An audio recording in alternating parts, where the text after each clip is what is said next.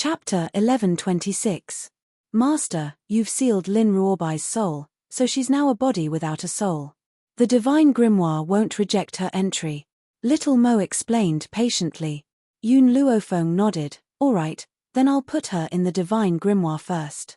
Next, it's time for me to settle the score with these people. As she finished speaking, she waved her hand and the girl lying on the ground disappeared without a trace. Then, she turned and walked out of the prison. At this moment, the girl's aura was terrifying. She was like a demon from hell, so powerful that it made people feel fear from the bottom of their hearts. The Nangong family. Inside the courtyard, under the pressure of the Rat Queen, no one dared to move. Like birds startled by the mere twang of a bow, their eyes were filled with fear. In the past, they could still rely on the ancestral elders. Unfortunately, the ancestral elders had already been tied up by vines. Having lost their protection, they didn't even dare to run away. Amidst this fear, Yun Luofeng slowly walked over from the front. The cold moonlight shone down, enveloping the girl's snow-white dress. However, it couldn't cover up her terrifying aura. With every step she took, everyone's hearts trembled. The fear in their eyes had already turned into despair. Yun Luofeng, Nangong Yuni was startled when he saw Yun Luofeng come alone. You couldn't save your disciple? Yun Luofeng shook her head. I've already sent her to a safe place. Don't worry. I'm here now to settle the score with the Nangong family. Her aura didn't change. Her evil eyes turned towards Nangong Qing. Previously, I gave you a chance because of Nangong Yuni, but I didn't think that you wouldn't take advantage of it. Nangong Qing's expression changed. You said you gave me a chance because of Yi Er? What a joke. If you really thought of him as a friend, you wouldn't have fed me poison. Yun Luofeng's black eyes were deep and serene. What I gave you wasn't poison, but a great tonic. Originally, I wanted Nangong to tell you everything when he returned. Who knew that you wouldn't give him the chance? A great tonic? Nangong Qing's eyes widened and his body trembled.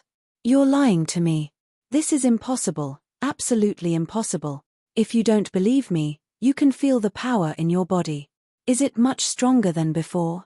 Yun Luofeng's voice was very calm, so calm that no emotion could be heard. Nangong Yuni clearly knew that the current Yun Luofeng was so angry that he wanted to kill someone. However, in order to make Nangong Qing regret for the rest of his life, she temporarily suppressed the anger in her heart. Nangong Qing was shocked and quickly sat down cross-legged.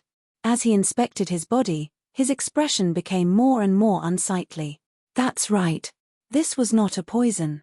Instead, it strengthened his physique.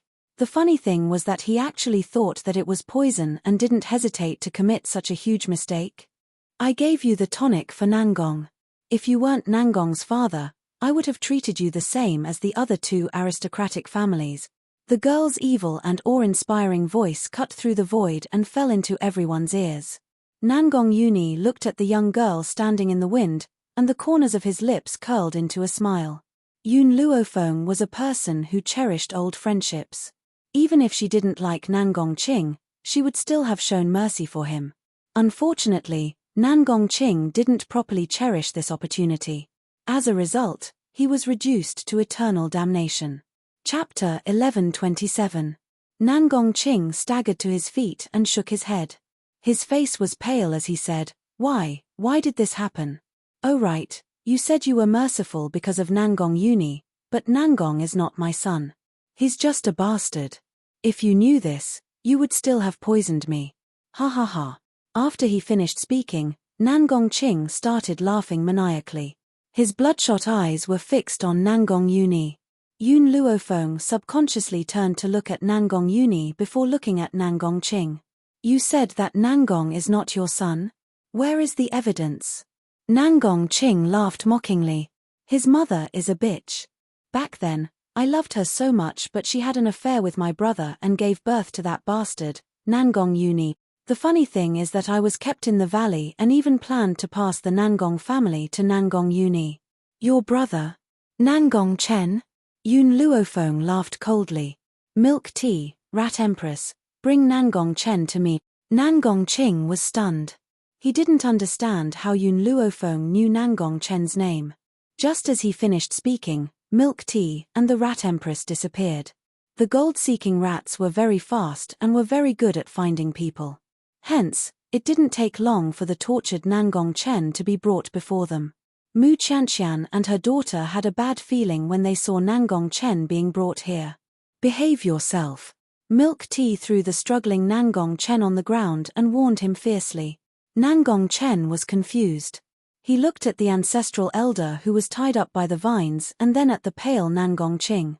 He clearly didn't understand what was going on. At this moment, a bone-chilling voice came from beside him, causing his body to freeze. Do you know Yang Shui? Yang Shui? Nangong Chen was stunned. He quickly raised his head and stared at the beautiful girl next to him. What do you mean? The girl's lips curled into a cold smile. Her black eyes were deep. Your first love, Yang Shui, is already dead. Boom. Nangong Chen's body trembled.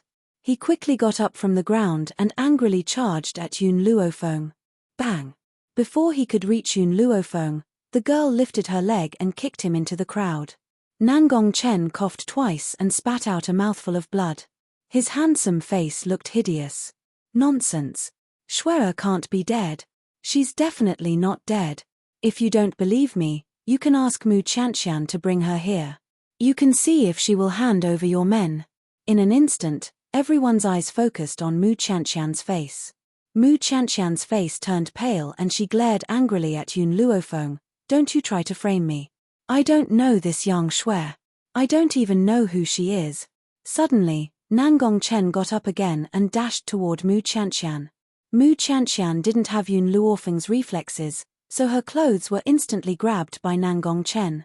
His face was ferocious as he roared, Mu Qianqian, what did you promise me? As long as I listen to you and frame Nangong Yuni and his mother, you'll let Shui go. It's been more than 20 years. Where have you hidden my Shui in these 20 years? Return her to me. Return her to me. Nangong Chen screamed at the top of his lungs. His blood-red eyes looked as if he wanted to devour someone. Chapter 11:28. You lunatic, let go of me. Mu Qianqian raised her hand and slapped Nangong Chen across the face. She was so angry that her entire body was trembling. I've already said that I don't know who Yang Shui is. I don't know what you're talking about either. Where am I supposed to find someone for you? Nangong Chen burst into laughter. As he laughed, tears began to stream down his cheeks. Mu Qianqian, I shouldn't have listened to you and framed Nangong Yuni and his mother. Otherwise, I wouldn't have harmed two innocent people. In the end, I couldn't even save Shui. Don't think that I don't know that Nangong Lan is not my big brother's daughter. She's a bastard child that you had after a night of flirting with another man. In order to find a scapegoat, you plotted against my big brother while he was drunk. Nangong Chen's lips curled into a sarcastic smile. He recalled everything that he had done for the past 20 years. He really wanted to give himself 2 tight slaps across the face. However, after hearing his words, Nangong Qing's body froze. He widened his eyes in disbelief and glared at Nangong Chen. What did you just say? Fua was wrongly accused by you? Ye is really my son? He must be lying. This is impossible. Nangong Chen sneered, Big brother, you're really stupid. You believe everything that Mu Qianqian and I say. Your beloved woman has never betrayed you. Ye is indeed your son. Boom. As if a bolt of lightning had struck his head, Nangong Qing's face turned as red as a pig's liver. His body trembled as he looked at Nangong Yuni, who was covered in wounds. He felt a pang in his heart. Fua did not betray me. Ye is really my son. What on earth is he doing? He chased away his beloved woman and caused his only son to suffer such serious injuries. You're lying. Nangong Lan charged towards Nangong Chen like a madman, her fists hammered fiercely on his body. I'm the daughter of the Nangong family. I'm my father's child. You dare accuse me of shielding Nangong Yuni? Who does Nangong Yuni think he is? What right does he have to be my father's son? Nangong Chen did not dodge and allowed Nangong Lan to hammer him fiercely. At this moment, he was already prepared to die. Since Shui was already dead, what was the point of him living on? If he couldn't protect her when she was alive, he wouldn't let anyone hurt her when he was in hell. Nangong Ching looked at Nangong Uni with a pained expression. His face was filled with guilt. Father is too much of a bastard. I actually thought that you were Nangong Chen's bastard. It's father's fault. Father has let you down. He begged for Nangong Uni's forgiveness not only because Nangong Uni was his son, but also because he had a good relationship with Yun Luofeng. If Nangong Uni forgave him, Yun Luofeng would definitely let him go for his sake. Unfortunately, Nangong Ching had guessed wrongly this time. The Nangong family had harmed Xiao Bai. They would not be able to atone for their sins even if they were to die 10,000 times. What's more, Nangong Uni saw through his thoughts with a single glance. He turned his head and ignored him. Not to mention that he had no feelings for his father. Even if he did, he would still stand by Yun Luofeng's side. Plop. Nangong Ching suddenly knelt on the ground, tears of regret streaming down his face. I won't ask for your forgiveness. I only hope that you can let me go on account of how well I've treated you in the past. Furthermore, using the soul spikes to deal with Lin Ruobai was the ancestral elder's idea. I wasn't the one who injured you. I'm innocent. Chapter 1129. Even now, Nangong Ching was still trying to absolve himself of his mistakes and wanted to push all the blame onto someone else. From the moment you thought I was a bastard, you were no longer my father. Nangong Uni's face revealed a cold smile. I won't feel any sympathy for you. Was he ruthless? Did he really not care about how well Nangong Ching treated him? No. It was because he understood Nangong Ching's personality. This man was vicious and merciless. He would not stop until he reached his goal. Now that the Nangong family had fallen in Yun Luofeng's hands, how could he let it go?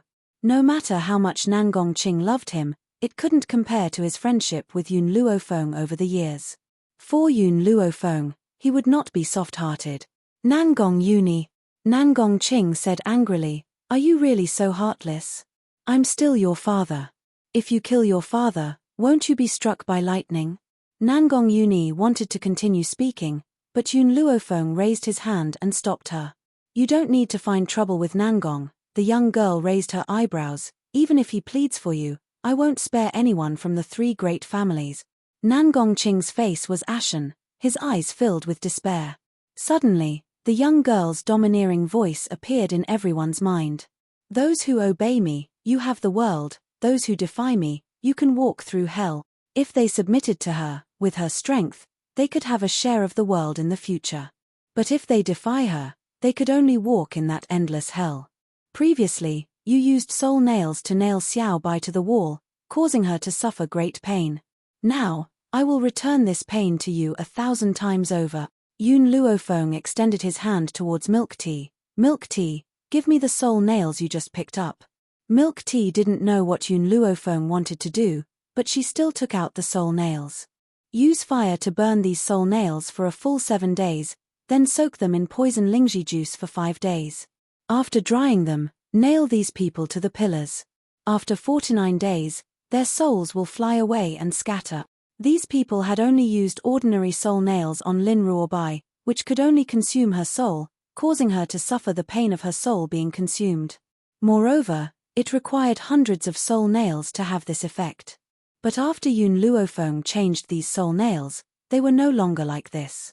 A single soul spike was enough to make them experience pain that was thousands of times worse than what Lin Ruobai had experienced. Lin Ruobai's soul was being consumed, and his strength was being locked away. Their souls, on the other hand, felt like they were in purgatory at all times. How could an ordinary person endure that kind of pain? Unfortunately, the purgatory was burning their souls, so they couldn't faint even if they wanted to. More importantly, the soul nails that Lin Ruobai was enduring would cause her soul to scatter within 10 days. In other words, she only had to endure 10 days of pain. However, the soul nail that had been modified by Yun Luofeng only lasted for 49 days before its soul dissipated. No. Nangong Lan screamed, Yun Luofeng, are you even human? How can you be so vicious? I don't want to. I definitely don't want to be tortured like this. Her body was trembling and her face was pale. Vicious? Yun Luofeng laughed coldly. When you tortured Whitey, did you ever think of being vicious? When you broke Nangong Lan's bones, Did you ever think that you were too vicious? I, Yun Luofeng, do not repay evil with good, I only know how to fight poison with poison. Chapter 1130. Nangong Lan's body softened and she fell to the ground. She opened her beautiful eyes in despair. Her eyes were empty and lifeless. Milk tea, I'll leave the punishment for these people to you. Rat Empress, bring the Rat clan to watch over the other two families. I'll go back and treat Nangong first. I'll settle the score with the other two families later. News of what she had done to the Nangong nobles would soon reach those two families. Hence, she had asked the Rat Empress to lead the Rat clan's troops to detain them.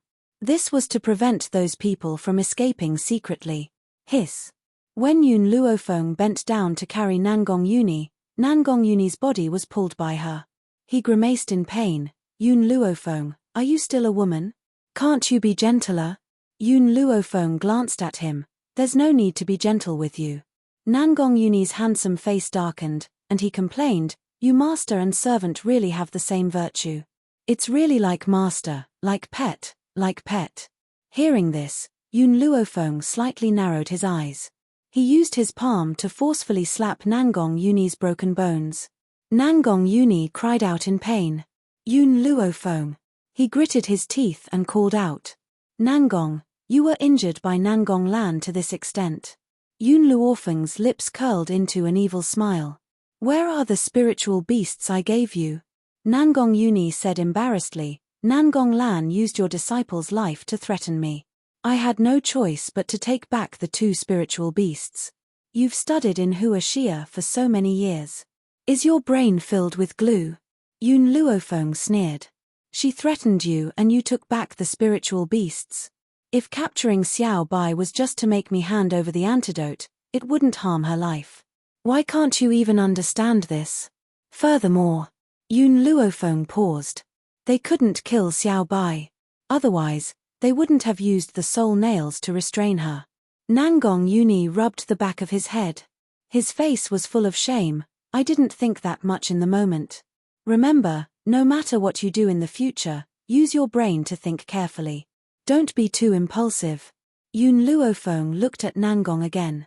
You and Xiao Bai are both very important to me. I don't wish for anyone by my side to be injured, especially injuries that don't need to be. Nangong Yuni's own strength was not weak, and with the addition of the two spiritual beasts, he was actually beaten to such a state by Nangong Lan. Thank you. Just as Yun Luofeng was about to leave, she suddenly heard a voice coming from her shoulder, causing her to stop in her tracks. Nangong, she smiled, very soon, I will leave the limitless continent. At that time, I will wait for you on another continent. I will wait for you to become stronger and find me. Nangong Yuni's voice was filled with unswerving determination. All right, I'll definitely look for you. This was his promise to her. A lifetime commitment. After returning to the medical tower, Yun Luofeng began treating Nangong Yuni's injuries. Because Nangong Yuni's injuries were too severe, it would not be easy to treat him. Therefore, he estimated that it would take a few days before Nangong Yuni's injuries could recover. It was also at this time that Mu Chu, who had been sent by Yun Luofeng to train in the dragon pool, returned. Miss Yun, I've already retrieved the dragon scale from the mission you gave me. I wonder if I can now join your medical tower? Mu Chu's body swayed a little. Half of his face was stained with blood. One of his fingers revealed the eerie white bone, and his clothes were tattered. Chapter 1131. All right. Yun Luofeng nodded slightly as he looked at Mu Chu, who was standing in front of him. Go and rest first. I will get someone to treat your injuries. Also, come with me to the Wu family tomorrow. Mu Chu was startled. He looked at Yun Luofeng happily. Are you saying that you plan to bring me to save my sister tomorrow? He had just returned to Endless City and did not understand what had happened. He did not know how much of a commotion Yun Luofeng's actions had caused in Endless City today. Following the destruction of the Nangong clan, the three great clans were in a state of panic. Especially after they heard about Yun Luofeng's inhumane actions, they panicked and regretted their actions. Patriarch Wu, the OU family patriarch, was filled with endless regret. His face was filled with grief. I never thought that Yun Luofeng, that woman, would actually annihilate all the ancestral elders of our three great families by herself. What should we do now? Are we just going to sit here and wait for death? What should we do? Clan Master Wu let out a bitter laugh. His body softened and fell to the ground. His eyes were filled with despair and pain. What else can we do? Are we going to give up everything and escape? Even if we start all over again, it won't be difficult with our strength. It's better than dying here, the OU clan master said with determination. Indeed, starting all over again was better than dying here. Then let's leave now. It'll be too late if we're late. The Wu clan master gritted his teeth and stood up. His eyes flashed with determination. The two of them did not even plan to prepare anything and were about to leave in a hurry. However, at this moment, a panicked voice was heard. Master, something bad has happened. The people from the medical tower have surrounded the Wu clan. A servant stumbled over. He sounded like he was about to cry and his eyes were filled with anxiety. What? The Wu clan master's face turned pale. The medical tower is so fast. We're doomed. This time, we're definitely doomed. The OU clan master's eyes darkened. How is the OU clan? He had originally come to discuss how to deal with the medical tower with the Wu clan master. Who knew that Yun Luofeng would attack the Nangong clan? At first, they did not think much of it. After all, the elders were here. No matter how strong Yun Luofeng was, he would die in the Nangong clan. However, things didn't go according to plan. When they heard that all the ancestral elders had fallen into Yun Luofeng's hands, they began to panic. If they lost these ancestral elders, the three great clans would only amount to so much. The people from the medical tower also went to the OU clan. The servant's voice trembled. They saw that the OU clan lord wasn't there, so they burned the OU clan to the ground. What? Patriarch OU's body swayed a few times and he almost fell to the ground. He stared at the servant with an ashen face. Did you just say that my OU clan was burned down by the people of the medical tower? The OU clan's clan master's eyes were blood red at this moment. His eyes were bloodshot, and he looked as if he wanted to eat someone alive. This scared the servant so much that his whole body trembled. What a good Yun Luofeng. She actually dared to do such an outrageous thing. She won't have a good death. The OU clan's master gnashed his teeth in hatred. If Yun Luofeng was in front of him, he would probably want to drink her blood and eat her flesh. Patriarch OU, Patriarch Wu sat paralyzed on the ground and asked in despair, this time, we've already lost. Moreover, they were defeated by a new force in Endless City. Chapter 1132. Patriarch OU sneered. His smile was sinister and terrifying, and a ruthless glint flashed in his eyes. That's not necessarily true. Today, after leaving the medical tower, I've asked my daughter to temporarily leave Endless City and go to her fiancé's side. My goal is to prevent her from being accidentally injured in this incident. If my daughter finds out that we've died at the hands of the medical tower, she'll definitely avenge us. Patriarch Wu's eyes dimmed. Even if OUYA managed to escape this time, so what if she avenged them in the end? She could no longer save their lives. Whoosh. At that moment, a crowd surged outside the door. Patriarch Wu, who was thinking of countermeasures, saw a group of people walking in from outside the courtyard, and his expression changed completely. The leader of the group was a young girl in white. Even the words peerless beauty were insufficient to describe her beauty. Patriarch Wu and Patriarch OU knew that their time was up. Their faces were extremely pale, and their bodies could not help but tremble. Mu Chu. Suddenly, Patriarch Wu caught a glimpse of the man standing next to Yun Luofeng. His expression changed abruptly, and he roared angrily, "You traitor, how dare you collude with Yun Luofeng? You want to harm our Wu family? We raised you and your sister for so many years. You're an ingrate." Yun Luofeng's evil eyes glanced at the furious Patriarch Wu, and he said casually, "He has been loyal to you for so many years, and he has already repaid you for raising him and his sister. Furthermore, you used his sister to threaten him, and you even wanted to marry her to a cripple. How is he going to settle this score with you?" Mu Chu's handsome face instantly darkened, and he clenched his fists tightly. His eyes were filled with anger as he stared coldly at Patriarch Wu, You want to marry my sister to a cripple? Patriarch Wu did not expect Yun Luofeng to know about this, and his old face was filled with astonishment. That's right, he came back to his senses and said with a sneer, I do want to marry her to a cripple, but what can I do about it? That cripple is willing to exchange an extremely precious medicinal herb for her. Your little bitch has been eating and drinking in my Wu family for so many years, don't you think she needs to take revenge? Do I have to raise her for nothing? Boom. Mu Chu's anger erupted from the top of his head as he angrily said, freeloading? All these years, I've been a guard for the Wu family. Aside from food and clothing, what else have I received from the Wu family? We eat plain tea and eat plain food, and wear sackcloth clothes. But for so many years, we've never even mentioned our monthly allowance, and you're saying that we're freeloaders? When he thought of the grievances the siblings had suffered all these years, the rage in his heart couldn't help but surge out and spread out in a destructive manner. Mu Chu, how dare you? Facing Yun Luofeng, Patriarch Wu didn't dare to say anything. But Mu Chu was a member of the Wu clan, and he had always been loyal. Thus, he completely ignored Yun Luofeng's existence and glared at him. Who gave you the courage to say such words? If it weren't for the fact that you and your sister are homeless, I wouldn't have taken you in. Now that I've accepted the two of you, you still dare to make other requests. I won't even give you a copper coin, let alone a monthly salary. That's right. In Patriarch Wu's heart, he was already exceptionally benevolent to give the siblings a meal, yet he still dared to ask for a monthly salary. Chapter 1133. Who has given him the face to say something like this? Mu Chu, you must remember that the Wu family has no lack of guards. However, not only are you not grateful to the Wu family, you're even speaking in such a shameless manner. You'd better think about how much the Wu family has done for you. Yun Luofeng crossed his arms over his chest and his lips curled into an evil smile. She did not speak but watched to see how Mu Chu would deal with the Wu family. Mu Chu's eyes slowly filled with disappointment. He had previously been grateful to the Wu family for adopting him. That was why he had obeyed Yun Luofeng and made such a request.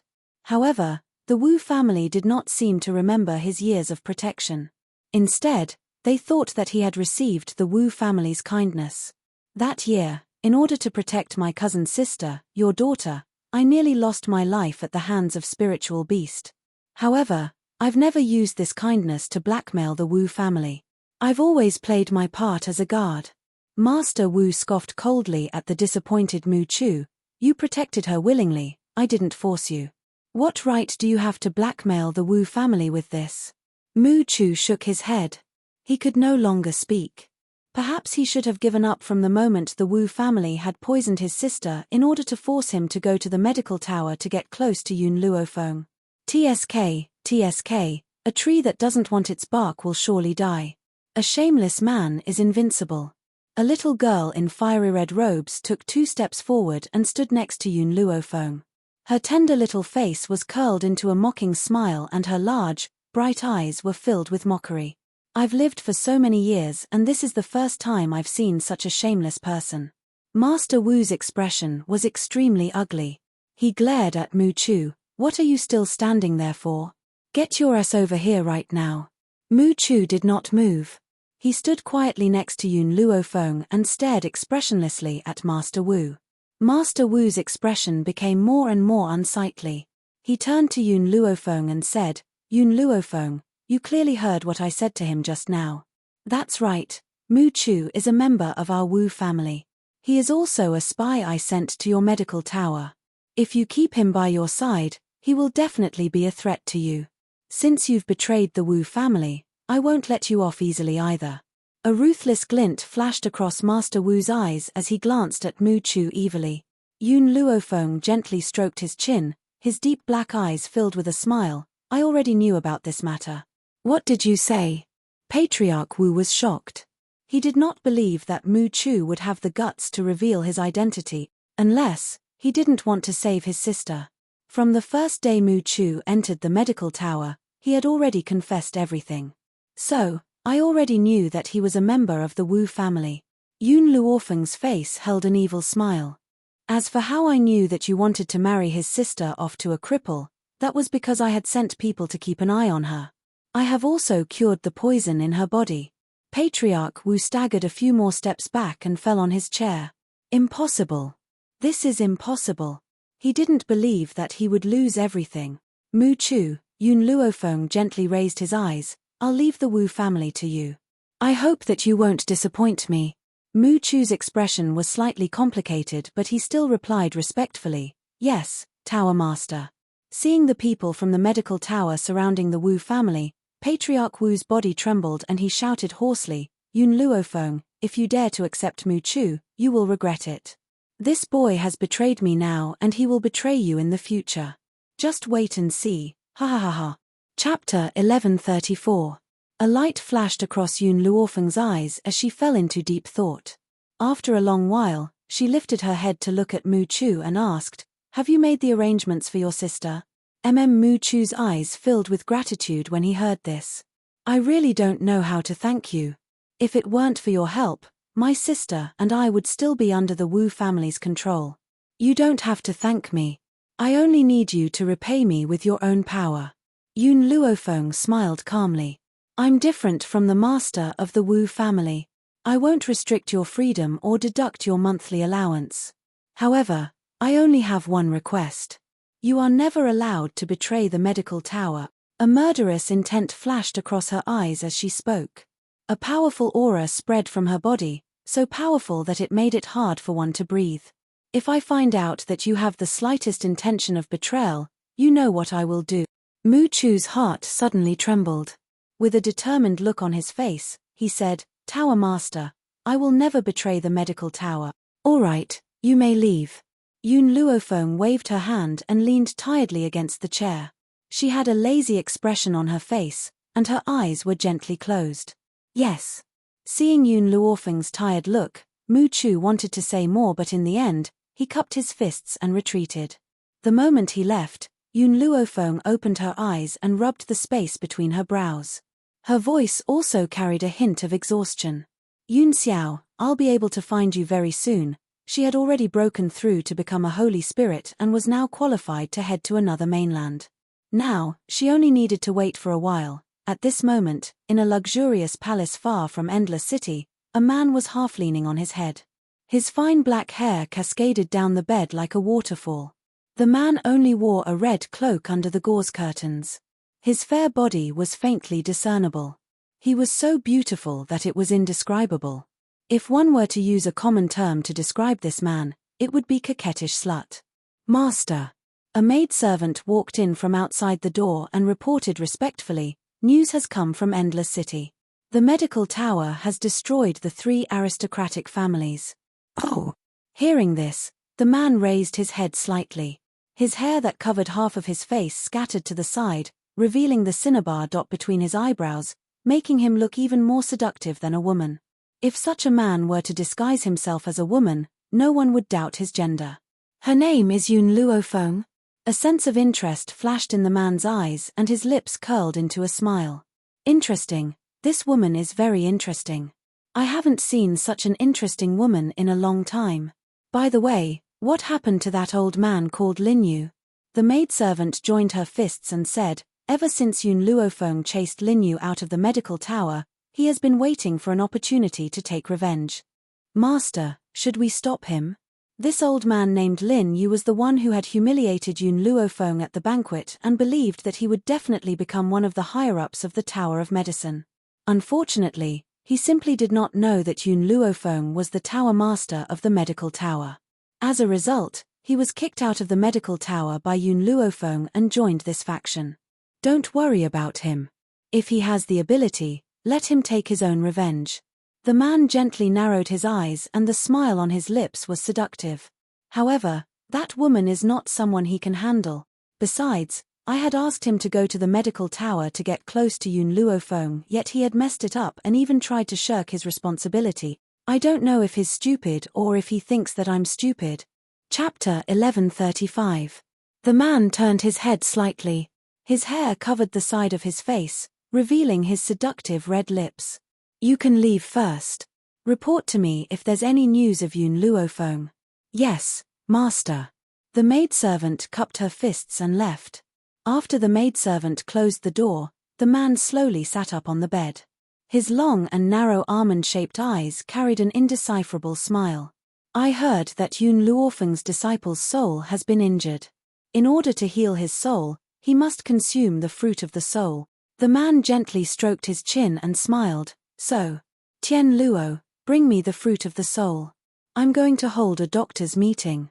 We'll use the fruit of the soul as a reward. Yun Luofeng will certainly be tempted to come.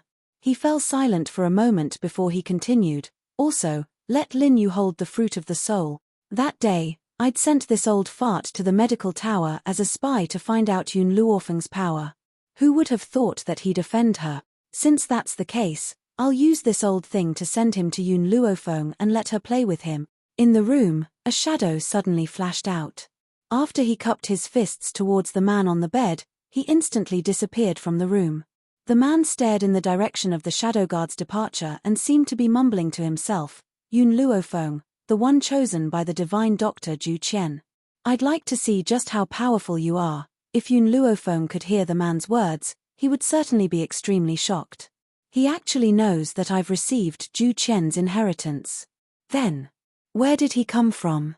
The man paused and a seductive smile appeared on his beautiful face. If my guess is correct, that disciple of hers should be from there. I don't know if staying by her side is a blessing or a curse. However, the one chosen by Zhu Qian will not fall because of such a small difficulty. I believe that she can go far. A few days later, a piece of news spread across the entire mainland and caused a sensation. The Ji family was the most mysterious force in the land of infinity. It was said that the master of the Ji family was very young and as beautiful as a flower. She looked like a woman, but her power was extraordinary and she was cruel and merciless. Rumor had it that the master of the Ji family had broken through to the Holy Spirit rank and her power was comparable to that of the royal family.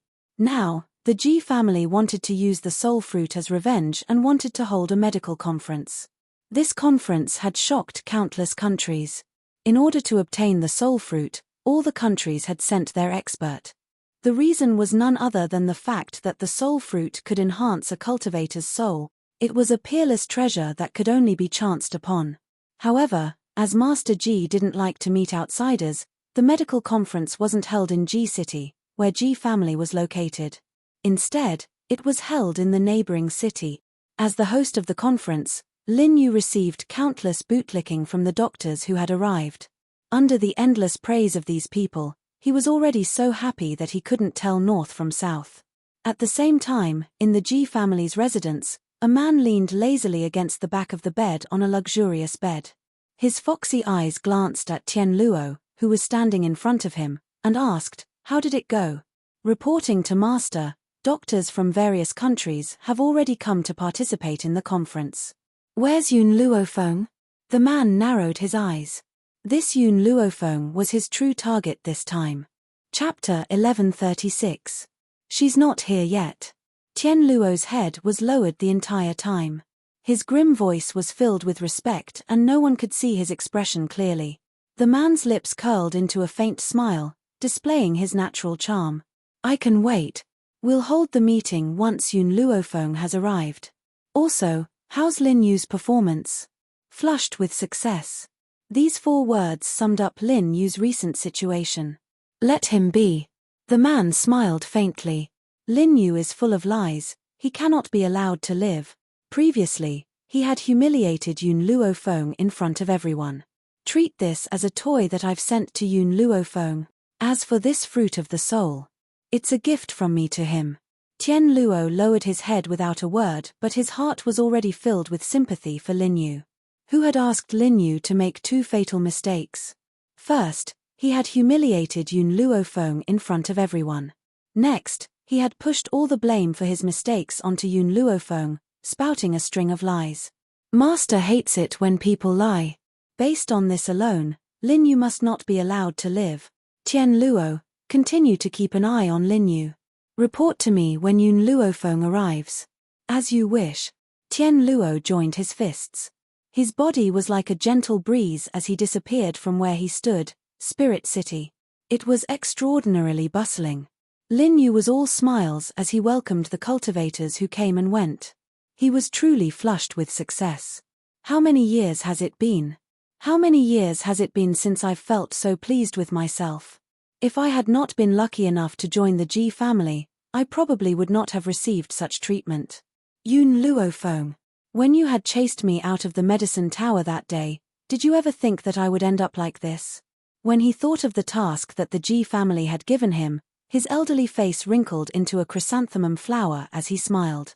In Lin Yu's eyes, Master had asked him to complete this task because he had taken a liking to his power. Otherwise, with so many people in the Ji family, why would he have asked him to host the meeting instead of someone else?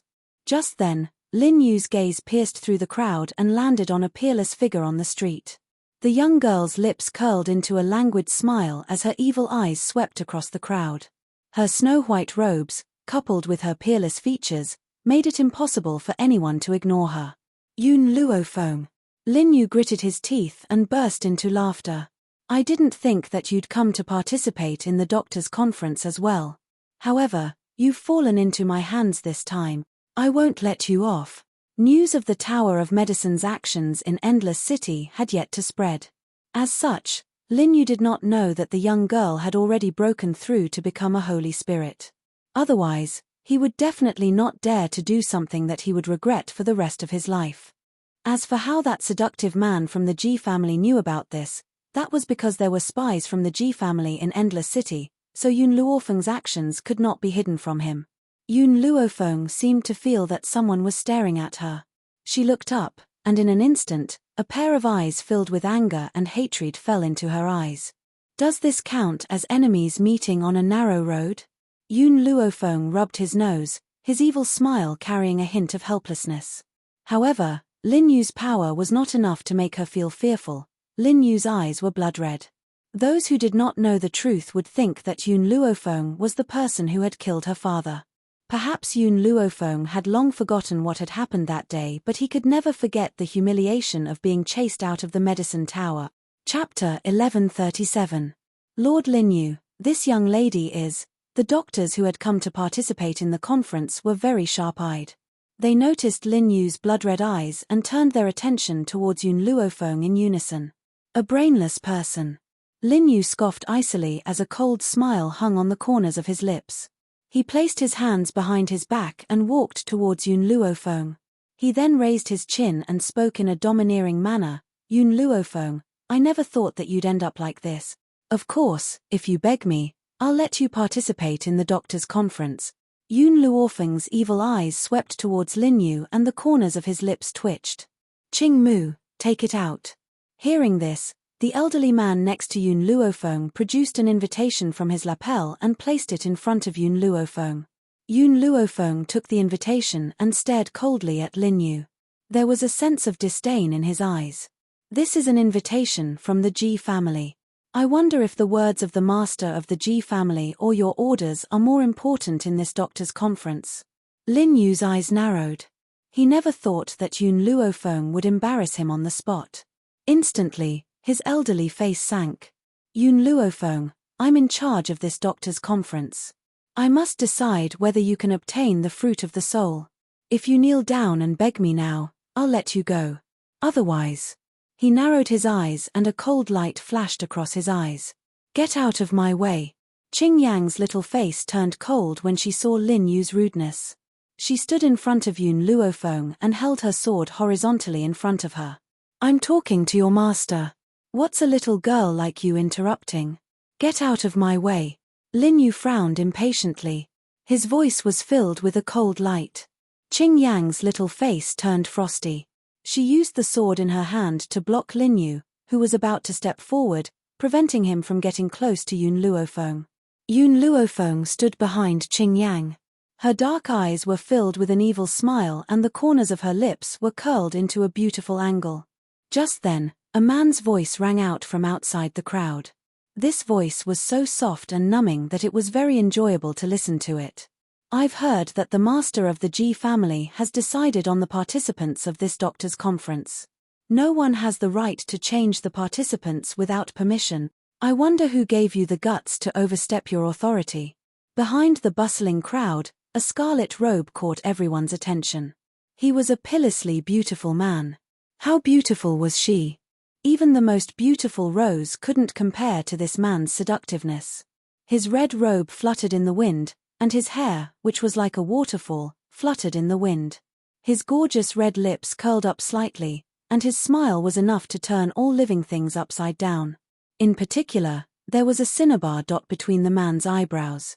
The red was absolutely gorgeous, and it set off his coquettish temperament incisively and vividly. Yun Luofeng lifted his head and looked at the man who was walking over slowly. A look of surprise flashed in his eyes. This was the first time in her life that she had seen such a beautiful man. However, compared to a man's flirtatiousness, she preferred Yun Xiao's coldness and loyalty. Therefore, her astonishment only lasted for a brief moment before her eyes regained their calmness without the slightest fluctuation. "Who are you?" Lin Yu's expression sank.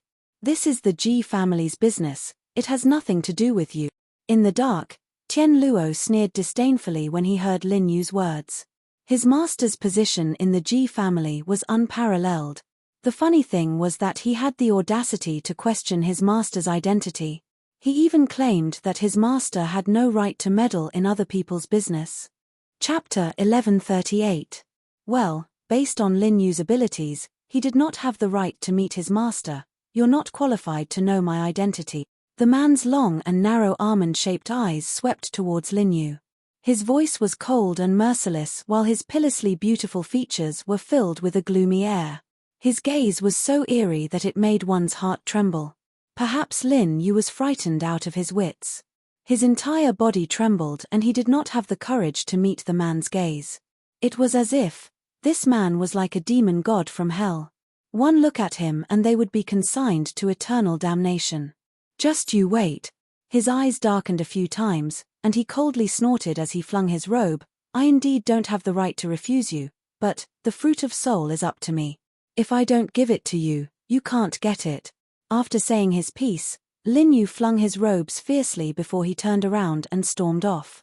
The man narrowed his almond-shaped eyes and stared coldly in the direction where Lin Yu had left. His red lips curled into a mocking smile. He seemed to be talking to Yun Luofeng, but also seemed to be talking to himself. For this kind of mad dog, rather than letting him bite you, it's better to beat him to death. Yun Luofeng glanced at the flirtatious man beside him. "I'm not a mad dog, so I won't fight with a mad dog. Moreover, if I fight with a mad dog, the only one who will suffer is you." The coquettish man's gaze finally turned towards Yun Luofeng. He gently raised his snow-white chin, his wild eyes staring deeply at the young girl standing in front of him. "Don't you feel angry that he treated you like that?" Yun Luofeng shrugged his shoulders. "You've already said that he's a mad dog. As a human, how can I bicker with a mad dog?" "Oh." The man raised his eyebrows, and the interest in his eyes intensified. "It seems that your temper is not bad. I have underestimated you." He had initially thought that she would not miss the opportunity to teach him a harsh lesson if he presented Lin Yu to her. However, he never expected that this young girl would be so broad-minded. He had gauged the heart of a gentleman with his own mean measure.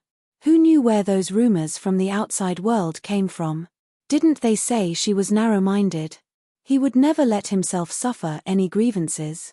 If anyone insulted her, would she attack them without saying a word? Who was the one who spread these rumors? Why hadn't he noticed? Ah!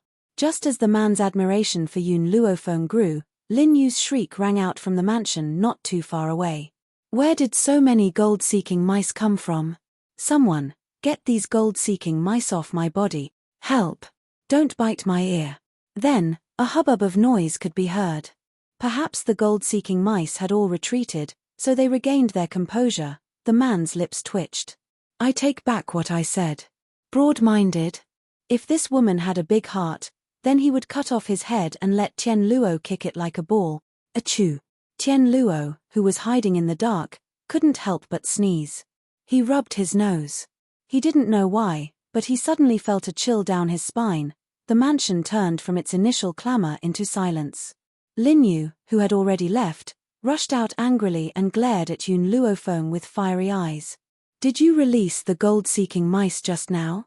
Yun Luofeng's evil eyes swept over him. "Evidence. Aside from you, who else would do such a wicked thing?" Lin Yu was so angry that he wanted to kill someone. He never thought that Yun Luofeng would be so sinister. Unfortunately, he couldn't find any evidence at all. Chapter 1139. Yes. Yun Luofeng nodded seriously and pointed at the seductive man next to her. Him. The man suddenly felt as if there was a fishbone stuck in his throat. His seductive face turned awkwardly towards Yun Luofeng. This little girl wants me to take the blame. Woman, we've only met once. There's no need for you to frame me. Even though he could crush Lin Yu as easily as crushing an ant, that did not mean he was willing to take the blame. I don't care which one of you is framing me, I'll show you what I'm capable of. A vicious light flashed across Lin Yu's eyes as he gritted his teeth and spoke. The seductive man's almond-shaped eyes gradually darkened. He had lived for so many years, yet no one had ever threatened him like this. What you're capable of? I'd like to see it for myself. He curled his lips into a particularly sinister smile. If you have the ability, show me what you're capable of. The man slowly walked towards Lin Yu. His aura, which was like a monstrous sea, spread outwards. In the face of this ocean-like aura, Lin Yu was like a small boat. All the man needed to do was stir the waves and he would be completely annihilated. You. Lin Yu's elderly face drained of color as he stumbled back. Are you threatening me? It's not a threat, it's a warning. The man laughed maniacally. Scram. Otherwise, I'll make sure your blood splatters here and now. Lin Yu was so frightened that he almost wet his pants. Without waiting for the man to speak, he immediately scrambled out of the room. When he was 100 meters away from the man, he felt as if his life had been spared. A tiny fly almost dirted my clothes. The man raised his slender fingers and flicked at his clothes. His tightly furrowed brows were filled with disgust. His expression made it seem as if there were germs wherever Lin Yu had stood. Yun Luofeng raised his brows and stared at the seductive man with a forced smile. After a long pause, the man turned towards Yun Luofeng. His slightly raised brows were filled with a wild and domineering air. My name is Zhou. Yun Luofeng narrowed her eyes. There's no need for me to introduce myself. I believe that you already know who I am. Ever since the man had guessed that she was the one who had brought the gold-seeking mice, she understood that he had known about her identity. Only the people of Endless City knew about these things. Even Lin Yu, who had been chased out of the Tower of Healing, would not know about the forces in her hands. The man laughed. His smile was so beautiful that it could cause the downfall of countries and cities. Yun Luofeng, the Tower Master of the Medical Tower, the current ruler of Endless City, a young girl who is not even 20 years old. The corners of Ji Zhouqian's lips curled into a seductive smile once again. It's true that hearing about you is not as good as meeting you in person.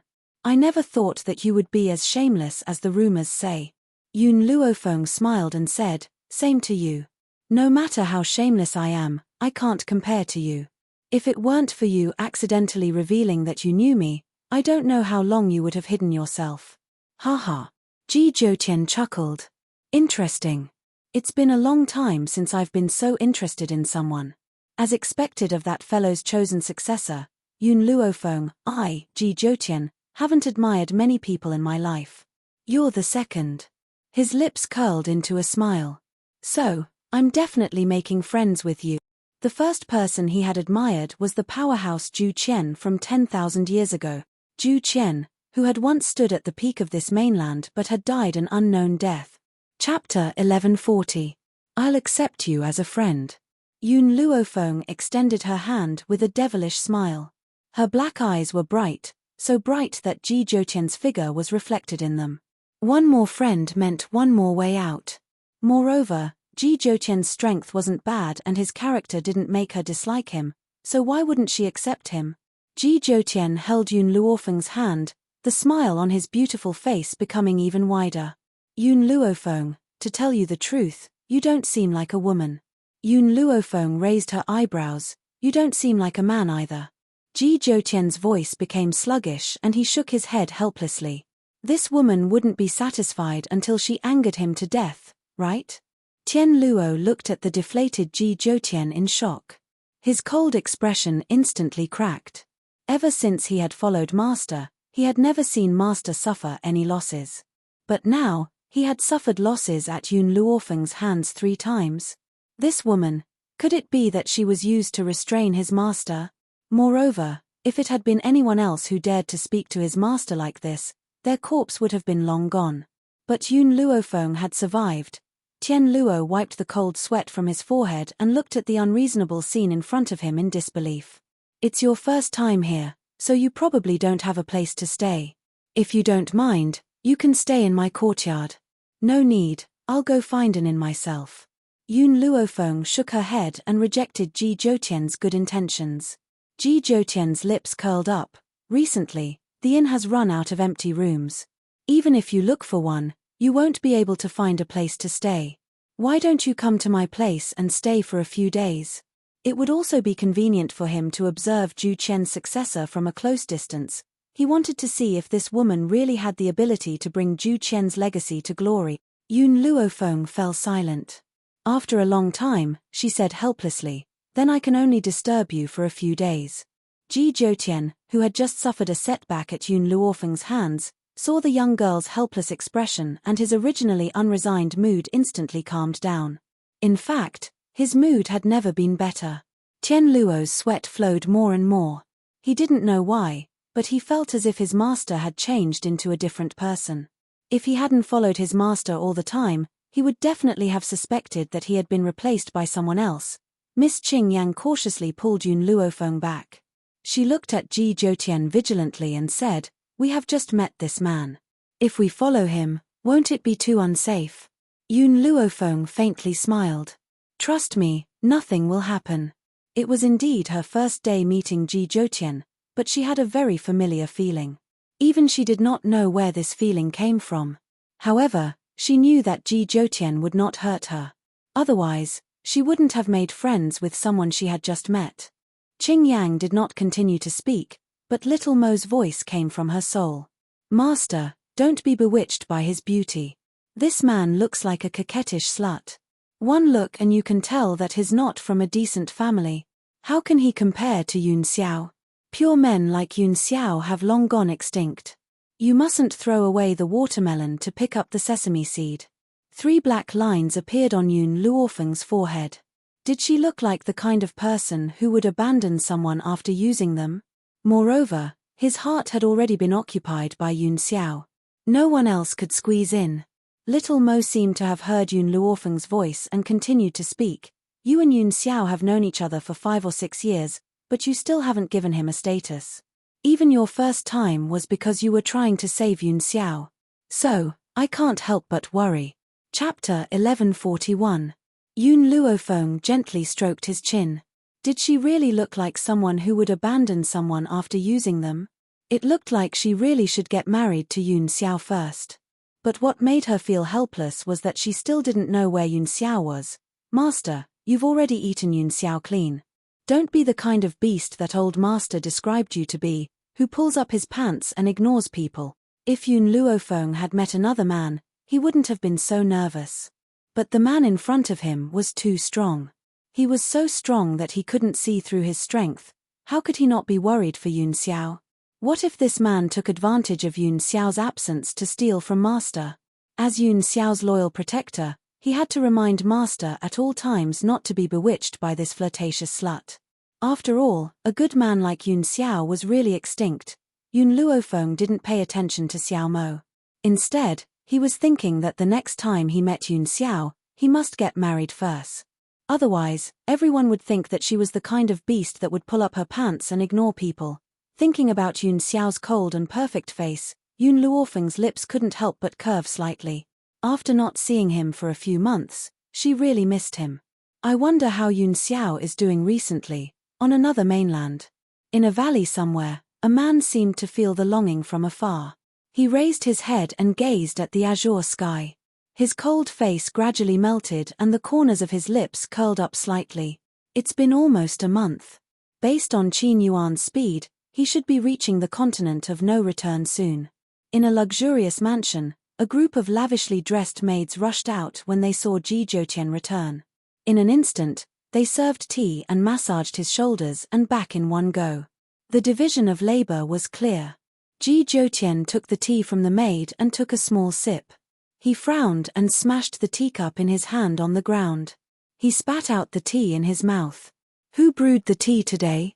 There were too few tea leaves, it wasn't bitter enough. There was one less step in the brewing process, it wasn't fragrant enough. Also, who allowed you to boil the tea leaves from yesterday? I only drink fresh tea leaves. The maidservants were so frightened that they all knelt on the ground, trembling. Reporting to Master, the master in charge of brewing tea has temporarily returned to his hometown. This one has just been hired, so she has made a mistake. Please forgive her, Master. Forget it. I have a good temperament today, so I'll let him go. Ji Jotian relaxed his brows. Steward, send someone to tidy up the wing next to my room and arrange for Miss Yoon to move in. Hearing this, the servant girls wiped the cold sweat from their foreheads. The master loved to drink tea. Every day, the first thing he did when he returned to the residence was to taste tea. However, the master was exceptionally picky. If he was dissatisfied with something, it wouldn't be as simple as a punishment. But why did Master let go of that tea maker so easily today? Was it because of the young lady that his master had brought back? The maidservants glanced at Yun Luofeng out of the corner of their eyes, and their eyes were filled with amazement. They had never seen such a beautiful woman before. Standing together with their master, they could truly be described as a perfect match, peerless in this world. Yun Luofeng smiled evilly. Ji Jotian, do you like to drink tea? Tea and wine, I can't do without either. Ji Jotian said arrogantly. Yun Luofeng smiled and didn't say anything else. He followed the steward. Qing Yang and the others also hurriedly followed beside Yun Luofeng, walking quickly towards the residence. Chapter 1142.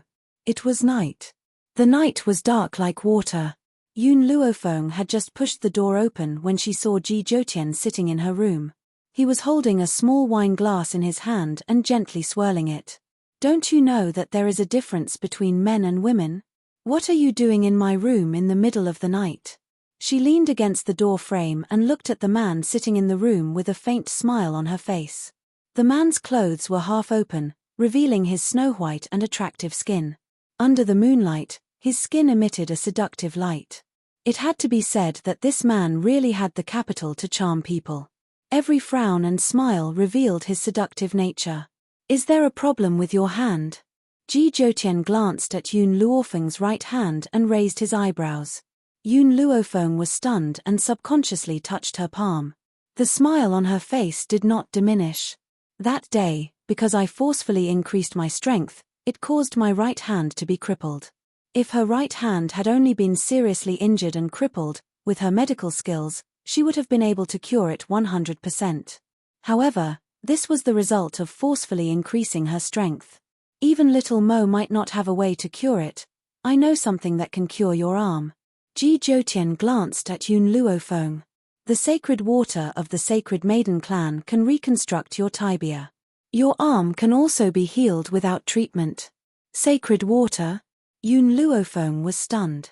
Hearing these two words, she suddenly remembered the sacred water that she had obtained from Lin Ruobai's father. They were both sacred water, but she knew clearly that the sacred water in her hands did not have the ability to reconstruct tibia. Where is the Sacred Maiden clan? Yun Luofeng asked with a frown. Aren't there people from the Sacred Maiden clan by your side? Ji Jotian slowly stood up and smiled evilly. That's all I have to say. If you want to cure your arm, you can only rely on your own efforts. I won't help you. He would only provide her with clues, but he would not help her. Yun Luofeng was just about to ask when Ji Jotian's figure disappeared into thin air. In the quiet room, only the sound of the night breeze could be heard. As for the seductive man who had just been sitting in the room, it was as if he had never appeared. Little Mo, what is the origin of this Sacred Maiden clan? Yun Luofeng gently stroked her chin and pondered for a while before asking. After a long time, Little Mo's voice came from his soul. I've heard of the Holy Maiden tribe before. It's a very mysterious tribe. Anyone who was selected to enter the Sacred Maiden tribe was not allowed to marry. In the past, the Sacred Maiden tribe was very powerful. I don't know what the situation of the Sacred Maiden tribe is now, But I can tell you clearly that the Sacred Maiden tribe is not in the continent of No Hui. Little Mo, he said that someone from the Sacred Maiden tribe is beside me. Do you know who he is talking about? This. Little Mo hesitated for a moment. Master, if you want to cure your arm, you don't necessarily need the holy water of the Sacred Maiden tribe. I have other ways to help you as long as you give me time. In this world, there is nothing I can't do. Little Mo's voice was full of confidence. He clearly did not want Yun Luofeng to have dealings with the Sacred Maiden tribe. Yun Luofeng naturally understood the meaning behind his words. He smiled and said, "You don't want me to go find the Holy Maiden tribe?" "Yes," Little Mo answered honestly. "Those people from the Sacred Maiden tribe are very inexplicable. If they take a fancy to you and want you to join the Sacred Maiden tribe, what will happen to Yun Xiao?" "Master, give me some time. I'll think of something. I will never let you deal with those people." Chapter 1143. As the doctor's meet was being held in the Chancellor's Palace, the entire Chancellor's Palace was bustling with noise and excitement. Yun Luofeng had just walked into the main hall of the Chancellor's Palace when he saw Lin Yu, who was beaming from ear to ear. Lin Yu also saw Yun Luofeng. A vicious glint flashed across his eyes and his lips curled into a mocking smile. "Yun Luofeng, I never thought that you would dare to come here. Since you're now in my territory, you'll soon have no response from heaven or earth." He gritted his teeth in hatred. Thinking about what Yun Luofeng had done to him, he wanted to tear her to pieces. Unfortunately, Yun Luofeng was holding on to the invitation, so he could not chase this woman out. "Yun Luofeng." Just then, a cold voice rang out from beside Yun Luofeng. As he turned his head, he saw a woman dressed in green walking towards him. This woman couldn't be considered a devastatingly beautiful woman, but she gave off an exceptionally comfortable feeling. Her beauty was a little special, and her fine black hair cascaded down her shoulders like a waterfall. She had a friendly and polite smile on her face, and her eyes were bright and full of expression. Qingmu glanced at the woman walking towards Yun Luofeng and said in a low voice, "She's Princess Qing Shuang from the Flowing Moon Empire. Who would have thought that she would also participate in this doctor's conference?" Princess Qing Shuang. Yun Luofeng was stunned for a moment before he remembered who this Princess Qing Shuang was. She had sent someone to congratulate him on his second uncle's wedding. That was how Yun Luofeng had found out about the legendary Princess Qing Shuang. Princess Qing Shuang smiled. "That day, I wanted to see you personally, but something came up and I could only send someone. I hope you don't mind." She paused for a moment before continuing, "This time, I knew that you would definitely come to participate in the doctor's conference, so I also came here to see you." "See me?" Yun Luofeng raised his eyebrows and his lips curled into a smile. "Why do you want to see me?" Princess Qing Shuang smiled. "I just want to know what kind of person the woman who was in the limelight at the international competition is. Now that I've met her, she's exactly what I imagined." Just as the two of them were talking, a laugh came from the side. "Princess Frost, I didn't expect you to see Miss Yun first. I'm still one step behind you." As soon as he finished speaking, the man walked out from behind the crowd. He was dressed in a brocade robe, looking handsome and confident. His eyes were full of smiles. "Your Majesty Lan." Greenwood nodded towards Lan. Lan nodded and turned his gaze to Yun Luofeng. "Miss Yun, long time no see." He had a smile on his face as his gaze fell on Yun Luofeng. This man was the Prince of the Peerless Empire, Lan, whom he had met in the International League tournament. At the same time, he was also the one who helped Qing Mu and the others escape from the Tianhui Empire. To be honest, Yun Luofeng did not have much feelings for Lan. In comparison, Princess Frost made her feel more comfortable. "Everyone, welcome to the medical conference organized by my family." Lin Yu coughed dryly and cleared his throat before saying, "I'll be holding the medical conference for everyone and I'll be distributing the fruit of the soul to everyone at the end." In other words, he was the one who could make the decision for this medical conference. Yun Luofeng and Ji Zhoutian had offended him, so they would never be able to get the fruit of the soul in this lifetime. Chapter 1144. The funny thing was, he still didn't know the reason. The reason why he could host this medical conference was because of Ji Zhoutian's secret. It was precisely because he knew nothing. That was why he made an irreparable mistake in the end. Our G-Clan's clan leader respects doctors the most. That's why he held this medical conference this time around. His goal is to unearth peerless geniuses from doctors. However, if he doesn't care about the matters of the outside world, as long as you are a doctor, you will receive an invitation from him. As a result, some people will be able to sneak through and participate in the medical conference with that kind of virtue. As Lin Yu spoke, his eyes kept drifting towards Yun Luofeng. Clearly, the person he was talking about was Yun Luofeng.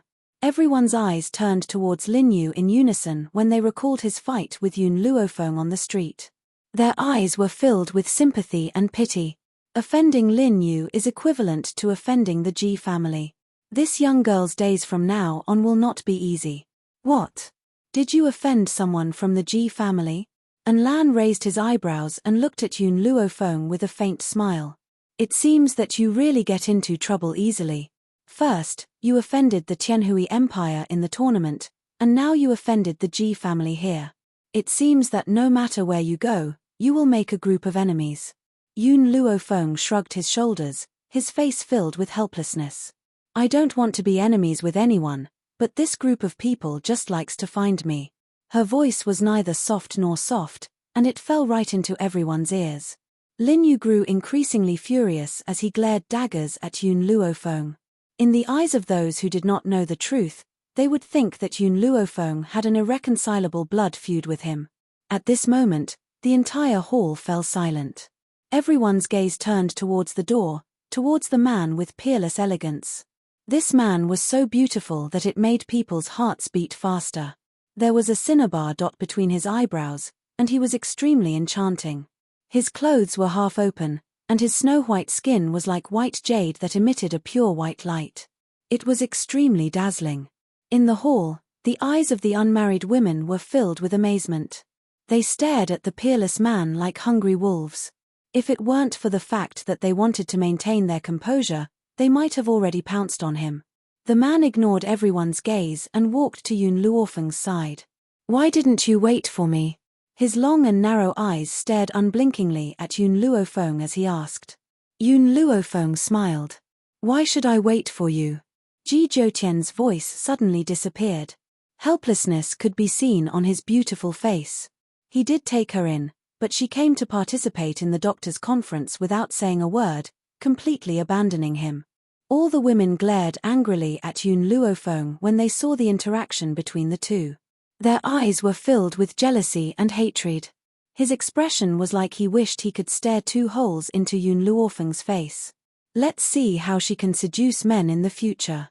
Lin Yu's expression is very ugly. She glared coldly at Yun Luofeng and Jiyu Ruoyun before turning away.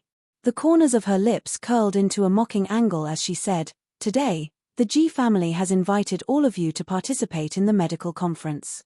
I hope that unrelated people can leave as soon as possible." He didn't say this to Yun Luofeng. Instead, he looked at the gorgeous Ji Zhoutian. Yun Luofeng had the invitation in his hand, and he was helpless. Could it be that he couldn't chase this man away? No matter how strong he was, he didn't have the guts to go against the Ji family in public. Chapter 1145. Ji Zhoutian raised his lips into a smile. He flicked his sleeves and sat down in front of everyone. His enchanting red robe fluttered in the breeze. He supported half of his face with his fist, and there was an indescribable charm between his slightly raised eyebrows. Today, I will stay here. I want to see who dares to leave with me. The man's voice was wild and domineering. His sharp gaze slowly swept across the crowd before finally landing on Lin Yu. He raised his brow and said, "You're just a little and yet you have the audacity to act so insolently in front of me. I am from Ji clan." Lin Yu straightened his neck and said unyieldingly, "If you attack me, you'll be making an enemy out of the Ji family. Are you really not afraid of death?" Ji family? Ji Zhoutian smiled. If not for the fact that he wanted to leave this old man for Yun Luofeng, perhaps he would have already made him bleed on the spot. You can scare me just by moving out of Ji family. The man slightly raised his slender hand. At that moment, Lin Yu felt his breathing stagnate. It was as if the man could strangle him to death with just a raise of his hand. Get lost and host the meeting. The man's red lips parted and his voice was incomparably domineering. In fact, it was clear that he did not place the G family in his eyes at all. Everyone was shocked. They were all trying to guess what kind of identity this man had to be able to make him say such arrogant words. Lin Yu glared at Ji Zhoutian resentfully and walked to his seat. But before he could sit down, he was interrupted by the man's cold and arrogant voice. Get lost. Lin Yu paused in his steps and turned to glare at the man angrily. What else do you want? That's my position. You don't have the right to do it. The corners of Ji Zhoutian's lips curled up into a bloodthirsty smile. A streak of blood-red light flashed across his black eyes for a moment before disappearing. Don't go overboard. Lin Yu was so angry that her entire body was trembling. This is the Ji family's territory. The Chancellor's residence in the Spirit City had already been bought by the Ji family for the sake of today's medical event. Hence, in Lin Yu's mind, the highest seat in the hall should naturally belong to him. You're not worthy. Those 3 arrogant words caused Lin Yu's face to turn deathly pale. He had only been humiliated twice in his life. The first time was in the medical tower. He had been chased out of the medical tower by Yun Luofeng in front of everyone. The second time was now. Without waiting for Lin Yu to recover from his rage, the man flicked his sleeves and rose to his feet. His figure was like a ray of red light as he instantly appeared on the high seat. Her red robe was extremely enchanting and stunning. His hand was still supporting his head.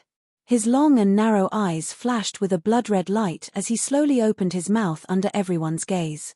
I'm just here to join in the fun. You guys continue. I'll just watch and won't say anything. The pressure that this man gave off was too strong. Under this kind of pressure, they couldn't help but sweat profusely. No one actually dared to open their mouths. The entire hall was so quiet that only the sound of his breathing could be heard. Lin Yu clenched his fists tightly as he sat down on the lower seat unwillingly. A vicious glint flashed across his cold eyes. After the meeting ended, the patriarch would appear, and as long as the patriarch appeared, it would be the time of this man's death. It was better to let him have his way for now. Ladies and gentlemen, welcome to the medical event organized by the Ji family. Lin Yu smiled insincerely as he said, the Ji family has set up countless questions for the sake of this meeting. Those questions have been pasted on the wall and you can answer them later on. The more questions you answer, the more likely you are to become the cream of the crop. Chapter 1146. He paused before he continued. Of course, to prevent anyone from answering the questions incorrectly, the Ji family will be testing the questions at the end. If you answer more than 2 questions incorrectly, it will be judged as a failure. I hope that everyone can answer the questions accordingly. As he spoke, a smile appeared on Lin Yu's face. These questions were extremely difficult and not many people could answer them. Hence, they could not answer the questions incorrectly. If they answered more than 2 questions incorrectly, it would be judged as a failure. So what if Yun Luofeng's medical skills were superb? As long as he judged her as a failure, she would not be able to obtain the fruit of the soul. Ha ha ha. Lin Yu laughed maniacally in his heart at the thought of this and the vicious light in his eyes deepened. Yun Luofeng, this is the price you have to pay for chasing me out of the medical tower. If you had knelt down and apologized yesterday, perhaps I would have forgiven you. Yet you insist on being so arrogant. Since that's the case, don't blame me for being rude. Once Lin Yu had spoken, the doctors rushed towards the white wall in a race against time. At that moment, the walls were plastered with questions. When they saw the questions, the crowd fell silent and frowned in deep thought. Miss Yun, Qing Shuang glanced at Yun Luofeng with a deep smile on her willowy brows. I look forward to your performance. If it had not been for the sake of meeting Yun Luofeng, he would not have rushed over from the Flowing Moon Empire. At the same time, he believed that Yun Luofeng would not disappoint him. When she saw that everyone had walked towards the wall, Yun Luofeng followed suit. She picked up a pen and wrote down the answers to the questions on a piece of paper. She answered the question swiftly and smoothly. Very soon, she had already answered one question and moved on to the next one. The quiet hall grew even quieter. Those who were deep in thought turned to look at Yun Luofeng with astonishment in their eyes. Where did this young lady come from? Why can she answer the questions without even thinking? I think I've heard of her. She seems to be the pagoda master of the medical tower. Legend has it that there are many books in the medical tower that have never existed on this mainland. Hence, it's not surprising that she could answer these questions. The crowd whispered to each other and discussed animatedly. A moment later, someone returned to his senses and hurriedly said, "Hurry up, there's not much time left. If we try our luck, we might be able to answer 1 or 2 questions." If it was delayed until the afternoon, Yun Luofeng would have answered all the questions. According to the rules of the conference, no matter whether the answer was right or wrong, as long as she wrote it down, no one else could continue to answer. Thus, after this person's topic ended, everyone began to race against time, picking up their pens and writing on the paper. Time ticked by. Dusk fell. The sunset glow filled the sky. After an unknown period of time, all the questions were finally answered. Lin Yu gently stroked his chin as he casually scanned through the answers. The more he looked, the uglier his expression became. The questions that Yun Luofeng answered were written in a fair and detailed manner. There were no problems at all. There wasn't even a single typo. However, these questions had all been discussed by countless elders of the Ji family. Yun Luofeng's brain didn't even move, and he wrote it down smoothly. How much knowledge did she have in her brain to be able to do this? No. He absolutely could not let Yun Luofeng win. Chapter 1147. It was a good thing that the Ji family had only sent him to host the competition this time and there were no other elders present. As long as he determined that Yun Luofeng's answer was wrong, who would dare to say otherwise? Cough, cough. Lin Yu coughed dryly and cleared his throat. He then said with a gloomy look on his face, "It's almost time. Everyone, put down your pens. I'll check your answers now." He placed his hands behind his back and pretended to walk forward. His eyes scanned the questions on the paper one by one. "Princess Frost, you've answered a total of 5 questions. The accuracy rate is 100%. Your Highness and Lan, you've answered a total of 5 questions but you've written 1 wrong. The accuracy rate is 80%. Lin Qi, you've answered a total of 3 questions. Lin Yu glanced at the questions that the crowd had answered and came up with the answers one after another. In the end, he had reported the names of all the people who had answered the questions except for Yun Luofeng. He had not heard her name from his lips. Yun Luofeng was not anxious. Her beautiful face was calm and a demonic light flashed in her smiling, black eyes. She leaned lazily against a pillar as she stared at Lin Yu's sinister expression with a forced smile. Lin Yu sensed her gaze and instinctively glanced at her. He then smiled icily and said, "Yun Luofeng, you've answered 20 questions." 20 questions had surpassed the total answers of the rest. In an instant, everyone raised their heads and looked at Yun Luofeng. Compared to the outcome of the competition, they were more interested in knowing how accurate Yun Luofeng's answers were.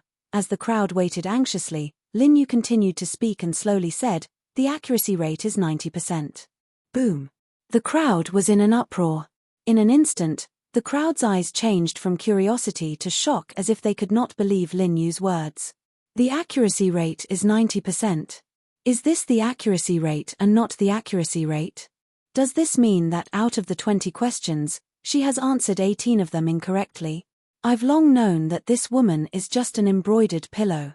She's completely useless." A woman scoffed and glanced at Yun Luofeng disdainfully. "What's the point of her answering so many questions? Aren't they all wrong?" The woman's voice was filled with jealousy.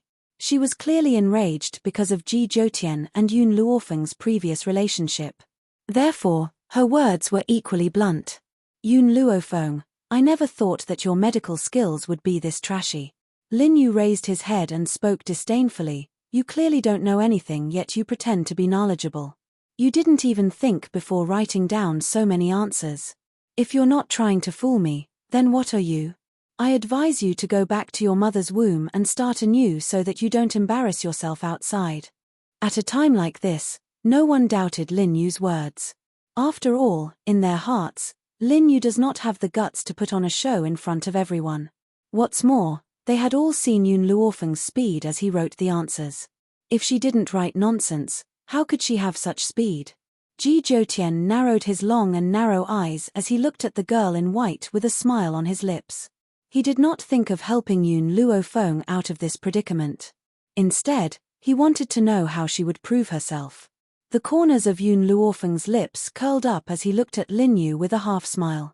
Are you sure that I've answered 18 questions incorrectly? That's right. Lin Yu raised his head and puffed out his chest. I have a set of correct answers in my hands. I compared them and came to this conclusion. Chapter 1148. Yun Luofeng extended his hand towards Lin Yu. What do you want? Lin Yu glared at Yun Luofeng coldly as he asked impatiently. Answer. Yun Luofeng said with a smile. Lin Yu's expression changed and he pointed at his head. My answer is already in my head. Since that's the case, what evidence do you have to prove that my answer is wrong? Yun Luofeng's smile was lazy and evil. Who can prove that you're not abusing your position to avenge a personal grudge? Haha. Lin Yu laughed maniacally. Avenge a personal grudge? If I, Lin Yu, wanted to deal with you, I don't need to do it on such an occasion. What ability do you think you have to compete with the Ji family? As long as I give the order, you will die here. However, I, Lin Yu, have always repaid evil with good. No matter how cruel you are to do to me, I would never stoop to fighting a girl like you. His words were filled with righteousness, and when they fell into the ears of others, Yun Luofeng impressively became a narrow-minded person. On the other hand, even if he was humiliated by Yun Luofeng in front of everyone, he was not willing to argue with a woman. I will only ask you one thing. If I can prove that I did not answer these 18 questions incorrectly, then what are you willing to pay? Yun Luofeng narrowed his eyes. A dangerous light flashed across his black pupils.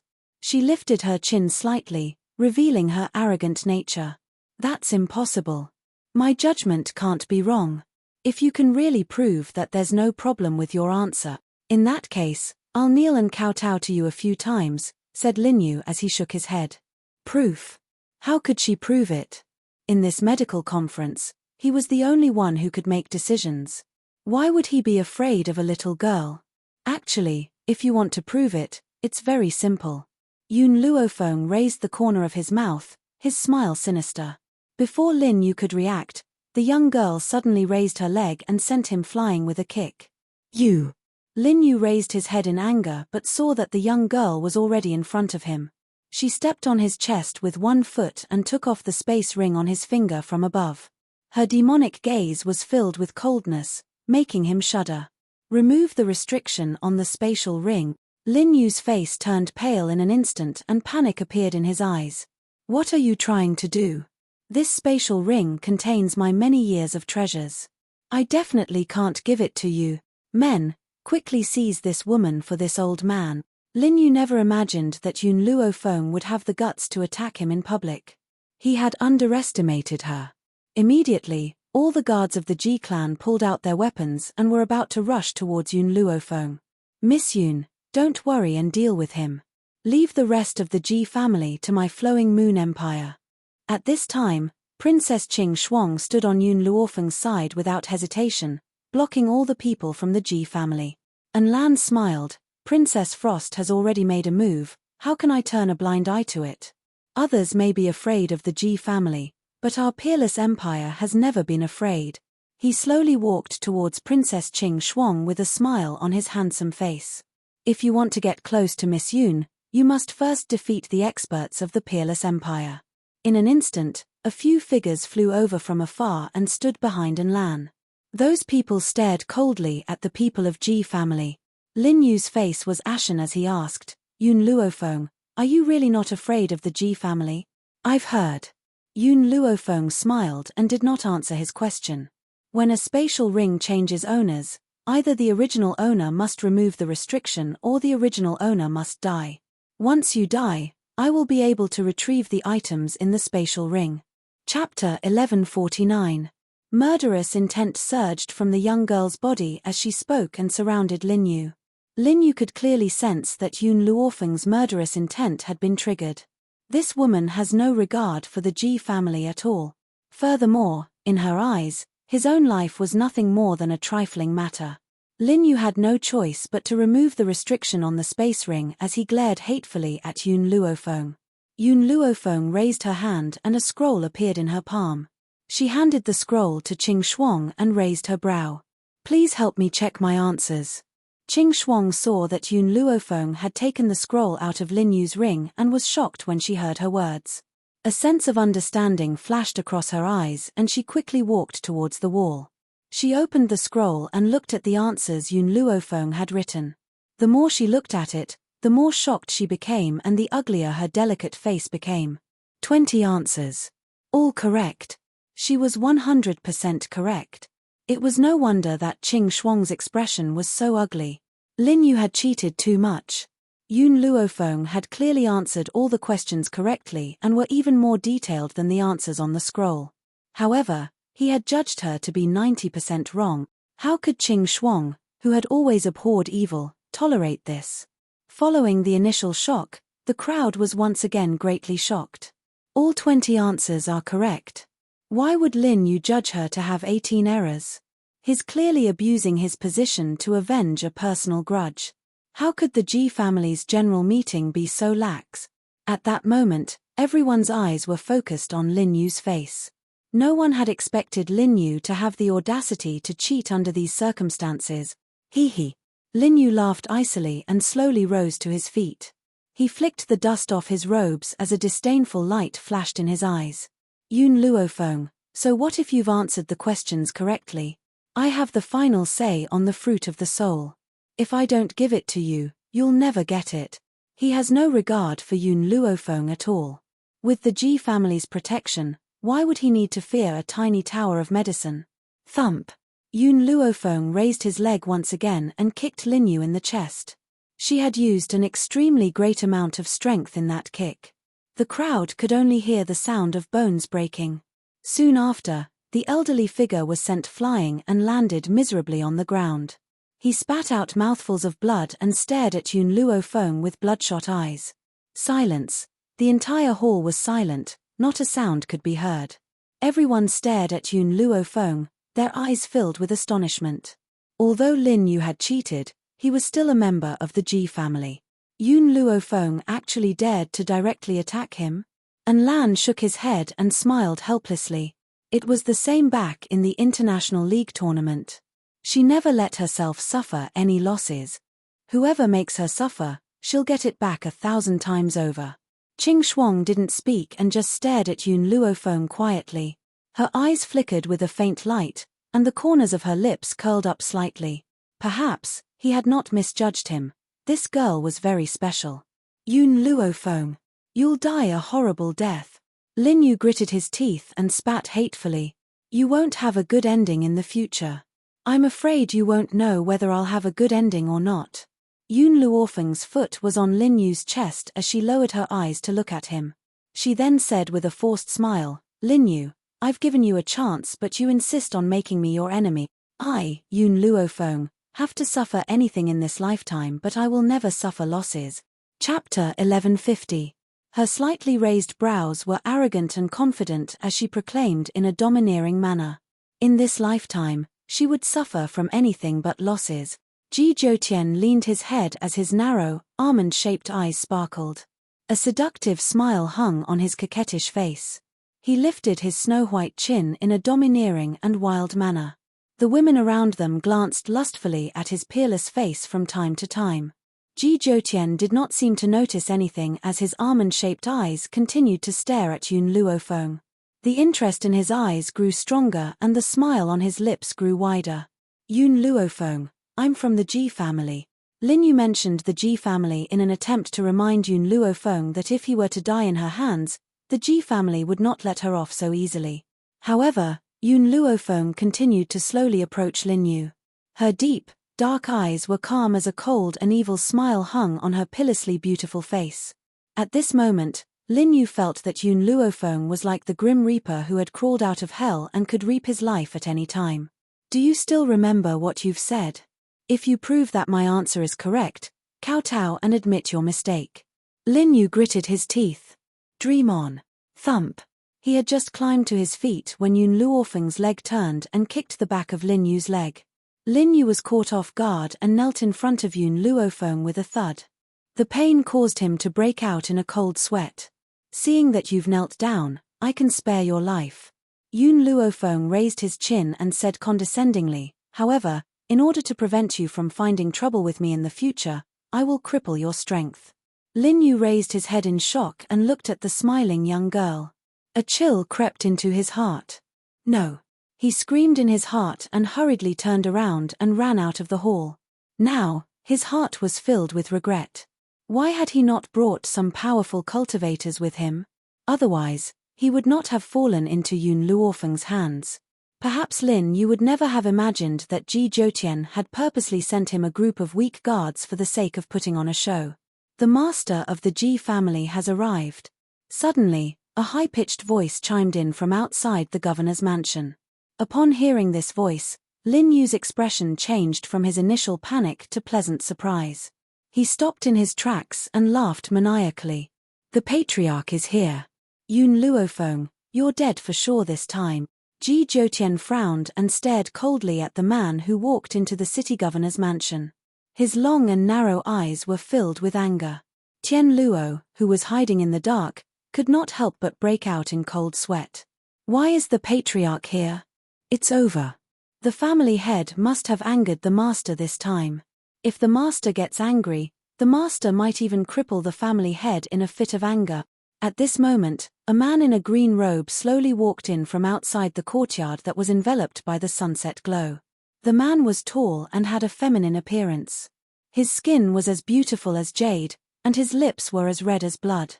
If it wasn't for his slightly protruding Adam's apple, no one would have thought that he was a man. Compared to Ji Zhoutian's bewitching beauty, this man gave off a gentle and beautiful feeling.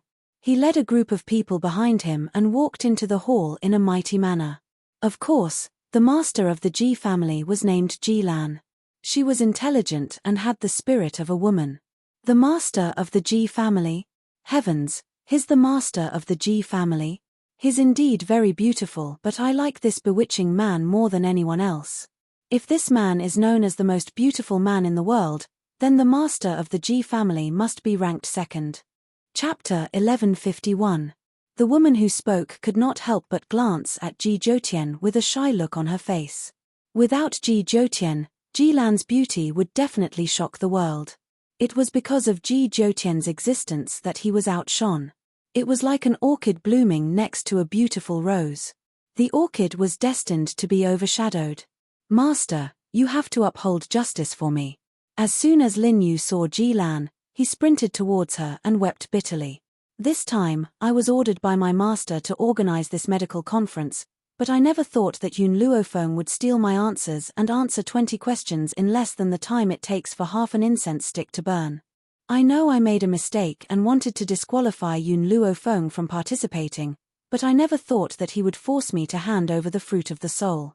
He sounded aggrieved, as if he had been bullied. "I disobeyed and he beat me until I was severely injured." "Master." In the Ji family, the master did not have the highest authority. There was only one person who could be called master, however, that person was even more mysterious than Ji Lan. Very few people had seen him. Unfortunately, this mysterious person was the most powerful person in the Ji family. "I wonder if the Ji family is ashamed of you for distorting the truth?" Princess Qing Shuang glanced at Lin Yu and said coldly. The Ji family was the most mysterious family in the Wuhui continent. Even the three great empires had to respect the master of the Ji family. However, for the sake of Yun Luofeng, Princess Qing Shuang stood on his side without any hesitation, even going against the Ji family. Lin Yu snorted and glared at Princess Qing Shuang. "You and Yun Luofeng are on the same side, so of course you will speak up for him." If she did not steal the answers, how could she have answered so many questions in such a short time? Princess Qing Shuang smiled coldly. "That proves that she is very powerful. I was not wrong about her." Among all the doctors present, only Princess Qing Shuang stood up for Yun Luofeng. The others looked at each other, afraid that they would offend the Ji family if they said another word. Anyway, the Ji family would not blame Lin Yu for an outsider like Yun Luofeng. Why should they provoke him? Master.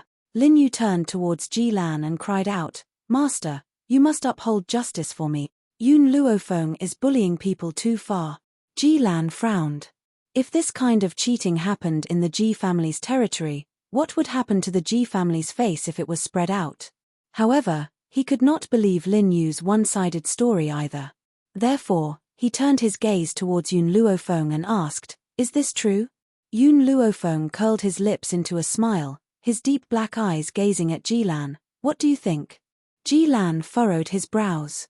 Just as he was about to continue speaking, a seductive voice drifted over, shaking his soul. This time, I've watched a good show, and I've learned what it means to make a false accusation. The man smiled charmingly and leaned lazily against the back of the chair. The night breeze blew through the hall, causing his clothes to flutter, revealing his fair and seductive skin. His voice was neither soft nor soft, but it successfully attracted everyone's attention. Ji Lan was taken aback. He gazed at Ji Zhoutian, who appeared behind the crowd. Cold sweat trickled down his forehead uncontrollably. You damned brat, try saying that one more time. Lin Yu was enraged. He glared fiercely at Ji Zhoutian before turning his gaze towards Ji Lan. Master, this brat's relationship with Yun Luofeng is unclear. You can't believe what he says. Besides, he had just insulted our Ji family and threatened to destroy our Ji family. Most importantly, he said that everyone in our Ji family is not a good person, including Master. Chapter 1152. In the Ji family, the Master's position is the most important. The Master's protection of the Master is no less than anyone else's. If he hears anyone insulting the Master of the Ji family in this manner, he would certainly fly into a rage. Lin Yu curled his lips complacently at the thought of this. His gloomy gaze swept towards Ji Zhoutian behind him. At this moment, he did not notice that Ji Lan's forehead was drenched in cold sweat. His clothes were drenched in sweat. Ji Lan instinctively raised his hand to wipe the sweat from his forehead and hurriedly walked towards Ji Zhoutian. Damned brat, this is what you get for humiliating the Ji family. This time, you're dead meat. When Lin Yu saw Ji Lan walking towards him, he thought that his master was about to attack Ji Zhoutian and the complacency on his face deepened. However, Ji Lan's next words caused Lin Yu to be dumbfounded on the spot. Ancestor, what are you doing here? Ancestor? In the Ji family, there was only one person whom the master would address as ancestor. Whoosh. Lin Yu's face suddenly turned pale. He stumbled a few steps back and his body swayed. Impossible. How could this man be the master? The most mysterious person in the Ji family? This doctor's conference has certainly put on a good show for me. Ji Zhoutian smiled seductively. His smile was cold and sinister as his voice rang out icily. Some people had used their status as the organizer to judge the doctor who had answered the wrong question as a failure. In the end, they had framed the doctor. I reckon that even a big drama wouldn't be as interesting as today's show. Ancestor, please forgive me. I'll take care of this. Ji Lan wiped the cold sweat from his forehead once again. He never thought that his ancestor would appear here. There's no need. Ji Zhoutian glanced at him icily. I had asked Lin Yu to organize this doctor's conference so that I could send him to Yun Luofeng and let him do whatever he wants with him. Yet, you had to come and cause trouble. Ji Lan's sweat began to flow again. He could tell that his ancestor was enraged this time. Ancestor, please hand Lin Yu over to me. I won't disappoint the master. At a time like this, he could only atone for his sins by doing something that would satisfy his ancestor. I'll believe you for the time being. Ji Zhoutian narrowed his eyes and a dangerous arc flashed across his long and narrow eyes. If you displease me even a little bit, then it's time for the Ji family's head to change. Yes, master. Ji Lan's face turned pale. She turned to Lin Yu and her eyes were filled with rage. Lin Yu, you've done something wrong yet you dare to frame others. According to the Ji family's rules, you won't be able to atone for your crimes even if you die 10,000 times. Thump. Lin Yu suddenly knelt on the ground and kowtowed in fear. Family head, please spare my life. I know I was wrong. I won't dare to do it again. Ji Lan waved her hand and said in a cold voice, Men, Take him down for this patriarch and bring him back to be punished according to the patriarch's rules. Yes, patriarch. Instantly, 2 cultivators stepped out from behind the scenes, grabbed Lin Yu's body and dragged him away. Lin Yu's agonized cries could be heard throughout the hall. It was only when his voice faded away that everything returned to normal. The crowd was so frightened that they did not dare to say a word. Their stunned gazes landed on Ji Zhoutian. The unmarried women, in particular, wished that they could pounce on Ji Zhoutian like hungry wolves and devour him dry. Not only was this man devastatingly beautiful, his status was also so noble. If they could become his concubine, they would enjoy endless glory and wealth in this lifetime. Chapter 1153. Ji Zhoutian's eyes were fixed on Yun Luofeng. His smile was like a beautiful painting. Yun Luofeng, you have won the competition. The fruit of soul belongs to you. Yun Luofeng looked at Ji Zhoutian silently. After a long time, she asked, "Are you the ancestor of the Ji family? Also, did you specially set up this competition?" "That's right." Ji Zhoutian did not deny Yun Luofeng's words. "I just wanted to attract you here and see what kind of person you are. Fortunately, you did not disappoint me." Yun Luofeng did not say anything and quietly stared at Ji Zhoutian. Ji Zhoutian slowly walked in front of Yun Luofeng. His slender fingers gently pinched a black fruit. His action was very seductive and could easily provoke people's souls. The fruit of soul in Lin Yu's hand is fake. This is the real fruit of soul. Because the fruit of soul is very precious, countless strong cultivators want it. Therefore, you may encounter some trouble in the future. He laughed wildly. "I believe that you can solve these problems with your strength. Therefore, I will not help you. I, Yun Luofeng, am afraid of anything but trouble." Yun Luofeng raised his eyebrows and took the fruit of soul from Ji Zhoutian. "Moreover, I have many troubles around me." Ji Zhoutian was stunned. Indeed, the people around Yun Luofeng would have some troubles. For example, if the people of the Tianhui Empire knew about Elder Ji Yang and Qing Mu, they would definitely come looking for Yun Luofeng. Moreover, there was an even bigger trouble around her. "Take care of yourself." Ji Zhoutian laughed and gently patted Yun Luofeng's head. Then, he walked out of the hall with an insolent laugh. In the blink of an eye, the enchanting red dress disappeared into the sunset. Ji Lan wiped her cold sweat and nodded to Yun Luofeng. Then, she quickly left with the group of people from the Ji family. Yun Luofeng withdrew her gaze and put away the fruit of soul. Her dark eyes turned to Princess Qing Shuang and said, "Thank you." Although Princess Qing Shuang was not threatening, she was the only one who had stood up for her. And Lan looked a little embarrassed. He had hesitated before, so he did not stand up in time like Princess Qing Shuang. He had also missed the only opportunity to establish a friendly relationship with Yun Luofeng. "You're welcome." Princess Qing Shuang blinked as a smile appeared on her beautiful face. "Moreover, I'm helping you for my own good. I believe that with your strength, you will definitely stand at the top of the continent. When that time comes, I will be able to borrow your light. Perhaps I will even need your help in the future." Princess Qing Shuang was very honest. She did not say some high-sounding words like ordinary people. Instead, she said what was on her mind. Yun Luofeng smiled. "In the future, if you need anything, even if I am 1,000 miles away, I will rush over to help." One sentence, a lifetime of love. The grace of a drop of water must be returned with a gushing spring. After all, the Ji family was very powerful. They were on par with the 3 great empires. Perhaps, they were even more powerful. However, under such circumstances, Princess Frost was willing to take the risk to speak up for her. This was also the reason why she had accepted Princess Frost from the bottom of her heart. "I won't be polite." Princess Frost smiled. Her smile was very beautiful, like a flash of youth. "Qing Mu, Qing Yang, let's go." Chapter 1154. Yun Luofeng took one last look at Princess Qing Shuang, then turned and walked out of the hall. She did not notice that in the corner, a pair of gloomy eyes were staring at her.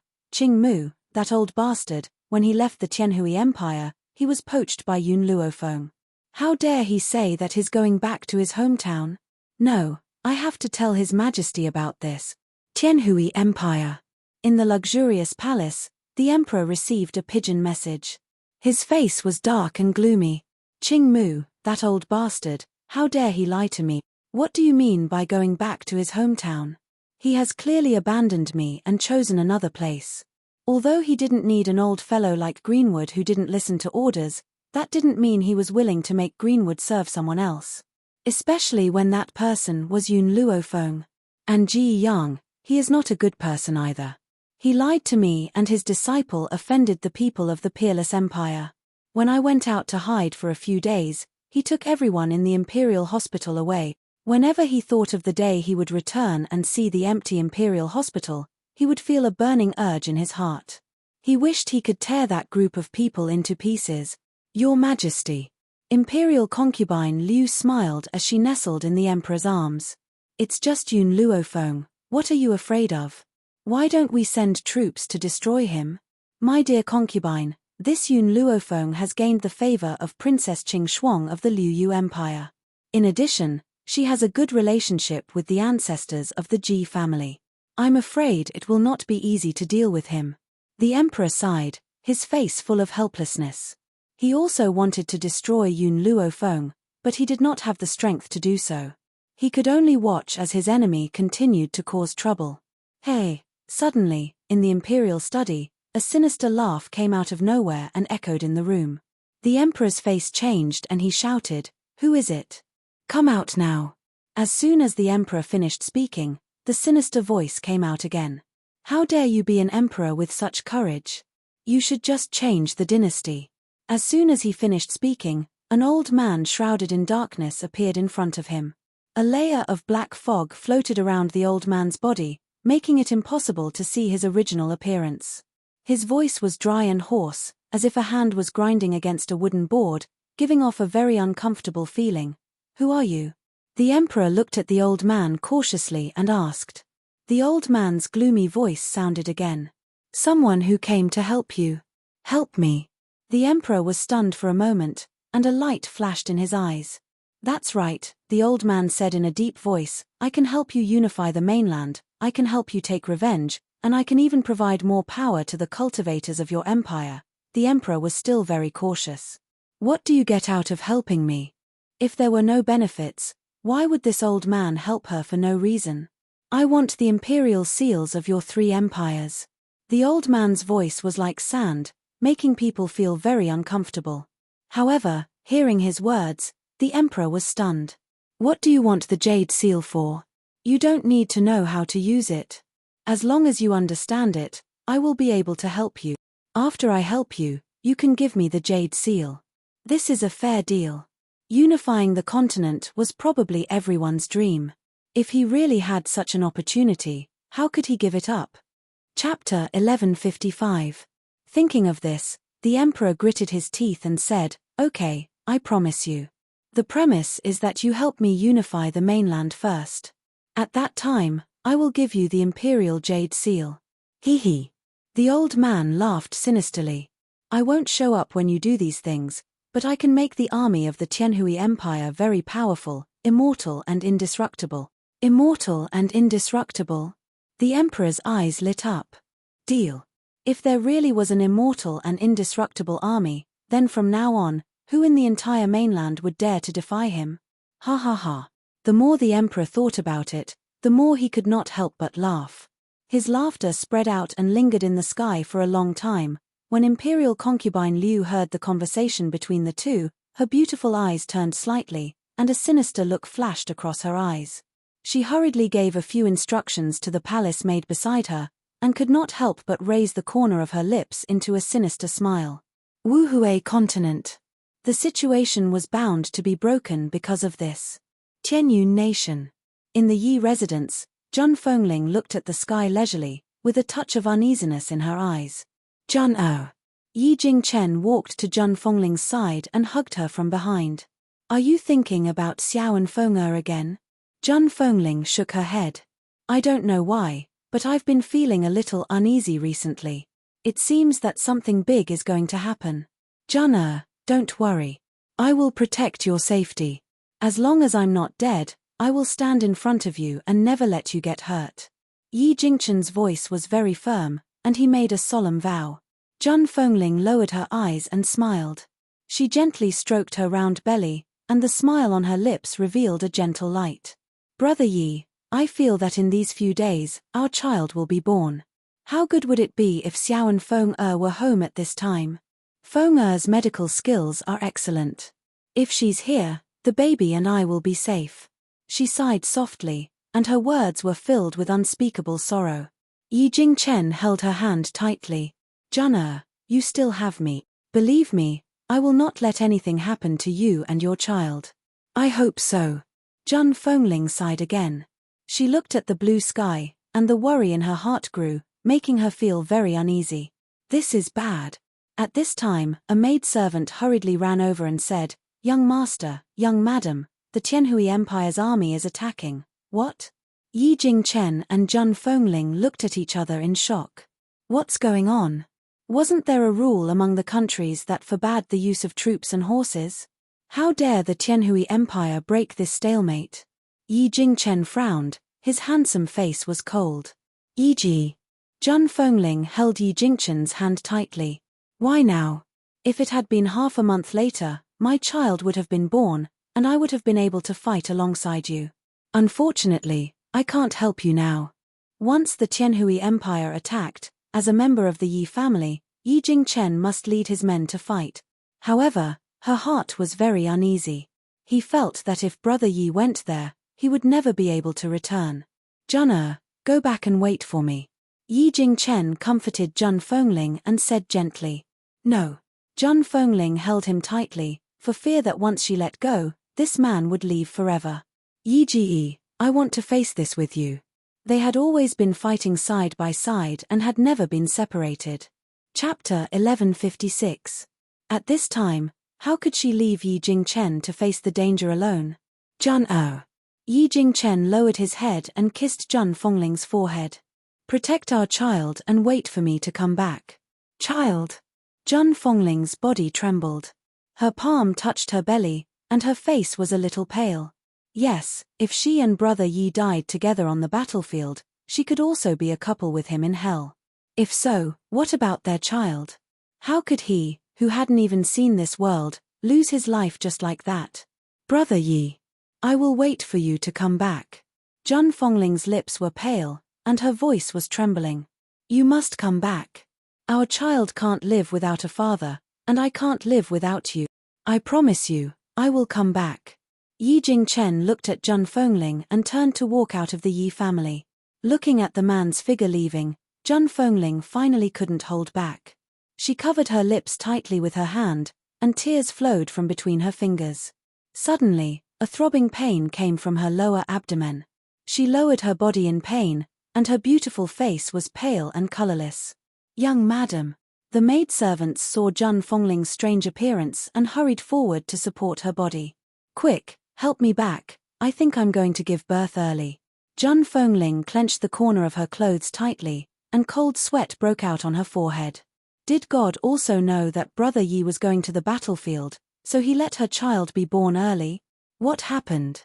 The rest of the Yi family was also alarmed and hurried out. They saw Zhan Fengling being supported by the maidservants, and their faces changed. The army of the Tianhui Empire is here, and the young master went to fight outside the city gate. Young madam was shocked, and her child is going to be born early. The maidservant hurriedly explained. What? Old Yi was furious. The people of the Tianhui Empire dare to attack our Tianyun country? Men, fight with this patriarch. Old Master Yun, I'll leave my daughter-in-law to your Yun family. Before leaving, Old Yi did not forget to tell Yun Luo. Yun Luo nodded. Zhan is my granddaughter's future mother-in-law. I will definitely take good care of her. You can rest assured. Thank you. The old man from the Yi family cupped his fists and led the Yi family's experts away. Shina, Yun Qingya frowned as a resolute look flashed across her cold and handsome face. I'll go help. You take care of the Yi family's young madam. Ning Xin was taken aback. Big brother Yun, I also want to help you fight. No. Yun Qingya shook her head. There's only one woman in the Yi family, Yi Qi. I'm afraid she won't be able to take care of the Yi family's young madam by herself. I want you to stay and help. More importantly, he didn't want Ning Xin to face such danger. Hearing this, Ning Xin nodded lightly. Okay, big brother Yun, I'll listen to you. Go and come back quickly, I'll take good care of the young madam. Yun Qingya glanced at Ning Xin, then turned around and walked out. In the blink of an eye, she disappeared from Ning Xin's eyes. She came back to her senses and said, young madam is due to give birth in a few days, so there are midwives in the manor. Quickly help young madam into the manor to rest. Yi Qi, accompany your adoptive mother. I'll go find the midwife. Yi Qi hurriedly nodded. She looked anxiously at Jun Fengling and gently held her hand. Adoptive mother, don't worry about adoptive father. He'll be fine. When you give birth to the baby, he'll be back. Chapter 1157. Jun Fengling was in so much pain that she had no strength to speak. Sweat dripped from her forehead. She clenched Yi Qi's hand tightly and bit her lip until it bled. She had no other wish now. She only hoped that after the birth of her child, she could go and help Yi Jingchen. Outside the city gate, under the leadership of a middle-aged general, a group of soldiers stood there, shouting incessantly. The gate of the city slowly opened. The first to step out was Jian Chengwen, dressed in a military uniform. He held an iron sword in his hand and was followed by a group of soldiers. Next, Yi Jingchen and the others rushed over and blocked the city gate. Jian Chengwen, I didn't come to Heavenly Cloud Nation for your imperial family. I came here to cause trouble for the Yi family. If you leave now, I might spare your life. The general sneered, otherwise, don't blame me for destroying your imperial family. Jian Chengwen's expression was cold. The Yi family is a force of our Tianyun kingdom, so I have the right to protect them. Moreover, have you forgotten the rules of the various kingdoms? Rules? The general laughed. What rules? Why don't I know? I only know that the Wushuang Empire and the Liuyu Empire will soon become the vassals of our Tianyun kingdom. Jian Chengwen's face changed. What do you mean? My meaning is very clear. This continent will soon become the world of our Tianyun kingdom. Ha ha ha. The general laughed again. Come, kill everyone in the Yi family, leave no one alive. Oh, I forgot. Yun Luofeng's relatives are also in the Yi family. At that time, I must torture them.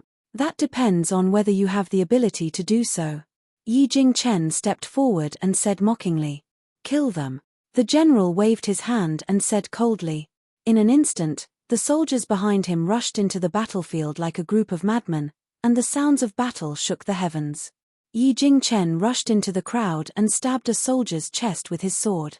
The soldier's face remained expressionless, as if he did not know pain. He punched Yi Jingchen hard. Yi Jingchen's eyes narrowed and flashed past. At this moment, the bloody hole in the soldier's chest gradually healed. That's right. The place where Yi Jingchen had stabbed him earlier was healing at the fastest speed possible. What's going on?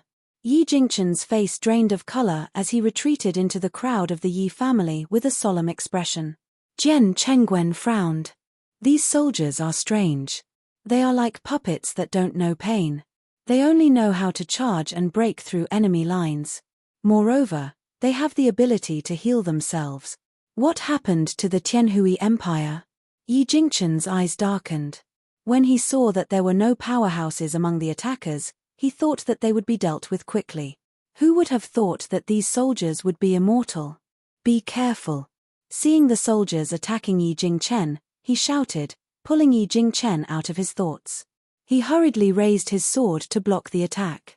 Just now, he encountered God of Meng on the battlefield. If it weren't for Jian Chengwen's warning, he might have been seriously injured. No. Jun-er was still waiting for him at home. He had to get rid of these people as soon as possible. At this moment, there were no pedestrians on the streets of the Tianhui Empire. Those people had already been warned by the imperial family and had closed their doors, so the whole street seemed extremely desolate. Only the sounds of fighting could be heard. Chapter 1158. From dawn to dusk, the soldiers of Tianyun had all fallen. Only Jian Chengwen and the Yi family were still struggling to hold on. This battle lasted for a day and a night. The enemies on the other side seemed to know no fatigue and continued to fight endlessly. The Yi family. Jun Fongling's heart-wrenching voice could be heard from the room. Her voice was filled with pain. It was so painful that it made the hearts of those who heard it tremble. It had been a day and a night and the amniotic fluid had broken, but the child's head had not been revealed. The midwife was extremely anxious. This won't do. If this goes on, young madam won't be able to hold on for more than a few hours. The midwife stood up and said anxiously, "We have to find a doctor. Otherwise, young madam will definitely lose her life because of the difficult labor. I'll go to the palace to find a doctor. The doctors in the city have already fled." Ningxin stood up and turned to leave. Even though the doctors in the palace were all men, she couldn't care less under such circumstances. Nothing was more important than Jun Fongling's life. Jun Fongling gripped the quilt tightly. She had been wise all her life. She didn't die on the battlefield, but she was going to die because of a difficult labor. No. She couldn't accept it. Brother Yi was still fighting. How could she retreat? "Child, you've already tortured your mother for a day and a night. Normally, you can do whatever you want, but right now, your father is still fighting with someone. Your mother must go and help him. I beg you, hurry up and come out. If anything happens to your father, your mother will feel guilty for the rest of her life." A line of tears flowed from the corner of Jun Fongling's eyes. Whenever she thought of the danger that Yi Jingchen was facing, her heart ached unbearably. Perhaps it was because she understood Jun Fongling's words that she felt her body relax. The child's little head left her body and was exposed to the outside. "Young madam." The midwife was overjoyed and hurriedly caught Jun Fongling again. "The child's head is already out. As long as you push harder, he will be born. You must do your best." Jun Fongling was comforted.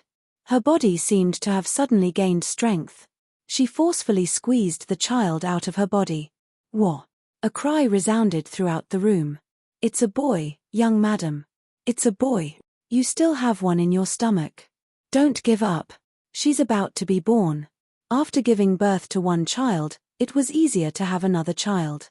When the second child was also squeezed out of her body, Jun Fongling felt her whole body relax, and she instantly lost all her strength. She lay on the bed, gasping for breath. The sheets beneath her had long been soaked in sweat.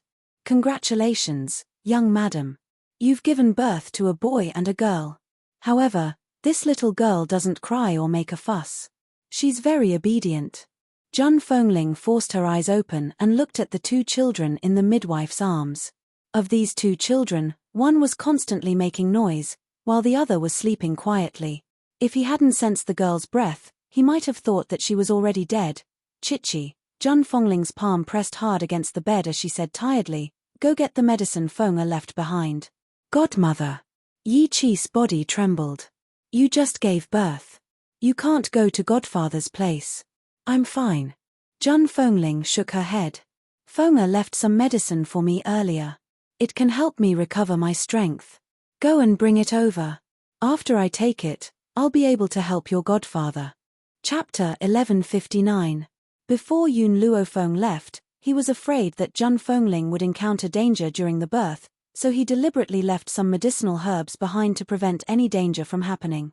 "Godmother, why didn't you take this medicine out earlier if you had it?" Yi Chi asked angrily. "You scared me to death just now." Jun Fongling smiled weakly. "I still had strength at the time, so I didn't need this medicine. If I really didn't have any strength, I would definitely take it. I won't let my children be in danger." Of course, if the people from the Tianhui Empire hadn't suddenly attacked, she would have taken the medicine. It was because she wanted to help Yi Jingchen that she planned to wait until after the birth to take the medicine. "Okay, I'll go get it." Yi Chi had always seen the relationship between Jun Fongling and Yi Jingchen over the years. How could Godmother wait here with peace of mind when her godfather went to face the danger? She had never been a woman who hid behind a man. Even if she had just given birth, she would go to the battlefield and fight side by side with her man. Yi Chi quickly brought a piece of blood ginseng. Jun Fongling put the blood ginseng in her mouth and felt the strength in her body gradually increase. "Chichi, Miss Ning, I'll have to trouble you two to look after my two children." After saying this, Zhang Fengling's body turned into a gust of wind and quickly rushed out. The sand at the city gate was dyed red with blood, but it had become black with the erosion of time. However, the black blood was quickly dyed with new blood, and it was a beautiful red. Yi Jingchen was panting as he fought the enemy. He felt his spiritual power and physical strength gradually being consumed. If he continued to fight, his spiritual power would be depleted, and he would be at the mercy of others. Bang! Suddenly, the general saw that Yi Jingchen was gradually losing strength. A cold light flashed in his eyes, and he hurriedly punched and sent Yi Jingchen flying. The spiritual power penetrated into Yi Jingchen's internal organs, causing his face to turn pale, and he spat out a mouthful of blood. Shoot! Kill Yi Jingchen first. The general sneered, waved his hand, and ordered cruelly. The archers raised their arrows and aimed at Yi Jingchen's body. Thousands of arrows were fired at the same time.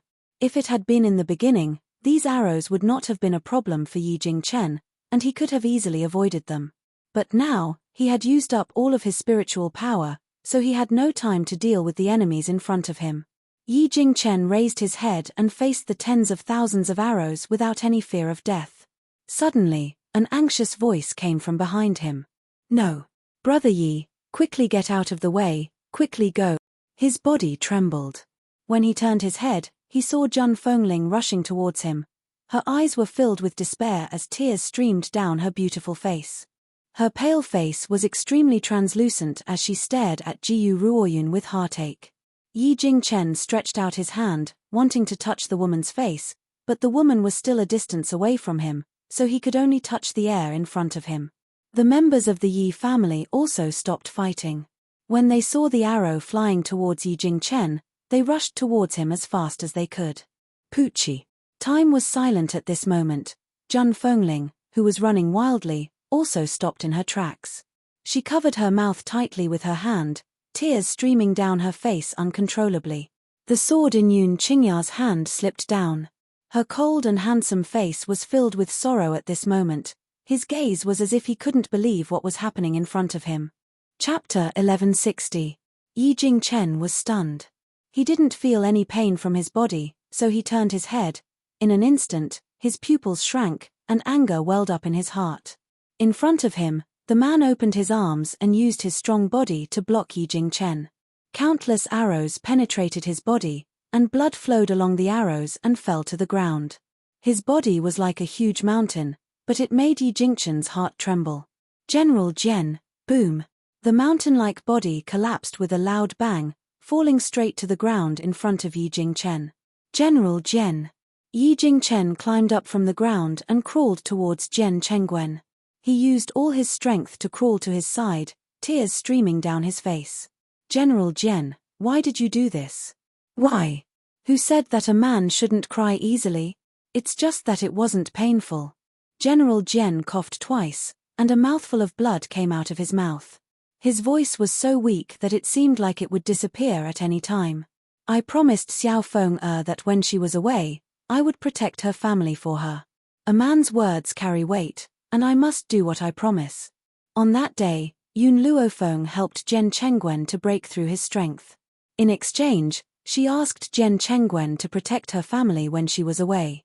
But she didn't expect that Jian Chengguan was willing to lose his life for this promise. After saying this, Jian Chengguan's hand fell from Yi Jingchen's palm.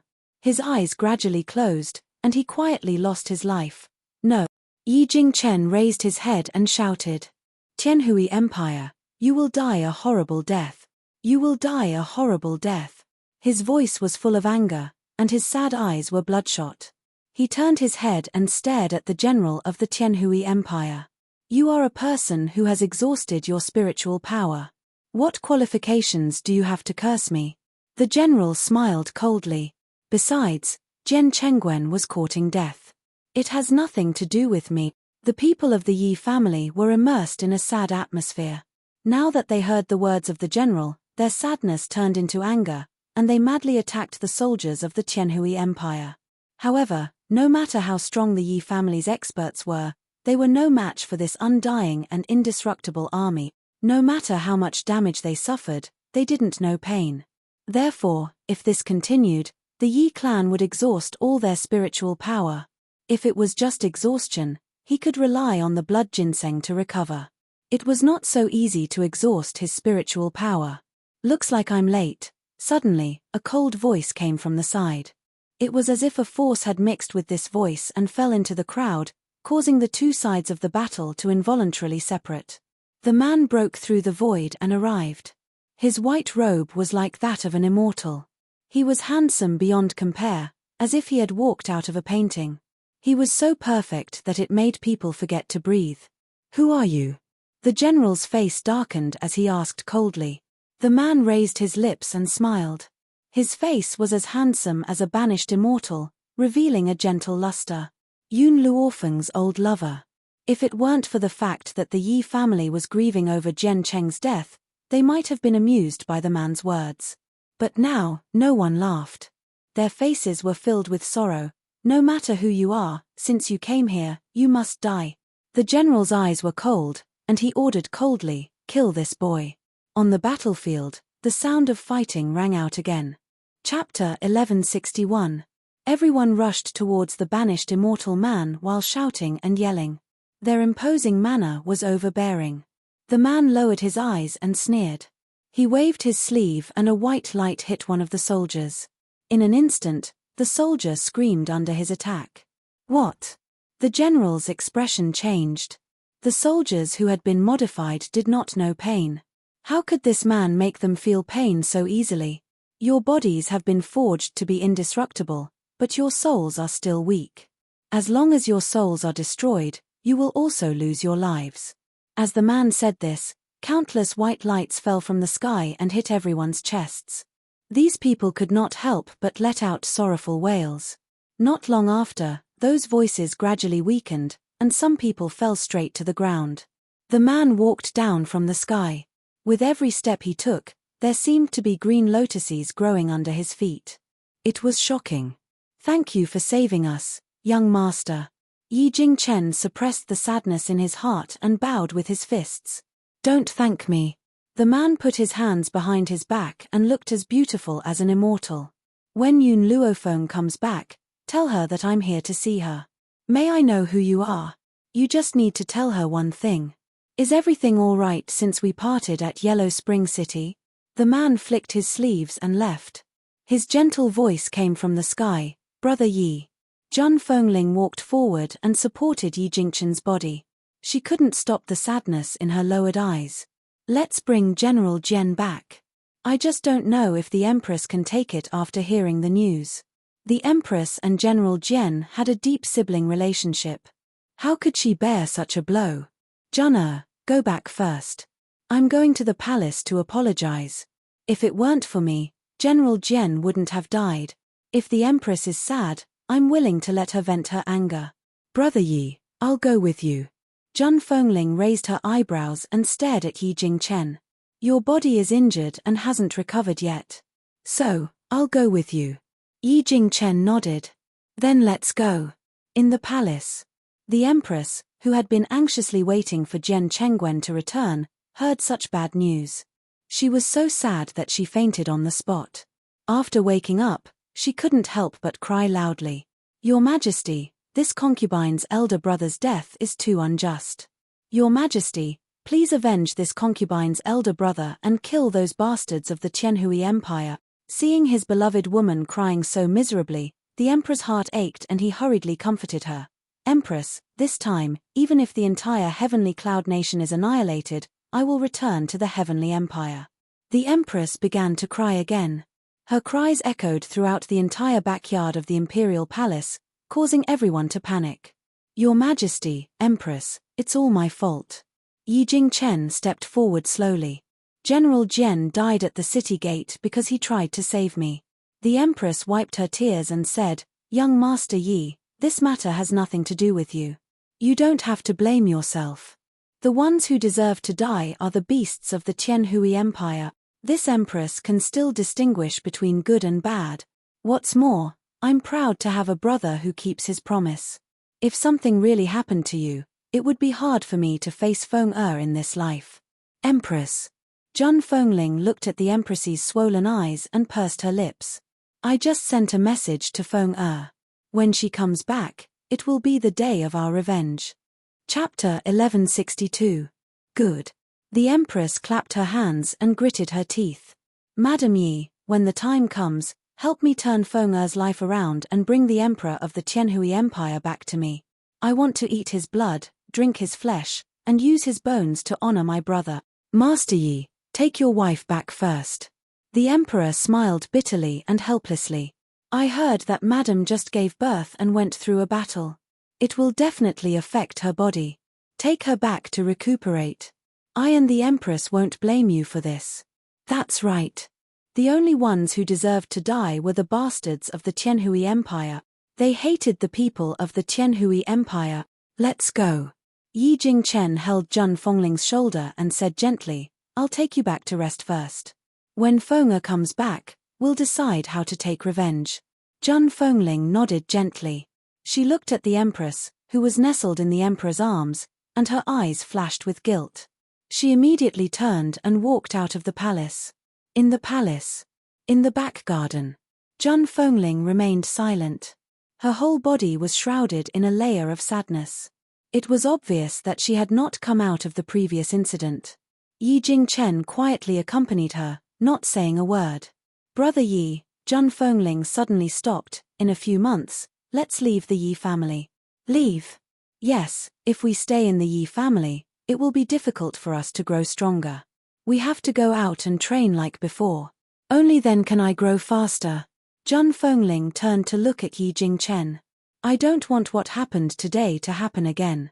I don't want any more casualties around me. I don't want to experience this pain again. These days, Jian Chengwen often went to the Yi family and established a good relationship with Yi Jingchen and his wife. Her heart ached when she thought of her old friends dying on the battlefield. Okay, in a few months, we'll leave and let the Yi family take care of the children. When they thought of their 2 newborn children, their hearts were filled with reluctance. But what could they do? Only by becoming strong could they protect the people around them. Although Yun Luofeng and Yun Xiao were strong, they could not stay in the Yi family forever. If something like this happened again in their absence, how could they deal with it? Therefore, they had to abandon their newborn child and go out to improve their strength. Yi Jingchen held Zhun Fengling's hand tightly. Zhun, I know you can't bear to part with the child. Don't worry. The child will understand you in the future. Zhun Fengling nodded weakly. No matter how reluctant she was, she had to leave. Yi Ji, I'm tired. Let's go back and rest. After saying this, Zhun Fengling walked out of the palace. Since the Yi family had a wet nurse, there was no need for Zhun Fengling to feed them. Therefore, when she returned to the Yi family, she glanced at the 2 children and went back to her room to rest. After giving birth, she didn't sleep for a day and a night. After giving birth, she went to the city gate to help in the battle without resting. In the end, because of Jian Chengwen's death, she fell asleep as soon as she went to bed. This sleep lasted for 3 days and 3 nights. During this time, Yun Luofeng, who was far away in Endless City, had already received a letter from the Yi family. She clutched the letter in her hand, and her face was frighteningly gloomy. Miss Yun, what happened? Qing Shuang, who was sitting in front of Yun Luofeng, was stunned when she saw Yun Luofeng's terrifying expression. Chapter 1163. The Yi family sent a message saying that the Tianhui Empire launched an attack on the Tianyun Empire. Jian Chengwen sacrificed himself to protect Yi Jingchen. The Tianhui Empire. Yun Luofeng clenched the letter in her hand tightly. Her beautiful face was filled with murderous intent. What? Princess Qing Shuang was shocked. You mean General Jian Chengwen of the Tianyun Empire?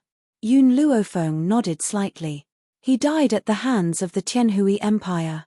Yun Luofeng had asked Jian Chengwen to take care of her family, but she did not expect that this man, who valued his promise more than his own life, would lose his life because of this.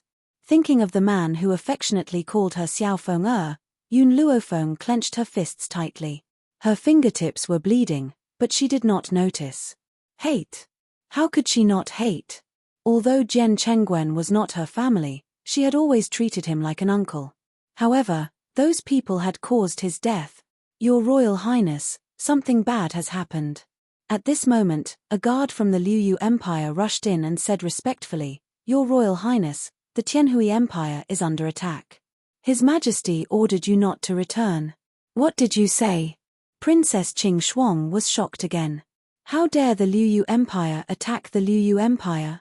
Not only the Liu Empire, but the Wushuang Empire is also under attack. Prince Lan has rushed back. The guard wiped the cold sweat from his forehead and said weakly. He did not understand why the Tianhui Empire had the courage to provoke the two empires. "Let's go back." Princess Qing Shuang's eyes darkened. She turned to Yun Luofeng and said, "Miss Yun, I am sorry, I have to return. If there is a chance in the future, I will visit you again." After saying this, Princess Qing Shuang left in a hurry without looking back. In the blink of an eye, her beautiful figure had disappeared. "Qing Mu," Yun Luofeng looked up and ordered, "You stay here, I will go back to the Tianyun Empire." "Tower Master, do you need the medical tower to go with you?" "No," Yun Luofeng shook his head. "I will take the Steel Flame Legion with me." After saying this, Yun Luofeng walked out of the room. Qing Mu looked at the girl's receding figure and sighed, "The Tianhui Empire has really made a big mess this time." "Isn't that so?" Ji Yang said with a bitter smile. "Yun Luofeng pays more attention to relationships. They killed her people, how could she just let it go? I am afraid that the fate of the Tianhui Empire will be even more miserable than the Nangong family." Greenwood rejoiced, "Luckily we left early. Otherwise, I wouldn't have been able to stop myself from beating up that stupid emperor. The century-old foundation of the Tianhui Empire will be destroyed in his hands." Although Yun Luofeng's expression was calm just now, in reality, he had already set off raging waves. The Tianhui Empire had offended her, so how could it survive? That was absolutely impossible. Heavenly Cloud Nation. Yi family. Jun Fengling sat in the courtyard with the children in her arms. Her handsome face raised a shallow arc, and her gentle gaze enveloped the two children in her arms. "Adoptive mother, let me help you."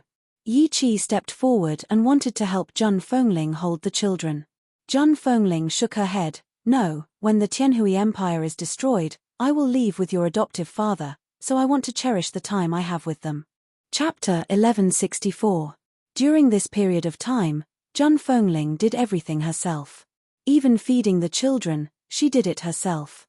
Because they didn't have much time left, she wanted to spend the last time with them. "Young master, young madam, Miss Yun is back." Suddenly, a joyful voice came from outside the door. Jun Fengling's fingers trembled and she hurriedly stood up from the pavilion. Her eyes were filled with tears of surprise as she looked at the young girl who walked in from outside the courtyard. The young girl's clothes were whiter than snow. When her eyes saw Jun Fengling standing in the pavilion, she couldn't help but stop. "Feng Er." Jun Fengling's lips trembled. "You're finally back." Since Jian Chengwen's death, she hadn't been able to get out of her grief. She and Yi Jingchen blamed themselves. If they were strong enough, Jian Chengwen wouldn't have sacrificed himself in vain. "Mother." Yun Luofeng walked over quickly and gently hugged Jun Fengling. He lowered his eyes and said, "I know everything. Don't worry, I will go to the Tianhui Empire later to avenge Uncle Jian." Jun Fengling wiped the tears from the corners of her eyes and forced a smile on her face. "Feng Er, the Empress's pregnancy has been affected recently. She may not be able to keep the child. I want you to go to the palace to see her. After all, if it weren't for the Yi family, Jian Chengwen wouldn't have died, and the Empress's pregnancy would have been affected." "Okay." Yun Luofeng nodded. "Go to the palace to treat the Empress." Jun Fengling wanted to say something but stopped herself in the end. She looked at Yun Luofeng lovingly and said, "Child, you've worked hard. I've heard about what happened in Endless City. You've just settled things there and now you're rushing back to take revenge. Mother." Yun Luofeng paused and raised his head. His deep black eyes were firm. "If people don't offend me, I won't offend them. If someone offends me, even if he escapes thousands of miles away, I will definitely kill him. I won't let him live." Jun Fengling stroked Yun Luofeng's hair. "Then go. If you're late, I'm afraid the Empress's baby won't be safe." "Okay." Yun Luofeng didn't say anything more. She looked at the two children in Jun Fongling's arms and turned to leave. This time, she came back in a hurry and left in a hurry. He didn't even have time to bid farewell to the old master before he hurried to the palace. Perhaps it was because of Jian Chengwen's death that the Empress's pregnancy was affected, causing the entire imperial palace to be lifeless. The palace maids and guards were all silent and busy with their own matters. Yun Luofeng walked into the Empress' bedroom and immediately saw the Emperor, who was personally feeding the Empress medicine. "Miss Yun, you're back?" The Emperor was feeding the Empress medicine when he saw Yun Luofeng pushing open the door and entering. A trace of joy flashed across his eyes. After seeing Yun Luofeng, the Empress, whose face had been full of sorrow, immediately climbed up from her bed with an unknown strength and rushed towards Yun Luofeng. "Feng your Uncle Jian died so miserably. Those inhumane bastards from the heavenly Hui Empire killed him. I beg you to avenge your Uncle Jian." The Empress cried her heart out. Her voice had already become dumbfounded. Her hands clutched Yun Luofeng's arms tightly. Her red and swollen eyes were filled with hatred. Yun Luofeng looked at the haggard face of the Empress and his tone softened.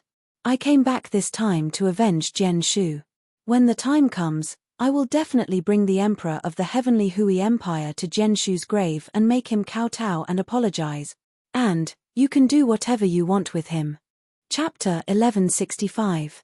The Empress loosened her hand. That's good, that's good. You must avenge your Uncle Jian. He died so miserably. I will definitely avenge him.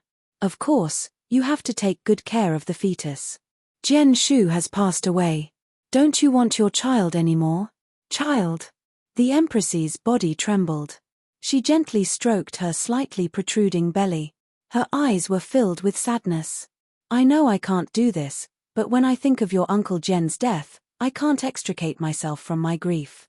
The doctor said that I can't keep this child." "Empress, what nonsense are you talking about?" The Emperor gently stroked the Empress's black hair. His tone was slightly reproachful. "Don't worry, our child will be fine. Feng has come back. With her medical skills, she can definitely save the child. What you have to do now is to relax and let General Jian rest in peace." Yun Luofeng's eyes fell on the Empress's belly. She pondered for a while and said, "I will go to the Tianhui Empire for revenge later. Before that, I will leave you a prescription. At that time, you can decoct the medicine according to the prescription. Soon, the Empress's body will recover.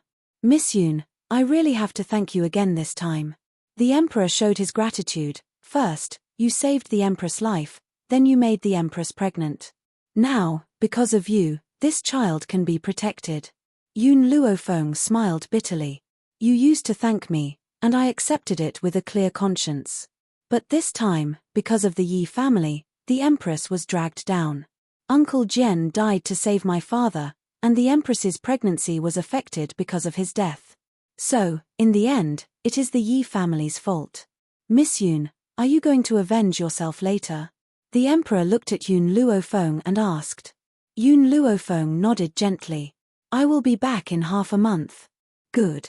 The Emperor gritted his teeth. "Those bastards killed General Jian and made my Empress so sad. I will never forgive them for this. Miss Yun, if you want to take revenge, you won't have enough manpower. You can use the troops of my imperial kingdom as you wish.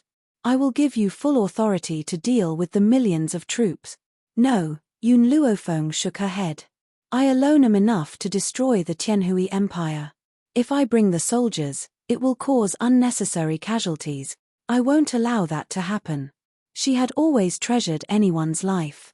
He had never risked the lives of the Steel Flame Legion. Just like back in Endless City, she also chose to explore the underground by herself, leaving the rest behind.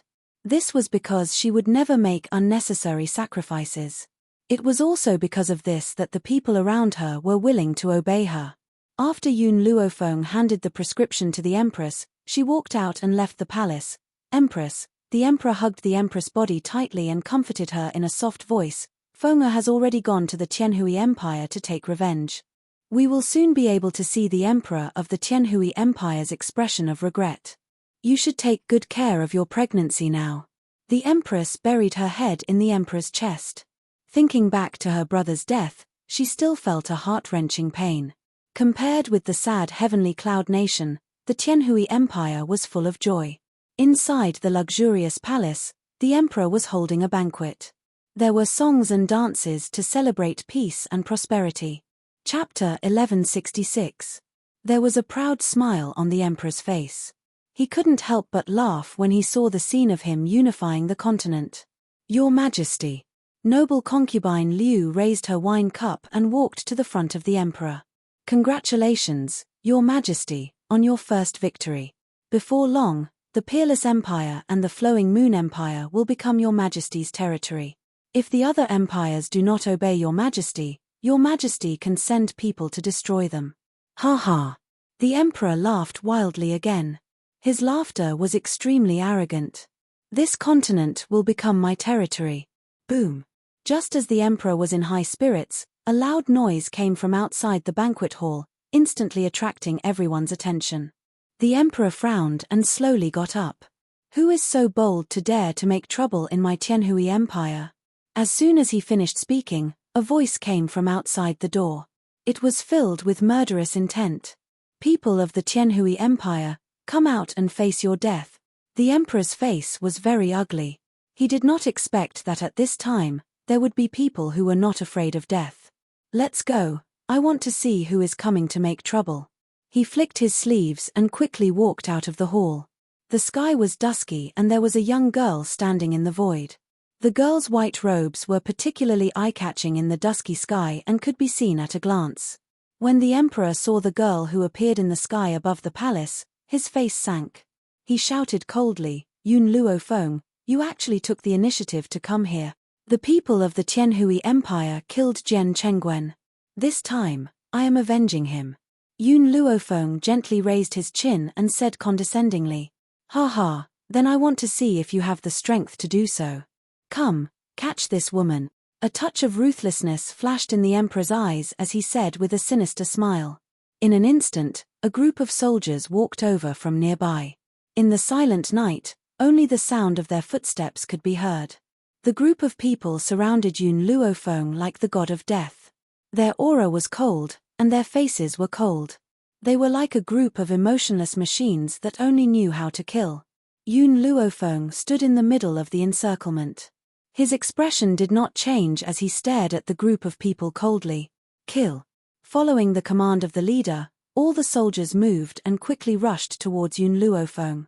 A eunuch brought over a seat for the emperor. He flicked his sleeves and sat down. He sneered and said, Yun Luofeng, in this life, the biggest mistake you made was to walk right into a trap. Yun Luofeng did not speak.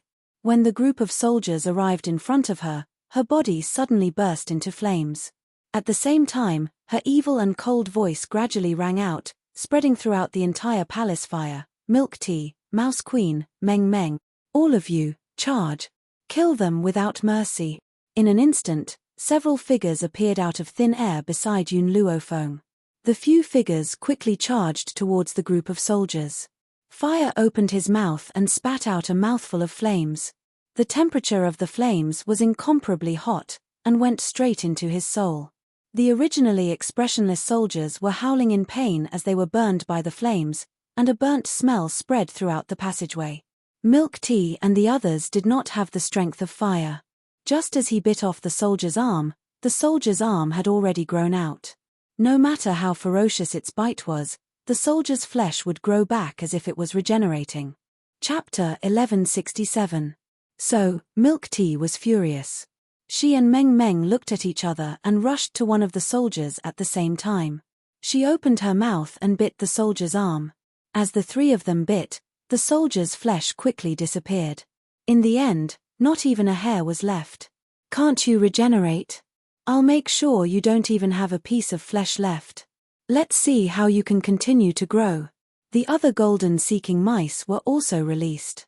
Although they were not as strong as Milk Tea and the other two, they were still not something the soldiers could resist. After a while, those soldiers who had a ferocious aura disappeared from the corridor of the imperial palace.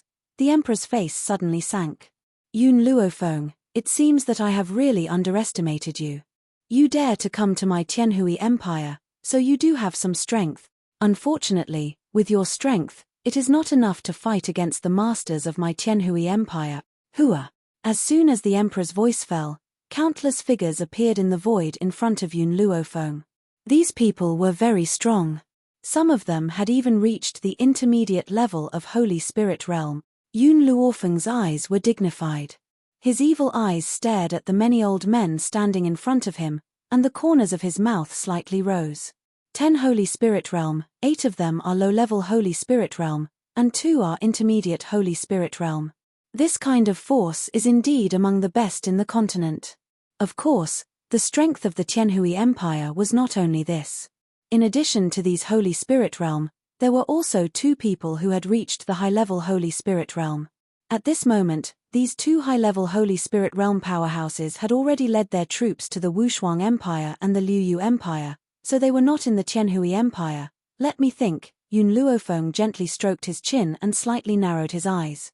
How many minutes will it take to defeat these people?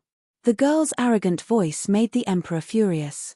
Little girl, being too arrogant is not a good thing. This time, I will teach you a lesson. As the emperor's voice fell, the elders had already begun to move, their figures flashed, and they attacked Yun Luofeng from all directions. Yun Luofeng stood among the crowd, his clothes fluttering in the wind. His expression did not change, and he calmly swept his gaze over the many Holy Spirit realm powerhouses. Boom! In an instant, her aura surged and burst out. Like a wave of light spreading from her body, the Holy Spirit realm powerhouses were knocked back a few steps. In the meantime, countless vines abruptly burst out of the ground and attacked the Holy Spirit cultivators from several directions. Those people were caught off guard.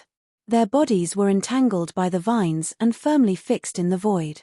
Yun Luofeng raised his eyes slightly and gazed coldly at the emperor. In an icy voice, he said, "What other power do you have? You can take it out." 10 Holy Spirit Masters. 2 of them were mid-level Holy Spirit experts. However, he was actually unable to dodge Yun Luofeng's attack. The emperor's face was pale with fright. He bit his lip and asked, "You've become a Holy Spirit?" Such a young Holy Spirit was a miracle on the continent. Therefore, the emperor could not believe what he was seeing. "Your Majesty."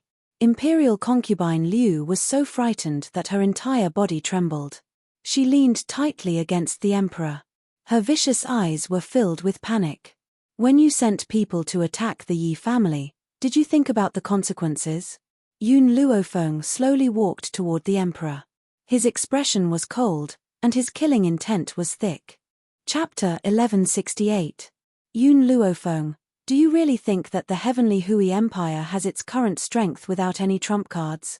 The emperor clenched his teeth and said, "Lord Shanyun, please help me kill this woman." In that instant, a figure shrouded in black mist appeared in front of Yun Luofeng. The old man's aura was cold, and he stared at the young girl in front of him. His dry and hoarse voice was like a claw constantly grinding against a wooden board, making people feel very uncomfortable. "Little girl, I advise you to leave. Don't meddle in other people's business. Otherwise, don't blame this old man for being impolite. I came here to kill the dog emperor of the heavenly Hui Empire. No one is qualified to stop me." Yun Luofeng's evil eyes glanced at the old man in front of him and said coldly, "I don't care about the hatred between you and him, but I won't allow you to ruin my plan. If you don't want to leave, then I can only kill you." Boom. A strong killing intent surged out from the old man's body. This powerful aura was so oppressive that it was hard to breathe. Yun Luofeng's expression changed slightly. She looked at the old man with a dignified expression. This old man was very strong, but she had promised the empress that she would bring her enemy back for her to deal with. "If the dog emperor of the heavenly Hui Empire doesn't die, I won't leave." Yun Luofeng faced the pressure and stepped forward. Her eyebrows were filled with arrogance and domineeringness. "Humph!" The old man snorted, and a gloomy and powerful aura spread out once again. After Yun Luofeng received this aura, her body trembled slightly. She still withstood the pressure, and the corners of her mouth curled up in a mocking smile. The old man was a little surprised. How could a mere Holy Spirit be able to withstand my oppression? This woman was not simple. She could not be allowed to live. Little girl, you refuse a toast only to drink a forfeit. In that case, this old man will send you to hell. The old man's figure flashed and suddenly appeared in front of Yun Luofeng. He raised his palm and fiercely slapped Yun Luofeng's head. Stop. Fire roared in anger and quickly pounced towards the old man.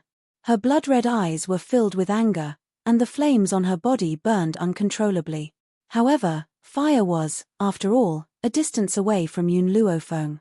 When the old man's hand slapped down, she was already too late to reach his side. You're such an old man, yet you're bullying a little girl. Aren't you embarrassed? Suddenly, a mocking voice rang out from the void.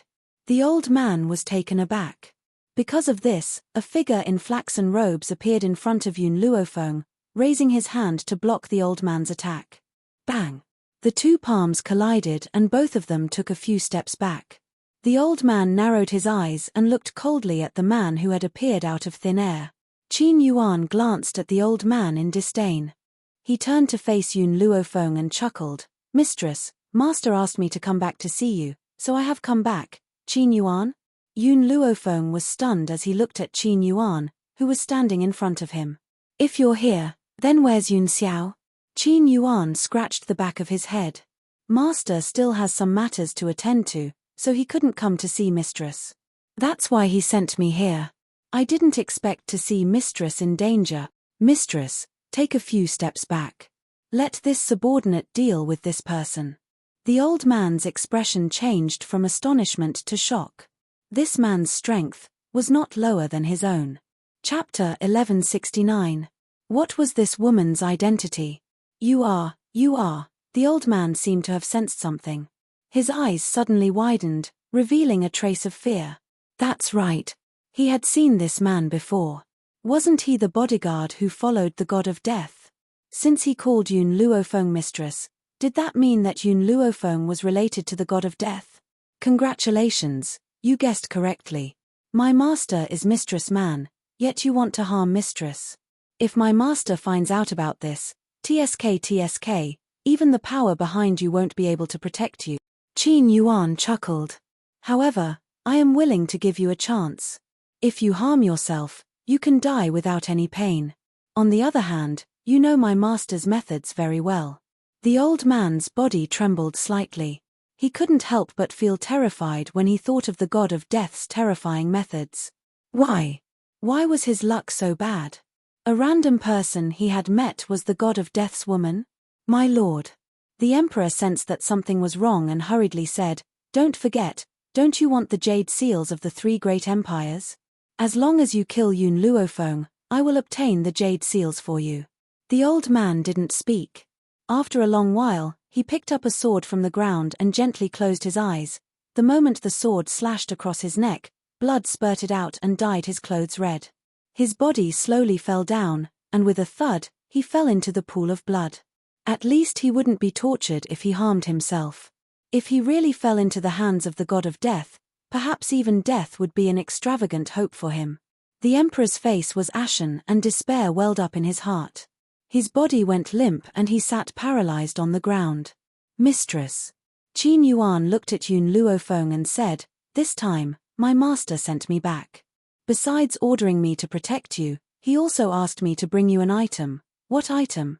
Yun Luofeng raised his brows and asked. Qin Yuan took out a bronze mirror from his clothes and handed it to Yun Luofeng. This is the celestial spirit mirror. My master asked me to give it to you. As for its use, I still don't know. Yun Luofeng put the celestial spirit mirror away. Since this was something that Yun Xiao had given her, it would definitely have an extraordinary use. Qin Yuan, go to the Wushuang Empire and the Liuyu Empire and kill all the people from the Tianhui Empire. Leave no one alive. Yun Luofeng's eyes flickered with killing intent as he coldly instructed. Yes. Qin Yuan cupped his fists. By the way, Qin Yuan, do you know why this old man wants the jade seals of the three great nations? Yun Luofeng asked, stroking his chin as if he had thought of something. Qin Yuan was silent for a while. Then, he shook his head and said, I'm not sure either. I think the jade seals of these three nations are of no use to him. Yun Luofeng nodded and said, when you go to those 2 countries, bring the jade seals to me. I always feel that the jade seals of the 3 great empires are different. Yes. Qin Yuan replied respectfully. After giving his orders, Yun Luofeng turned his gaze towards the emperor and consort Liu. He narrowed his eyes and smiled dangerously. I've said it before, I've come here to take your lives. She paused and continued, of course, compared to me, the Empress of Qianyun Kingdom is more qualified to punish you. Fire, take them away. Chapter 1170. All right. Fire blinked his eyes and walked towards the emperor and imperial concubine Liu with a smile. There was a sinister smile on her young and tender face. You'd better not resist. Otherwise, my flames will not listen to my orders. She opened her small hand and a raging flame burned. After seeing the raging flame, the emperor and imperial concubine Liu trembled, not daring to move an inch. That's more obedient. Fire withdrew his flames in satisfaction and laughed sinisterly. Are you coming with me? Or should I take you with me? No matter how unwilling they were in their hearts, the emperor and imperial concubine Liu still stood up and followed behind Fire. Milk tea, you guys come back. Yun Luofeng raised her hand and all the gold-seeking mice disappeared into thin air. Her gaze then turned to Fire. Let's go back. At this time, the emperor and imperial concubine Liu's eyes were filled with despair, as if they already knew what was waiting for them next. When Yun Luofeng escorted the 2 of them back to their country, the furious empress ignored the obstruction of others. She picked up a dagger and rushed over to stab the emperor's body. Her eyes were filled with hatred, wishing that she could cut the person in front of her into 1,000 pieces. If the man beside her had not stopped the empress in time, perhaps the empress would have completely lost her mind and moved the fetus again. After Yun Luofeng completed his promise to the empress, he locked himself in the Yi family to study the celestial spirit mirror. However, even Xiao Mo did not know how to use the celestial spirit mirror. A few days later, Qin Yuan, who she had sent to the 2 empires, returned. When he returned, the first thing Yun Luofeng asked was, "How did you come back to the Wuhui continent?" Qin Yuan rubbed the back of his head. The place where Master and I are now is called the 7 Continents continent. This continent is different from the Wuhui continent. In that continent, there are people guarding the wormhole. Every 2 years, those people will open the wormhole, allowing people from the 2 worlds to come and go. As far as I know, it hasn't been 2 years yet. Yun Luofeng raised his eyebrows. Then how did you come back? Qin Yuan coughed awkwardly. Well, I knocked out the person guarding the wormhole, so I walked out. Yun Luofeng slowly stood up. Qin Yuan, tell me where the wormhole is. In a few days, I will go to the 7 continents. Also, I hope that you can stay here. With your strength, you can ensure their safety. Mistress, Qin Yuan was a little anxious. Master sent me here to protect you. If I stay, who will protect you? I'll be fine. Yun Luofeng slowly turned around and looked at the azure sky outside the door. He said indifferently, also, I don't want a tragedy to happen again. Her hands clenched into fists. Now, whenever she thought of Jian Chengwen's death, her heart would fiercely tighten and she would feel extremely uncomfortable. Tragedy had already happened once, so she did not want another tragedy to happen. She could only leave with peace of mind if Qin Yuan stayed. Qin Yuan sighed helplessly. Mistress, since Master has sent me to you, I will naturally listen to your orders. Don't worry, I will protect your loved ones. Thank you. Yun Luofeng thanked him, pushed the door open, and walked out. In the hall, Yi Jingchen and his wife were playing with the 2 children. When they suddenly saw Yun Luofeng walking over, they hurriedly stood up and their eyes fell on the girl's beautiful face. Chapter 1171. Feng'er. Zhang Fongling's gaze was fixed on the young girl the entire time, and there was a hint of worry in his heroic eyes. I'm here to bid farewell to you. Next, I'm going to follow in Yun Xiao's footsteps. The young girl's expression was firm and unquestionable. Go ahead. Zhang Fongling said with a smile, Brother Yi and I will be leaving soon. I hope that we can meet on another continent in the future. Yun Luofeng nodded. I still have to find the old man and second uncle to say goodbye. Father, mother, if fate wills it, we will definitely meet again in the future. This time, She would be gone for a year and a half. Perhaps it would be a few years, or perhaps it would be more than 10 years. However, when the old man found out that Yun Luofeng had just returned and was about to leave again, he, who was over 50 years old, cried like a child and held on to Yun Luofeng's hand, unwilling to let go. Darling granddaughter, although I've always been blackmailing you during this period of time, I really can't bear to part with you after you leave. Especially since the place you're going to this time is so far away. Grandpa doesn't even know if he'll be able to live until the day you return. Yun Luofeng held the old man's hand tightly. I will find Yun Xiao as soon as possible and come back to see you. Moreover, you've already broken through to the heavenly spirit realm, so living for another 50 years won't be a problem. The old man immediately fell silent and glared at Yun Luofeng with resentment. I just wanted to say something emotional. Do you need to slap my face like this? Father. Yun Qingya patted the old man's shoulder comfortingly and looked at Yun Luofeng with smiling eyes. Feng'er, remember, we will always wait here for you to return. Yun Luofeng nodded his head lightly and looked at his relatives with a reluctant gaze. Ningxin didn't say anything. Her beautiful face had a smile on it, and she was dignified and elegant. Her clear eyes stared at Yun Luofeng without blinking. Oh right. Yun Qingya seemed to have thought of something and said, when we were facing the army of the Sky Hui Empire, a man saved us. That man said he was your old lover. What? Upon hearing this, the old man, who was originally sad because of the parting, immediately flew into a rage. You stinking girl, you even have an old lover. Do you dare to do anything that will let Yun Xiao down? The old man trembled with anger. In his heart, Yun Xiao had already become his grandson-in-law. How could he possibly allow Yun Luofeng to do anything that would betray Yun Xiao? Yun Luofeng's mouth twitched. Old lover? How could she not know that she had an old lover? Second uncle, did he say his name? No.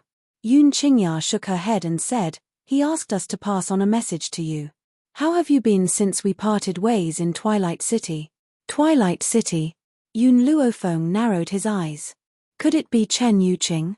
At this moment, a handsome, Pharaoh-like face appeared in the young girl's mind. She stroked her chin gently with her finger. The more she thought about it, the more likely it seemed. If this person came from the Twilight City, then it could only be Chen Yuqing. Stupid girl. The old man angrily took off his shoes and threw them at Yun Luofeng. If not for Yun Luofeng's quick reflexes and hurriedly dodging, he would definitely have been hit by this slipper. Grandfather. Yun Luofeng's face darkened as he helplessly called out. Who's your grandfather? Who are you calling grandfather? The old man's face was flushed red. You really found a lover. Let me tell you, I'm only satisfied with Yun Xiao as my grandson-in-law. I won't recognize anyone else. Chapter 1172. The old man snorted, looking like he was dead set on something. Yun Luofeng's forehead twitched a few times. Second uncle must have misheard. He's definitely not talking about an old lover, but an old patient. Old patient. The old man's eyes were filled with suspicion. It was obvious that he did not believe Yun Luofeng's words. Yun Luofeng gave Yun Qingya a look. Yun Qingya understood and coughed dryly. Her eyes were filled with a smile. Yes, Feng'er is right. I heard wrongly. That man said a patient, not a lover. Grandfather, I already said that second uncle heard wrongly. Yun Luofeng shrugged his shoulders. Chen Yuqing is a patient I met in Twilight City. Because I cured his illness, he came to find me this time to repay me. It's getting late now, I have to leave. Scram. The old man glared at him. If you don't bring Yun Xiao back to get married, don't come back to see me. Yun Luofeng smiled. She took one last look at her blood-related relatives, turned around, and walked out. Only when his figure disappeared did Yun Qingya retract her gaze. Her face was filled with helplessness. Father, no one is involved in the relationship between Feng'er and Yun Xiao. Don't worry about them. The anger on the old man's face gradually disappeared. He sighed, I know. Feng'er is my granddaughter. How could I not understand her as a grandfather? Even if the man who saved you is interested in Feng'er, Feng'er will not accept her. Then why did you just, I just don't want the parting to be too sad. The old man's face was a little tired. Feng's path is very broad. She shouldn't be limited to such a small place. As her grandfather, how can I drag her down? Feng has already been tired enough during this period of time. I don't want her to leave in peace. If the old man had shown reluctance, Yun Luofeng would not have been so at ease. It was precisely because of his final actions that she was able to leave in peace. Qingya, I'm tired. I'll go down and rest first. You and Shinna should also go back to your room and rest early. The old man's body staggered a little. The moment he turned around, he finally couldn't stop his tears from flowing down his face. At the city gate. It was overgrown with weeds and was extremely desolate. On this road, the blood had not been washed clean, and one could still see the fierce battle that day. Just as Yun Luofeng was about to continue forward, he saw a figure in front of him that looked like an immortal from a painting. There was a smile on Chen Yuqing's handsome face as she stared at Yun Luofeng with a gentle gaze. I've been waiting for you here for a long time.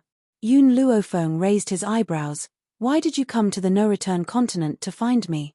Do you want to go to the 7 continents continent? Chen Yuqing went straight to the point. That's right, I really want to go to the 7 continents. Because there was someone she wanted to see there. Among the forces of the 7 continents, many forces have space wormholes. Those wormholes are the only way to travel from this world to another world. Chen Yuqing's gaze remained fixed on Yun Luofeng. If you want to enter the 7 continents, I have a way to help you. What is it? My Chen family has a wormhole. Yun Luofeng was startled. Was this considered wearing out iron shoes in fruitless searching only to find it by chance without even looking for it? She had set out this time to find a way to enter the wormhole.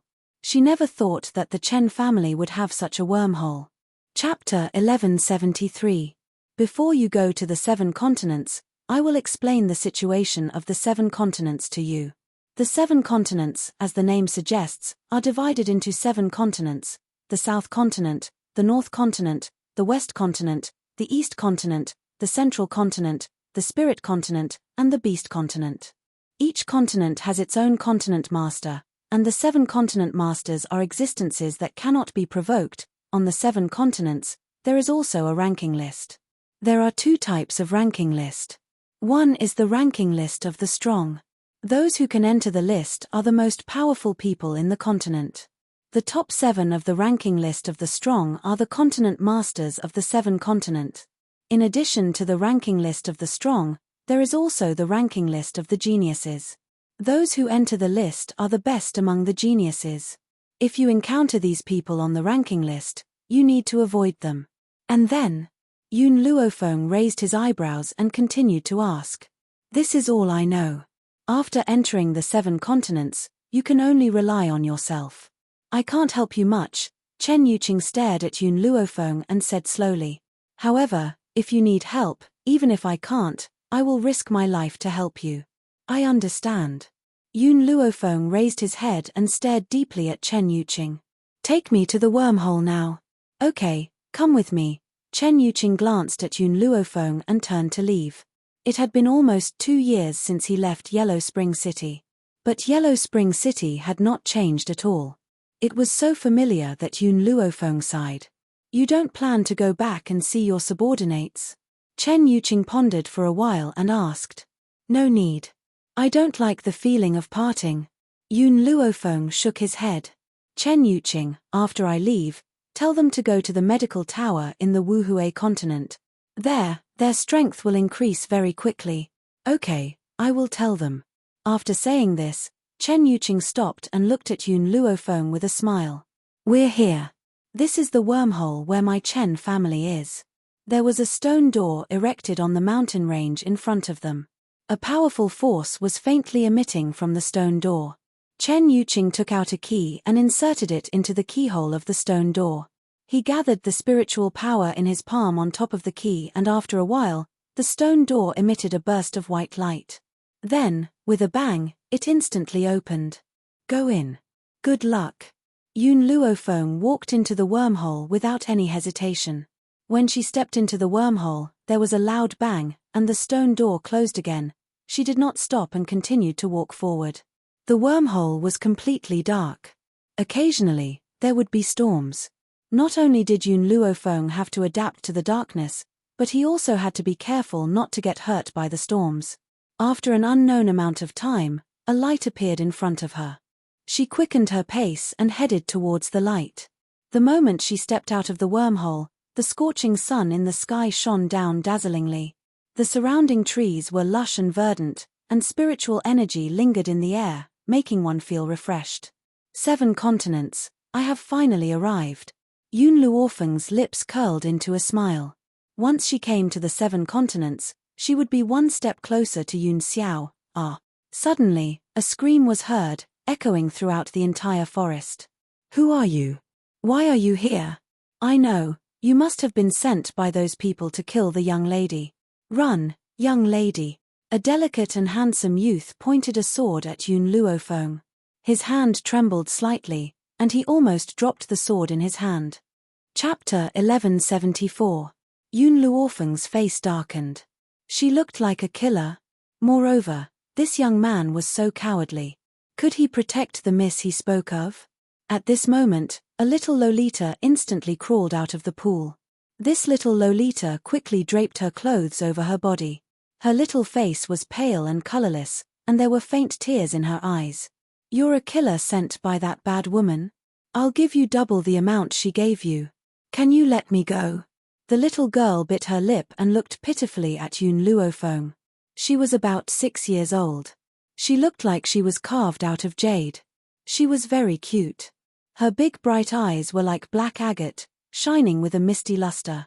I'm just passing by. Yun Luofeng's mouth twitched as she explained. Miss, don't believe him. That woman must have sent someone very cunning. Maybe she wants to confuse us first and then kill you. Hurry up and leave. I'll cover you. The young man waved the dagger in his hand and rushed towards Yun Luofeng. Yun Luofeng's face darkened. Her fingers gently clasped the young man's wrist. With a forceful flip, she threw him to the ground and stepped on his chest. What? The little girl was so scared that she started crying. She quickly rushed in front of the young man and hugged Yun Luofeng's leg tightly. She wanted to push her leg off the young man's body. Brother Zihao, let go of Brother Zihao. I'm begging you. As long as you let go of Brother Zihao, I'll let you do whatever you want to me. The little girl cried pitifully. Her stubborn eyes were filled with tears. She looked as if she had been wronged. Yun Luofeng raised her eyebrows. What do you mean? The little girl bit her lip. I heard that the person that bad woman sent to kill me is a super pervert. Not only does he like women, but he also likes virgin girls. As long as you let go of Brother Zihao, I'll go with you. You can do whatever you want to me. If Yun Luofeng continued like this, she might really become a bully. Especially since the little girl was crying so pitifully. Yun Luofeng couldn't help but put down her leg. You can go, she said coldly. I'm not here to kill you, and I'm not a pervert. I'm not interested in virgin girls. You can go now. The young man was startled. He crawled up from the ground, held the little girl's hand, and carefully followed behind Yun Luofeng. Yun Luofeng stopped and frowned. He coldly looked at the 2 people behind him and said, Why are you following me? The youth's delicate cheeks were stained with a touch of red. We didn't follow you. We just happened to be going the same way as you. Since she wasn't sent by that woman, she definitely wouldn't hurt them. In addition, she was quite strong, so it would be safer to follow her. Yun Luofeng ignored the 2 of them and continued forward. However, the 2 people behind her were like her little tails, always following behind her. If she quickened her pace, the 2 of them would quickly follow. If she stopped, they would stand behind her without moving. Yun Luofeng finally couldn't take it anymore. He turned around and said angrily, What exactly do you want? The little girl bit her lips tightly and carefully glanced at Yun Luofeng. I want to follow you. She spoke very carefully, afraid that she would accidentally anger Yun Luofeng. Chapter 1175. If you follow me again, don't blame me for being impolite. Yun Luofeng gave the 2 a warning look and walked out of the forest. The little girl stopped. When she looked down, Her eyes became misty again. Brother Zihao, what should we do? That bad woman will not let me go. The young man patted his chest confidently. Miss, don't worry. As long as I am here, I will not let you be in danger. Brother Zihao, it's my fault for dragging you down. The little girl wiped away her tears. If it wasn't for me, you wouldn't have to hide with me. Miss, it's my responsibility to protect you. I will not let you be in danger. Brother Zihao, I don't really understand. Why did you drag me along with her? The little girl tilted her head, her bright eyes full of curiosity. The young man thought for a moment. First, that woman is very powerful. She is at least a Holy Spirit practitioner. Second, did you see the jade pendant on her waist? The little girl nodded. I saw it. The word Jun is carved on it. Miss, do you still not understand the meaning of this word? On the 7 continents, there is only one person with the surname Jun. That person is the lord of the spiritual state. In the forest. Yun Luofeng looked at the 2 people behind him, who were not following. He slowly breathed a sigh of relief. I've finally shaken them off. She did not know if it was her bad luck that something like this happened as soon as she arrived on the 7 continents. First, she was inexplicably treated as a killer. In the end, the 2 people who misunderstood her did not listen to her advice and chased after her. Master, I think that girl is pretty. Little Mo's voice came from his soul. Yun Luofeng raised an eyebrow. You already have Little White. Why are you still thinking about someone else? Master, what I mean is that you can marry her to Xiao Shu. Little Mo said with a smile. Yun Luofeng smiled and shook his head. Forget it. Didn't you hear what they said? This little girl is being hunted. Before we know how strong the people who are hunting her are, it's better not to get involved with them. She was not afraid of trouble or danger, however, she was not willing to face danger for a stranger. Master, I think we should look for the soul fruit now. Even though we got a soul fruit from the Ji clan, it's not enough to heal Little Mo's soul. We need to look for more soul fruits. Since that's the case, let's continue. Yun Luofeng moved his shoulders, and a ray of light flashed across his narrowed eyes. Outside the forest was an ancient city gate. There was a long queue at the city gate. Yun Luofeng walked to the back of the crowd and looked at the long line of people in front of him. He frowned and muttered to himself, what happened in this city? Why are so many people heading there? Standing in front of Yun Luofeng was a young man. When he heard Yun Luofeng's muttering, he could not help but turn around to look at her. You don't even know what's going on, so why are you queuing? It's the registration day for the Western Continent Academy, and everyone here is here to register. Academy? Yun Luofeng was startled. There was also an academy in this foreign world. What does this academy mean? Yun Luofeng hesitated for a moment before asking shamelessly. Chapter 1176. The young man looked at her with disdain. Where did you come from?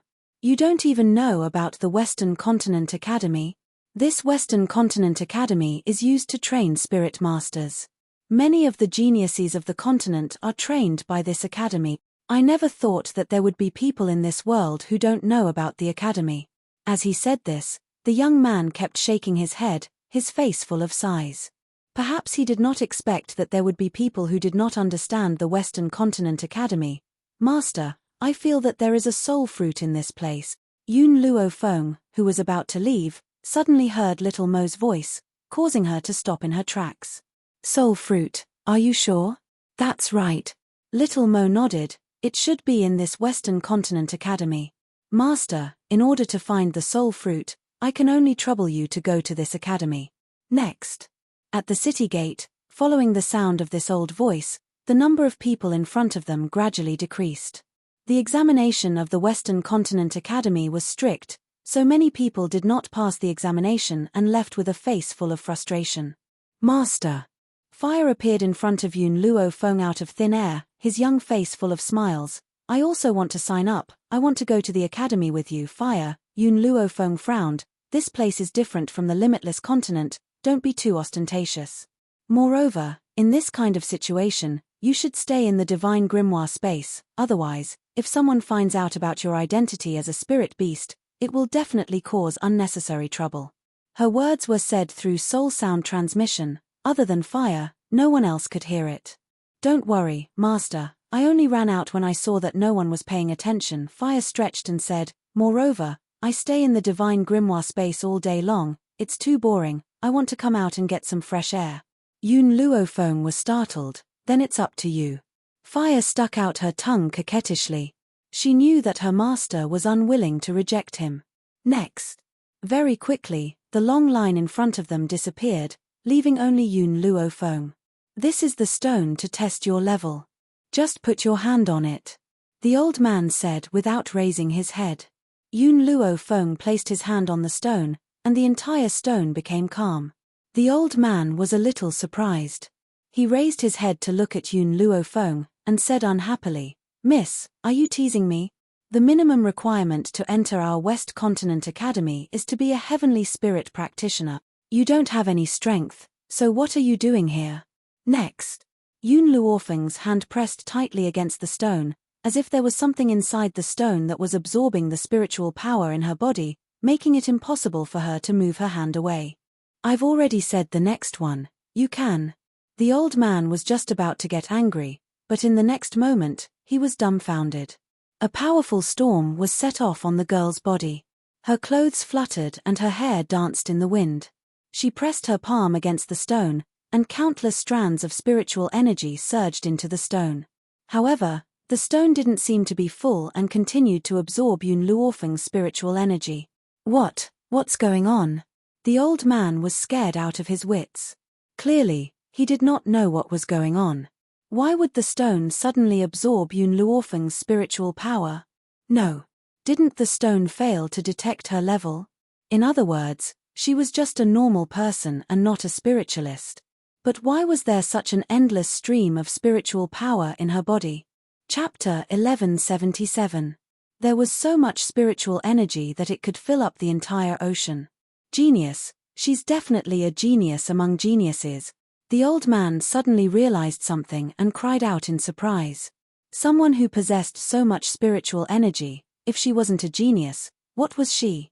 Even if she hadn't started cultivating yet, as long as she was nurtured, she would definitely become an exceptional genius. No, he had to inform the dean about this. You've passed. Also, today's registration ends here. Everyone else can come back tomorrow. After saying this, he hurriedly left. Yun Luofeng's voice suddenly rang out, causing him to stop before he could even take a step forward. My sister wants to sign up with me. I wonder if she can get in? Yes. The old man hurriedly nodded. That won't be a problem at all. I have something to do now and have to leave. You can come to the academy to find me on the first day of school. After saying this, the old man turned and left. His figure was very hurried, and he quickly disappeared from everyone's sight. Yun Luofeng glanced at the stone that had been left behind, frowned slightly, and asked via soul telepathy. Little Mo, what's going on? Little Mo pondered for a moment before replying, Master, your spiritual energy is a bit special. This broken stone can't detect your spiritual energy, but it can sense that your spiritual energy is something good. That's why it wants to devour all of your spiritual energy. Yun Luofeng's face lit up with an evil smile. According to what you've said, doesn't that mean that this stone has become a spirit? Master, there are many strange things in this world. It's not strange for a stone to have developed a mind of its own. Yun Luofeng gently stroked his chin as his eyes flashed with deep thought. Now that we've successfully passed the registration, we only need to wait for a few days to enter the academy. Little Mo, when the time comes, pay attention to where the fruit of the soul is. After I obtain it, I will leave the academy. After all, Yun Xiao is still waiting for me. All right, Master, don't worry. Leave this matter to me. With my abilities, I will quickly find the fruit of the soul for you. West Continent Academy. In the elders' room, a group of old men were discussing problems. At this moment, they saw a figure quickly run in from outside the door. Panting, he said, Elders, there's been an unexpected situation during today's registration. What unexpected situation? The one who spoke was a grey-robed elder. He looked at the old man in front of him and asked indifferently. The old man wiped the cold sweat off his forehead. When I was testing the applicants, I found a young girl. She doesn't seem to have any cultivation. No cultivation? This kind of thing is not a big deal, just declare her a failure. The grey-robed old man frowned and said impatiently. The old man continued, but, the stone is constantly absorbing her spiritual energy, and her spiritual energy seems to be endless. It's even wider than the ocean. Because of this, I've specially come to inform the elders. What? The elders stood up one after another, their eyes filled with astonishment. Limitless spiritual power? That was the characteristic of the legendary nihility physique. Those with the body of nothingness are all 1 in a million geniuses. I never thought that such a genius would appear in our West Continent Academy, ha ha ha. The grey-robed old man burst out in laughter. He suppressed the excitement in his heart and said, "This genius is mine, don't fight with me." Chapter 1178. Elder Shu Kong, you've already acquired a genius. Why don't you give this one to me? She will grow faster if she follows me. You're a doctor. What are you saying? That genius isn't a doctor. It's better if you find a student who is a doctor. Who says doctors can't take her as a student? I have my eyes on this genius. What's wrong with that? The elders argued until their faces were red. Nobody was willing to give way. The old man wiped off his cold sweat and said carefully, "Elders, didn't you say that the next genius would be given to Elder Extraordinary? During the registration period, Elder Extraordinary wasn't in the school. Therefore, the other elders who had acquired geniuses had already discussed this. If they were to encounter another genius with outstanding talent, they would give it to Elder Extraordinary, who knew that in the end, they would start arguing again." The entire elders' quarters silenced at the old man's words. All the elders' gazes were fixed on him. Their eyes were filled with anger and viciousness. The old man shuddered. He subconsciously took 2 steps back, afraid that the elders would kill him to silence him. Remember, when Extraordinary returns, you are not allowed to say anything. Shu Kong glared at the old man and warned, "If I find out that you've said one word, you're done for." That's right. You are not allowed to tell Extraordinary. We'll discuss who gets this genius. As for Extraordinary, we'll give the next genius to him. The elders nodded in agreement. One less person meant less competition. It was better than so many people fighting over one genius. I suggest that we let the genius choose for herself. Whoever she wants to follow will be her master. Among the crowd, the elder in red raised his hand and suggested. The others nodded in agreement. That's not a bad idea. There's no point in us arguing like this. It's better to let her decide for herself. However, the elders were all confident in themselves. They believed that they could win Yun Luofeng's heart. Nightfall. Yun Luofeng pushed open the door and walked into her room. Just as she was about to undress, someone knocked on the door. "Come in."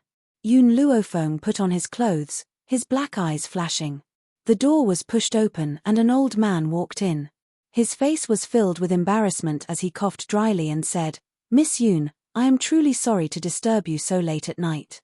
I am Elder Shu Kong of the Western Continent Academy." "What's the matter?" Yun Luofeng raised his eyebrows and asked. Shu Kong's expression became more and more awkward. He hurriedly took out a small box from his sleeve and handed it to Yun Luofeng. "This is my gift to you." In the Western Continent, there had always been people who gave gifts to the Academy elders, but only Yun Luofeng had made the Academy elders personally give gifts. "You don't come here for no reason. Tell me, what do you want?" Yun Luofeng glanced at the box before withdrawing his gaze. He asked with a smile that was not a smile.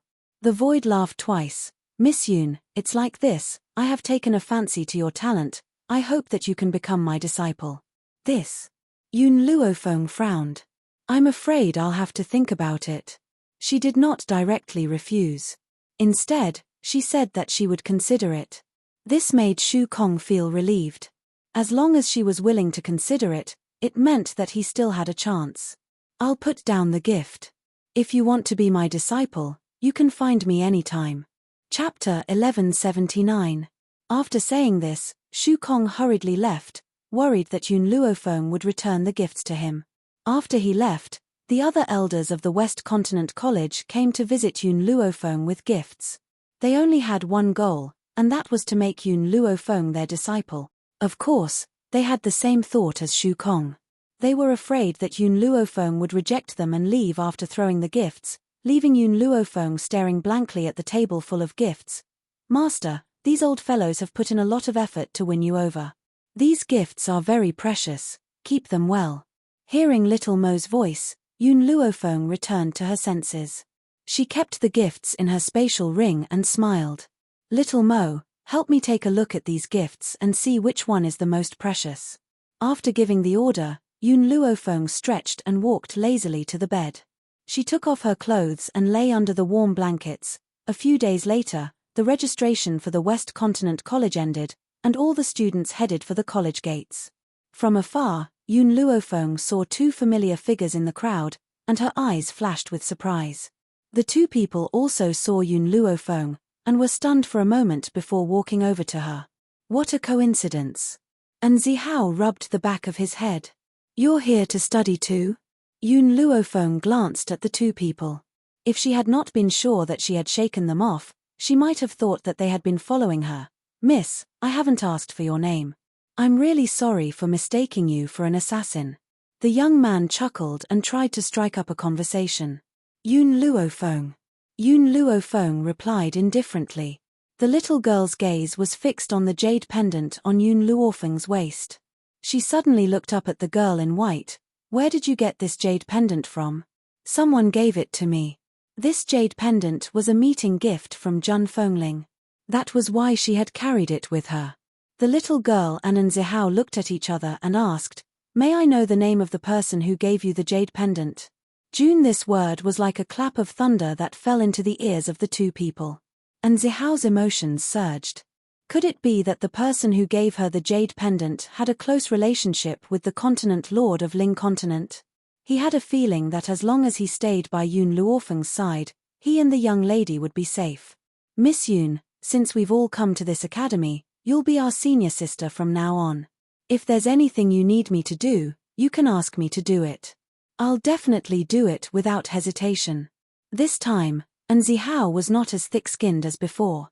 Instead, he used his relationship with West Continent College to get closer to Yun Luofeng. As long as he could keep them by his side, running errands for her was not a problem. "I've seen pickup artists before, but I've never seen anyone with such lousy pickup skills." A young and tender voice came from an ancient tree next to them. Fire jumped down from the treetop and stood beside Yun Luofeng. Her face was full of smiles as she turned to look at Yun Luofeng. "Elder sister, do you think I'm right?" Previously, Yun Luofeng had instructed her not to call her master outside, otherwise, it would be very easy to expose Fire's identity. "Miss Yun, is this your sister?" And Zihao's eyes lit up. "Your sister is as cute as me." Fire's small face darkened. She glared at Zihao fiercely. "If you look at me again, I'll poke your eyes blind later." Chapter 1180. And Zihao smiled awkwardly and hurriedly retracted his gaze. It was not easy for Yun Luofeng to not chase him away. He did not want to ruin their current relationship. Everyone. At this moment, the old man who had helped everyone register a few days ago stood at the front. He cleared his throat and said, "Our West Continent College is divided into 3 categories. One is cultivation, one is medical skills, and the last is beast taming. You can choose the category that you are more interested in later." As the old man's voice rang out, the crowd fell silent. Everyone stared at him without blinking. In addition, before the college reopens, there will be a test. Only by passing this test can you successfully enroll. "I wish you good luck here." The old man smiled and said. The crowd was in an uproar. Everyone started discussing and was curious about the upcoming test. "All right, you can all go and prepare. The test will be held in 3 days." The old man looked at the crowd and walked to Yun Luofeng's side. Before he left behind these words. "Come with me to the elder's office. The elders want to see you." Because he had purposely lowered his voice, only Zihao, who was standing next to Yun Luofeng, could hear what he had said. A light flashed in Zihao's eyes. He realized that he had not followed the wrong person. Yun Luofeng definitely had the ability to protect them. However, Yun Luofeng did not know what he was thinking. She followed the old man into the elder's office. At this moment, many elders were already waiting in the elder's office. When they saw Yun Luofeng enter, their eyes lit up and they quickly walked up to her. "Miss Yun, what do you think? Who do you want to be apprenticed to?" Everyone's eyes were on her. There was nervousness in their eyes. Yun Luofeng stroked her chin and blinked. "I've seen all of your gifts. I like all of them. If I had to choose one, it would be very difficult." Her voice made the elders even more nervous. They were afraid that she would reject them. "Miss Yun, do you have a favorite?" Yun Luofeng smiled. "I feel that I can be apprenticed to all of you." Ever since she came to West Continent College, little Mo realized that the fruit of the soul was in the elder's office. Therefore, she had to enter the elder's chamber to find the fruit of soul. Therefore, acknowledging this group of elders as his master was the best choice. The elders were stunned by his words. They looked at each other with surprise in their eyes. All the elders are taking in the same disciple. This has never happened since ancient times. The elders of the Western Continent Academy were all in a competitive relationship, thus, they had never considered accepting a common disciple. "I think this is feasible. Since none of us are willing to give up on her, then let's all be her master," Void said after a moment of silence. "Looks like that's the only way. I don't want to give up on her. What about you guys?" Another elder chimed in. All the elders nodded, their eyes glowing as they stared at Yun Luofeng. Shu Kong coughed dryly and explained with a smile, "Disciple, you will be our disciple from now on. Let me solemnly introduce myself to you. I am the Western Continent Academy's elder group's Void. The white-robed one beside me is called Emptiness, the red-robed one is Ling Hai, and the one with the protruding mouth and monkey cheeks is called Cheong Tian. As for the only female among the elders, she is Shui Ying. Now that you have become our disciple, even if we old fellows risk our lives, we will not let anyone bully you." Chapter 1181. Oh yes. Shui Ying seemed to remember something. She blinked her beautiful eyes and said, "I heard that our disciple has yet to become a cultivator. Based on her abilities, she can't participate in the Academy's assessment. Why don't we just cancel her assessment and let her advance directly?" "That's a good idea.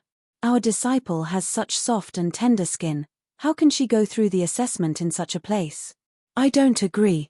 Ling Hai agreed with Shui Ying. Since Yun Luofeng had already received their help, there was no need for her to participate in the assessment. She could directly enter the academy. There's no need. However, in the face of the elders' good intentions, Yun Luofeng shook her head and refused. "I can enter the academy based on my own abilities. I don't need you to open any backdoors for me." "Ha ha." Shu Kong laughed heartily. He stroked his snow-white beard and nodded in satisfaction. "You're my disciple indeed. All right, I agree to let you participate in the assessment. If you really can't do it, you can give up. I'll get someone to protect you." As the stone had not measured Yun Luofeng's level previously, these elders had assumed that she had yet to embark on the path of cultivation. Hence, they had made this decision. In the face of these elders' good intentions, Yun Luofeng did not reject them nor did she explain herself. She had come here for the fruit of the soul. Before that, she must conceal her powers. Otherwise, if others were to find out about her abilities, they would definitely suspect her motive for entering the academy. Before obtaining the fruit of the soul, she would never reveal her powers. "Disciple, have you decided which category to choose?" Shui Ying looked gently at Yun Luofeng and spoke in a gentle tone. "On this mainland, doctors are more popular. Disciple, if you learn medicine from me, you will definitely be revered by everyone," Ling Hai said with a gentle smile. "Medicine is too boring. How can it be as interesting as taming beasts? My precious disciple, learn beast taming from me. When the time comes, I'll catch a mount for you." No. Her area of excellence is in cultivation. Hence, it's better for her to focus on cultivation. Medicine and taming beasts are not suitable for her. The elders began to argue once again. They argued until their faces were red and they would not stop until they achieved their goal. Watching these people argue, Yun Luofeng's mouth twitched. She turned to look at the old man who had brought her here. Is this how the Academy's elders behave? The old man was a little embarrassed. He wished he could find a hole to hide in. It's true that they often get into disputes over items or geniuses. But to this extent, perhaps this is the only time.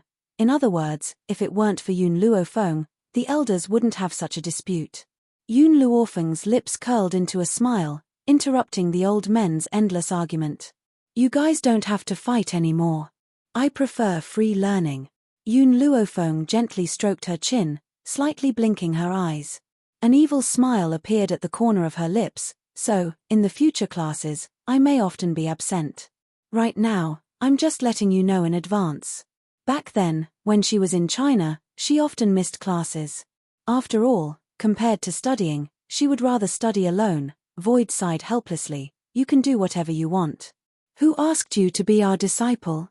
You don't have to go if you don't want to study. However, if you have any knowledge that you want to understand, you can look for me at any time. Chapter 1182. All right.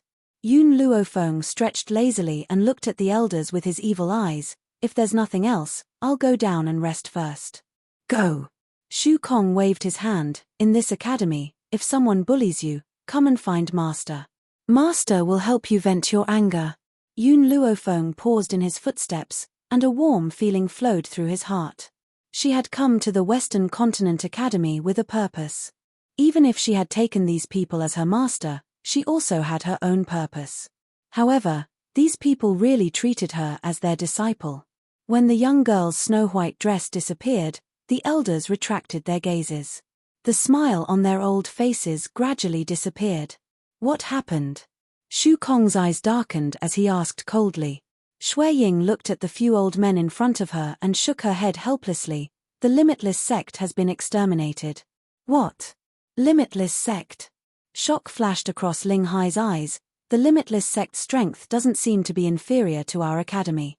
Who exactly has the ability to destroy the entire Limitless Sect? Shui Ying laughed bitterly. Have you forgotten what happened a while ago? The Limitless Sect fought with a young man and sent all their experts to chase after that young man. Among them, there were also a few other great powers that interfered. Unfortunately, so many experts from so many powers were unable to do anything to that young man. In the end, the Limitless Sect was even exterminated by that young man. Hiss.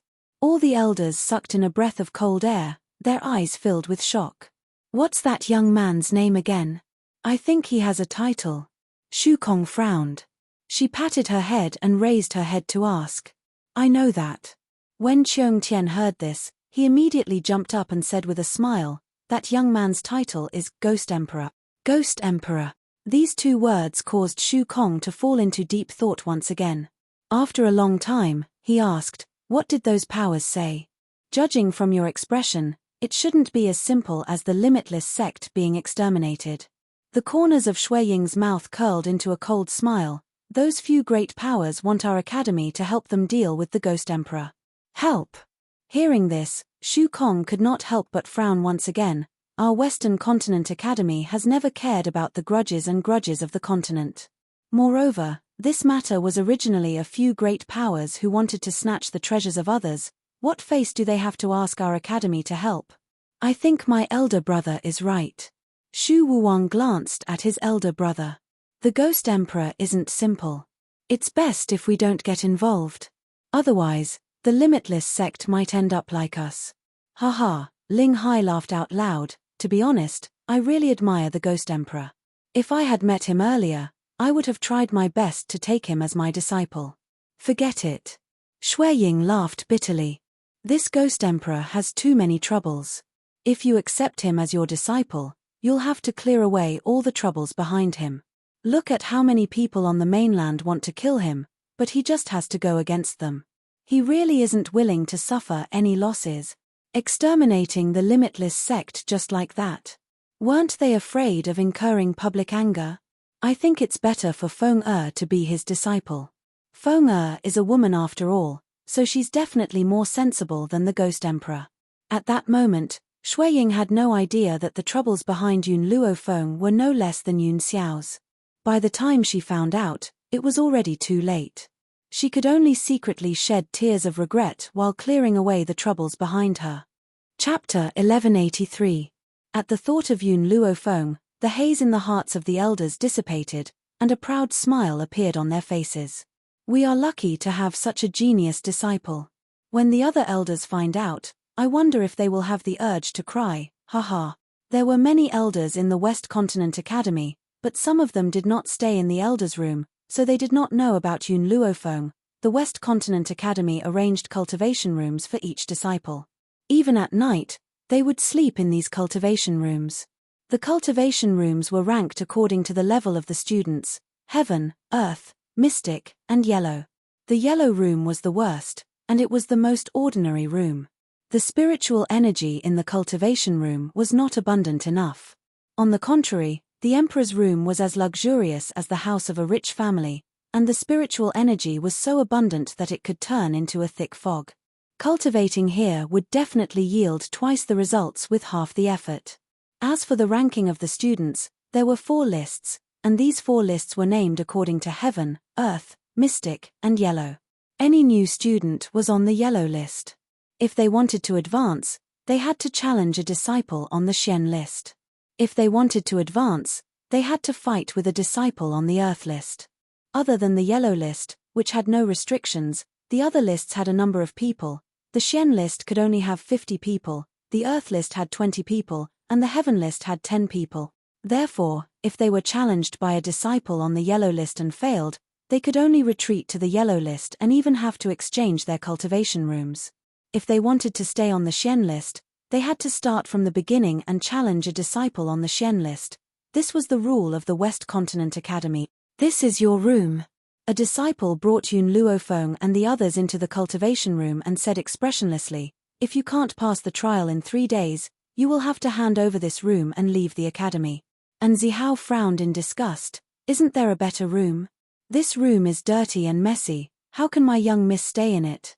The disciple sneered, and a sarcastic smile appeared on his face. "There is. But those rooms are not for people like you. You should stay here peacefully." A guard, a little girl who was only a few years old, and a young girl who had no cultivation at all.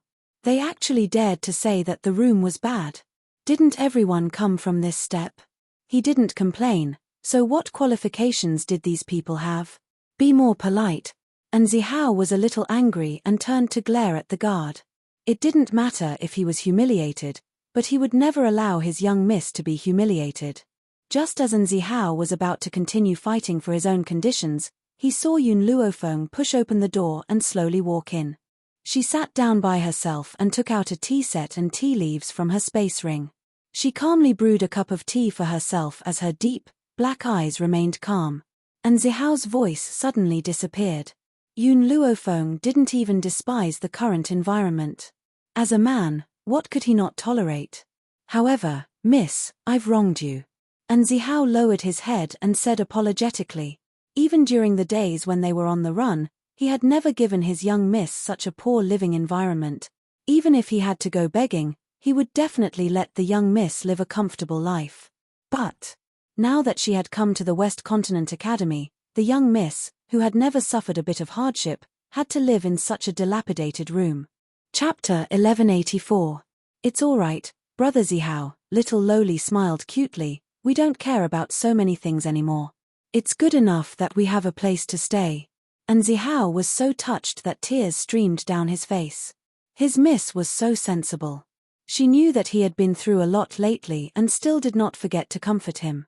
Sob sob, and Zihao wiped his tears. "Miss, I will definitely let you live a good life in the future." While the master and servant were speaking emotionally, Yun Luofeng had already poured herself a cup of tea. She slowly brought it to her lips and tasted it. She looked at the two of them as if she was watching a good show, and the smile in her eyes deepened. "Miss Yun." And Zihao wanted to enter the room to greet Yun Luofeng, but the girl waved her hand and the door slammed shut with a bang, giving him the cold shoulder. He rubbed his nose, but his expression was not dejected at all. "Miss, we are now living next door to her, so we can be considered close to her. I believe that one day, we will be able to reform her." "Brother Zihao." Little Loli gently bit her lip. "I think we should forget about it." She seems to think of us as trouble and doesn't want to get close to us. No. Miss, although we came to the West Continent Academy and those people can't find us for the time being, we are still in danger. If we can get her protection, it will be equivalent to setting foot on a life-saving ship. I cannot give up. Seeing Nzehao's excited expression, little Loli could not bear to discourage him and did not say a word. At that moment, little Mo appeared out of thin air in front of Yun Luofeng in the room and blinked lightly. Master, you don't plan to help Ara Lei? Ara Lei? Yun Luofeng was startled and glanced at little Mo in confusion. The little Loli that you rejected. Don't you think she looks a lot like Ara Lei? I don't know her name, so I used this title instead. Yun Luofeng had not noticed at first, but now that he heard little Mo's words, he realized that the little Loli did indeed look a lot like Ara Lei. No, it's too troublesome. Yun Luofeng took a sip of tea and glanced at little Mo. You really want to help her? Have you forgotten Xiao Bai? Little Mo coughed twice. How could I forget Xiao Bai? Sigh, that's not right. There was nothing between me and Xiao Bai before this. There was nothing between us. After saying this, little Mo suddenly reacted and looked at Yun Luofeng with resentment in his eyes. Master, this little girl is rather special. Can't you smell the faint fragrance coming from her body? This fragrance doesn't belong to a normal human. It smells like some kind of spiritual fruit. Yun Luofeng was startled and became silent. His fingers tightly gripped the teacup as he asked, What do you mean by that? Master, the little tree is just a tree, but it can transform into a human. So, I suspect that arale is a humanoid fruit. It is said that after consuming the humanoid fruit, one's spiritual power will increase greatly. Yun Luofeng's finger paused and his lips curled into a smile that was not a smile. Little Mo, are you trying to trick me again? Little Mo felt a little guilty. Master, do I look like the kind of person who would cheat others? I can scam others, but I won't scam you. How many times have you cheated me? Back then, you said that Xiao Bai's body was special, so I accepted her. Then, you told me that her bloodline was more troublesome and could bring me danger. Chapter 1185. Because she had accepted it, she had to be responsible for Xiao Bai. However, if Xiao Bai was just a stranger to her, would she risk her life to save her in the future? The answer was definitely no. But now, no matter what danger Xiao Bai was in, she would risk her life to protect her. Little Mo made up his mind. All right, I'll tell you the truth. Arale is only 6 years old and she doesn't know her own identity. That's why she isn't being hunted down by the powerful cultivators of the mainland. In 2 years, the fragrance on her body will be released and many powerful cultivators will come after her. Yun Luofeng took a sip of his tea and asked calmly, So, you want me to be hunted down along with her? Master, you've wronged me. Little Mo looked wronged. I'm doing this for your own good. Don't you want such a magical existence? Faced with Little Mo's tempting words, Yun Luofeng did not even think and said one word. I don't want to. Master. Little Mo was a little helpless. Actually, I sympathize with Arale. As a humanoid fruit, even if she isn't hunted down by powerful cultivators, she can only live to 10 years old. Unless she can break through to the Holy Spirit realm before she turns 10. Of course, she won't be able to do it on her own unless you help her, Master. Yun Luofeng stood up and said lazily, Go wash up and sleep. Seeing that Yun Luofeng was about to turn back to the bed, Little Mo panicked. Master, don't you want to heal your hand? Other than the Holy Maiden tribe's holy water, there's something else that can help your right arm recover. I didn't tell you about it because it's too rare. Sure enough, Yun Luofeng paused in his steps and listened to Little Mo with his back to him. That thing is the juice of the humanoid fruit. Yun Luofeng turned around and looked at Little Mo. Juice? That's right, Little Mo nodded. This juice is Arale's tears. Yun Luofeng stroked his chin, his eyes flashing. You're not trying to trick me again, are you? Little Mo's face darkened. Why doesn't Master believe me even though I'm telling the truth? Is he that untrustworthy? Master, I promise, I didn't hide anything from you this time. Yun Luofeng glanced at Little Mo and said, Let's wait and see. If Arale's enemy is more troublesome than the Sacred Lady tribe, Then I might as well go to the Sacred Lady tribe to look for holy water. Little Mo lowered his head and sighed. It seemed that this was the only way. 3 days later, on the square of the academy, countless people were whispering to each other and discussing curiously. Cough, cough. A dry cough rang out, causing the entire square to fall silent in an instant. Your mission this time is to spend 7 days in God-burying mountain. If you can safely leave the mountain within 7 days, then you'll be able to enter the academy. Otherwise, you'll be expelled. Of course, you don't have to worry about encountering danger. If you are in danger, someone will come and save you. As soon as the old man finished speaking, the crowd went into an uproar. God-burying mountain. It was said that it was extremely dangerous inside. Even gods would be buried in this mountain, especially at the top of the mountain. Perhaps even the academy's elders wouldn't dare to go there. Fortunately, the academy only wanted them to stay in the mountain for 7 days and not complete other missions. At that time, they only needed to find a quiet place to stay for 7 days. Chapter 1186. If all of you are ready, we will depart now. The elder's gaze swept across the crowd as he ordered coldly. Not long after, the noisy crowd quieted down once more. They waited for the elder to lead them to the burial god mountain, the hidden god mountain. There were 9 levels in total. The higher one went, the more powerful the spiritual beasts and traps they encountered. Normally, Holy Spirit cultivators only dared to linger around the 3rd level and below. If they accidentally stepped into the 4th level, they would die without a trace. At this moment, a group of people arrived at the hidden god mountain. They only stopped when they reached the foot of the mountain. The leader of the group was an elder. After he stopped, he turned around and said, "We have arrived at the hidden god mountain. I wish you all good luck.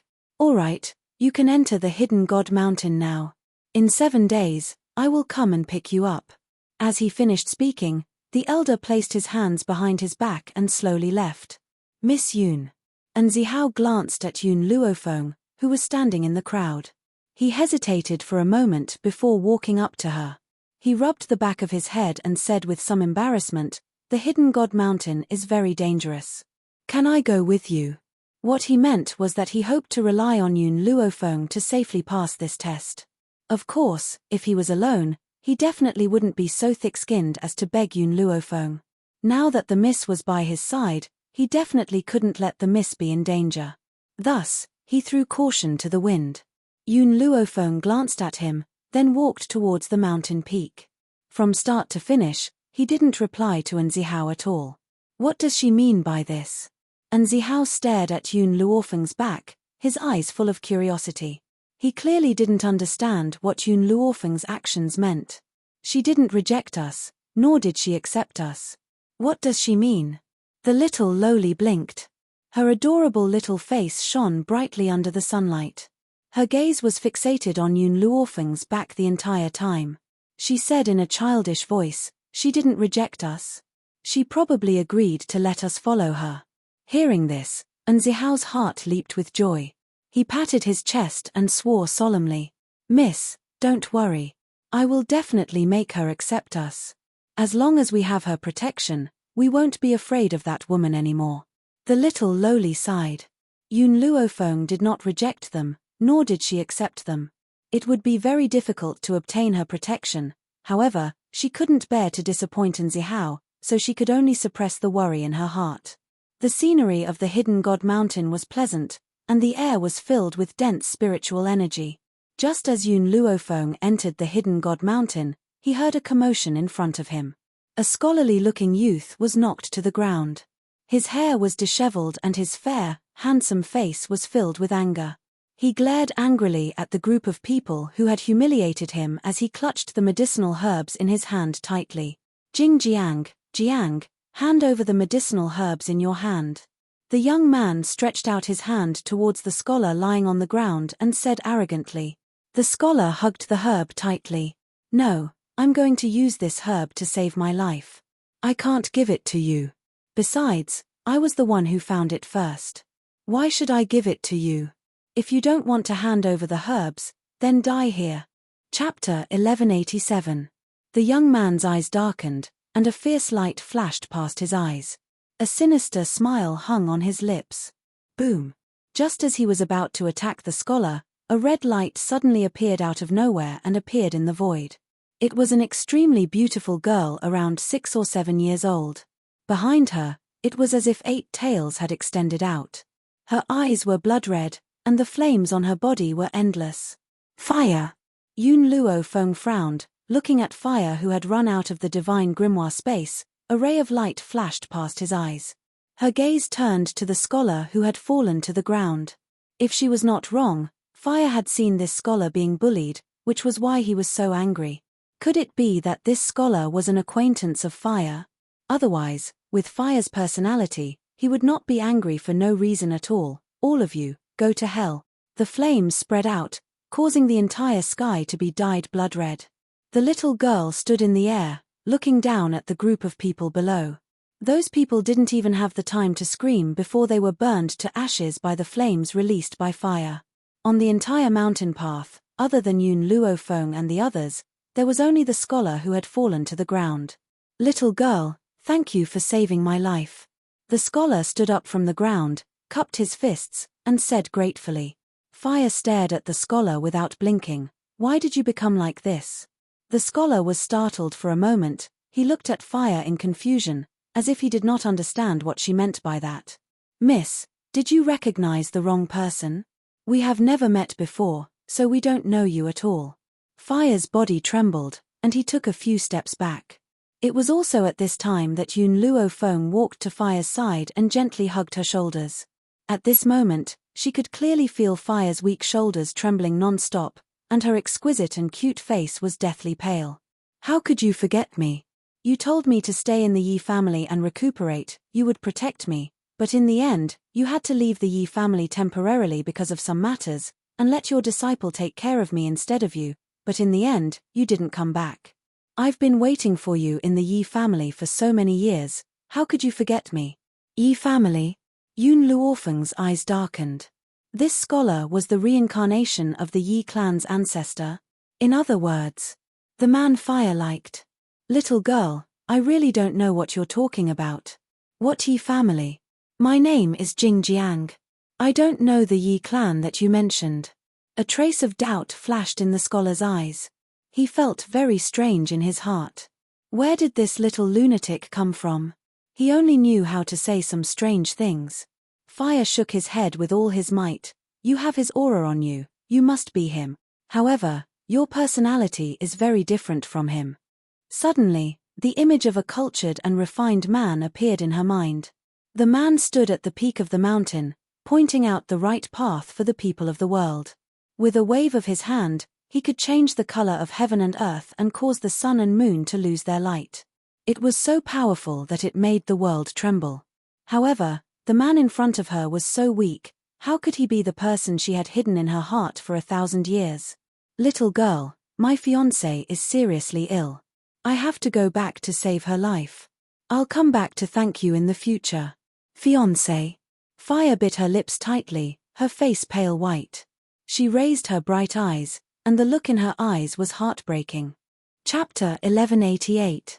Back then, when you left me in the Yi family, you told me that you would come back to find me, and that you would marry me after I recovered from my injuries. However, in the end, I couldn't even feel your aura anymore. In other words, he had died and was about to be reincarnated as a human. She didn't expect that when she sensed his aura again, this man already had a fiancé. How laughable. After experiencing one life, he had forgotten about her. He even thought she was a madman. Little girl, are you joking with me? Jing Jiang sneered, I'm not a pedophile, I don't like a young child like you. Besides, I really don't know you, and I don't know about the Yi family you're talking about. I really have something to do right now, so I'll thank you another day. After saying this, the scholar cupped his fists once again and left without looking back. When that figure disappeared, Fire's body finally couldn't help but lean against Yun Luofeng's chest. Tears silently flowed down his face. Master. He clearly promised to come back and find me, but now, he has already forgotten about me. He even has a fiancé, what should I do? Fire's hands tightly gripped onto Yun Luofeng's clothes, his pale face was extremely shocking. Fire, Are you sure she is the Yi family's ancestor? Yun Luo Feng narrowed his eyes. She couldn't help but suspect that such a powerful figure like the Yi family's ancestor would be bullied by a group of hoodlums here. Fire nodded his head with certainty. He has his aura on him, it's definitely him, there's no mistake. Master, what should I do now? He has completely forgotten about me. In this life, there were only two people she was waiting for. One was Yun Luo Feng, and the second was the Yi family's ancestor. She had already found Yun Luo Feng, but the Yi family's ancestor had already forgotten about her. Fire, let's confirm if he's the Yi family's ancestor first. The young girl raised her hand and embraced Fire. Her fingers caressed her hair as she comforted her. Master, Fire wiped the tears from the corner of his eyes. I'm sorry, I saw him being bullied just now and ran out uncontrollably, causing you trouble, Fire. Yun Luo Feng lowered his head, staring at Fire, and said with a serious expression, to me, your trouble is not trouble at all. If he really is the old ancestor of the Yi family, even if you don't do anything, I will still save him. So, I don't blame you, you don't have to worry. But, if the academy sends someone to follow you, my identity will be exposed. Fire carefully looked at Yun Luo Feng. She couldn't control her impulsiveness just now. Now that she thought about it, she realized that she had made a huge mistake. Yun Luo Feng narrowed his eyes. The people who came to God-burying Mountain this time are all disciples of my cheap masters. When the time comes, I will explain things to them. You don't need to worry about your identity being exposed. Fire obediently nodded her head, and then, her pair of eyes that were dyed with a bloody light turned behind her. When Nzihao met Fire's gaze, his entire body trembled, and he anxiously guaranteed, don't worry, I didn't see anything, so I won't say anything. The little lowly also nodded. I didn't see anything either. Humph. Fire snorted lightly, if I hear a single word from you, then those people from before will be your fate. Chapter 1189. As soon as she finished speaking, her aura was revealed to the fullest. The powerful aura caused the world to lose its color, and it was so oppressive that it made it hard for people to breathe. Just as Nzihao and the little lowly were about to collapse, Fire finally withdrew the aura from her body. Her body turned into a ray of red light and drilled into the divine grimoire space. Everything that had happened today had dealt her a huge blow. She needed to calm down. It's you guys. Suddenly, an arrogant voice came from the side. When Nzihao suddenly heard the voice, he was so scared that his entire body trembled. The little lowly even hid behind him, revealing a pair of timid eyes.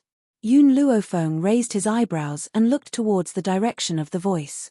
Immediately, he saw a young man dressed in brocade slowly walking over while being surrounded by a group of people.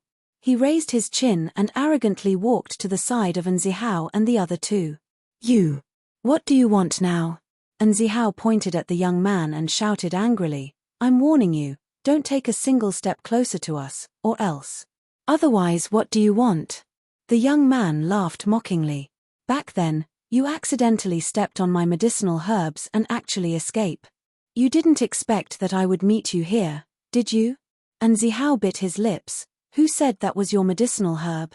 That medicinal herb was clearly growing in the mountain, and you didn't pluck it. I don't understand this either, so I accidentally stepped on it. Besides, I was the one who crushed the medicinal herb before you discovered it.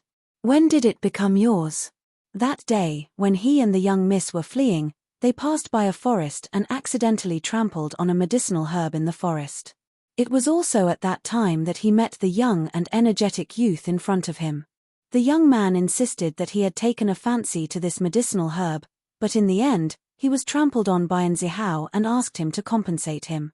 If not for the fact that Nzihao was more familiar with the forest and used all kinds of traps to shake him off, he and the young miss would not have been able to safely arrive at the Western Continent Academy.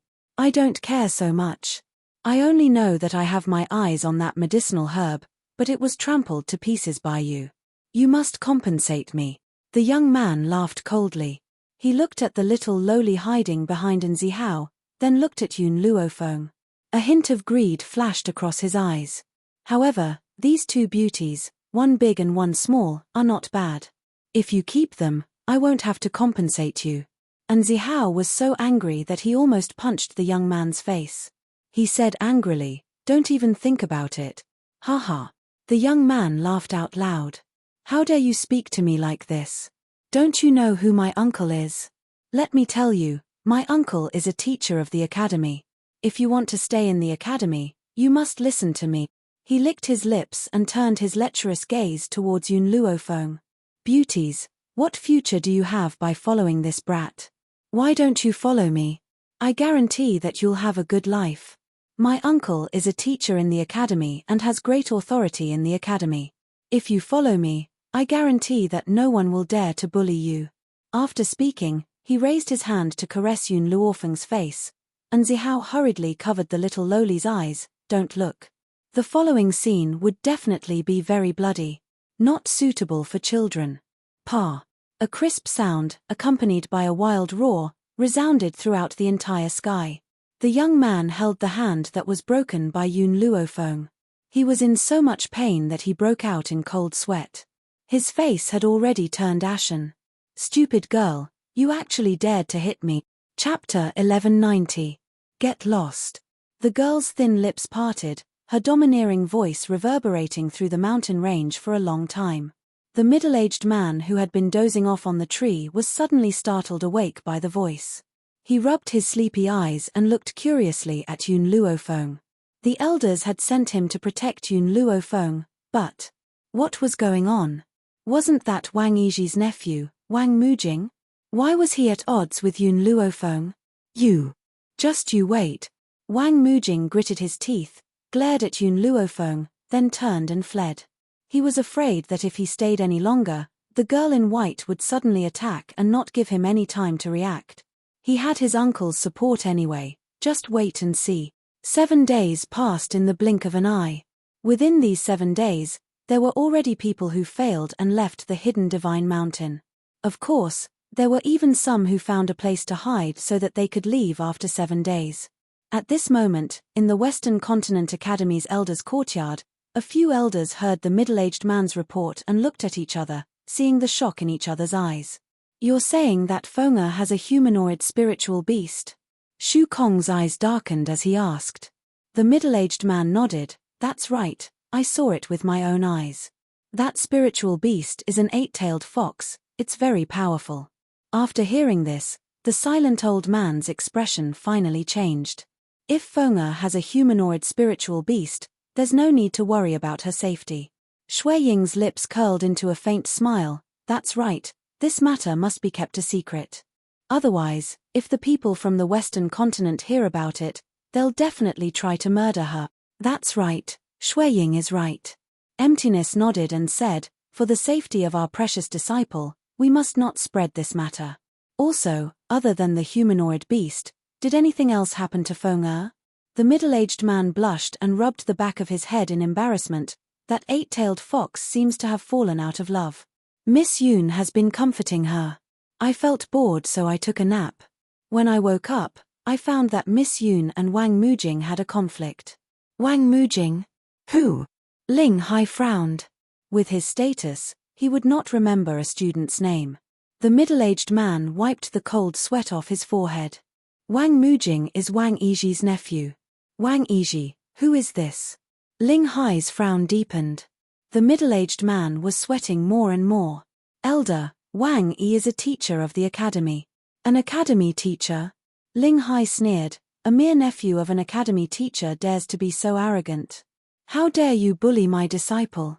Having obtained such an outstanding disciple, I can't wait to hold her in the palm of my hand and keep her in my mouth. Who allowed those bastards to bully my disciple?" Among the elders of the academy, Ling Hai's temper was the worst. If he really got angry, no one would be able to stop him. "Elder, I didn't see what happened earlier, so I'm not sure if Miss Yun was bullied."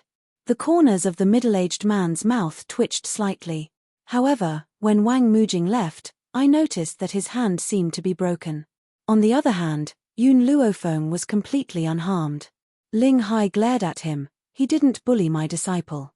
"Did my disciple bully him? My disciple is so obedient, how could he bully others? Besides, Wang Mujing's broken arm is definitely his own doing." Chapter 1191. In Ling Hai's eyes, Yun Luofeng was an obedient child. How could she bully others? It must have been Wang Mujing who was courting death and offended Yun Luofeng, causing her hand to be broken by the spiritual beast in her hand.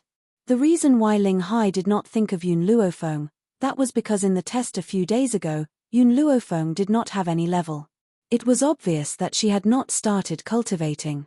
The middle-aged man was sweating profusely, but in his heart, he felt sympathy for Wang Mujing. He hoped that this pair of uncle and nephew would be more tactful and not provoke Yun Luofeng. Otherwise, they would not be able to endure the anger of the elders. After the middle-aged man left, he saw Yun Luofeng, who was dressed in a snow-white dress, walk in from outside the elder's room. She raised her eyebrows, looked at the angry old fellows in front of her, and asked, "What happened? Who offended you?" Ling Hai abruptly returned to his senses. When he saw Yun Luofeng walk into the room, his originally angry face abruptly became full of smiles. Shu Kong and the others looked at each other and shook their heads helplessly. All these years, Ling Hai was different from them. They had all accepted many disciples, but only Ling Hai did not place any of the geniuses in his eyes. It could also be said that Yun Luofeng was the only disciple he had accepted. How could he not protect her? "It's fine."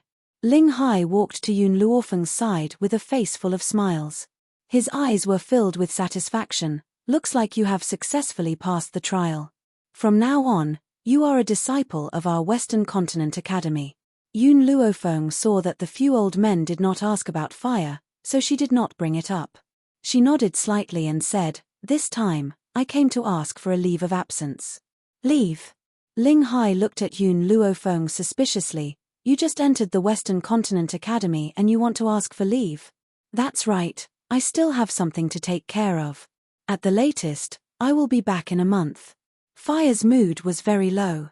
If she did not help her solve this matter, perhaps she would never be able to walk out of this haze. "All right." Ling Hai sighed dejectedly. "Then do you have anything you need my help with? I'll send a few guards to protect you." "No need." Yun Luofeng smiled and shook his head. "I can solve this matter myself. Masters, take care." She cupped her fists and turned to leave. Ling Hai looked at Yun Luofeng's back reluctantly. Only when her figure had completely disappeared did he withdraw his gaze. "She has an 8-tailed fire fox. No one will be able to hurt her. Don't worry." Shu Kong walked to Ling Hai's side, patted his shoulder, and consoled him. Even though Ling Hai was worried, he could only nod his head at this moment. "I hope so." The sun was setting. The afterglow of the sunset shrouded the entire gate of the academy, emitting a dazzling radiance. Yun Luofeng walked out of the academy's main gate and saw Nzihao waiting at the entrance. He raised his eyebrows slightly and asked, "Did you find out anything about the matter I asked you to investigate?" Nzihao hurriedly nodded his head. "I found out. That man called Jingjiang is the young master of the City Lord's mansion. Unfortunately, the young master of the City Lord's mansion isn't strong enough. That's why he was bullied. However, the reason Jingjiang went to the Hidden God Mountain was indeed to find the god-burying flower to save his fiancée." As he said this, Nzihao carefully glanced at Yun Luofeng and said fearfully. Chapter 1192. He could tell that the little girl in red was deeply in love with Jingjiang, but Jingjiang already had a fiancé, so she was destined to be sad. "I will remember the help you have given me today. I will return it to you in the future." After saying this, Yun Luofeng took a step forward and was about to leave. Nzihao was stunned for a moment, then hurriedly said, "Can Miss and I go with you?" Hearing this, Yun Luofeng stopped in his tracks and shook his head. "If you follow me, it will be even more dangerous." She didn't know how many enemies she would encounter on this continent, so she naturally wouldn't bring Nzihao and Arale along. Also, she paused for a moment, then continued, "Can you get a leave of absence?" Nzihao lowered his head dejectedly. No one knew what he was thinking. Turning his head to glance at Nzihao, Yun Luofeng slightly raised the corner of his mouth. "Don't worry, in this academy, no one will be able to hurt you too much. Instead, if you follow me, you might even lose your life." After saying that, she turned around and disappeared into the street without looking back. Jing City. It was indeed not far from the Western Continent Academy, only half a day's journey away. At this moment, at the entrance of Jing City, the girl in white stopped in her tracks. Her fingers gently stroked her chin, slightly narrowing her eyes as she stared at the ancient city gate. Swish! Fire shot out from her body, finally transforming into a young and cute little girl, landing beside her. Her expression was very nervous, and she didn't know where to put her hands. Yun Luofeng gently held her small hand and asked, "Fire, will you regret seeing him?" Fire shook his head, his face resolute. "Master, back then, after the divine medical grimoire left me behind, I was chased by a group of humans and was severely injured. It was his appearance that saved me, and now that I feel that he is in some trouble, I should help her." At this point, Fire's mouth had a hint of bitterness, but it was also somewhat relaxed. "After I help her this time, we don't owe each other anything." They owed each other nothing. When these two words came out of Fire's mouth, it caused Yun Luofeng's heart to suddenly tremble. "Fire, since he doesn't know you, then you should learn to forget about him." "All right," Fire said seriously, "after I solve his problem, I will forget about him. In this life, I will never think of her again." No one knew that when Fire said these words, her heart couldn't help but ache. The beautiful images of the past kept flashing through her mind, causing tears to almost fall from the corners of her eyes. But in order not to worry Yun Luofeng, she endured it. City Lord residence. At the main gate, two guards enforced the law impartially, stopping Yun Luofeng and the other man. "Up ahead is the City Lord's mansion. Unauthorized personnel, please leave immediately." Fire raised his palm-sized face and stared straight at the two guards with his watery eyes. "I'm here for Jing Jiang." The two guards looked at each other, and a trace of doubt flashed through their eyes. After pondering for a while, he replied, "Young master is not in the mansion, but I can inform Miss Xiao." Miss Xiao. When Fire understood who this Miss Xiao was, the guard had already entered the door to report. Not long later, he walked out and respectfully made a gesture of invitation. "Miss Xiao wants you to enter." Fire tried his best to make his emotions normal, and then slowly walked into the courtyard. Chapter 1193. The house was deep. Inside the pavilion, a woman was sitting upright. Her green clothes were like muslin, and a purple belt was hanging down from her waist. She was as beautiful as a fairy. She sensed Yun Luofeng and Yun Luofeng walking in, and gently raised her eyes. The moment her beautiful eyes looked at Fire, a light flashed past her eyes, and her smile became even more moving. However, the woman's face was pale, and her lips were devoid of blood. She looked sickly. However, when Fire saw the lady's face, a burst of anger surged out from his body, and he gritted his teeth. "Xiao, are you? It's you. It's actually you, Fire. Do you know him?" Yun Luofeng lowered his eyes and asked in a deep voice. Fire was so angry that his entire body was trembling. "Back then, Yi saved me and established the Yi family for me." This woman was the disciple she had taken in after establishing the Yi family. Later on, because she wanted to seduce Yi, she was chased out by Yi. Why is she here? If it was said that Jing Jiang didn't know her and that she was heartbroken, then Xiao Yu's appearance filled her heart with despair. How could this be? Yi was clearly not such a person. Why did he choose to be with Xiao Yu after forgetting about her? Xiao Yu smiled and slowly walked forward. Her steps were brisk, and her purple belt fluttered in the wind. She was so beautiful that no one could ignore her. "Fire, long time no see." Fire's eyes suddenly shrank in pain. "You know me?" "No, that's impossible. You're just a human, you can't live for so many years, how could you still remember me?" Xiao Yu laughed. "I'm lucky, I accidentally learned a type of reincarnation ability. Every time I get old, I will commit suicide and find a young and beautiful woman to possess. Because of the possession, the body I snatch will gradually become my appearance. Fire, you once seized Master's favor, and for your sake, he did not hesitate to give such an overbearing order to the descendants of the Yi family, and the entire Yi family will serve you for the next 1,000 years. But now, I have become his fiancé. Even if he isn't as outstanding and powerful as he used to be, it doesn't matter. I only love him as a person. I only want to become his wife, no matter how weak he is now."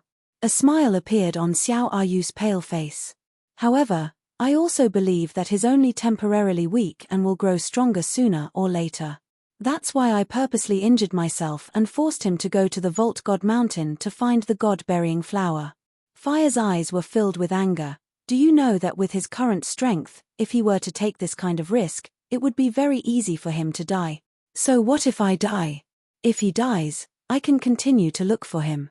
Xiao Ayu smiled slightly. Fire, you can also see how well Master treats me right now.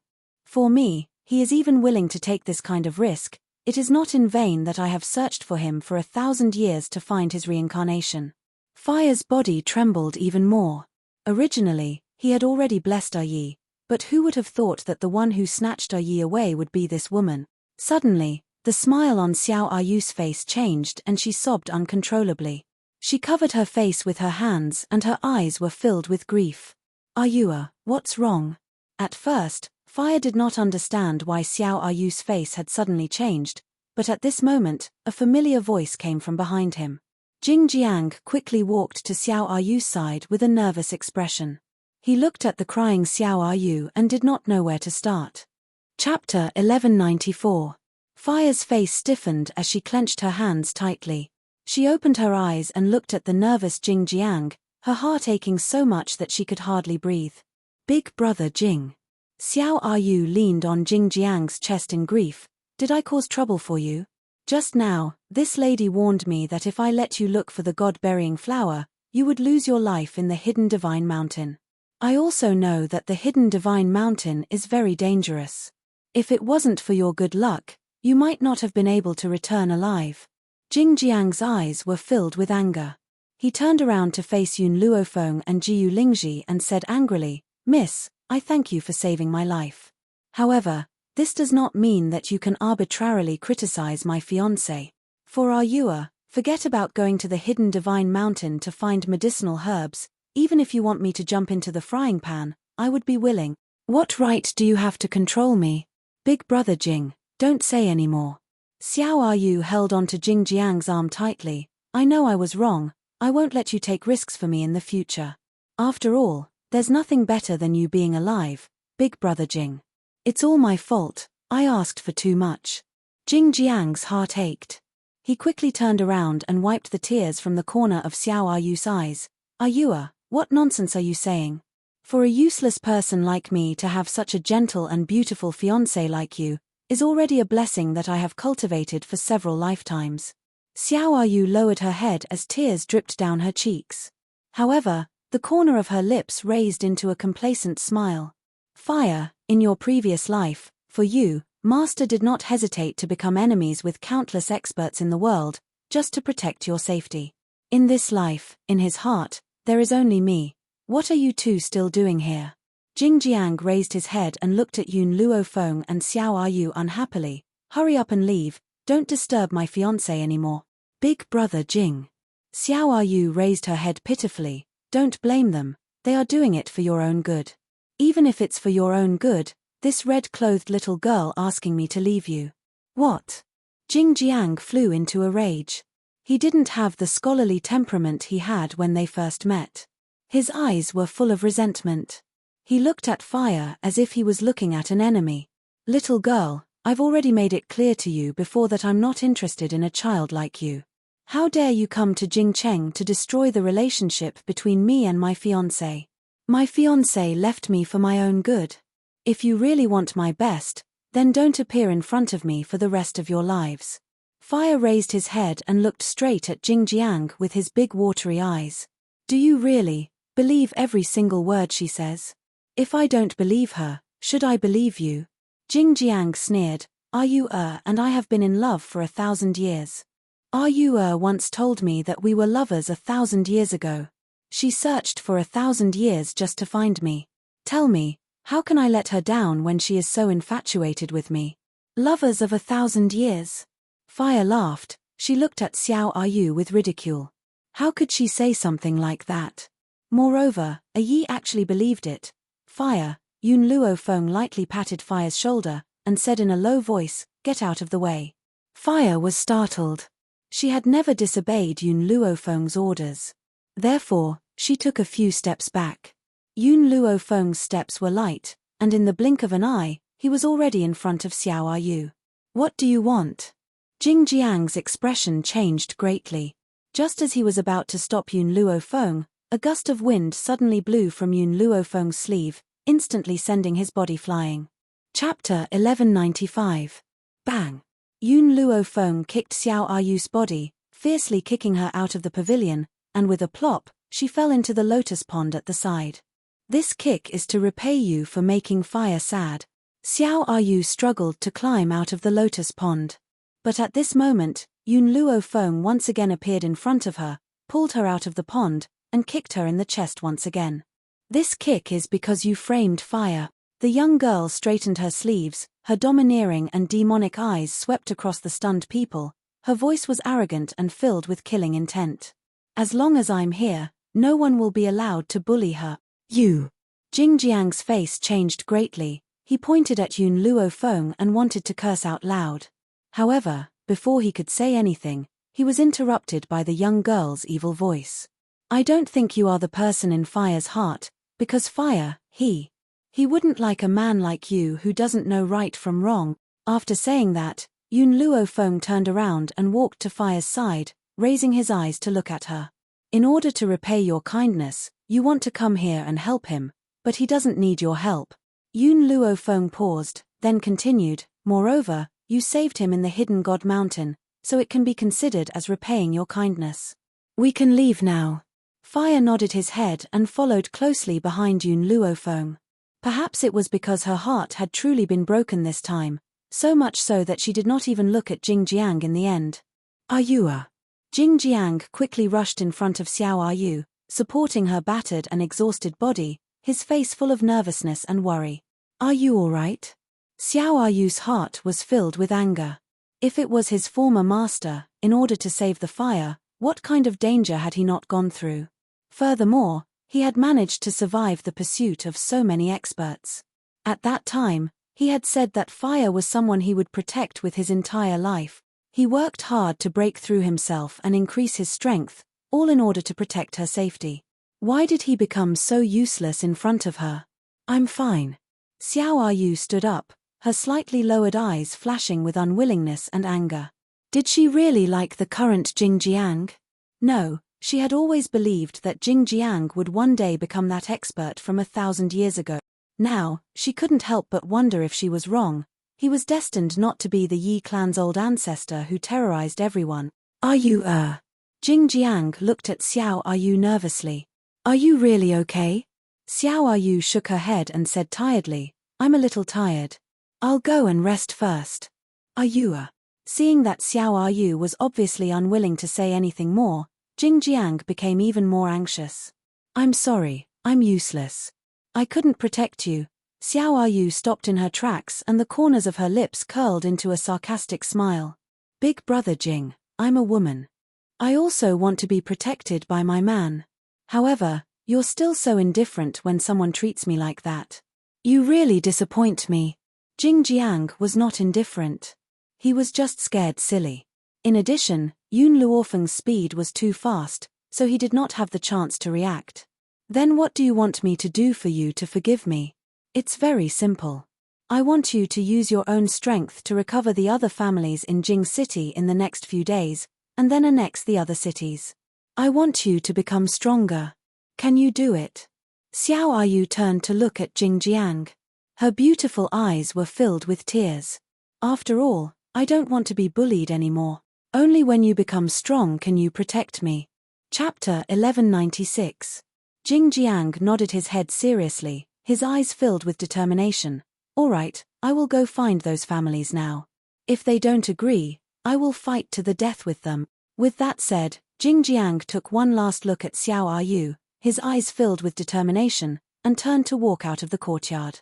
Xiao Yu stared at Jing Jiang's departing figure, the corner of her mouth raised into a smile. A person's potential is always forced out. If he were to rely on his own strength to reclaim a few families, then he would definitely encounter danger. At that time, he would be able to unleash his potential.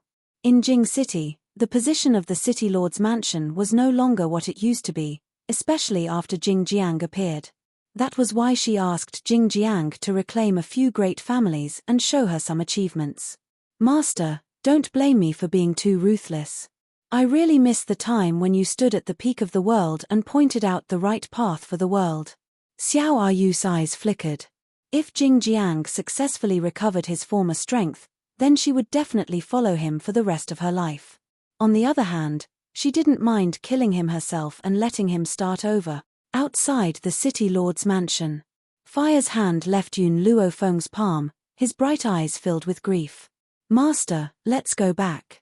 You don't plan to stay any longer? Yun Luofeng raised his eyebrows and smiled, his eyes staring deeply at Fire. Fire bit his lips. He has already forgotten about me. What's the use of me staying? Master, is it so easy to forget about the people from your previous life?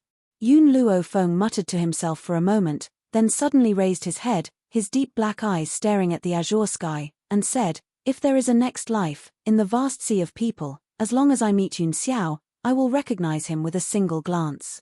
Of all the living beings in the world, only he could give her such a strange feeling. Therefore, she only needed a single glance to recognize him. Fire lowered his head and remained silent. Suddenly, a figure hurriedly walked out of the city lord's mansion, aggressively walking towards the street. Fire was startled. Yi, what is he going to do? Worried? Yun Luofeng raised his head and glanced at Fire, raising the corner of his lips. If you are worried, I can bring you to see. Fire's heart suddenly trembled. She originally wanted to turn around and leave, but unfortunately, Jingjiang's actions just now were too abnormal, causing her to be worried. Master, I want to take a look. How could she forget her yearning for 1,000 years so easily? If it wasn't for Yi, she wouldn't have been able to live to see her master. Let's go. Yun Luofeng shook his head helplessly. Even if Fire promised to forget about him, it would not be so easy to let go of him. Ling family. The two guards who were on duty were stunned when they saw Jingjiang's aggressive aura. Young city lord, our patriarch is having tea with someone. He asked me to inform him before you enter. Jingjiang snorted coldly. Ignoring the guard's advice, he forced his way into the house. The two guards hurriedly stopped him. Young city lord, our patriarch really has something to say. Please let us go and inform him. Get lost. Jingjiang shouted angrily and was about to force his way through the guards. However, at this moment, Patriarch Ling, who was receiving guests in the main hall, was startled. He frowned deeply and said to the guest beside him, I'll be right back. With that, he quickly walked out of the hall. With a glance, he saw Jingjiang who had forcefully broken through the obstruction, and a cold look flashed across his eyes. Chapter 1197. Young City Lord, I wonder why you've come to my Ling family so angrily. Jingjiang stopped, looked at Patriarch Ling, and said straightforwardly, I want your Ling family to submit to me. Patriarch Ling was stunned for a moment, then laughed out loud. Did I hear wrongly? You want me to submit to you? Ha ha ha, young city lord, we are polite to you because of the city lord. Otherwise, what qualifications do you think you have for us to treat you differently? Jingjiang's face was filled with anger. I don't care so much, you must submit to me today. Only if you submit to me will Yua marry me. Patriarch Ling sneered. Everyone said that the young city lord was bewitched by a fox spirit and did not hesitate to go to the Burying God Mountain to take the risk. You came to cause trouble for my Ling family for a woman? Have you ever thought about your own strength? You are not allowed to speak ill of Yua. She is the best woman in the world. None of you understand her. Jingjiang flew into a rage. He would not allow anyone to insult Xiao Yu. Yua did not despise me for being weak and still followed me. With her beauty and ability, she could have found a better man, but she chose me. For her, not to mention the Ling family submitting, even if I were to go to hell, I would immediately jump in. Patriarch Ling said coldly, it's not that easy to make my Ling family submit. This time, you were the one who provoked us first. Even if the city lord returns, our Ling family is in the right. Men, beat this guy up for me. Yes, Patriarch. In an instant, several figures appeared out of thin air in the Ling family courtyard. Those people quickly rushed towards Jingjiang and fiercely smashed their fists onto his body. Jing Jiang felt as if his body was being struck by a hammer. The pain was unbearable, but when he thought of Xiao Ayu's expectant expression, he endured it. For Ayua, he could not give up. Bang! Bang! Bang! Everyone punched and kicked Jing Jiang. Jing Jiang used his hands to protect his vital parts and clenched his teeth without making a sound. Master! Seeing that Jing Jiang was about to be beaten to death by that group of people, Fire's expression suddenly changed. Just as she was about to step forward, Yun Luofeng reached out and pulled her back. You really want to go?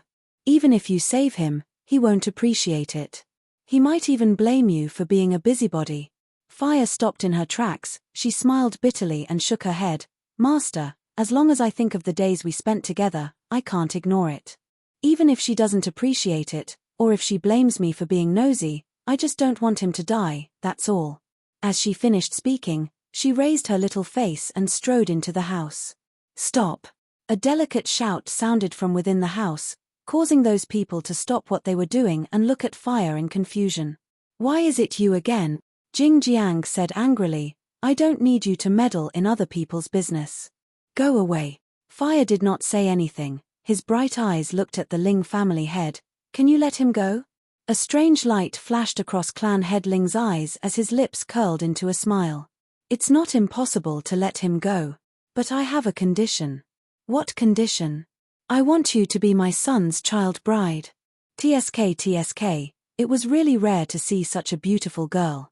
His son was only 10 years old and already liked to tease maids. If he gave this girl to him, he would definitely be very happy. Chapter 1198. Fire laughed. Her smile was bright and cute, but her eyes were cold and gloomy. Do you know why I asked for your opinion?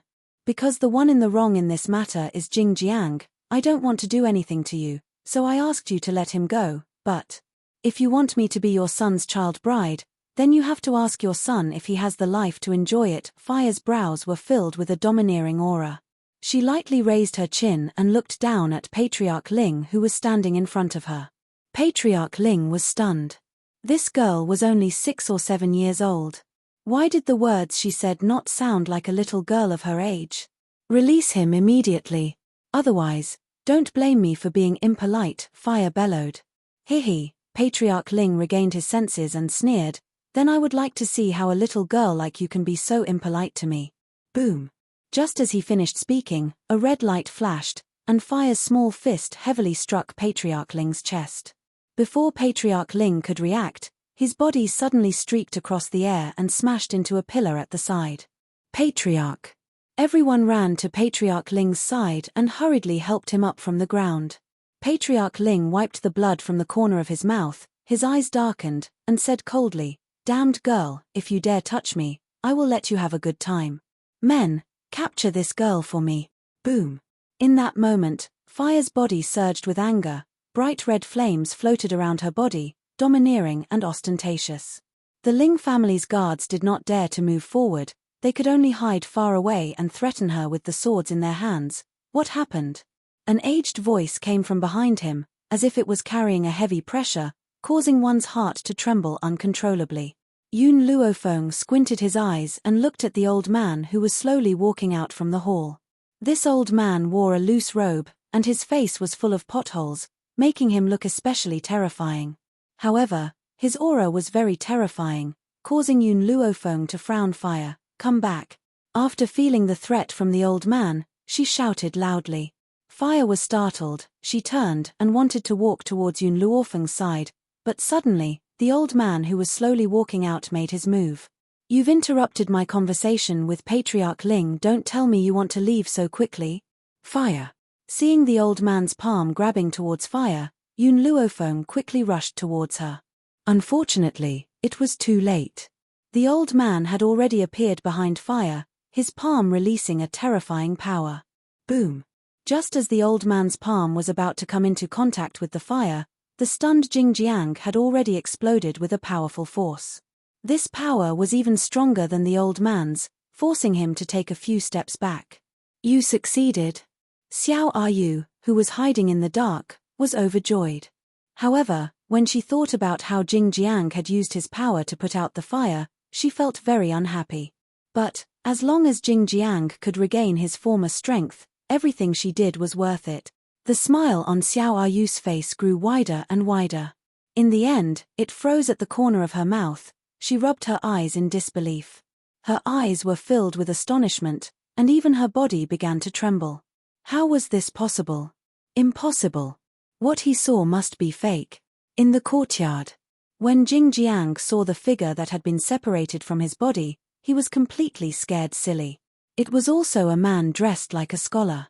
However, compared to Jingjiang, this man was gentle and refined. His sword-like eyebrows were dyed with frost, as if he could control the life and death of millions of people just by talking and laughing. Chapter 1199. His gaze was deeply fixated on fire, and the corner of his mouth curled up into a faint smile. Fire, long time no see. It seems like you've finally found the person you've been waiting for. At this moment, Fire's face was already covered in tears. Her young and tender face was covered in tears. Ah Yi. I finally see you again. After 1,000 years, they had met again, but in such a situation. Fire, back then, I was forced to leave you and accidentally died at the peak of the mountain. In order to preserve this soul body, I exhausted all of my strength just to see you again. If not for Jingjiang's appearance, I would not have been able to leave that place, and I would not have been able to see you. The man's gentle eyes only had the shadow of fire, and his tone was gentle. Previously, my soul body had always been living in Jingjiang's body, and I was also recovering my strength in his body, all for the sake of waiting for you to appear. I originally only wanted to take a peek at you before reincarnating, but who would have thought? Ah Yi, you bastard. Fire quickly rushed in front of the man and fiercely smashed his chest with her small fist. Her voice was hoarse as she roared, if I wasn't in danger, would you have never shown up? You saw me being bullied, you saw me so heartbroken, and you didn't even plan to appear. No wonder he could feel Ah Yi's aura in Jingjiang's body. It turned out that Ah Yi's soul had treated Jingjiang's body as a house and lived inside. She had misunderstood everything. Ah Yi did not forget her, nor did he fall in love with her. She had mistaken the others for Ah Yi. Fire. The man held Fire's small fist, his voice becoming gentler and gentler. I was indeed wrong in this matter. I didn't want you to see the current me, but I didn't expect you to be so sad. I'm sorry, I was wrong. Fire's crying voice suddenly stopped. She raised her teary eyes, and the man's figure was reflected in her clear eyes. Ah Yi, I miss you. The man patted Fire's shoulder, his cold eyes sweeping across the old man. After crippling your own strength, leave this place, or else, I will kill you.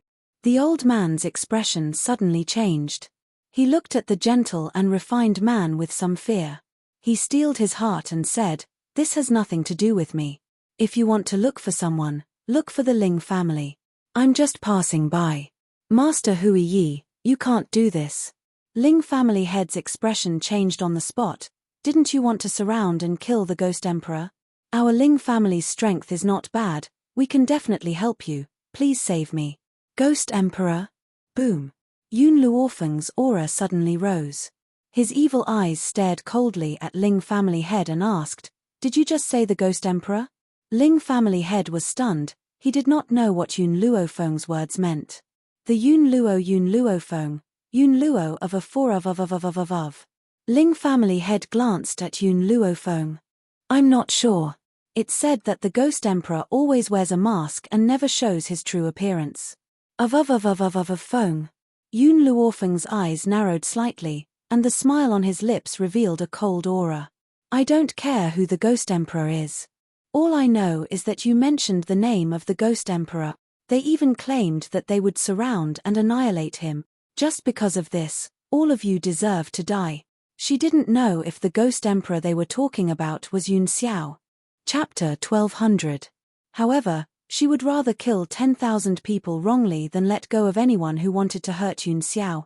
Ah Yi, Fire raised his chin, if you want me to forgive you, then kill these people for me.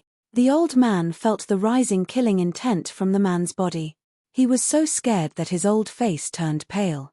He cried out in fear, no, you can't, Hua. As soon as he finished speaking, the man extended his finger and gently pointed at the old man. In that instant, the old man felt a pain in his throat. Blood spurted out like a pillar of blood, instantly dyeing the entire ground red. His eyes widened, and his body fell to the ground with a thud. All right. The man turned his head, his doting gaze enveloping fire. Are you satisfied? If you're not satisfied, feel free to speak. As long as it's your request, I will definitely satisfy it. Fire bit her lips. I want you not to leave me, can you do that? The man's expression froze for a moment, then he smiled bitterly and said, I'm already dead. I'm now a soul without flesh and blood. I need to reincarnate. No, I won't let you go. Fire anxiously looked at Yun Luofeng. Master, you must have a way to preserve a Yi soul for a long time, right? Yun Luofeng was silent. Looking at her silent expression, Fire's heart tightened, and tears flowed uncontrollably. Silly girl. The man raised his finger and gently flicked away the tears at the corner of Fire's eyes. He smiled and said, So what if I stay? I can't take you as my wife. Fire, wait for me for another 20 years. In 20 years, I will come find you. What if you forget me after you reincarnate? Fire lowered his head and said softly. Nope. The man's eyes were filled with determination. I will forget anyone, but I will never forget you. Fire, don't be deceived in the future. Remember, the person who doesn't know you is definitely not me. You have already been engraved in my soul. How could I forget you? All right, Fire raised his bright eyes. Then I'll wait for you. No matter how many years it takes, I'll wait for you. She had waited for Yun Luofeng for thousands of years, and she had also waited for a Yi for thousands of years. How could she continue to wait for a few more decades? Silly girl, although you've lived for thousands of years, your body is too small. I really hope that you can grow up a little. That way, we can get married earlier. The man lovingly caressed Fire's head, leaving a deep kiss on the tip of her hair. If you really can't continue to grow, it doesn't matter. Even if I feel guilty, I will definitely marry you. Fire looked at his own young body and fell into deep thought. Suddenly, a staggering sound rushed in from outside the courtyard. Xiao Ayu's face was extremely pale, and her body was trembling uncontrollably. Her eyes were filled with jealousy, and she wanted nothing more than to tear Fire into pieces. Ayua. Seeing Xiao Ayu appear, Jingjiang's heart was filled with joy. He quickly walked to her side and raised his hand to support her. Are you all right, Ayua? Get lost. Xiao Ayu pushed Jingjiang away and scolded him in disgust. Don't touch me with your dirty hands. You're disgusting. Jingjiang was stunned. He could not believe that Xiao Ayu, who was as gentle as water, would say such words to him. Chapter 3896. There were more than 10 Demon Imperial royal family experts who flew from the Demon Imperial City to welcome them, led by the Demon Emperor Mo Wentian. Yi Xian had seen them before, but he was not familiar with them. Among the Demon Imperial royal family, Grandpa Mo and Grandpa Mo Qigong, who were the closest to him, were still leading the Four Clans Alliance army to conquer the first universe's slave clans one by one. As for the Demon Emperor Mo Rentian, he was a sector, lord, old monster. He wasn't even in the Demon Imperial City, but somewhere that was connected to the Demon Imperial planet through a stable space tunnel. It was equivalent to the ancestral land of the demon dwellers. He wouldn't show himself easily. After exchanging a few pleasantries, Yi Xian was led to the royal palace deep in the Demon Imperial City. Everyone sat down. Yi Xian did not immediately mention the matter of the source of all evil. Instead, he first asked about the situation of the 3 great planes in the past few days. After all, the first universe was now in a full-scale expedition. Although the battlefield was in the first universe, in fact, it was impossible for the second and third universes not to pay close attention. It was even very likely that there would be some kind of response. Seeing that Yi Xian had asked, the upper echelons of the demon cultivator immediately spoke one after another. They introduced and explained the situation and new movements of the 3 great planes in the past few days. To Yi Xian's surprise, there was no unusual movement from the races of the Second Universe Federation recently. Ever since they brought back the clansmen who were detained in the Shinnon Cauldron from Yixian, they had been quiet. It seemed that the pain of the expedition to the first universe was completely annihilated in the source of all evil. In the end, they were also ruthlessly extorted by the demon cultivator and young master Linghu. It was as if they were all relieved. The source of all evil was one thing. Even the sector, Lord Level Indigenous Ferocious Beast Emperor, was instantly killed. It was really possible that the races of the Second Universe Federation would be scared out of their wits. They might not be able to recover for a while. However, it would be unrealistic to say that they would be able to let go of the extortion by young Master Linghu and the demon dwellers. According to Yi Xian's estimations, those guys were probably secretly holding back their strength, preparing to wait for the right time to do something bad. However, it didn't matter. Yi Xian didn't care at all. As long as he subdued all the slave races in the first universe, he was confident that he could forge the first universe into an iron plate. At that time, the two wormholes that connected the second universe and the third universe, respectively, would be heavily guarded by him. Even if the other party wanted to do something bad, he was afraid that they would be powerless. As for the human clan in the third universe, although there was nothing unusual about the immortal dynasty, the human clan's Tenju Celestial Palace had a piece of explosive news 2 days ago. Several star Lord Vice Chiefs of the Rinjua Palace had been slain by the invincible war god when they were hunting him down. Then, when the invincible war god reappeared 2 days later, he had already proven his Tao and become a universe dominator in such a short time. Even Master Void Ladle, who was only at the peak of the cosmos realm at the beginning, also became a Star Lord thanks to the fortuitous encounter. The third universe was in an uproar as soon as the news was spread. The invincible war god's name resounded in the three planes again. It had to be noted that the invincible war god wasn't very strong when he was first born. Nobody expected that he would prove his Tao in such a short time. It was an astonishing speed. What was even more shocking was not that he could control a Star-Lord level old monster, the Void Ladle, but that he was constantly being hunted down by the overlord of the cultivation camp, the Tenju Celestial Palace. While he was rapidly increasing his cultivation base, he was indeed worthy of his title as a peerless genius to be able to grow at an unimaginable speed in the face of adversity. Unfortunately, until now, there was still no definite answer as to who this devouring, treasured body that was known as the invincible war god belonged to. There were all sorts of guesses in the outside world, but in the end, there was no solid evidence that could completely convince people. Then there was the situation in the first universe. After Yi Xian left the allied army of the four clans, the allied army of the Devil Cultivator, Space Rat, Hell Ant, and Giant Ferocious Clan, led by Grandpa Mo, immediately reorganized their army and continued on to the next slave clan after subduing the Ashwolf clan. However, the alliance of 10,000 races wasn't thwarted because of that. After learning that the coalition army of the four races was about to set off again, all the races in the alliance were mobilized and gathered their forces to resist the enemy. And now, after the allied forces of the four clans had taken down the second slave clan after the Ashwolf clan, they were on their way to the next clan. It was estimated that they would arrive at that clan in 2 or 3 days and start a new war. In general, the coalition army of the four races had formed. Even if all the other slave races in the first universe were unwilling to be enslaved and formed the alliance of 10,000 races, the final result of this all-out war on the plane level basically didn't have much suspense.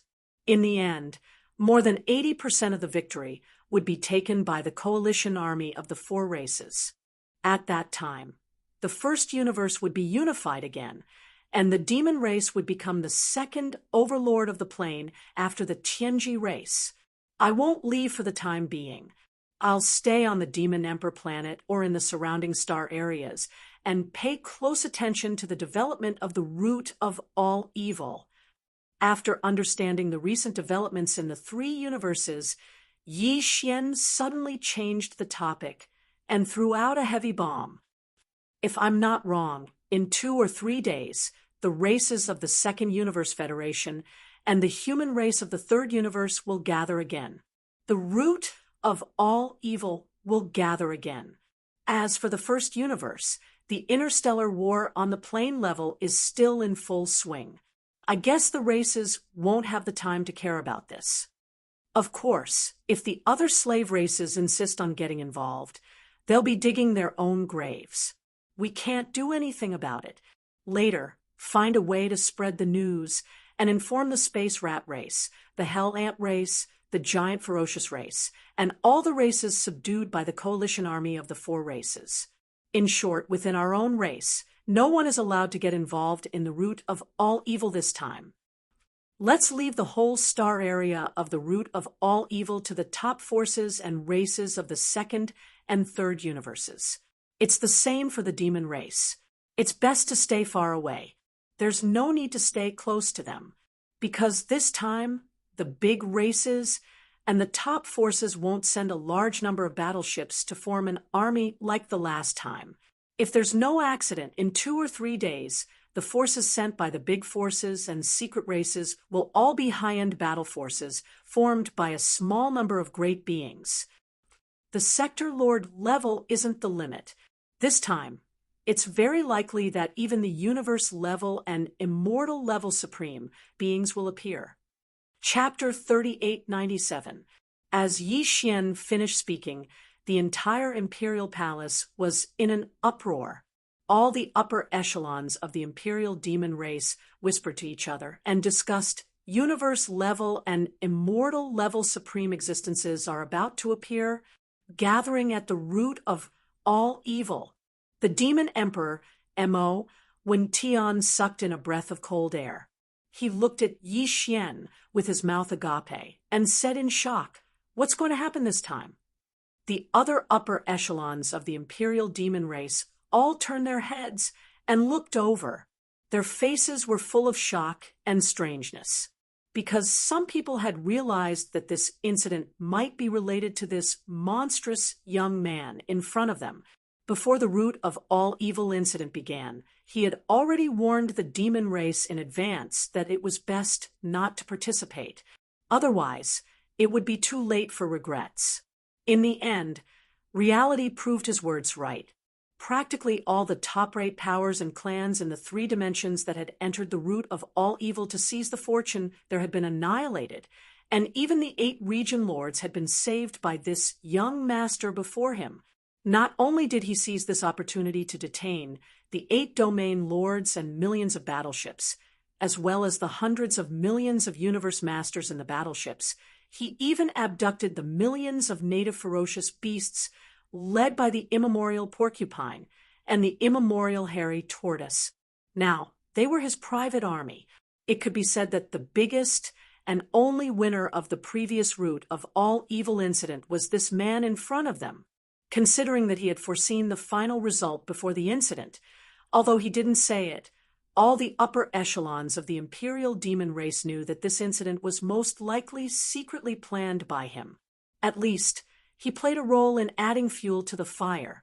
Now, ever since the last incident, not to mention the inside of the root of all evil, even the surrounding star domains outside of that star domain, was almost dead silent. None of the powerhouses of the various races in the first universe dared to get too close. Under such circumstances, this man in front of them suddenly threw out such a heavy bomb. He said that in 2 or 3 days, all the major races and top forces of the 3 dimensions would gather at the root of all evil again. And this time, even though there wouldn't be large amounts of space fleets appearing, the various races and pinnacle powers flocking over would actually have sector lord level, universe level, and even undying level ancestors personally arriving. This was simply terrifying. There was no doubt that if there was such a thing, the person behind all this must be this young master in front of him. How could this just be called audacious. He hadn't even reached the 15th realm, universe realm. Last time, he had toyed with the Star Lord and Domain Lord Old Monsters and accidentally dragged down the 2 Sector Lord Old Monsters. This time, he actually went straight to Sector Lord level, universe level, and undying level. This was simply the rhythm of ascension. If things went wrong, not to mention the root of all evil star field and the first universe, even the entire 3 Great Planes would be destroyed by him. Thinking of this, the Devil Emperor Mo, when Tian's face immediately turned green. After asking the first question, before Yi Xian could respond, he had already continued in a panic. He advised earnestly and patiently, and his tone clearly revealed a bit of pleading. I say, little friend, no, my little ancestor, can we stop messing around? Last time, you killed 2 Sector Lord Old Monsters. This time, listening to your tone, the Sector Lord level is actually the bottom level, and above that is the universe level. And undying level ancestors are going to be alarmed. This is the rhythm of people dying. Can we stop messing around? Calm down a little, obediently take down the slave races of the first universe first, and unify the entire first universe's dimension. This is a matter of 90% certainty, unlike what you said just now, which is a 90% chance of survival. Hearing these words, Yi Xian was dumbfounded. He stared blankly at the Devil Emperor Mo Wen Tian, his face full of speechlessness. The upper echelons of the demon race in the hall nodded repeatedly like chickens pecking rice.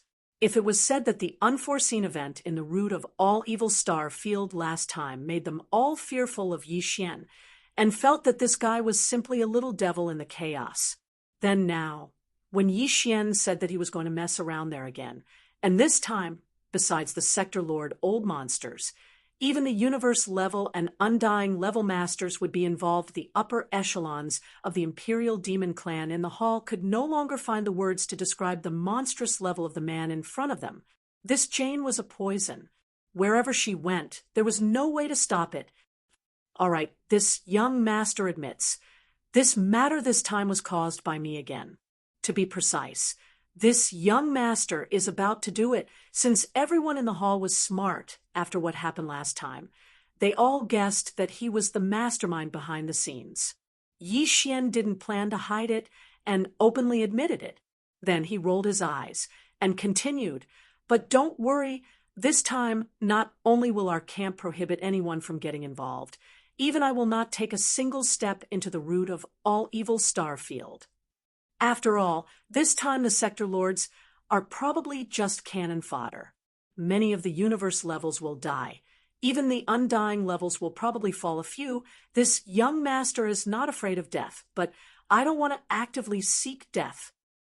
Over there, let them mess around. We won't participate, but there shouldn't be a problem if the final goal is achieved. This is a foreshadowing. The benefits may only appear many years later, but I know in my heart, as an ally, I ask the demons to believe in this young master's plans and arrangements. Since he had already said so, if there were any objections, they wouldn't even be allies anymore. Furthermore, although this matter was dangerous, it was simply hair-raising, but it wasn't like everyone didn't know the methods of this young master in front of them. Until now, when had he ever suffered a loss? Thinking of this, the upper echelons of the demons all shook their heads and smiled bitterly. Although they didn't say anything, it was obvious that they accepted it tacitly. Here is a video image. This young master took the scene in the Netherworld furnace. Seeing that the upper echelons of the demon royal family in the hall had been convinced, Yi Xian casually threw out a jade scroll and said, "Spread it through a certain channel. Don't leave any traces. Let others know that it's related to the demon race. Other than that, find someone to spread some words. In short, use the fastest speed. Let all the races and powers in the 3 big planes hear these words and see this video." The video that Yi Xian was talking about was everything that he had seen and heard in the Netherworld furnace. It was all recorded by the devouring system in his body, and now he had only made a copy and handed it over to the demon royal family. Chapter 3898. This video was automatically recorded by the devouring system in Yi Xian's body when he was in the netherworld furnace. Everything that Yi Xian saw at that time was completely recorded. It included the remains of the primordial supremes and powerful beings that were hunted by the netherworld furnace and thrown into the furnace, as well as the scene in the mysterious void outside the netherworld furnace. In other words, this video not only affected the situation of the netherworld furnace, but also some situations in the mysterious void where the netherworld furnace went to hunt. The situation in the void rifts was reflected in the video to a certain extent. If not, the demon emperor Mo Wentian would not be so shocked. It should be noted that this time, what he saw was a mysterious and unknown universe plane filled with countless void rifts. Within those void rifts were the corpses and bodies of powerful beings from the primordial era who had either died or been severely injured. This kind of video had never appeared in the three universes before. Through it, all the starry sky experts and ordinary people in the three universes would realize a fact. That was, there must be a large number of similar mysterious planes and voids outside the three universes that were known today. What was hibernating in them, or what was left behind, were all of the same thing. Some of the powerful beings from the primordial era who only existed in legends.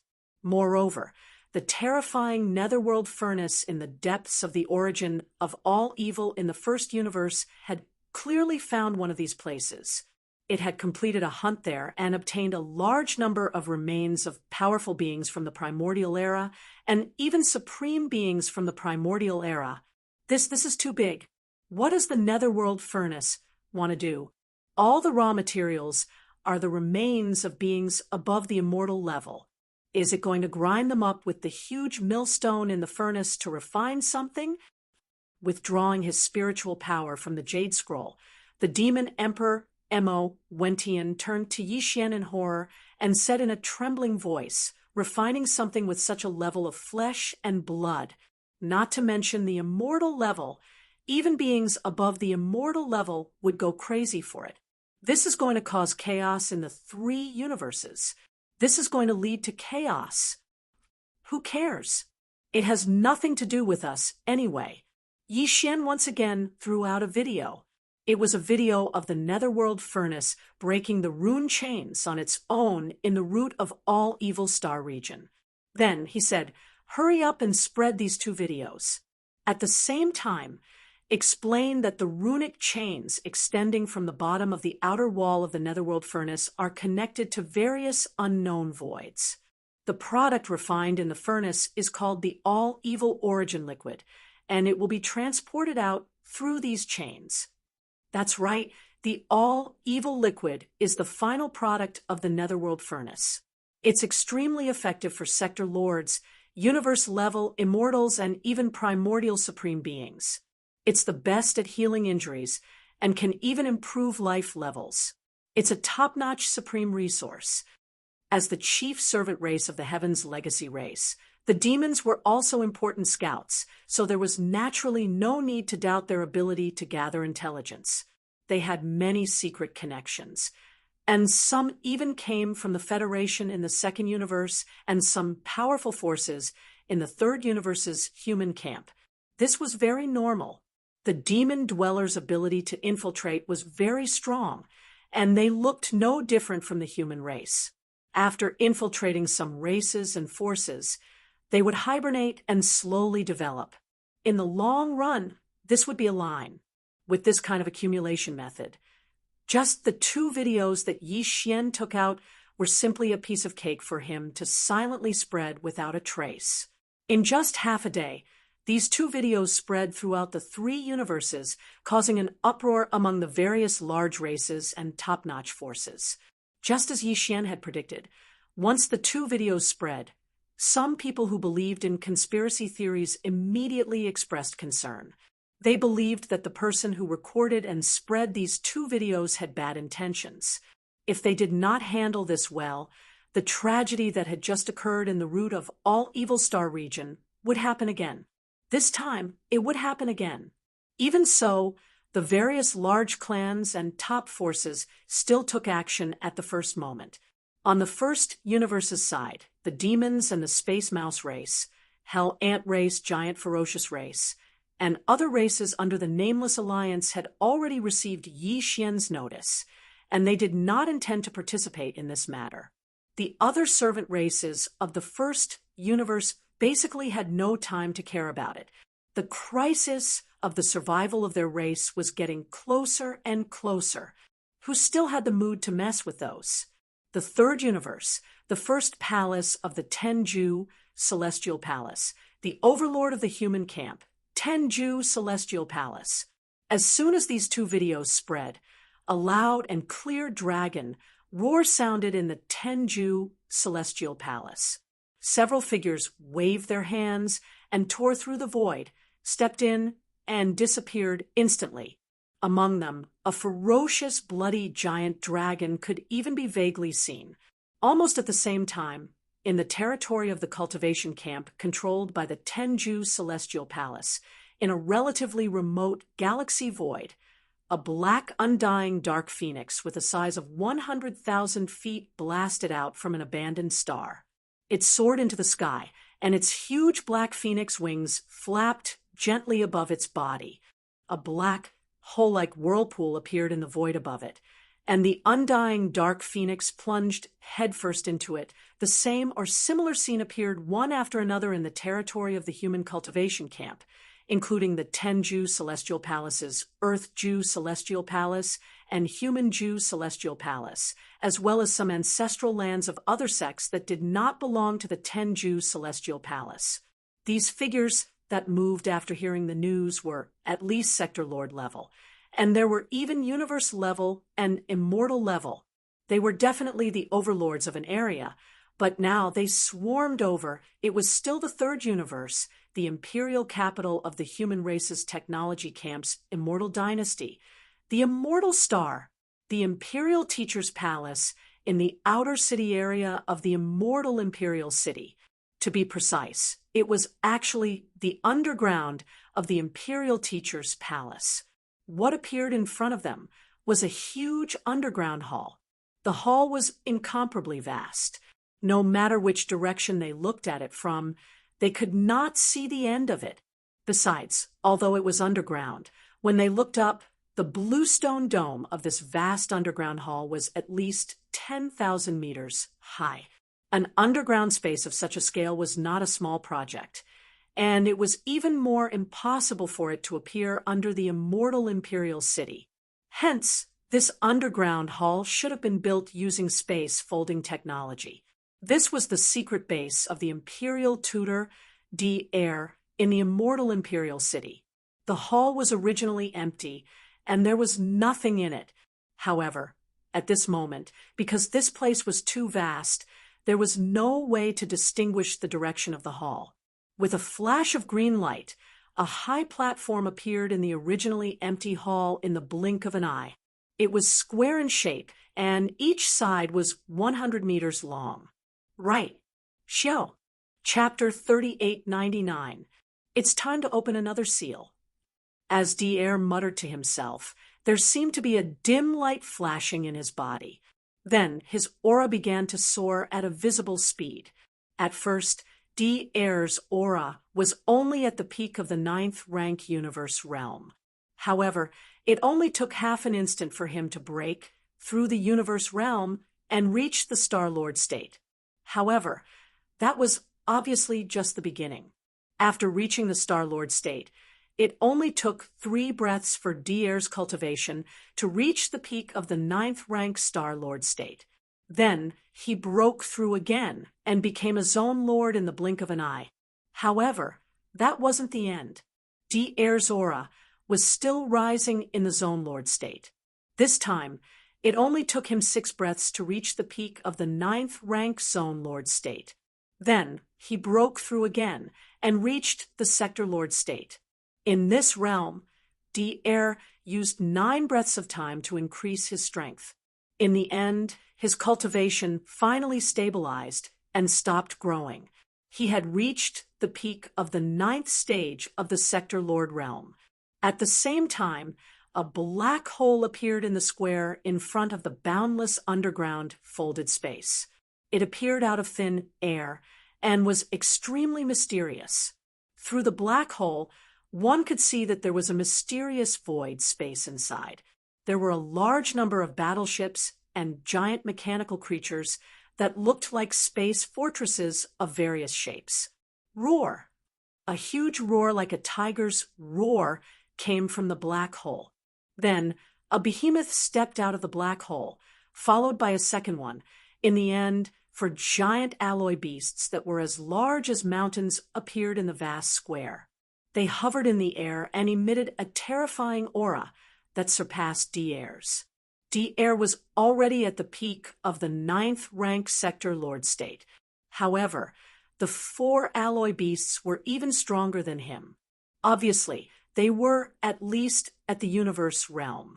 At this time, the black hole behind the 4 alloy behemoths had quietly disappeared, but another slightly smaller black hole appeared again, strangely out of thin air.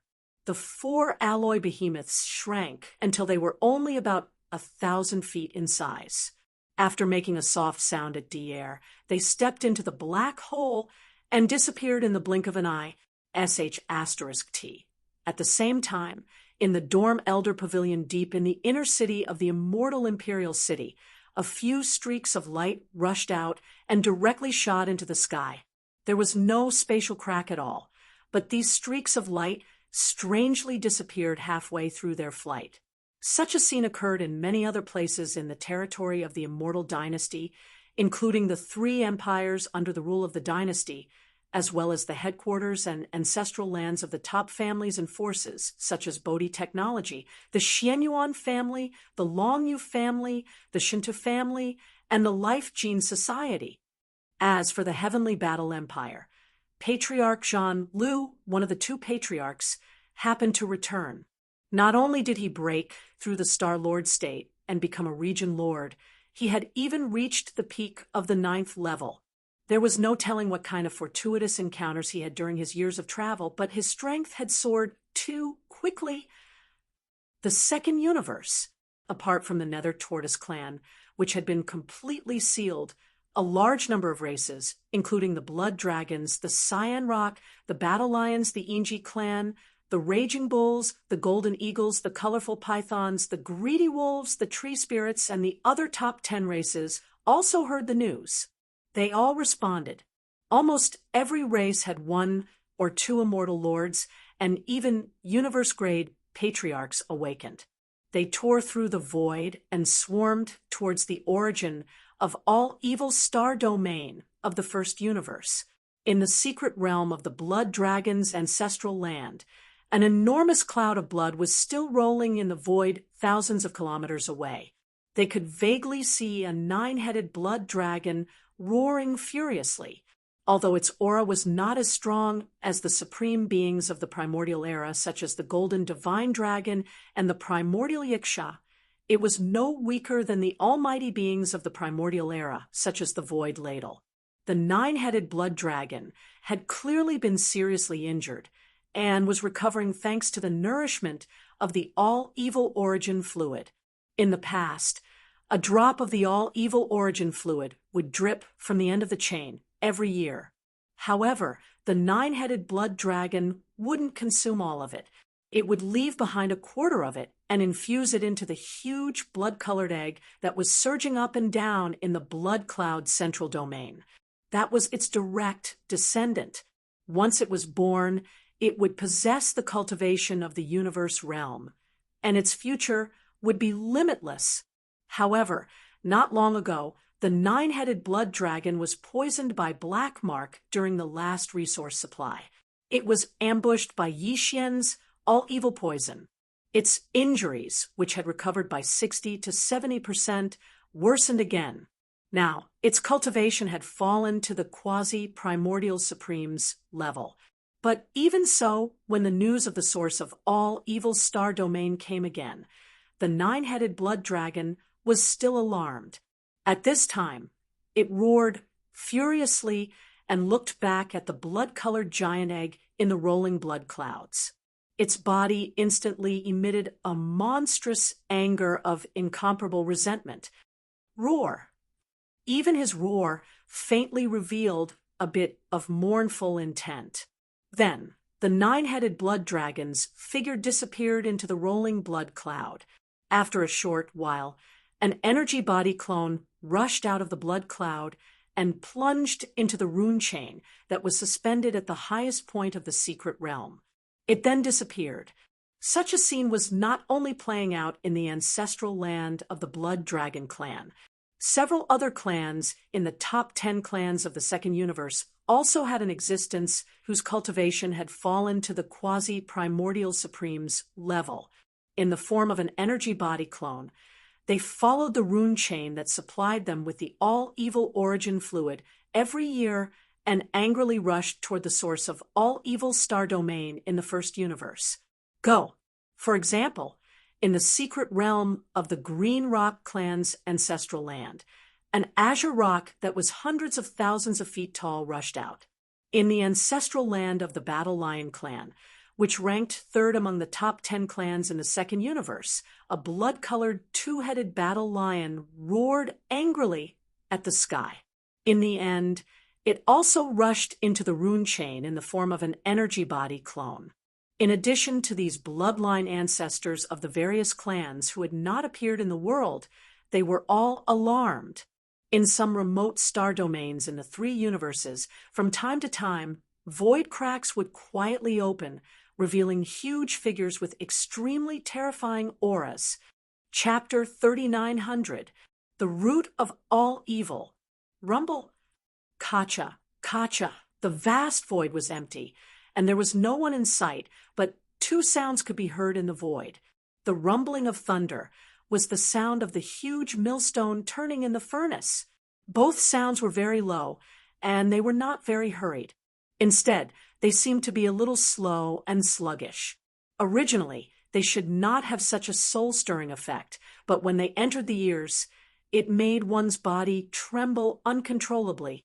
The strange cracking noises were the sound of the flesh and blood of a large number of powerful primordial creatures being crushed by the cauldron, turning into minced meat and bones. The scene that could be seen inside the furnace could be said to be truly terrifying.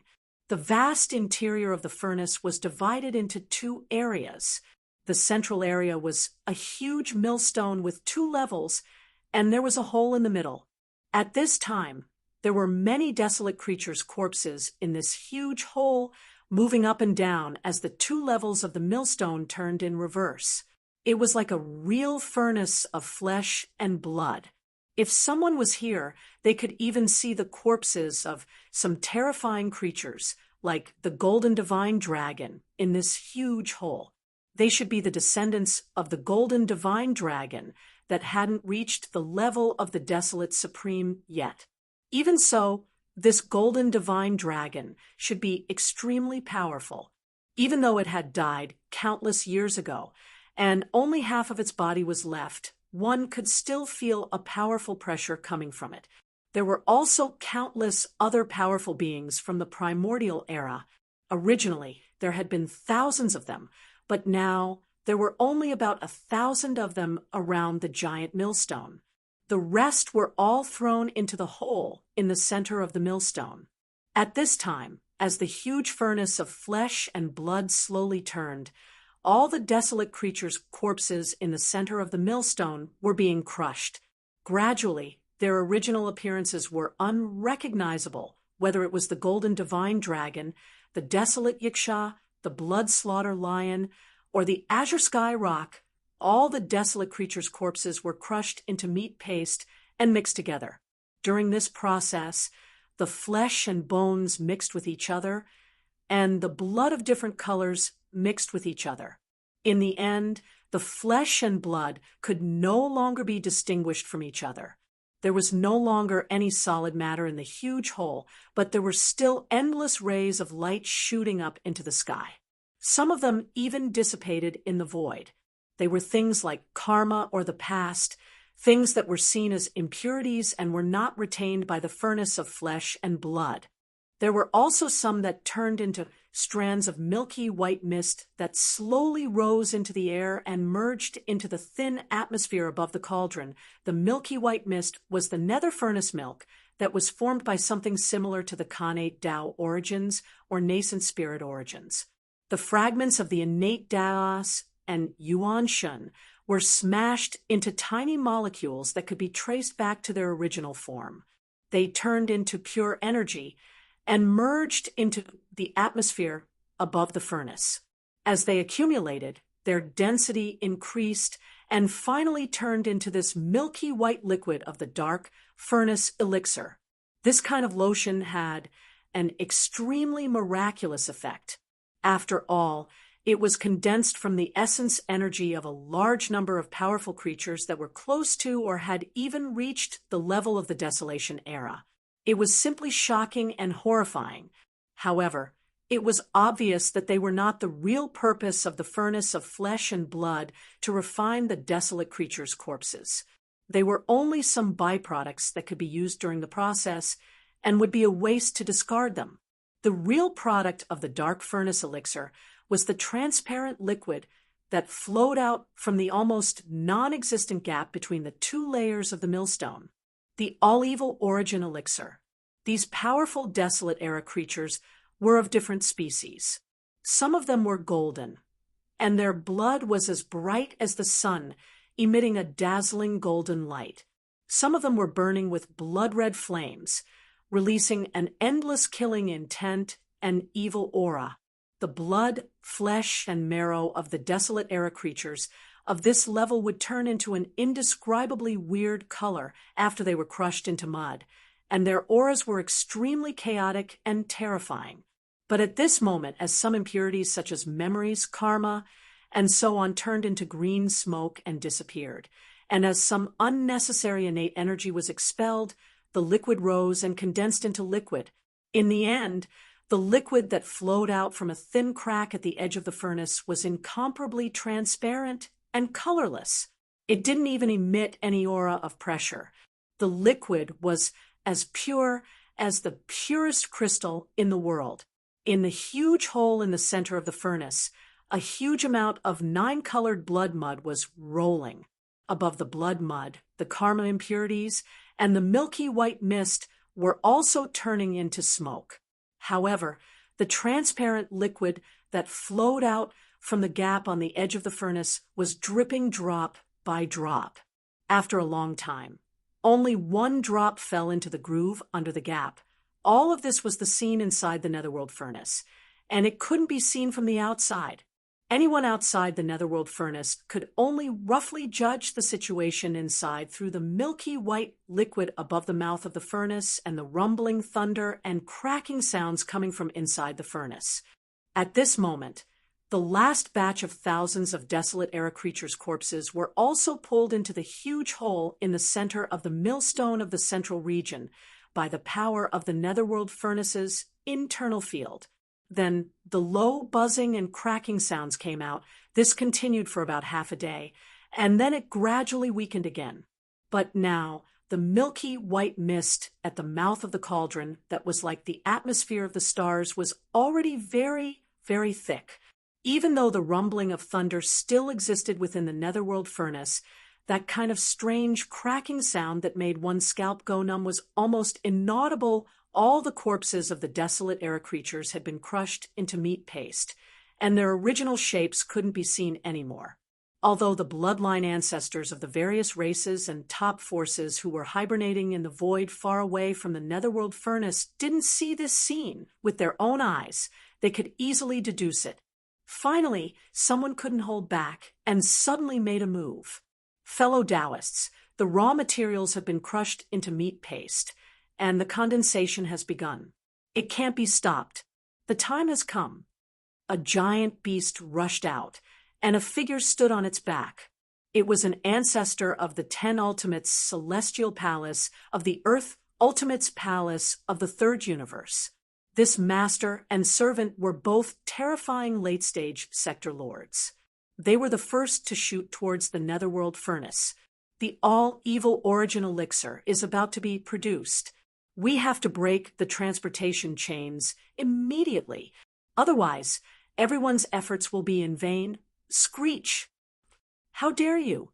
If you dare to break the chains of the Netherworld furnace, our race will fight to the death with your 10 ultimate celestial palace. A purple gold giant eagle, suspected to be from the golden eagle race of the top 10 races of the second universe, soared into the sky. It was tens of thousands of feet long, and the aura in its body surged as it followed closely behind. Chapter 3901. Screech! How dare you? If you dare to break the chains of the Netherworld furnace, our clan and your 10 ultimate celestial palace will fight to the death. A purple gold giant eagle that was suspected to be from the Golden Eagle clan, one of the top 10 clans in the second universe, leaped into the air. Its wingspan spanned tens of thousands of feet, and the aura in its body surged as it rushed out. Its target was not the Netherworld furnace, but the master and servant of the ultimate celestial palace who wanted to break the transmission chains of the Netherworld furnace. This scene was strange, but the terrifying existences that were hibernating in the surrounding void did not seem surprised, as if they had already expected this situation. That's right, this time, the patriarch-level existences from the various clans and top forces in the second and third universes came to the source of all evil star domain for completely different purposes. It could even be said that they came in opposite directions. The two camps of the human race in the third universe, including some old monsters from the myriad Luo Federation Senate and some idle patriarch-level figures from various parts of the three dimensions, came to the source of all evil for the same purpose, to break the rune chains that transported the all-evil origin liquid out of the Netherworld furnace. Passage. Then, they would think of a way to obtain the all-evil origin liquid in the Netherworld furnace. However, the bloodline patriarchs from the various clans in the Second Universe's Federation did not come here to seize the fortune in the Netherworld furnace, but to prevent the rune chains from being broken. This was because the bloodline patriarchs of the various clans in the Second Universe were basically the same as the 9-headed Blood Flood Dragon of the Blood Flood Dragon clan and other terrifying existences. They had vested interests in the products of the Netherworld furnace. Although the various clans in the Second Universe had previously launched an army of 10 million battleships to conquer the first universe and charge into the source of all evil star domain. But in fact, even at that time, their purpose was only to fully control the source of all evil star domain and forbid any other forces from entering to prevent the Venom incident from happening again. Of course, in addition to the bloodline patriarchs of the various clans in the Second Universe's Federation, there were also some idle old monsters from various parts of the three dimensions. Among them, there were also vested interests in the products of the Netherworld furnace. Perhaps on the surface, this group of independent old monsters had nothing to do with the various clans in the Second Universe's Federation, but when it came to the rune chains of the Netherworld furnace, the interests of the two sides were clearly tied together and unknowingly stood on the same side. Golden Eagle race. Is this the idea of your race, or the idea of the races of the Second Universe? A white-bearded, black-haired, green-robed elder took a step forward. His eyes gleamed as he gazed at the purple gold eagle. His formless eyes shot out sparks of blood as he gazed at it. This was also a universe-level supreme old monster.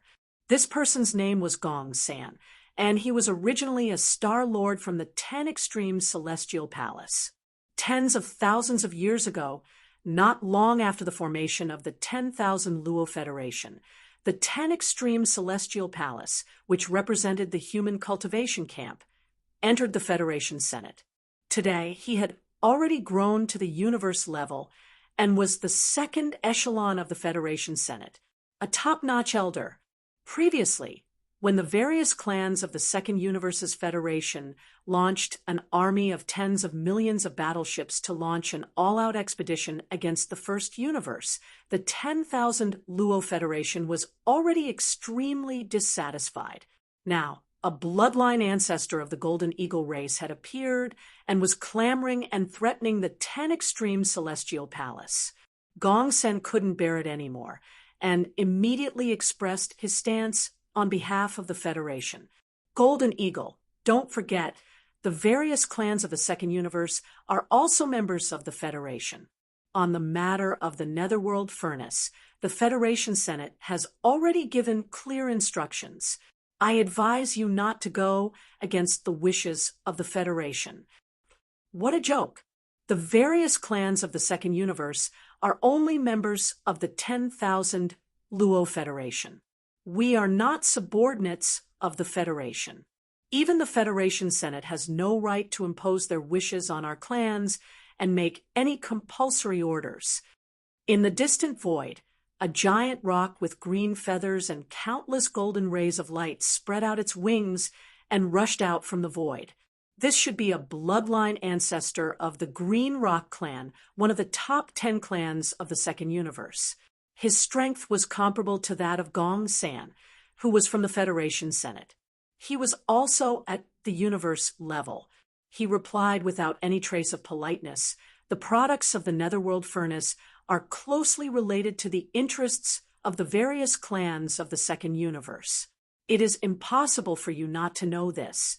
The human race is also one of the members of the Federation." This time, they ignored the allies of the various clans of the Second Universe and came to the source of all evil to seek the benefits of the Netherworld Furnace. Not only did the Senate of the Federation not stop them, but they even colluded with them. It is really cold to the hearts of the various clans. Regarding this matter, the 10,000 Luo Federation must give the various clans of the Second Universe an explanation. Whether it is the 10 absolute sky palaces of the human race, the Undying Dynasty, or the great beings of the Senate of the Federation, they must immediately withdraw from the star field of the source of all evil. Otherwise, they will see the various clans of the Second Universe as nothing. At this point, the universe-level green gold rock's tone turned harsh. He sneered and said, "If you insist on acting alone and ignore the interests of our clans, then it is fine if the various clans of the Second Universe do not join this federation. Today, we will withdraw from the 10,000 Luo Federation. Parting ways in the future is a small matter, but turning against each other and becoming enemies is a big matter. Where do you want to go? I advise you to think twice before you act. Otherwise, the two planes will break apart today. The 10,000 Luo Federation will no longer exist, and all the various clans of the Second Universe will withdraw. Boom, screech, roar."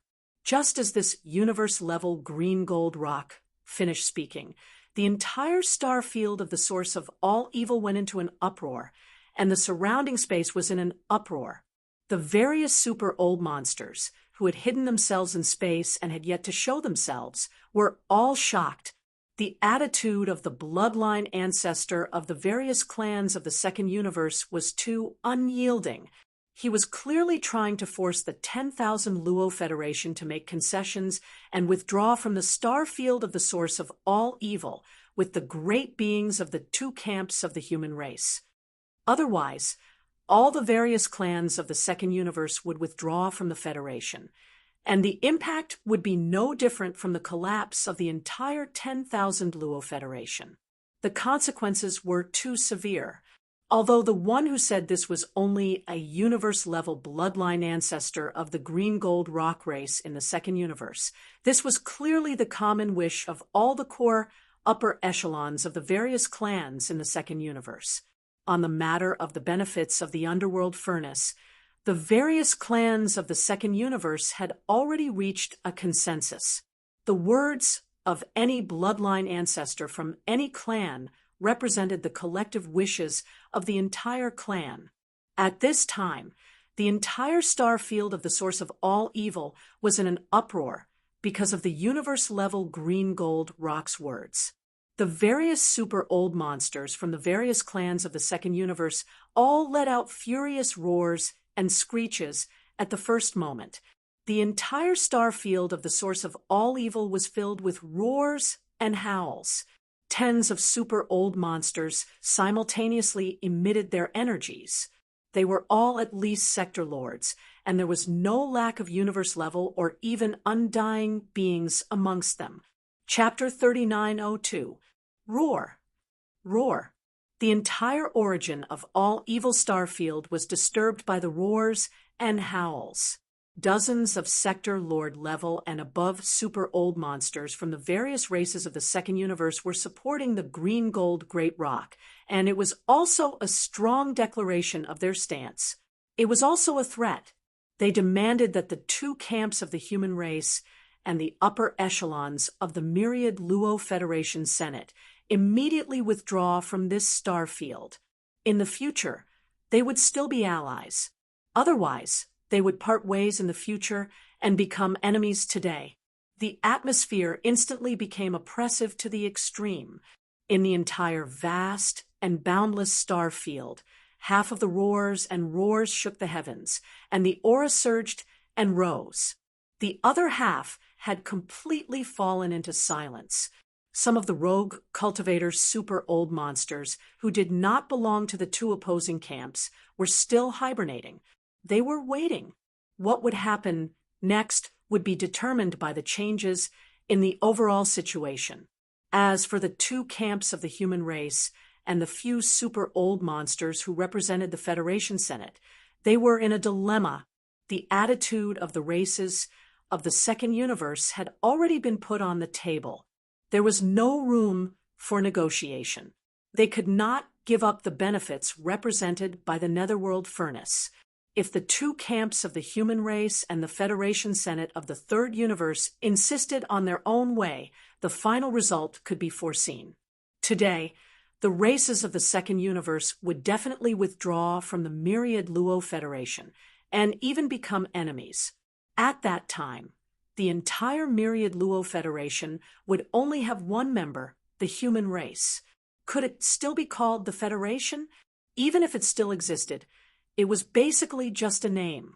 The consequences were too serious. It concerned the survival of the myriad Luo Federation. Even the super old monsters of the Senate, such as Gong San, did not dare to deal with this matter lightly. After a short silence, the few super old monsters from the Federation Senate seemed to have finally reached a consensus. They sent Gong San as a representative and spoke again. This time, Gong San did not directly talk to the races of the second universe. Although he did not name them, everyone knew that his words were directed at the two camps of the human race of the third universe. Heaven Palace, Imperial Court, this matter concerns the survival of our Federation, and the benefits of this netherworld furnace are indeed related to the races of the second universe. It is closely related. All of you were originally allies, but because of the same goal, we gathered together and formed the Myriad Luo Federation today. It's normal to have disagreements. This matter is not completely without room for compromise. What the Council of Elders means is, since we are all allies, this matter can be resolved internally. The Council of Elders is willing to be a witness and urge everyone to reach a final consensus on this matter. This was clearly a concession. Although the several super old monsters of the Federation Senate were indignant and even felt a little aggrieved, the attitude of the various races of the second universe was so tough. This matter concerned the survival of the entire Wan Luo Federation, so they had no choice but to treat it cautiously. Unfortunately, whether it was the two camps of the human clan in the third universe or the various races in the second universe, none of them seemed to appreciate his kindness. A universe-level super old monster from 10 Absolute Sky Palace immediately expressed his opinion. There is no room for discussion. The underworld furnace is not the underworld furnace of the various races of the second universe. It does not belong to any race or power. That's right, since the various races of the second universe know that they are members of the Federation, they should be even more tactful. In the Undying Dynasty camp, a universe-level old monster from Su-Lao-Gu sneered.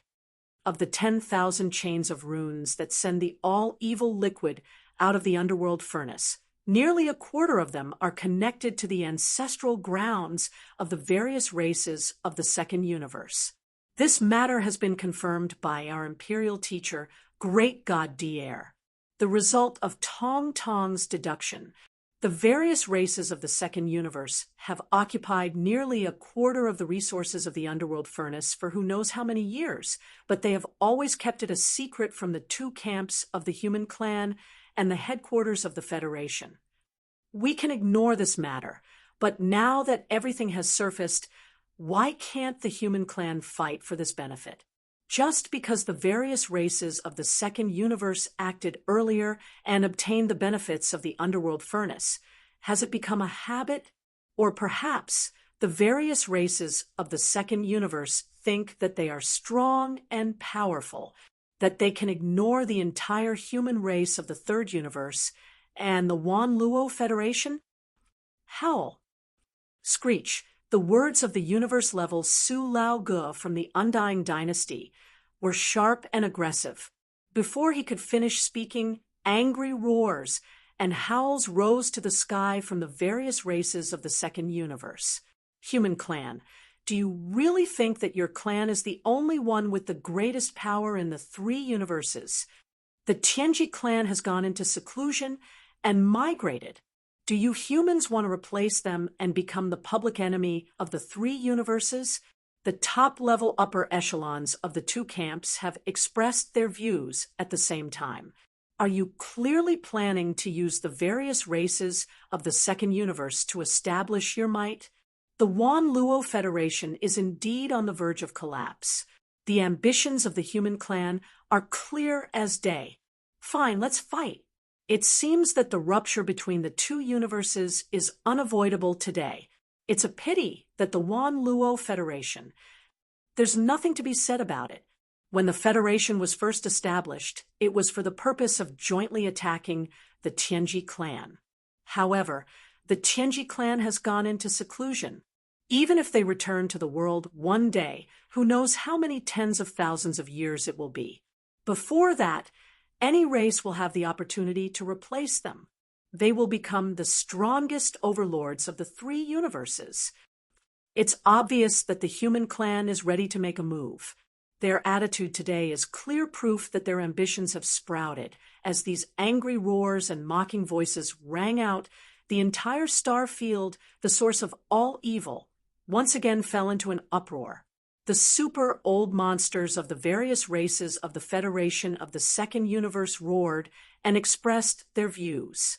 The super old monsters of the two camps of the human clan, as well as some of the top factions and idol sects, were enraged.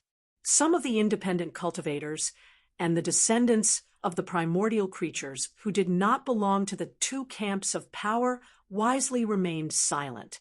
They paid close attention to the development of the situation, vigilantly watching from the sidelines. Only the few super old monsters of the Wan Luo Federation's Senate fell into deep embarrassment at this time, whether it was the two camps of the human clan's Immortal Dynasty and the Tenju Celestial Palace from the third universe, or the various races of the Federation from the second universe. None of them gave them any face this time.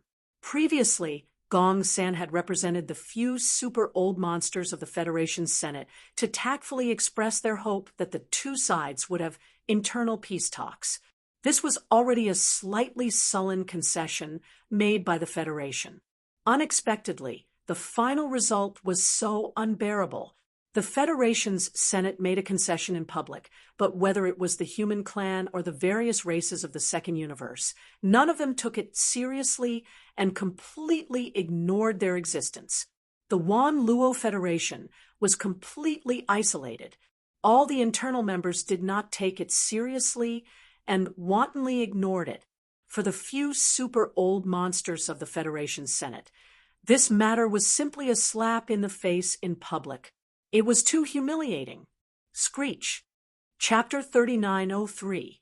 among the major races and top forces in the three dimensions, the strongest combat power that any force could send was at the immortal level.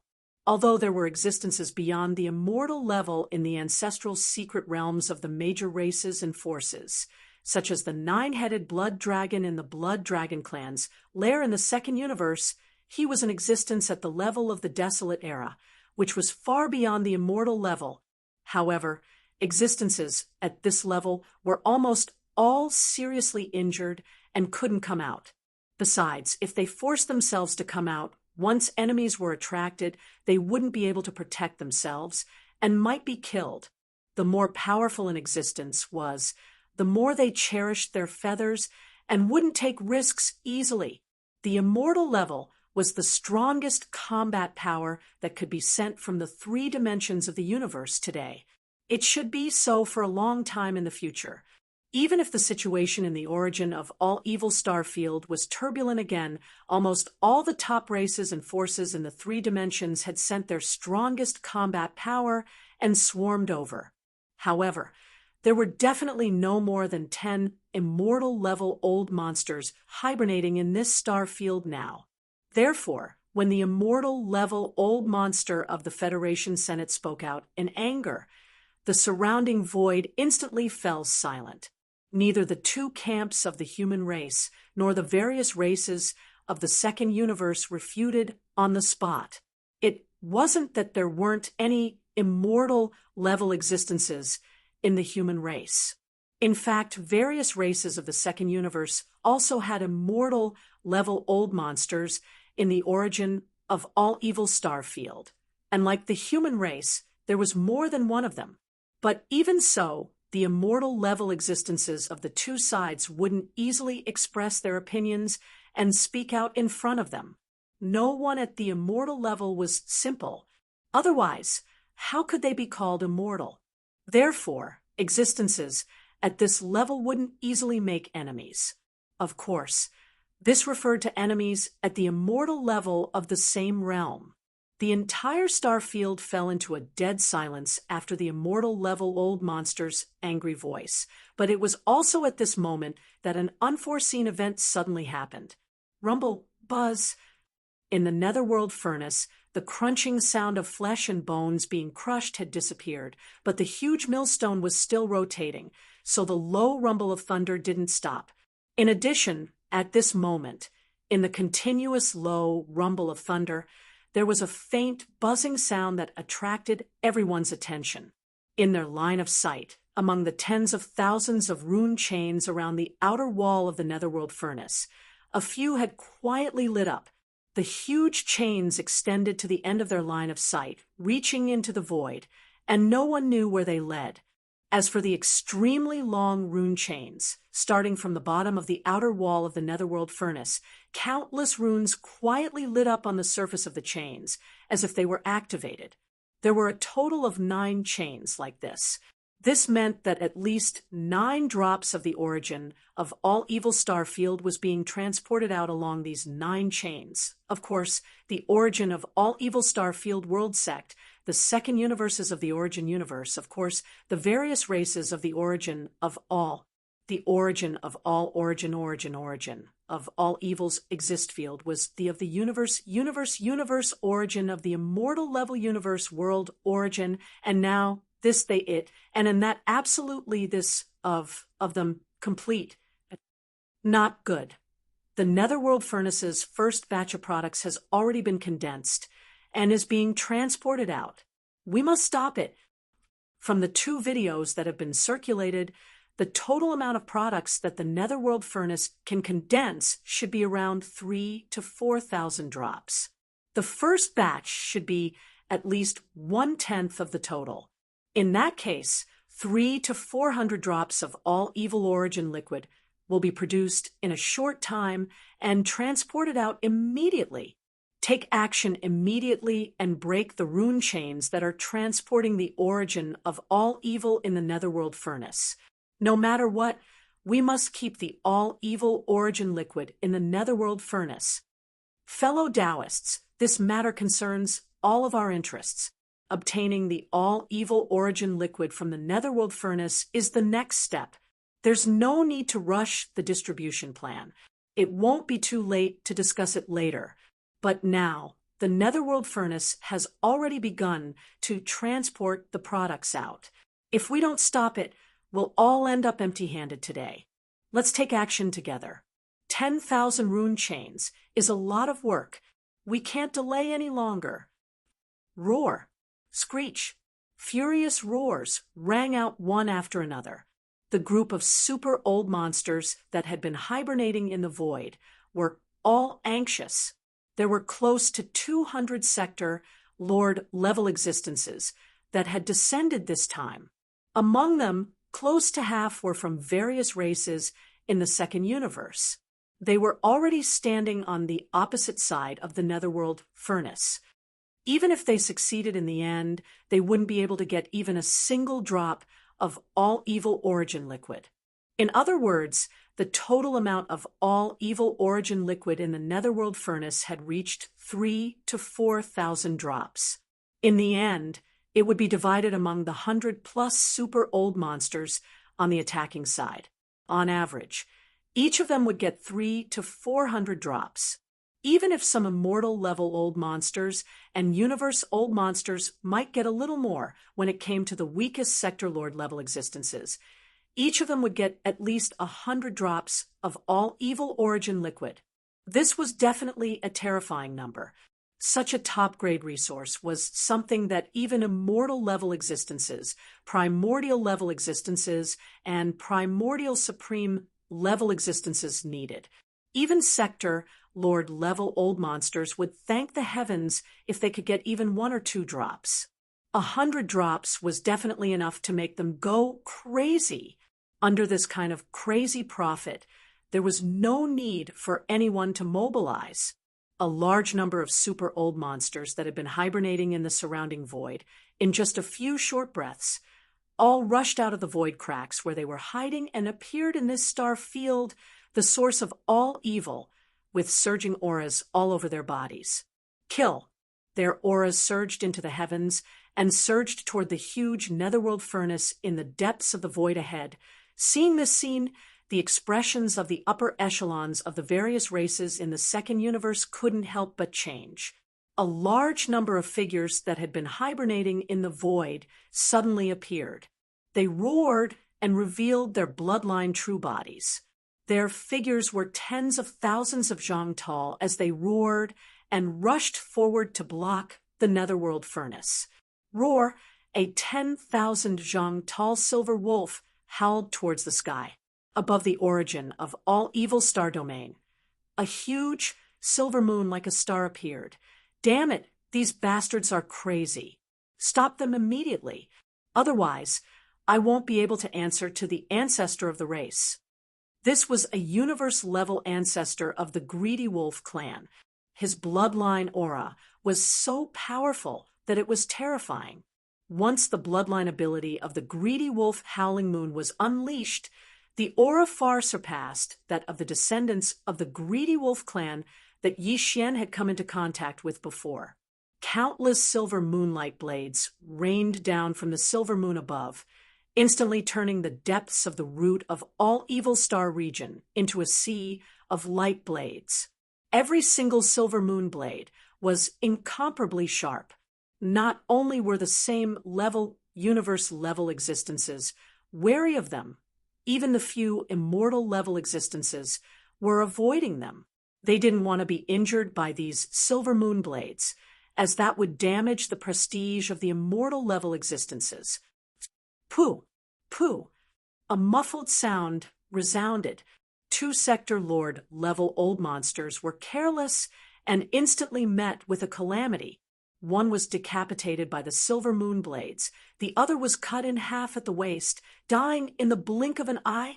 Chapter 3904. Whoosh! A large amount of rain-like crashing sounds could be heard. On the right side of the void, a huge mottled ancient tree began to stretch its branches and leaves. The huge tree took root in the void. Its roots couldn't be seen, but its size was constantly growing. In the blink of an eye, it was already 1,000,000 feet tall. The huge tree crown shrouded a large part of the void of the universe and extended to the edge of the netherworld furnace in front. This huge tree was the true body of an immortal rank ancestor of the Tree Spirit clan, one of the top 10 clans in the second universe. At this moment, this terrifying huge tree was like a star standing in the void. As long as the roots that hadn't appeared were not destroyed, it would be fine. Even if the leaves were broken, it could grow again.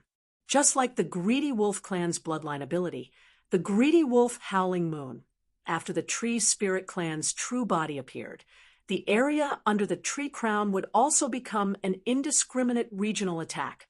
The species of this old tree was very extraordinary. It was the rare undying void pine.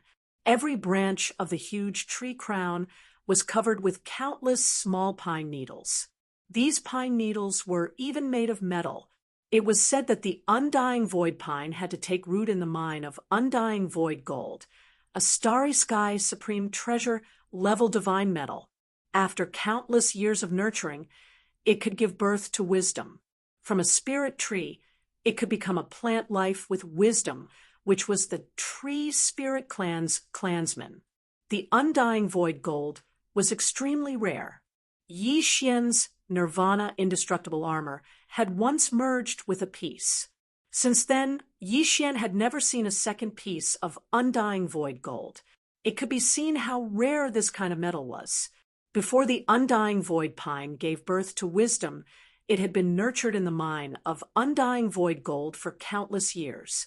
It had absorbed a large amount of undying void gold's golden energy and had long been contaminated with it.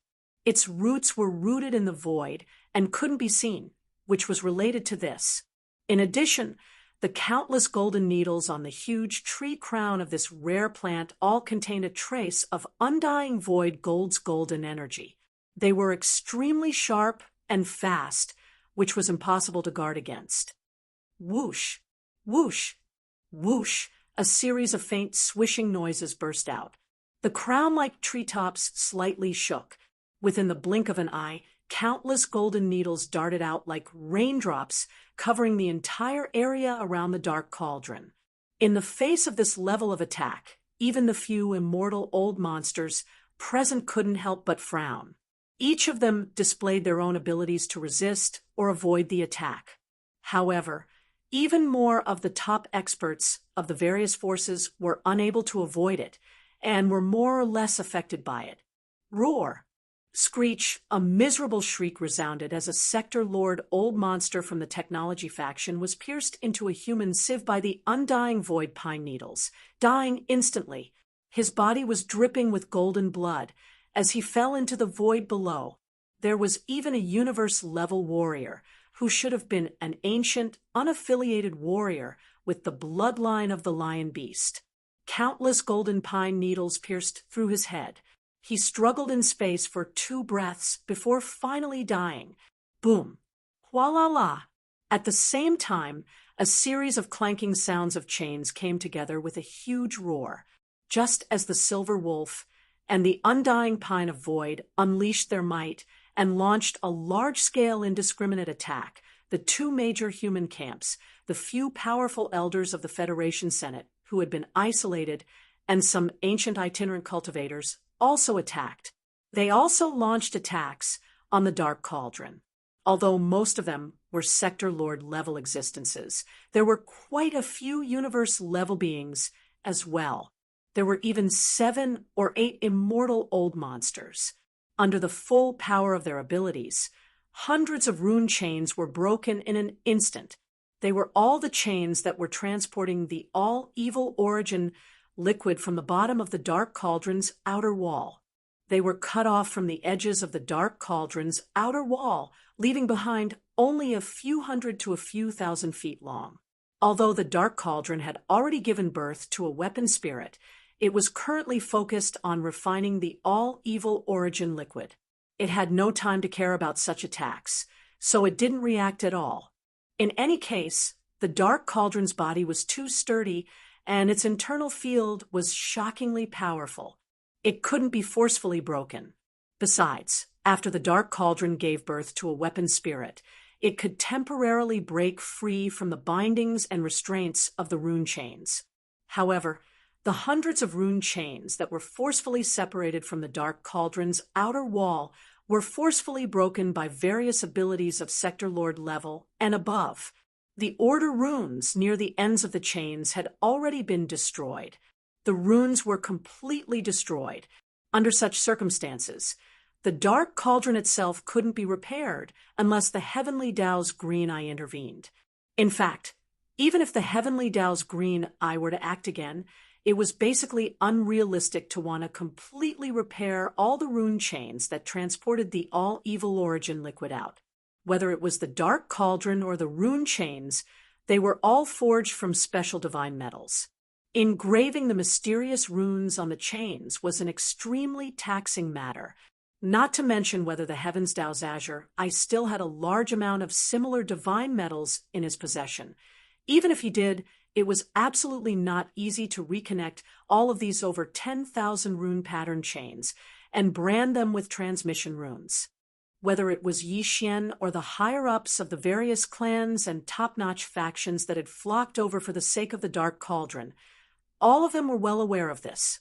Otherwise, they wouldn't have thought of such a method to prevent the Dark Cauldron from transporting the all-evil origin liquid. It could be said that once a rune chain was broken, there was basically no possibility of it being repaired, at least in the short term. It was precisely because of this that all the ancestor-level existences in the attacking camp were instantly invigorated after the first round of attacks broke all the hundreds of rune chains. Just a single round of full-powered attacks had destroyed a few % of the 10,000 chains of runes that were transporting the all-evil origin liquid. This was definitely an exhilarating result. They immediately charged toward the other rune chains, dodging the frenzied attacks of the bloodline ancestors of the various clans in the second universe as they launched a second round of attacks with all their might. His only objective was to completely destroy the talisman marking chains that transported the all-evil origin liquid into the surroundings as soon as possible. Rumble, kacha-kacha, screech, the entire void was boiling. A gigantic silver moon in the sky was constantly sprinkling down silver moon blades. There was also an undying void pine that was swaying slightly like a pillar that supported the sky, shooting out dense golden pine needles, reaping the life of a super old monster from time to time. Many of the super old monsters of the various clans in the second universe had revealed their bloodline true forms and were engaged in a bloody battle with the super old monsters of the attacking camp. Chapter 39:05. Rumble. Kacha, kacha. Thunderous booms rang out incessantly, accompanied by cracking noises. This was already the sixth wave of attacks. More than half of the 10,000 rune chains that transported the all-evil origin elixir to the outside of the Netherworld Cauldron had already been broken. Currently, there were only about 4,000 chains that were still connected to the Netherworld Cauldron. After this wave of attacks, hundreds of rune chains were broken. Only a few hundred meters of them remained hanging on the outer wall of the furnace, looking extremely bleak and desolate. The number of rune chains decreased sharply once more, leaving only around 3,000. However, the entire furnace that was as huge as a superstar still didn't move. The humming sound of the huge millstone rotating inside was still present, indicating that the all-evil origin liquid was still being refined. At the same time, the rune seal was still in the process of delivering the all-evil origin liquid. More than 6,000 rune chains had already been broken, and among the remaining 3,000 or so rune chains, several dozen of them lit up at the same time from the end connected to the Netherworld Cauldron. This meant that more than 100 drops of all-evil origin liquid were about to be transported out. This meant that the corresponding rune chains of the transportation channel had been activated. Stop it. Break this portion of the chains immediately. You want to steal this old man's all-evil origin liquid? Impossible. Screech. Furious roars rang out. Over 100 Sector Lord old monsters from the punitive expedition camp all made their moves, unleashing all sorts of divine abilities. A small part of the sky was illuminated by the resplendent light. It was incomparably dazzling. Whoosh, whoosh, whoosh, pooh. During this process, the towering, undying void pine tree was still shooting out endless golden pine needles. Occasionally, some super old monsters would be hit, but they all protected their vitals. Even if they were hit by the golden pine needles and some unimportant parts were pierced, they would only suffer a small wound and nothing more. Although the golden pine needles of the undying void pine were sharp and shockingly fast, making them difficult to dodge, it was still an area of effect attack. The power of a single needle was limited, and as long as one wasn't hit by the concentrated attack, there was no danger to one's life. It was precisely because of this that within a short period of time, almost none of the experts who were conquering an area went to attack it. Its roots were rooted in the void, impossible to see at all, impossible to completely eliminate in a short period of time. On the other hand, the gigantic silver moon that resembled a star in the sky showered countless silver moon blades. They circled and attacked in an unpredictable manner, although they were not as powerful as the immortal rank undying void pine. They were superior in that they were strange and difficult to defend against. Every time they circled, they would hit the more important parts of the body. A universe-level warrior from the human race's 10 absolute sky palace was hit by a few giant silver moon blades at the same time. His body was torn apart in the void space, and golden blood rained down. He died in an instant. Screech, "Greedy wolf, you are courting death." A blood dragon rushed out of the void, emitting a dense blood-colored baleful aura. Its aura was terrifying. It had actually reached the universe 9th level and could be considered a half-step immortal. This was just the blood dragon. In fact, there was a figure standing on top of the blood dragon's head. It was a top old monster from the 10 Absolute Sky Palace, the second palace of the 10 Absolute Sky Palace, the Earth Absolute Sky Palace. He was an immortal-level existence. At this moment, he rushed out with a roar. The half-step immortal-level blood dragon, under the immortal-level old monster, let out a ferocious dragon roar towards the sky. It opened its mouth to swallow the giant silver wolf. "Gong Ju Sha, how dare you!"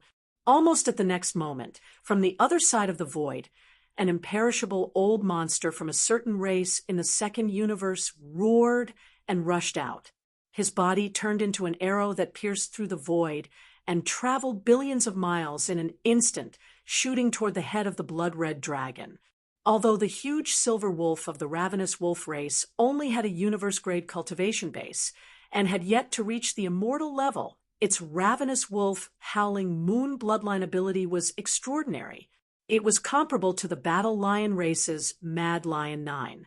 However, the 9 transformation Mad Lion was amazing because of its continuous increase in strength.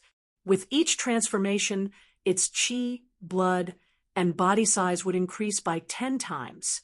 However, the greedy wolf Howling Moon was different. It was the same as the rain of golden pine needles of the undying void pine. It was an area attack, but it was more treacherous. It could be said that it had control of the general situation of the battlefield. It had an extremely important positive effect. Therefore, even if the silver wolf only had a universe-level cultivation base, its role in the entire battlefield was absolutely not to be underestimated. Otherwise, this undying old monster in the various camps of the second universe would not have suddenly rushed out at this time, blocked the blood dragon, and swallowed it.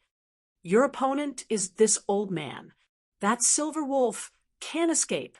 The great ancestor of the Earth Absolute Sky Palace, known as Gong Ju Sha, was a blood-robed old man. At this moment, he let out a cold laugh. With a wave of his hand, a blood-colored cage appeared out of thin air above the void space. It rumbled and suppressed, covering a large part of the universe void space within a radius of 1,000,000 miles. It happened to be the immortal level old ancestor of a certain race in the second universe who was about to make a move. He was trapped in it. Then, Gong Jusha took a step forward. His figure flashed and had already entered the blood-colored cage. His voice was still echoing in the void space outside the cage, full of murderous intent. The prison of drawing ground that I cast, even immortal-level existences of the same realm cannot break through. Today, I will kill you in this cage. Hung, long, before his voice had died away, an earth-shattering energy explosion sounded in the confined void space within a radius of 1,000,000 miles that was covered by the blood-colored cage. The two immortal realm old monsters finally started to fight, and it was a life-and-death battle. If it weren't for Gong Ju's great power of drawing a circle to bind and cover the entire battlefield within a radius of 1,000,000 miles, who knew how many powerhouses from both sides would have been injured by the fierce aura that shot out from their bodies? Howl! Almost at the same time, in the distant void space, a shrill howl sounded. It was obviously a wolf's howl, but it was not long. It seemed to be extremely short. The huge silver moon that had been hanging high in the void space above the source of all evil star field also quietly collapsed at this moment. At this time, if one turned to look at the source of the howl, they would be able to see the huge silver wolf's head being eaten by the blood dragon, and the headless body falling into the depths of the void space below. A powerful, immortal-level old monster fell just like that. The situation of the battle was getting more and more tragic. However, this was only the beginning. The degree of tragedy of this battle was obviously not going to stop here. Until now, sector lords and universe-level old monsters had all fallen. Next, immortal-level supreme existences might also fall. No one had expected this scene to come so quickly. Less than 15 minutes after Crimson devoured the silver wolf's head, a loud rumbling suddenly rang out from the gigantic crimson cage that enveloped an area of millions of kilometers in radius. Chapter 3906. An immortal old monster had fallen just like that. When Gong Ju Gong's immortal ancestor Gong Jusha walked out of the blood-red cage area with his head in one hand, the surrounding void was dead silent. The roar and explosion of the fierce battle and the clashing of magical powers were all stagnant. Now, there were only about 10 immortal realm old monsters in this star field, the source of all evil. Now, one of them had died. This was too shocking. In a short period of time, everyone's mind was filled with roaring sounds, especially the dozens of top masters of various races in the second universe. Their feelings were even more complicated at this moment. Among the nearly 200 top-notch elites who stayed in this star sector, the number of elites who attacked the Array Palace was very high. There were more than 100 of them, but there were only 70 or so races in the second universe. They were in a slightly weaker position. In terms of the strongest immortal old monsters, the two camps of the human clan and the Senate of the Federation each had won, so there were 3 of them. The other 3 were ancient rogue cultivators who came and went alone, but in fact, they could also be regarded as the power of the conquering camp. Among the more than 70 top masters of various races in the second universe, there were only 3 immortal old monsters. Counting them, the number was exactly half of the enemy camp, which was already an extremely worrying situation. But now, one of the 3 immortal realm old monsters had unexpectedly fallen in the short time it took to drink a cup of tea. Such a situation was undoubtedly worse for the races in the second universe. It was more and more unfavorable, and it seemed that they could not hold on any longer. In fact, of the more than 10,000 rune chains under the outer wall of the Netherworld furnace, there were only a little more than 1,000 left. Roar! Human Clan Wan Luo Federation. The races in the second universe will fight to the death with you from now on after a short period of dead silence. Among the races in the second universe, a blood-colored lion roared and rushed out. His body expanded again, and every time it increased by 10 times. This was obviously a bloodline ancestor from the Battle Lion clan. As soon as he appeared, he began to use the bloodline power of the 9 changes of the Mad Lion.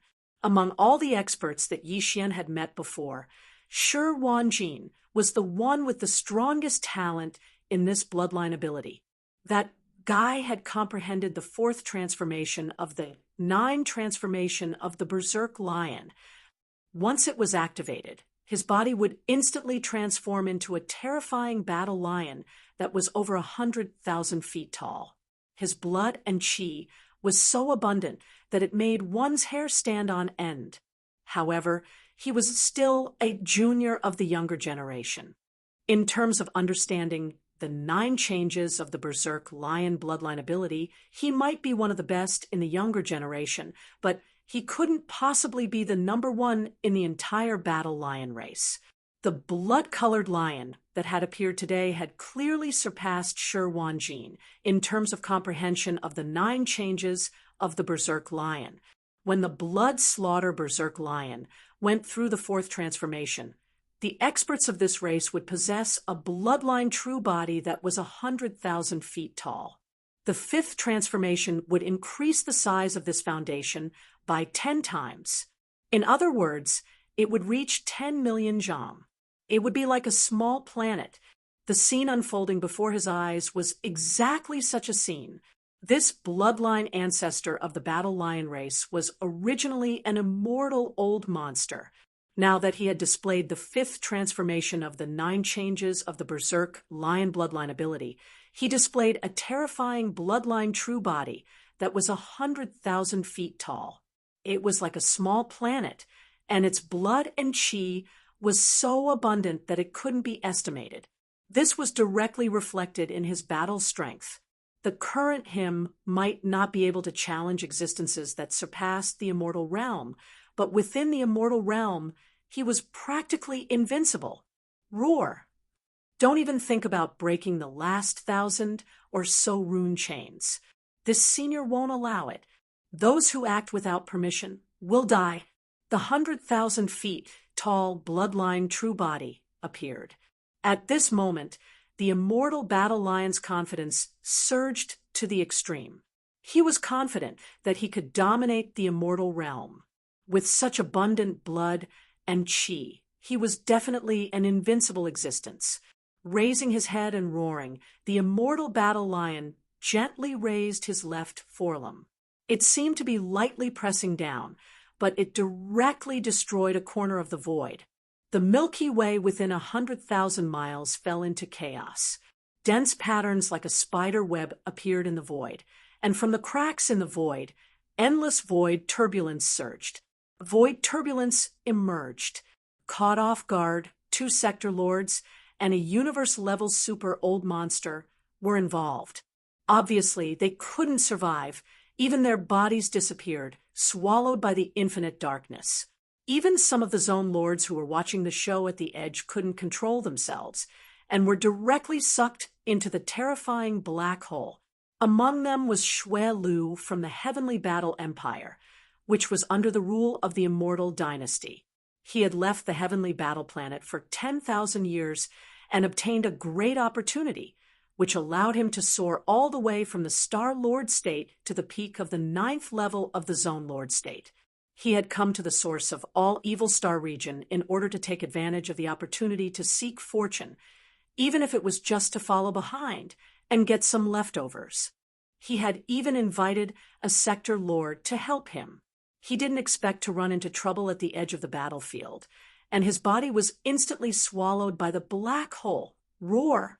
Immortal Battle Lion, you're too arrogant. So what if your blood and chi are abundant? You're the only immortal being left among the races of the second universe, apart from that giant tree. You're destined to die alone. Why waste time talking to him? Just suppress him. Roar. as the immortal battle lion spoke arrogantly, for of the 6 immortal beings on the side of the punitive expedition team rushed out and attacked the immortal battle lion from 4 different directions. As for the other 2 immortal beings, they led the 100 sector lords and universe-level warriors to continue attacking the Netherworld cauldron. Their target was very clear, the remaining 1,000 rune chains under the wall of the Netherworld cauldron. An earth-shattering battle began again.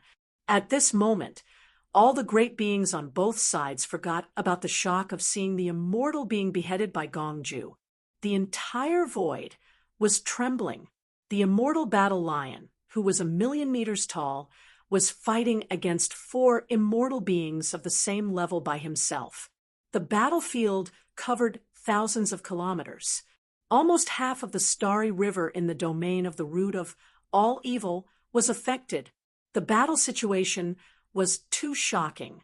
5 undying, level unmatched existences were fighting with everything they had, fighting to the death. This was a rhythm that was going to cause the void to collapse. In this vast and terrifying battlefield, the figures of the 5 undying old monsters could not be seen from the start.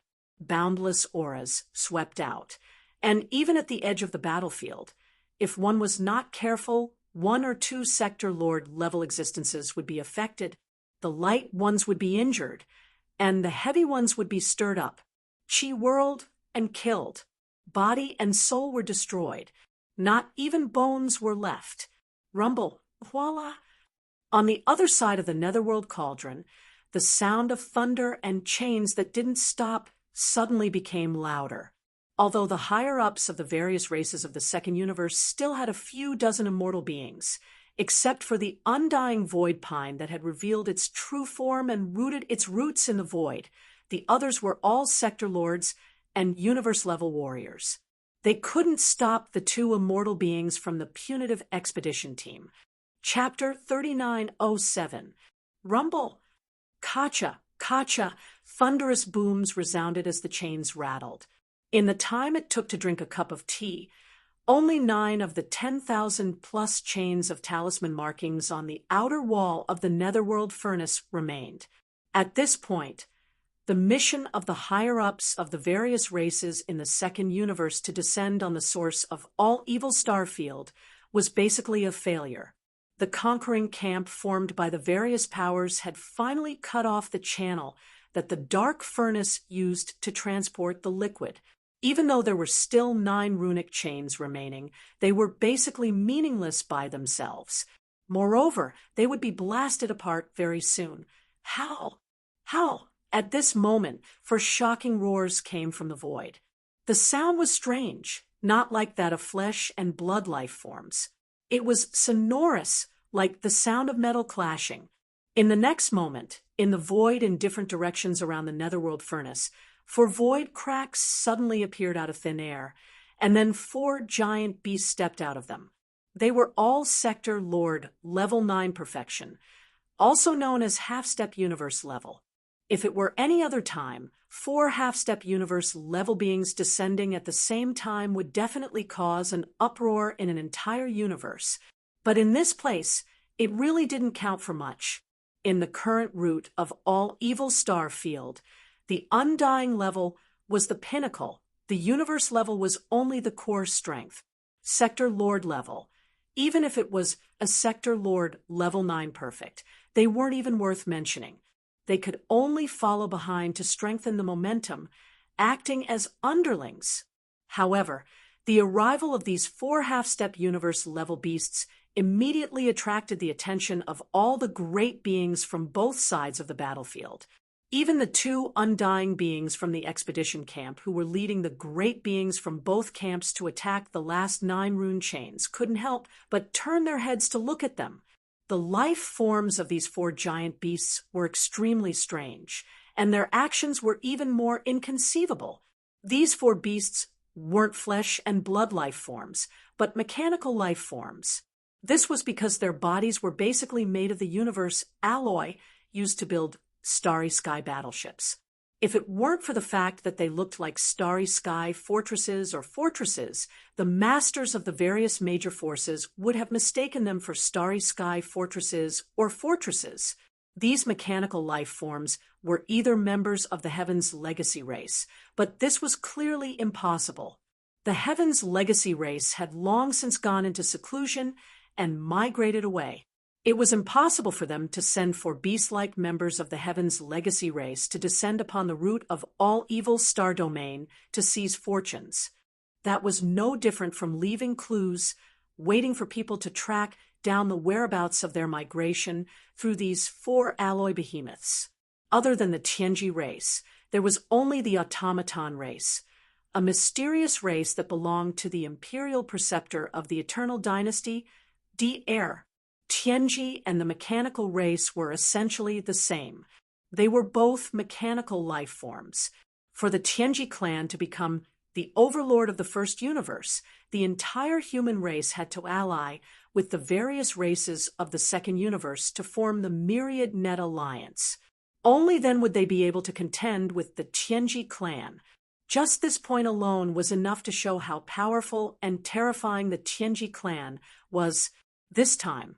Instead of saying that they were hiding from the world, it would be better to say that they had other plans. A riot in the Celestial Legacy race's imperial prison was far from enough to make the Celestial Legacy race feel threatened and flee.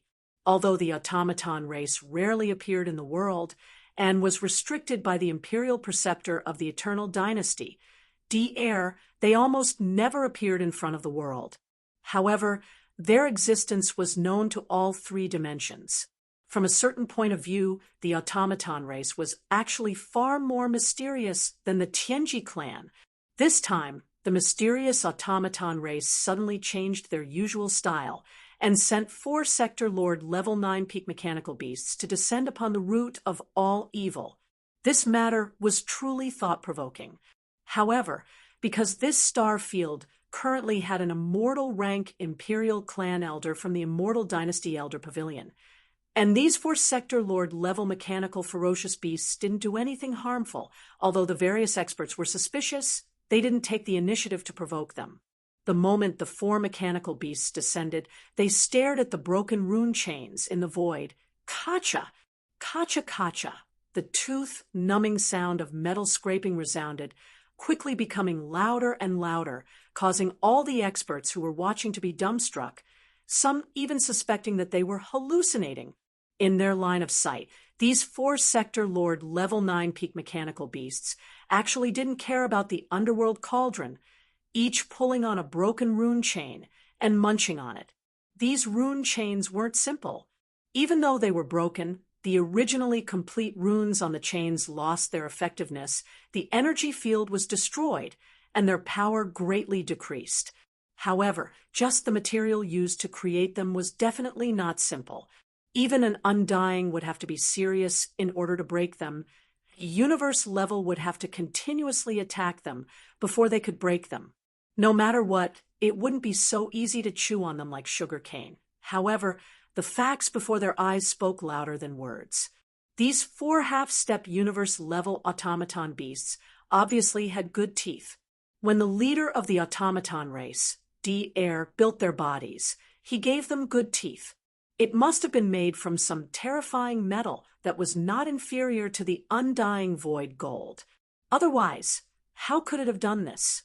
On the other hand, it also proved one fact. That was these 4 mechanical beasts coming to the source of all evil starfield. Their goal was most likely for the broken rune chains of the underworld cauldron. The mysterious metal used to create these rune chains was not ordinary. However, to the warriors of other races, it wasn't as important as the Tianji race or the automaton race. To the human race and the various races of the second universe, as well as the warriors of other life forms, if these rune chains were to be brought back, they would at most be used to create treasures or alloys to create battleships. They were, after all, external objects. However, the Tianji race and the automaton race could use them to strengthen themselves. These 2 races were automaton life forms. Their bodies were originally made from different materials. After many evolutions, they were finally able to create them. Hence, it was completely understandable that the automaton race would take this opportunity to send these four mechanical beasts to the source of all evil star field to steal these rune chains. The warriors were happy to go with the flow. In their eyes, although these rune chains made from mysterious metals were precious, they couldn't be compared to the all-evil origin liquid. As long as these four mechanical beasts didn't have any designs on the all-evil origin liquid, it would be fine. Under such circumstances, no one would provoke them. After all, the automaton race was essentially the same as the Tianji race, so they weren't to be trifled with. Their leader, D-Air, was the imperial teacher of the Undying Dynasty. They were basically in the same boat as the dynasty. Offending these four mechanical beasts was equivalent to offending both the automaton race and the Undying Dynasty of the human race. It was definitely a headache. If there wasn't an absolute conflict of interest, who would be willing to do such a thing? Kacha, Chapter 3908. Kacha, the teeth-numbing sound of metal rubbing against each other continued. After the four half-step universe-level mechanical ferocious beasts finished chewing the first rune chain, they turned around and started chewing on the second one. Without a doubt, their arrival was precisely for the sake of devouring this mysterious metal. The experts of the various powers saw all of this with their eyes, and they quickly paid no further attention to it. They withdrew their attention and turned their gazes towards the last 9 remaining runic chains at the bottom of the outer wall of the Netherworld furnace. As long as the last 9 rune chains were broken, the channel and route through which the Netherworld furnace transported the all-evil origin liquid would be completely sealed. Now, there were 4 half-step universe-level mechanical ferocious beasts from the machine race chewing on the broken rune chains in the void like sugarcane. This was a good thing. Even if the Netherworld furnace itself, or that terrifying heavenly Tao green, I wanted to repair it, it was unlikely that it would be possible. The rune chains were only broken, so there was still a possibility of repair. If all of them were chewed up, then it would really be over. From this point of view, the powerful beings from all sides were actually quite happy to see the arrival of these 4 half-step universe-level mechanical ferocious beasts from the machine race. Of course, this was excluding the various races of the second universe. Just as the 2 immortal-level old monsters were about to make a move on the remaining 9 rune chains, a weak buzzing sound suddenly rang out. The rune chains lit up. This time, it wasn't 9 chains, but only 1. Furthermore, it was obvious that the all-evil origin, liquid, wasn't being transported from the inside of the Netherworld furnace.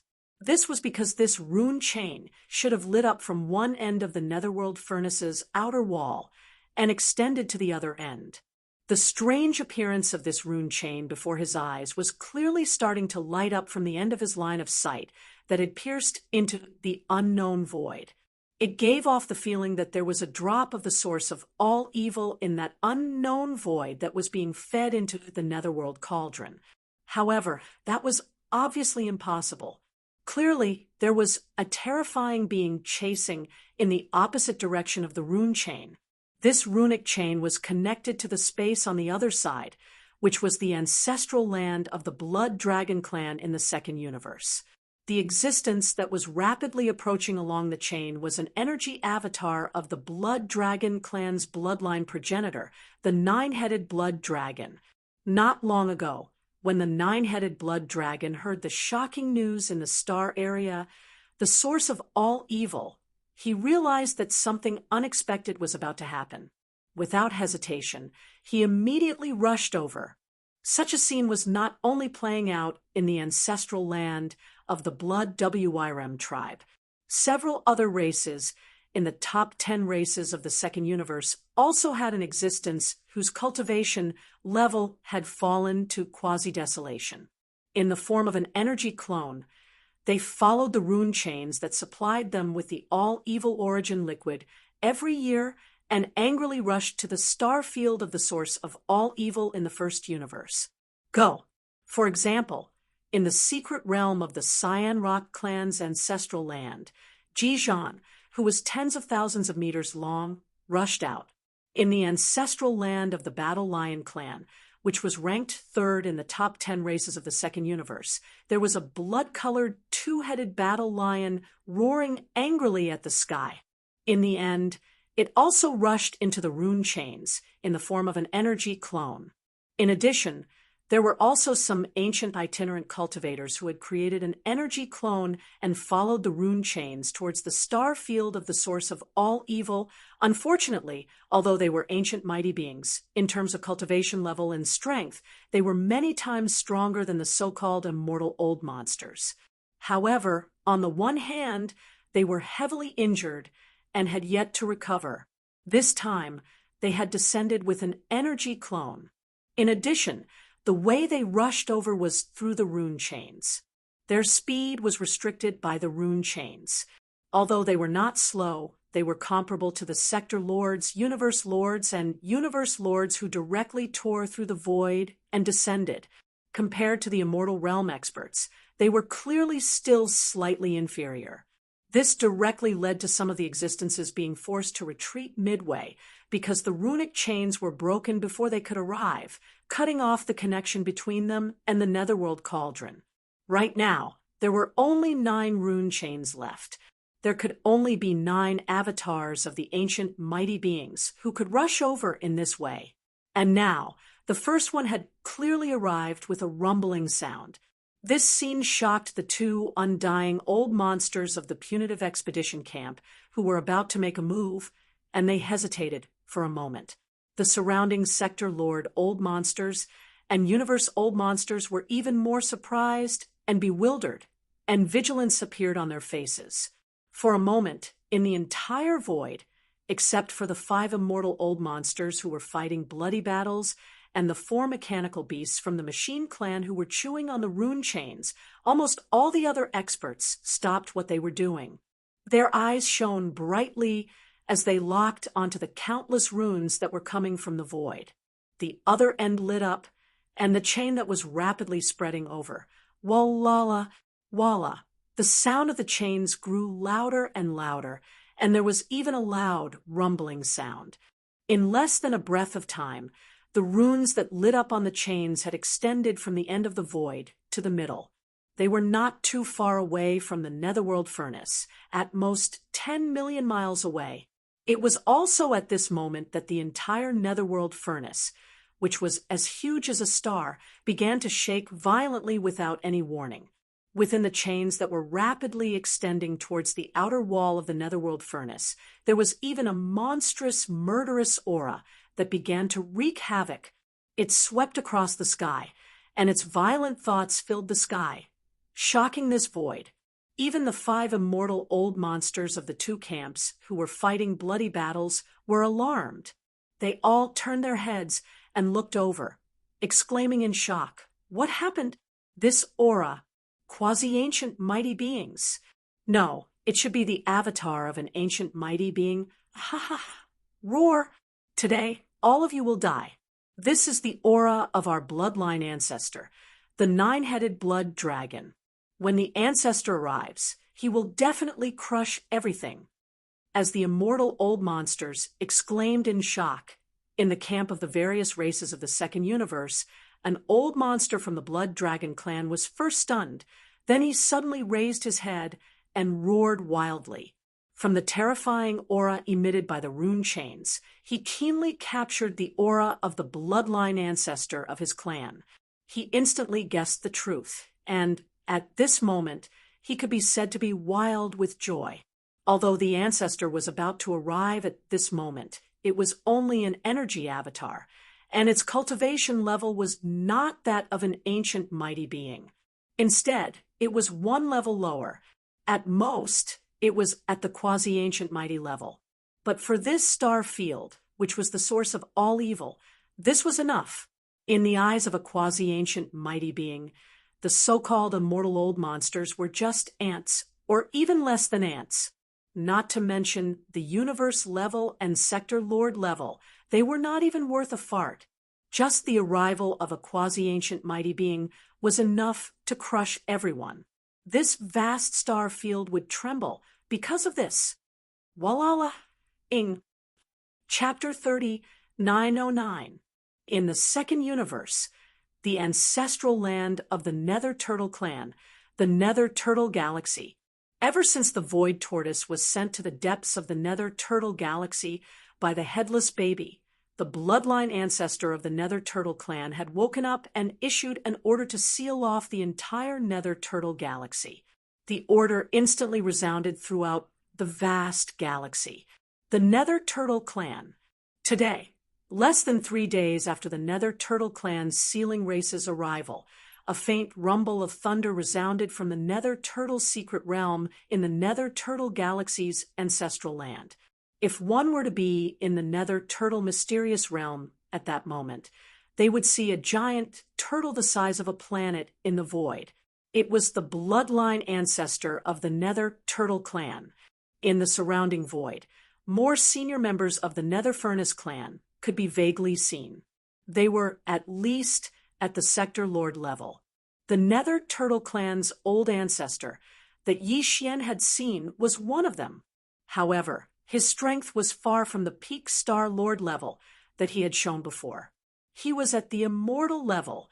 However, this included the Nether Turtle clan's ancestor and the Nether Turtle clan's bloodline primordial ancestor that was enormous like a star.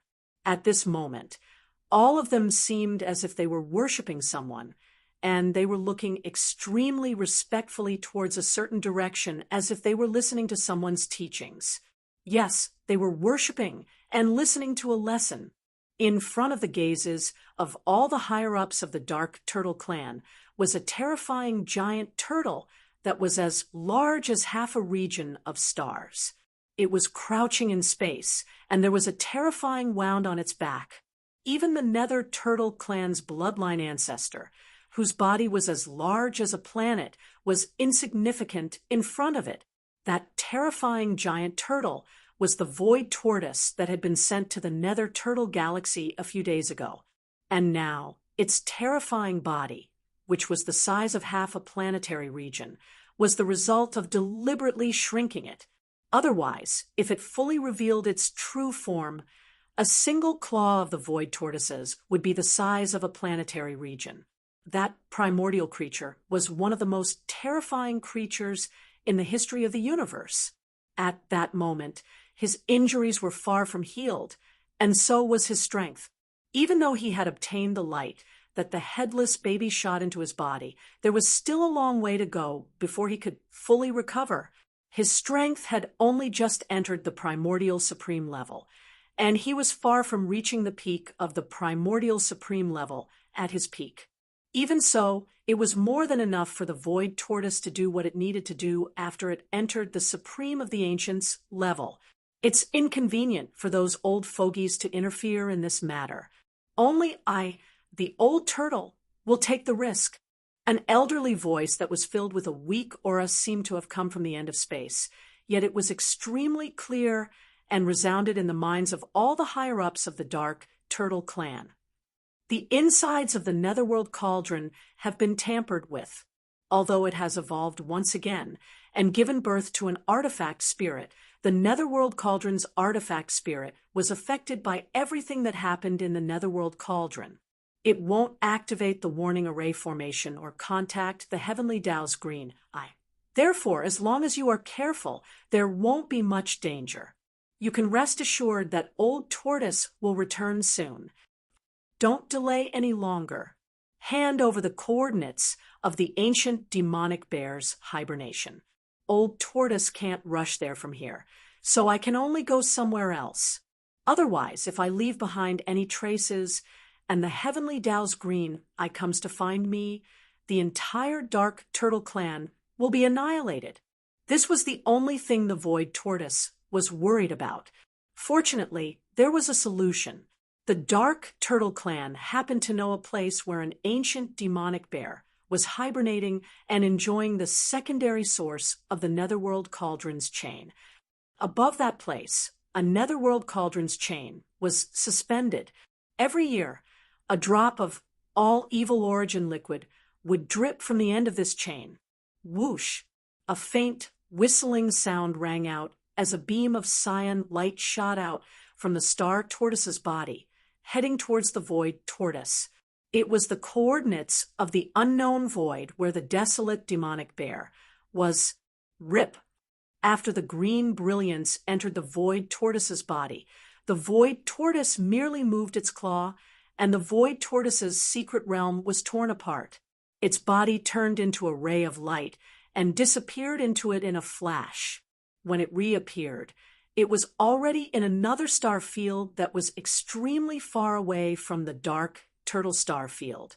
The void tortoise wiped away the traces of the void tortoise behind it, raised its claw again, and tore apart the void tortoise again.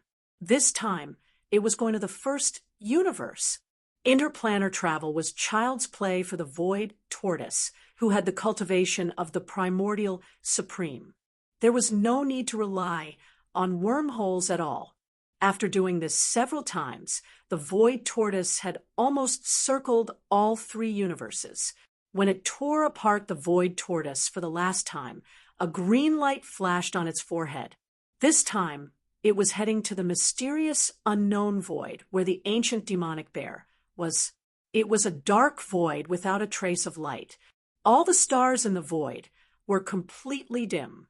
The energy in the star cores had been completely absorbed by the ancient demonic bear. The ancient demonic bear had the power to control the earth in its bloodline. It was said that in the vast universe, as long as there were stars, the demonic bear of the earth was indestructible.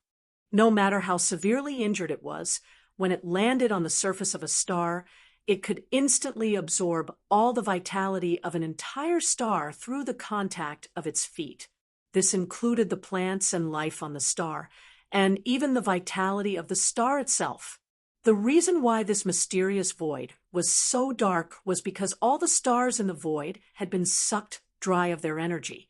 The life force of the stars had been absorbed by the desolate demonic bear to heal its injuries.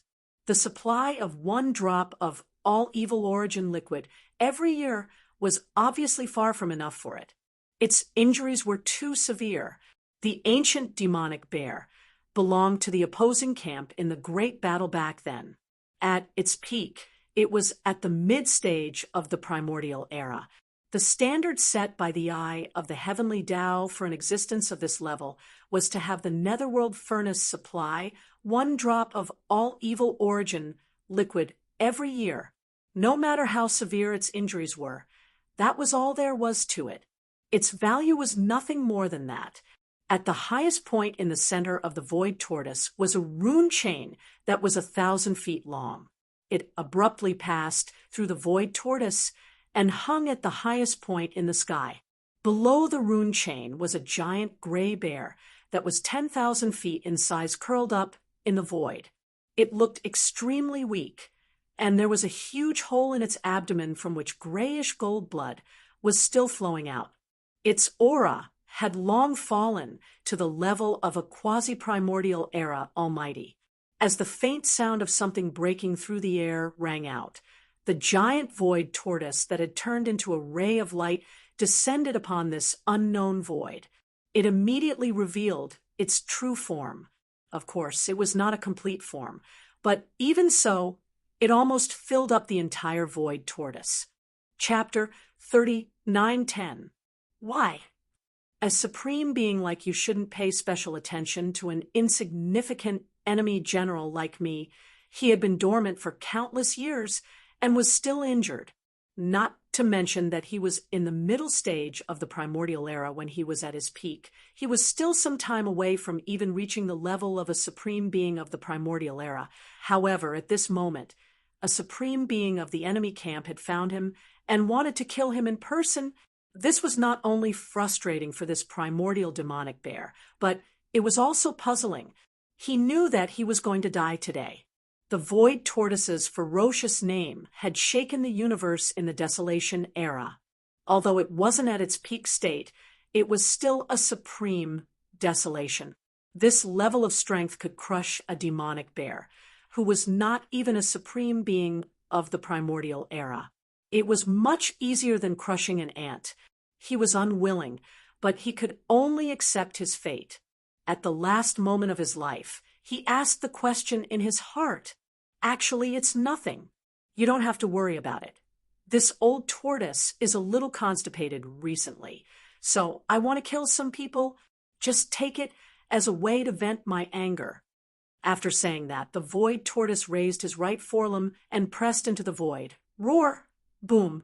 The primordial demonic bear was enraged. Crazy light shot out of his eyes, as if he was going to explode himself. Unfortunately, he was not even a supreme being of the primordial era. He was not qualified to do that in front of a supreme being of the primordial era. As the void tortoise gently pressed its right forelimb, the primordial demonic ape's huge body instantly exploded into a cloud of blood mist. Not even a hair was left behind. Whoa! With a buzzing sound, a shadow rushed out of the void tortoise's body. It was an energy doppelganger.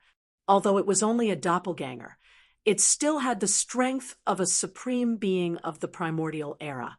After all, the void tortoise had recovered to the early stage of the supreme being of the primordial era. As soon as this energy doppelganger appeared, it rushed into the rune chain hanging at the top of the mysterious void and followed the chain to the source of all evil star area. The demonic emperor planet.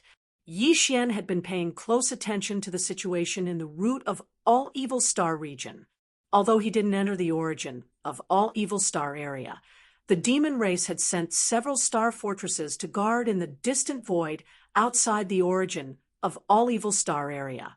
Once something happened inside, the star fortresses would report back to the demon emperor planet at once. Unfortunately, when this star region was chosen by the Eye of the Heaven Tao to be the location of the Netherworld Furnace Refinement Formation, the entire source of all evil had been isolated by a formation barrier. It was utterly impossible to see what was happening inside from the outside. No matter how big the commotion inside was, it wouldn't spread beyond the source of all evil star field in a short time. The Demonkin scouts didn't dare to enter the source of all evil star field because of the strict order. So up until now, Yi Xian was completely in the dark about what was happening in this star region. He didn't know anything. Just as Yi Xian was feeling a little uneasy, the left side of his chest suddenly became hot. A message came from his chest and rushed into his brain. Yi Xian was gradually getting used to the headless infant corpse communicating with him in this way. What surprised him was that this time, the message sent by the headless infant corpse was very simple. It only had a few words. Enter the source of all evil star area. Immediately, what's going on? Didn't they say that there might be an ambush this time? Didn't they tell him not to get involved? Why did it change so suddenly? Yi Xian was stunned and felt a little confused, but he soon felt relieved. Since the headless infant corpse had spoken, what was there to worry about? With him here, even if the Eye of Heaven really came, at least he could guarantee Yi Xian's safety. However, according to Yi Xian's speculation, the headless infant corpse wouldn't let Yi Xian see the Eye of Heaven easily. At least, it wouldn't do so before he and the forces under his command fully developed. That would do Yi Xian no good. Now that the headless infant corpse was still parasitic in his body, what was bad for Yi Xian was bad for him. Why would the headless infant corpse do that? Vaguely, he guessed that the headless infant corpse must have made some secret arrangements. He was sure that was why it reminded him to immediately enter the source of all evil star field. As for what to do after entering, the headless infant corpse didn't say, and Yi Xian was too lazy to ask. He would just act according to the circumstances.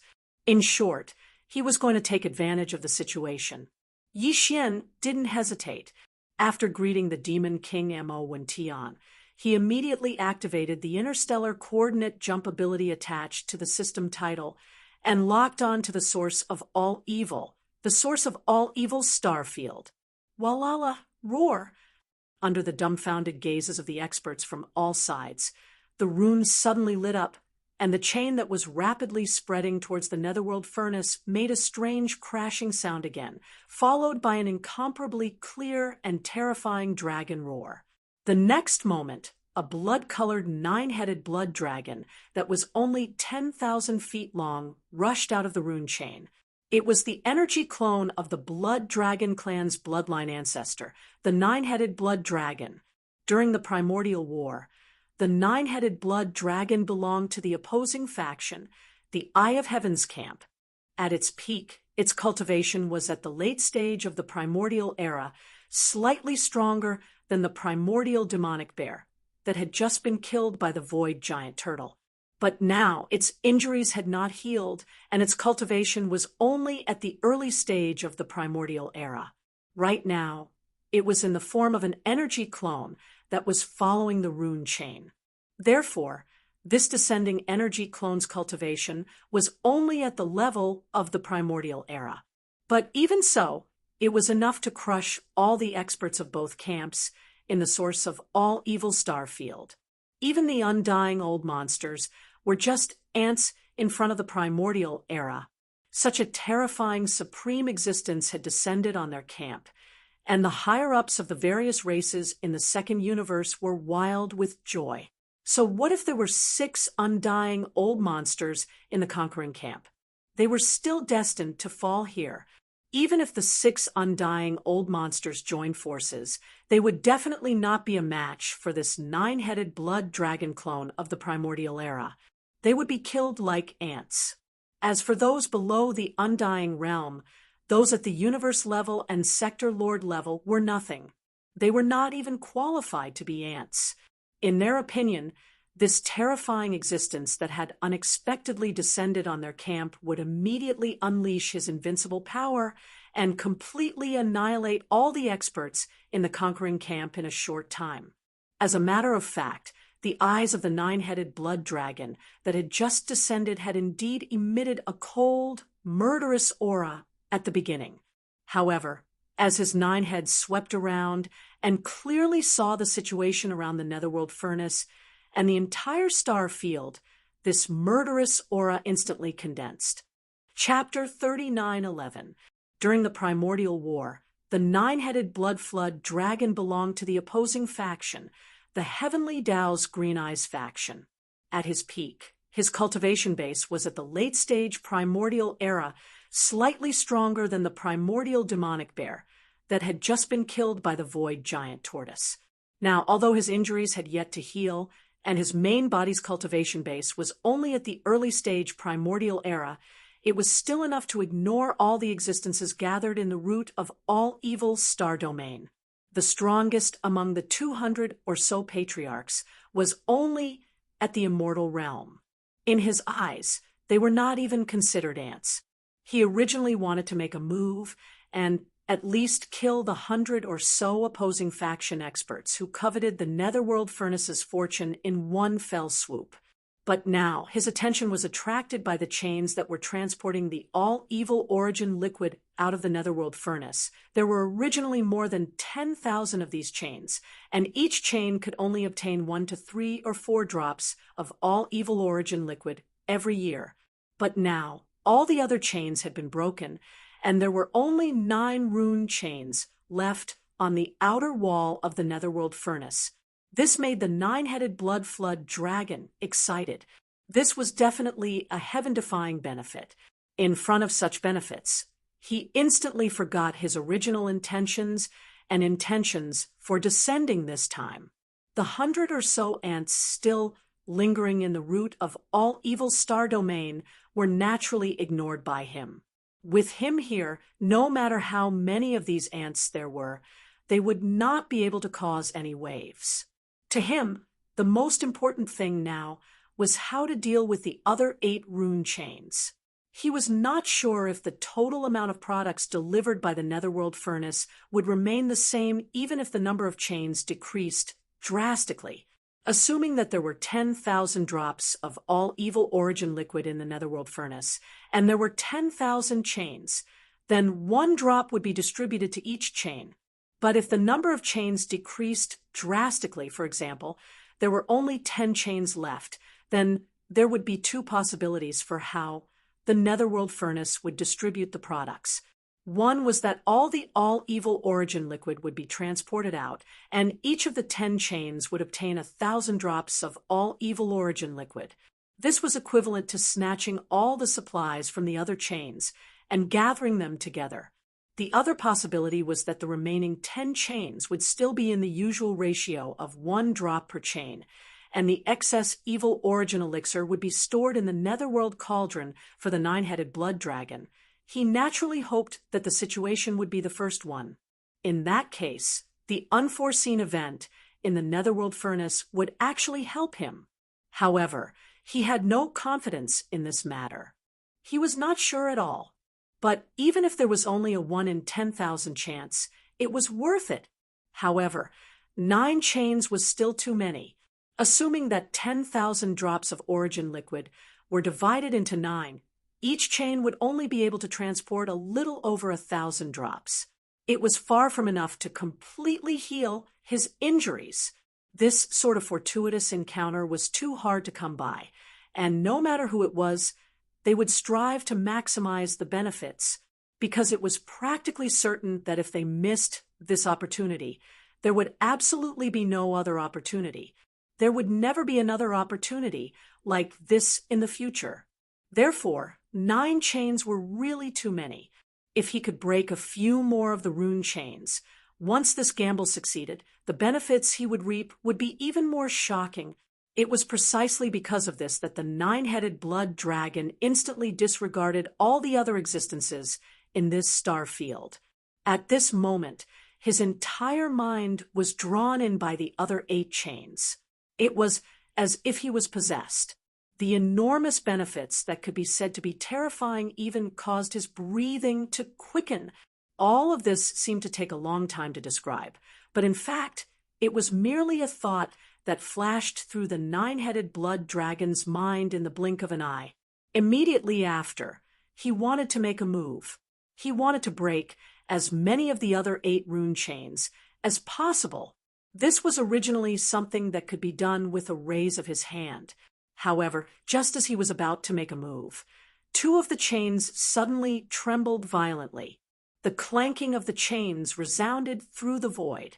At the end of the void, the obscure runes etched on the 2 chains suddenly lit up and rapidly spread toward the Netherworld furnace. In the blink of an eye, more than half of the chains had been broken.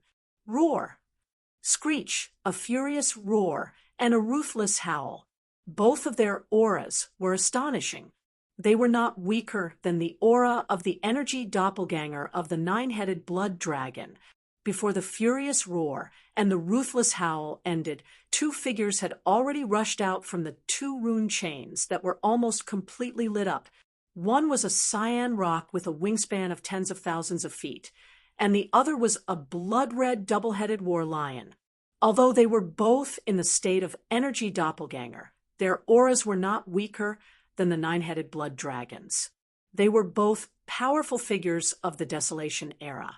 The bloodline primordial ancestors of the Cyan Rock clan and the War Lion clan, which were among the top 3 clans in the second universe, had finally arrived with their doppelganger. When they saw this scene, the 9-headed blood WIRM that was about to sever all the other 8 talisman markings, chains, and fight for the great fortune that might only exist instantly stopped their actions, and a wisp of pity flashed in the eyes of all 9 heads. In the end, he was still 1 step too slow.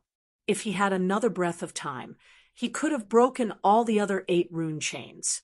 The 2 bloodline primordial ancestors of the Cyan Rock clan and the War Lion clan would have been forced back to the ancestral land of their clans midway, because the connection between the chains and the Netherworld furnace was cut off. Some kind of order would be disrupted. They would not be able to descend along this way, but it was too late to say anything now. There were no ifs in this world. With a sigh in his heart, the 9-headed blood dragon could only settle for the next best thing. The eyes of all 9 heads converged on the other 6 rune chains. As long as he could sever these 6 rune chains, and if the sliver of possibility that he had won really became a reality, then the large amount of all evil origin liquid within the netherworld furnace would only be divided into 3 portions. It was barely acceptable. The cyan rock and the double-headed war lion had just arrived, so they did not understand the situation here. However, they clearly felt a strong, murderous intent just now. Moreover, it had a familiar aura, which belonged to their old friend, the 9-headed blood dragon. It was precisely because of this that vigilance appeared in the eyes of the azure sky rock and 2-headed war lion as soon as they descended, and they stared intently at the 9-headed blood WRM. They similarly ignored the 100+ ancestors of the various clans that were stunned in the surrounding space. In the eyes of the cyan rock and the double-headed war lion, they were just ants. The space was deathly silent. Only the 4 mechanical ferocious beasts from the Machine Clan seemed to be completely oblivious to everything that was happening in the surrounding space, and they were still ceaselessly nibbling away at the talisman markings chains with unrelenting delight. Following the gaze of the 9-headed blood dragon, the cyan rock and the double-headed war lion also landed on the last 6 rune chains. They were all powerful figures of the primordial era, and they were all beneficiaries of the benefits of the netherworld furnace. These 3 old fellows originally had the same standpoint and mindset. Chapter 39:12. Whoosh! With a faint sound, Yi Xian's figure appeared in the central region of the source of all evil. The interstellar coordinates that he had left behind in the star region of the source of all evil were imprinted in the central region's buffer zone. Although the current star region of the source of all evil was divided into the outer region, the central region's buffer zone, and the core region, and the barrier between the 3 regions had been open last time, Yi Xian had imprinted the interstellar coordinates. The location of the coordinates would not change. The netherworld furnace was originally deep in the core region of this star region, so the area in front of him where the aura was surging was still far away from Yi Xian. Even so, he could still feel the austere and oppressive aura. In fact, with the cultivation strength of the 9-headed blood dragon, the azure sky rock, and the 2-headed battle lion, the divine consciousness could completely cover the entire star region of the source of all evil. But at this moment, all of their attention was on the netherworld furnace, including the high-level ancestors of the various large clans and top forces from the 3 major dimensions. So, as soon as Yi Xian appeared, no one noticed him at all. In fact, to be safe, Yi Xian had already activated the perfect vibration of the spiritual power secret technique before activating the interstellar coordinate jump ability. His aura and figure were perfectly hidden, but with his current cultivation strength, even if he fully activated the perfect vibration of the spiritual power secret technique, he could not escape the active detection of the quasi-primordial powerhouses. So, the moment his figure appeared in the center of the star region of the source of all evil, Yi Xian's left chest suddenly burned, and a green brilliance flashed and enveloped his whole body. Then he completely disappeared. The headless infant corpse attacked again. With the protection of his power, not to mention the quasi-primordial powerhouses, even if the primordial powerhouses or the supreme primordial powerhouses were here, they would not be able to see Yi Xian at all and would not be able to sense his existence. Unless the consciousness doppelganger of the heavenly Tao's green eye came. But for this, the headless infant corpse had obviously made arrangements, and was sure that the other party would not come in a short time. When his figure and aura completely disappeared, Yi Xian calmed down. After taking a deep breath, he no longer hesitated and shot toward the dark cauldron at top speed. Soon, Yi Xian arrived at the depths of the root of all evil star field. He could see everything in front of him. Since his aura and figure were completely concealed by the power of the headless infant corpse, no one sensed his arrival. The appearance of the 3 quasi-desolate ancient supreme beings shocked Yi Xian, but his gaze immediately fell onto the netherworld furnace. When he saw that the tens of thousands of rune chains that were transporting the all-evil origin liquid to the outside of the netherworld furnace had almost all been broken, Yi Xian's heart suddenly relaxed. He had planned all of this for a reason. It was this kind of situation. Now that he had basically achieved his goal, he was naturally happy. However, the last 9 rune chains were really a headache. As long as these 9 rune chains were not broken, the benefits that Yi Xian had planned for this time could not be considered stable. This was because even he was not sure whether the all-evil origin elixir in the Dark Cauldron would be transported to the 9 rune chains according to its original distribution after all the other rune chains were broken, or would it be transported out along the remaining 9 rune chains. However, there were already 3 vigorous quasi-desolation experts in the area where the 9 rune chains were. Even if Yi Xian was unwilling, he could not take action to resolve this matter on his own. If that happened, he would definitely be exposed. However, there were so many terrifying quasi-desolation experts in this star domain at the source of all evil, and there were only 9 rune chains left for the Dark Cauldron to transport the all-evil origin elixir. Yi Xian believed that they would not disappoint him. His gaze quickly moved away from the Dark Cauldron because he had analyzed that the headless infant corpse had sent him to the source of all evil, definitely not because of the 9 rune chains. It was even more impossible that the headless infant corpse wanted him to seize the opportunity to obtain the good fortune in the Dark Cauldron. There was no hurry at all. Once the rune chains broke, he could go back at any time. Implement this matter. Yi Xian's gaze quickly locked onto the 3 quasi-universe level mechanical ferocious beasts. There was no other way. Among all the great beings present, apart from the 3 quasi-desolation experts, they were the most eye-catching. These are mechanical life forms. A dim light flashed in Yi Xian's eyes, and a look of surprise appeared on his face. He saw the essence of these 3 mechanical ferocious beasts. At the same time, he made a connection in his mind. To be able to send out 4 quasi-universe level mechanical ferocious beasts, one could imagine their background. It was either D, E, or D Air.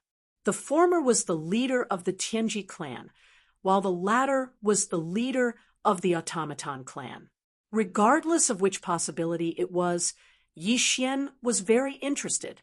If it was the former, Yi Xian could very likely track down the current whereabouts of the Tianji clan through these 3 quasi-universe level mechanical ferocious beasts. If it was the latter, he could more or less understand some information related to the Automaton clan. It should be known that although the devouring system in his body was created by the technological pioneer of the human clan, Xing Bo had been plotted against and killed by D.E. These seeds of the devouring system had actually been spread by D Air. Regardless of whether it was D Air, who had become the imperial teacher of the everlasting dynasty, or the entire Automaton clan under his command, which had almost never appeared in the world, they were all more mysterious than the Tianji clan. It could be said that, from a certain perspective, Yi Xian even hoped that these 3 quasi-universe level mechanical ferocious beasts were from the Automaton clan. In fact, this was more likely because the Tianji clan had already moved away from the world. No matter how amazing the creation of the Netherworld furnace was, it was impossible for DE to reveal such an obvious flaw and openly send out a few quasi-universe level mechanical ferocious beasts in front of the world. In addition, the way these 3 quasi-universe level mechanical ferocious beasts engulfed the rune chains was indeed a little strange, so Yi Xian could not help but think more about it. Now, he was basically sure of one thing, and that was that the reason the headless infant corpse had suddenly reminded him to come to the root of all evil Starfield was probably because of these quasi-universe level mechanical ferocious beasts. Yi Xian was on the Demon Emperor planet, so he had no way of knowing what was happening in the root of all evil Starfield.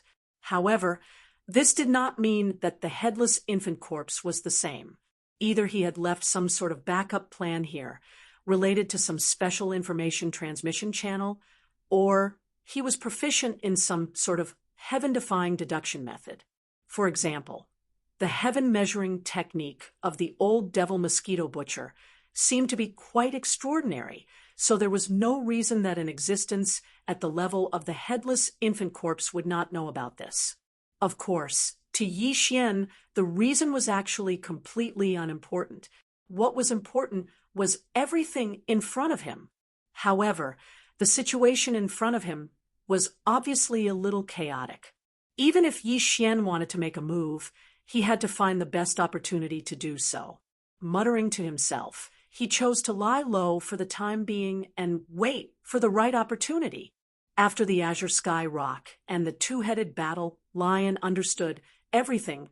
The three supreme existences at the quasi-primordial level merely exchanged a glance and reached a consensus. Chapter 39:13. Originally, there was no suspense at all. When the three great beings of the quasi-desolation attacked, it was only 6 rune chains. Without the self-defense of the netherworld furnace and the descent of the consciousness of the heavenly Tao's green eye to interfere, it was as easy as blowing off dust. However, right at this moment, a shocking change occurred again. Walala, roar! Among the 9 remaining rune chains, the 4th chain lit up again. At the end of the void, the rune engraved on the surface of the chain lit up instantly. This time, the speed was faster, and it spread to the end of the chain in an instant. At this point, the strange sound shook the sky, and the aura emitted by this chain was even more terrifying, making one's heart tremble. Even the 9-headed blood dragon, the cyan sky rock, and the 2-headed war lion, who had arrived one after another, widened their eyes at this moment. White hairs appeared on their backs, and their hands were about to attack, but halfway they all stopped. In the next instant, the chains rattled as the enormous cauldron rumbled and shook the heavens. Along with this, the furious roar of a Qilin resounded through the sky, and it shook the entire expanse of space in the root of all evil to the point of shaking. Immediately after, a huge figure of 100,000 feet darted out from the rune chains and rushed into the sky. The aura of a great being from the primordial era swept through the world, and the surrounding void trembled inch by inch, as if it could collapse at any time. The more than 100 great beings of the ancestor level from both sides, who were originally in a daze in the void, were all horrified, and they all retreated rapidly, retreating into the distance. Only the 4 half-step universe-level mechanical ferocious beasts from the automaton race were still engrossed in devouring the rune chains, as before. However, this aura was too terrifying. In just a moment, the mechanical ferocious beast closest to the netherworld furnace had completely exploded and was completely annihilated. Even so, the other 3 seemed to be unaware and continued to devour. Boom!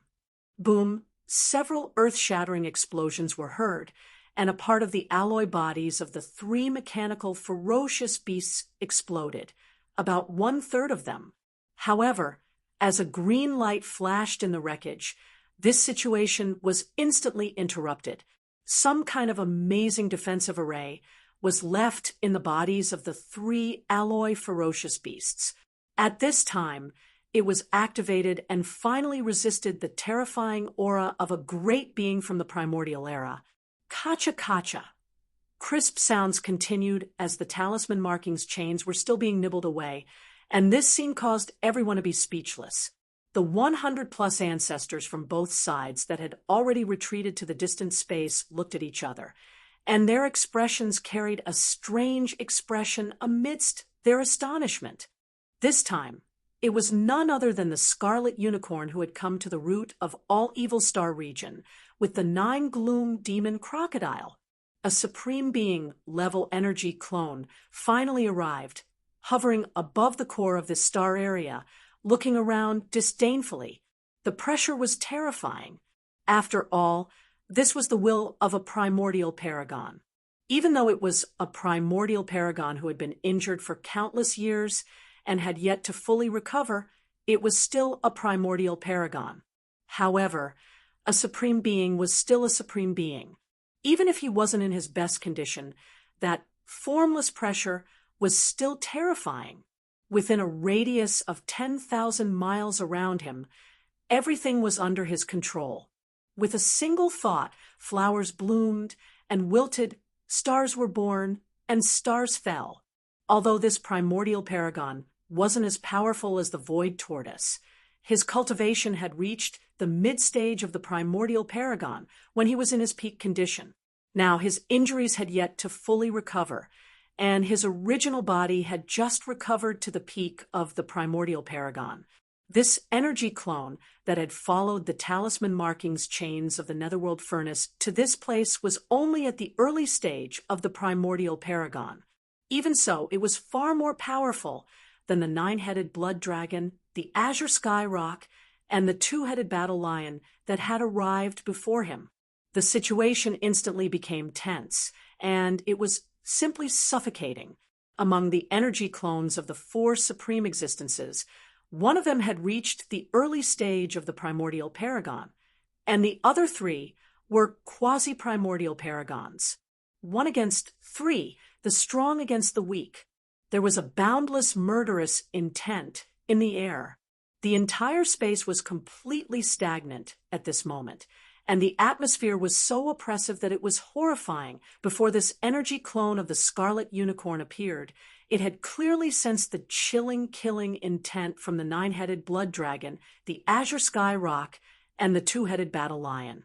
At this moment, as soon as it arrived, its aura was locked onto these 3 quasi-primordial paragons. Its aura was cold, and it had a sign that it would attack at any time. In the battle of the primordial paragon, although they belonged to the same camp and were all generals under the heavenly eye of the heavens, they weren't familiar with each other. After all, they weren't on the same level at all. The scarlet unicorn was the primordial paragon back then, whereas the nine-headed blood dragon, the azure sky rock, and the two-headed battle lion were merely primordial paragons.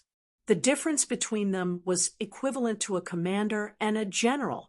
Back then, the heavenly eye of the heavens obviously had a lot of commanders at the primordial paragon level, the nine-headed blood dragon, and the others weren't under the command of the scarlet unicorn, so it was even more impossible for them to have any interaction with each other.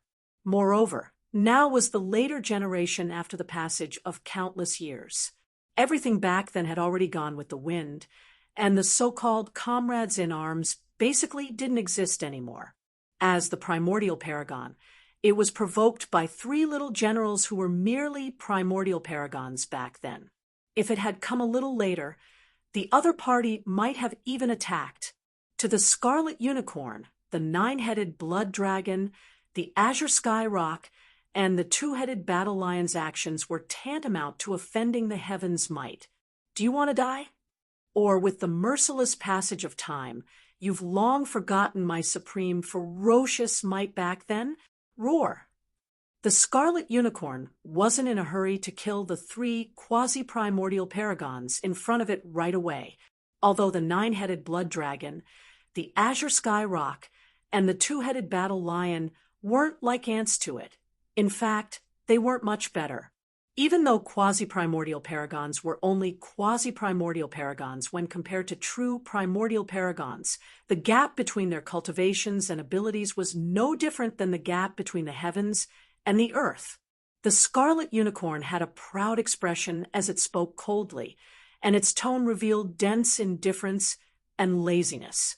Not too long ago, it had descended to the root of all evil out of rage because of being schemed against. How long had it been since then? A similar incident had actually occurred once more. This time, the talisman marking chains that transported the product of the nether furnace, the evil liquid, had almost been severed into 2. This was an absolutely unforgivable crime to the scarlet unicorn. These 3 ancient existences at the quasi-primordial paragons level before it had already been decided by it, and it had secretly announced the outcome of their deaths. But before that, it still needed to rely on these three fellows to fiercely deter the coveting gazes that were concealed in the shadows. Otherwise, if a similar incident were to occur once more, then wouldn't it be exhausting for its life? After all, it couldn't stay here for long because it was too dangerous. So the Scarlet Unicorn had to make an example to others, and the nine-headed blood dragon, Azure Sky Rock, and two-headed battle lion before it were its prey. Chapter 39:14. Judging from the Scarlet Unicorn's words, it was clear that it wanted to kill the three of them as an example to others. The faces of the nine-headed blood dragon, the Azure Sky Rock, and the two-headed battle lion instantly turned gloomy. Although they only had the strength of a powerful figure from the primordial age, and were indeed weaker than the Scarlet Unicorn, who was in the early stage of the primordial age, they had once stood on the throne of the powerful figures and stood proudly in the primordial age. Now, they were being treated like this by the Scarlet Unicorn in front of a group of ants of the later generations. How could they endure this? This was simply a blatant humiliation that they couldn't accept no matter what. The nine-headed blood dragon, the Azure Sky Rock, and the two-headed battle lion exchanged glances, and their gazes fell on the last 5 rune chains one after another. They suppressed the resentment in their hearts and spoke in a low voice. "Fellow cultivator, there is no grudge between us. Now that the situation is like this, just now, if it were you, you would have done the same thing." That's right. The 5 rune chains may descend on other powerful figures at any time. Perhaps the next one will be a supreme primordial age. In other words, it was reminding the Scarlet Unicorn not to only care about showing off. The interests in front of them were the most important. Although you are a powerful figure from the primordial age, the other 5 rune chains may descend on existences of the same level as you at any time, or even stronger. At the same time, it was tantamount to another kind of hint. The nine-headed blood dragon, the Azure Sky Rock, and the two-headed battle lion were expressing their goodwill, indicating that they could join forces. In this way, even if the next 5 rune chains really had a powerful figure from the primordial age, with their help, the Scarlet Unicorn could definitely suppress the opponent. Once the Scarlet Unicorn nodded and acknowledged this kind of surrender, there was more than a 90% chance that he wouldn't suddenly turn against them and kill the nine-headed blood dragon, the Azure Sky Rock, and the two-headed battle lion. The Supreme Primordial Age had the pride of a Supreme Primordial Age. The 3 of them were well aware of this point. In fact, what they were most eager to see now was an existence that was not weaker than the Scarlet Unicorn suddenly descend from one of the rune chains. In this way, even if the Scarlet Unicorn didn't listen to them, they could very well side with the newly descended Supreme Primordial Age and deal with the Scarlet Unicorn together. At that time, the 3 Supreme Primordial Age existences were no different from rare goods, because basically no matter which side they sided, the unicorn's chances of victory, unicorns, Azure Sky Rock, the Azure Sky Rock, and the two-headed battle lion, but it was obviously not moved was unicorn was to them. But it was obviously that was not to them. But it was obviously it was not to them, but it SSS, but it was not twos. But unicorn, Azure Sky Rock, and the two-headed battle lion. S unicorn, the rock. Its cultivation strength had now been restored to the peak of the Supreme Primordial Age, and the Scarlet Unicorn was sure that it was basically impossible for there to be a Supreme Primordial Age alive in this world. Or it could be said that the Supreme Primordial Age who had been restored was at most the same as itself, restored to the peak of the Supreme Primordial Age. If that was the case, this kind of existence would come along the rune chains in the form of an energy doppelganger. The doppelganger's strength would at most be at the early stage of the Supreme Primordial Age, which belonged to the same level as itself. As long as there was no interference from the three supreme primordial age existences in front of it, the Scarlet Unicorn was not at all in a battle of the same level. He was not afraid of anyone. In other words, even if there was a supreme primordial age expert descending now, what the Scarlet Unicorn had to do was to kill the nine-headed blood dragon, the azure skyrock, and the two-headed battle lion, immediately, completely eliminating the hidden danger. The nine-headed blood dragon and the two-headed battle lion did not expect him to have such thoughts at all. That was because they did not understand the Scarlet Unicorn at all. But from his words at this moment, the nine-headed blood dragon, the azure skyrock, and the two-headed battle lion could tell that he refused to surrender. He even ridiculed them for not being as strong as the supreme primordial age expert. The bearing and majesty of the supreme primordial age expert. This was the rhythm of not being able to reach an agreement. The nine-headed blood dragon, the azure skyrock, and the two-headed battle lion exchanged glances again, and the aura in their bodies instantly became fierce. Now, they could only fight to the death. In that case, we can only fight. It's not like we haven't reached the level of the supreme primordial age expert before. It's useless to say more. If you want to fight, then let's fight. Roar. The three supreme primordial age existences roared at the same time, and the aura in their bodies surged endlessly. In the blink of an eye, their bodies, which were originally about 10,000 feet tall, all soared 100 times, reaching 10,000 feet tall. One of them was the nine-headed blood dragon, whose entire body was blood red, and each of its scales was like a towering mountain peak. Its aura was extremely violent, and the entire void trembled slightly under this violent pressure. One of them was the azure skyrock, whose entire body was green. Every feather was the same, and there were no other colors. When it slightly spread its wings, the void of the universe seemed like it was about to shatter inch by inch. Among the three half-step universe-level mechanical ferocious beasts that were engrossed in gnawing on the rune chains, one of them was slightly closer to the azure skyrock, and it was slightly scratched by the fierce aura that surged out when it spread its wings. In an instant, there was an ear-piercing sound of metal rubbing against each other. There was no violent explosion, but the entire body of the half-step universe-level mechanical ferocious beast disintegrated in an instant. Its huge body cracked inch by inch, and in the blink of an eye, it died an unnatural death. The last one was a two-headed giant lion with two gigantic, ferocious beast heads. Its entire body was blood red, and it revealed a touch of unusual color. There was an endless amount of blood-red fog that spread out from its body, and in the blink of an eye, it covered a part of the void, covering the entire body of this gigantic, two-headed giant lion.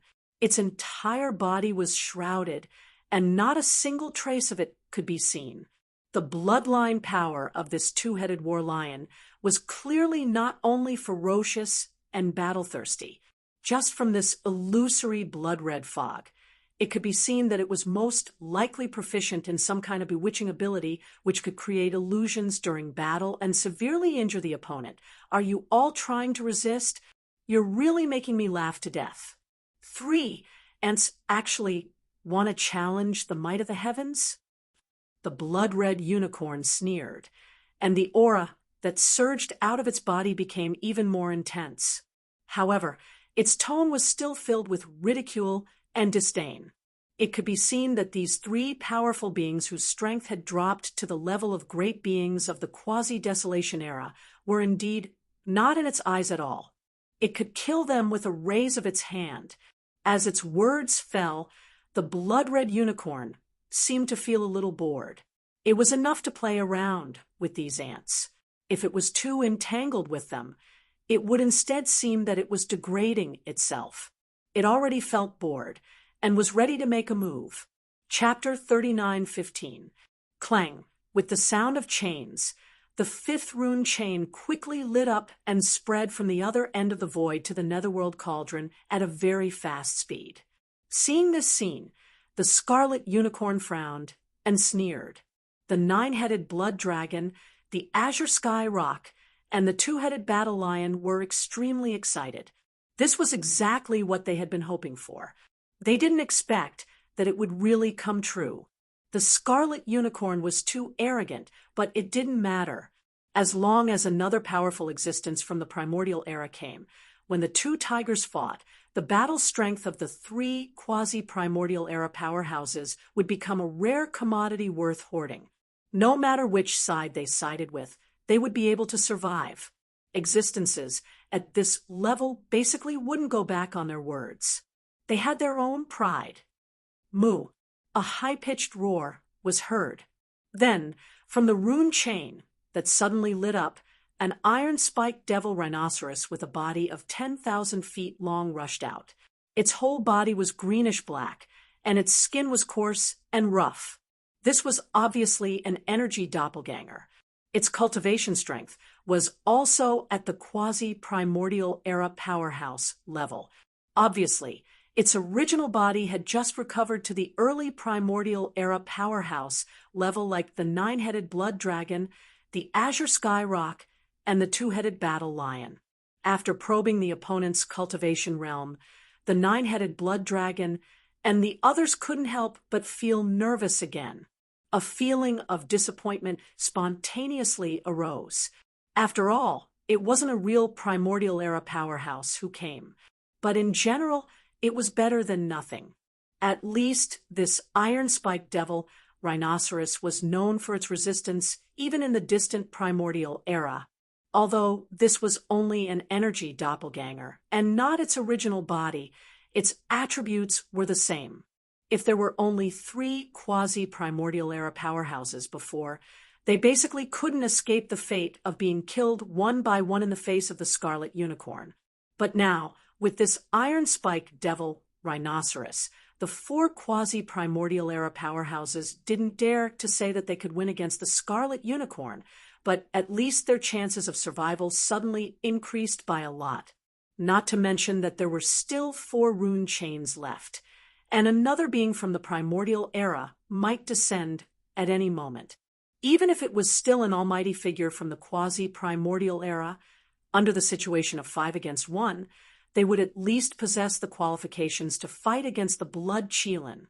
But before that, they had to draw this iron-spike devil rhino to their side. The nine-headed blood dragon, the cyan rock, and the two-headed battle lion exchanged glances and looked at the iron-spiked devil rhinoceros at the same time. They nodded slightly as a sign of goodwill. Then they looked at the scarlet unicorn and sneered. "Unicorn, do you still insist?" Just now, it was only divided into 4 portions. Now, it has become 5 portions. If we continue to persist, it is extremely likely that the product in the netherworld furnace will be divided into 9 portions. The more cultivators from the primordial era descend, the safer we will be. At least for now, you won't be able to kill us easily. Or you can still try and see if you can kill the 3 of us and this fellow cultivator from the iron-spiked devil rhino without suffering any damage. These words were a deliberate guide. They casually drew the iron-spiked devil rhino that had just descended to their side. Moreover, they expressed their attitude at the beginning that the iron-spiked devil rhino was qualified to have a share of the spoils. The latter had originally come for this, so he naturally paid the most attention to this point. I have to say, in a 1 versus 4 situation, you can indeed hold on for a while. The scarlet unicorn still sneered, but the expression on his face gradually became strange. His tone also became a little strange.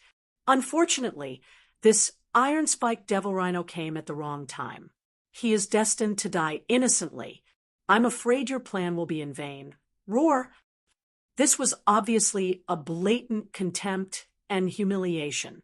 The iron-spiked devil rhino had just descended and had not figured out the situation, but it was actually issued a death notice. Moreover, the other party's tone was so firm that it did not take it seriously at all. The iron-spiked devil rhino was furious and immediately raised its head and roared. Uffed! Before he could finish his furious roar, a muffled puffing sound rang out. The iron-spiked devil rhinoceros's head that was raised high up in the air was actually separated from its body and flew high into the air. However, there was no blood sputtering out of its neck because this was originally an energy body. Its head was bitten off, and it was severely injured. It was only destroyed. It was just that its body dissipated. In the next moment, before the iron-spiked Devil Rhino's energy clone completely dissipated, a slender figure appeared behind it. This was the 9U demon crocodile that had followed the rune chain with the scarlet unicorn when the first accident happened in the furnace. This 9U demon crocodile naturally descended in the form of an energy clone, but its cultivation strength was the same as the scarlet unicorn at the early stage of the Desolate Era. The reason why it could appear silently, and even the rune chain did not light up and there was no rustling sound, was because it had some kind of bloodline of the 9U demon crocodile. It was related to the divine ability. In fact, it descended almost at the same time as the iron-spiked devil rhino whose clone had been destroyed, but its figure did not appear. However, the scarlet unicorn, as an ancient mighty figure of the same level as him, sensed a trace of its aura. Otherwise, it would not have said those words and made such a judgment with such certainty. The iron-spiked devil rhino's fate of death. All of this, the weaker 9-headed blood flood dragon, the azure sky rock, and the 2-headed war lion were completely unaware of it. At this moment, the iron-spiked devil rhino's energy clone had completely dissipated, and the 9U demon crocodile, who was only about 10,000 feet tall, was also staring at them coldly. When he realized it, a chill immediately appeared on his back. Anyone could see that the scarlet unicorn and the 9U demon crocodile were clearly on the same side. Right now, the iron-spiked devil rhino was already dead. It had just descended, and before it could figure out the situation, its energy clone was beheaded, and then it disappeared with a bang. The 9-headed blood flood dragon's side only had 3 existences of the quasi-desolation level, but the other side had 2 real mighty figures of the Desolate Era. The balance of the battle strength was too tilted. There was no possibility of fighting back, and there was no chance for them to even struggle. Once the battle started, the only result was that they would be killed instantly. But the difference was not too big. The situation deteriorated rapidly. The 9-headed blood flood dragon, the azure sky rock, and the 2-headed war lion's hearts sank to the bottom in an instant. While they were secretly complaining, they looked at the last 3 rune chains, as if they were asking for help. Even if this energy doppelganger was killed like the iron-spiked devil rhinoceros, they would not truly die. After all, it was only an energy doppelganger, and not their true bodies. Chapter 39:16. Ever since the 9-headed blood dragon descended upon this place following the rune chains, the leading role of this star field, the source of all evil, had silently changed. Including the 8 undying old monsters, close to 200 high-level ancestors from various races and powers had rushed over from the 3 major dimensions. They were originally fighting to the death here, tossing and turning about happily. But now, all of them had retreated tens of millions of kilometers away, giving up the leading role in this star field. They were reduced to supporting characters. No, actually, they couldn't even be considered as supporting characters or spectators. At most, they were just bystanders. This was truly a little embarrassing. The group of high-level ancestors were all embarrassed, but they were unwilling to leave. On one hand, it seemed that the edge of the netherworld cauldron in front of them was gradually getting into a conflict. Before the final outcome was decided, they might still have a chance. On the other hand, a battle of this level was also a kind of opportunity for them. Even if they could only observe from a distance, it was still beneficial for them to comprehend their realms and powers. However, as the saying goes, when the immortals fight, the immortals suffer.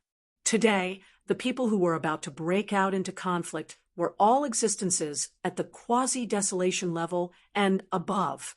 If a great battle really broke out, no one knew what kind of scene it would be. Therefore, the group of high-level ancestors from various races and powers all tried their best to stay as far away as possible, retreating tens of millions of kilometers into the distant void space. Only the two remaining half-step universe-level ferocious beasts were still as before, engrossed in chewing on the rune chains.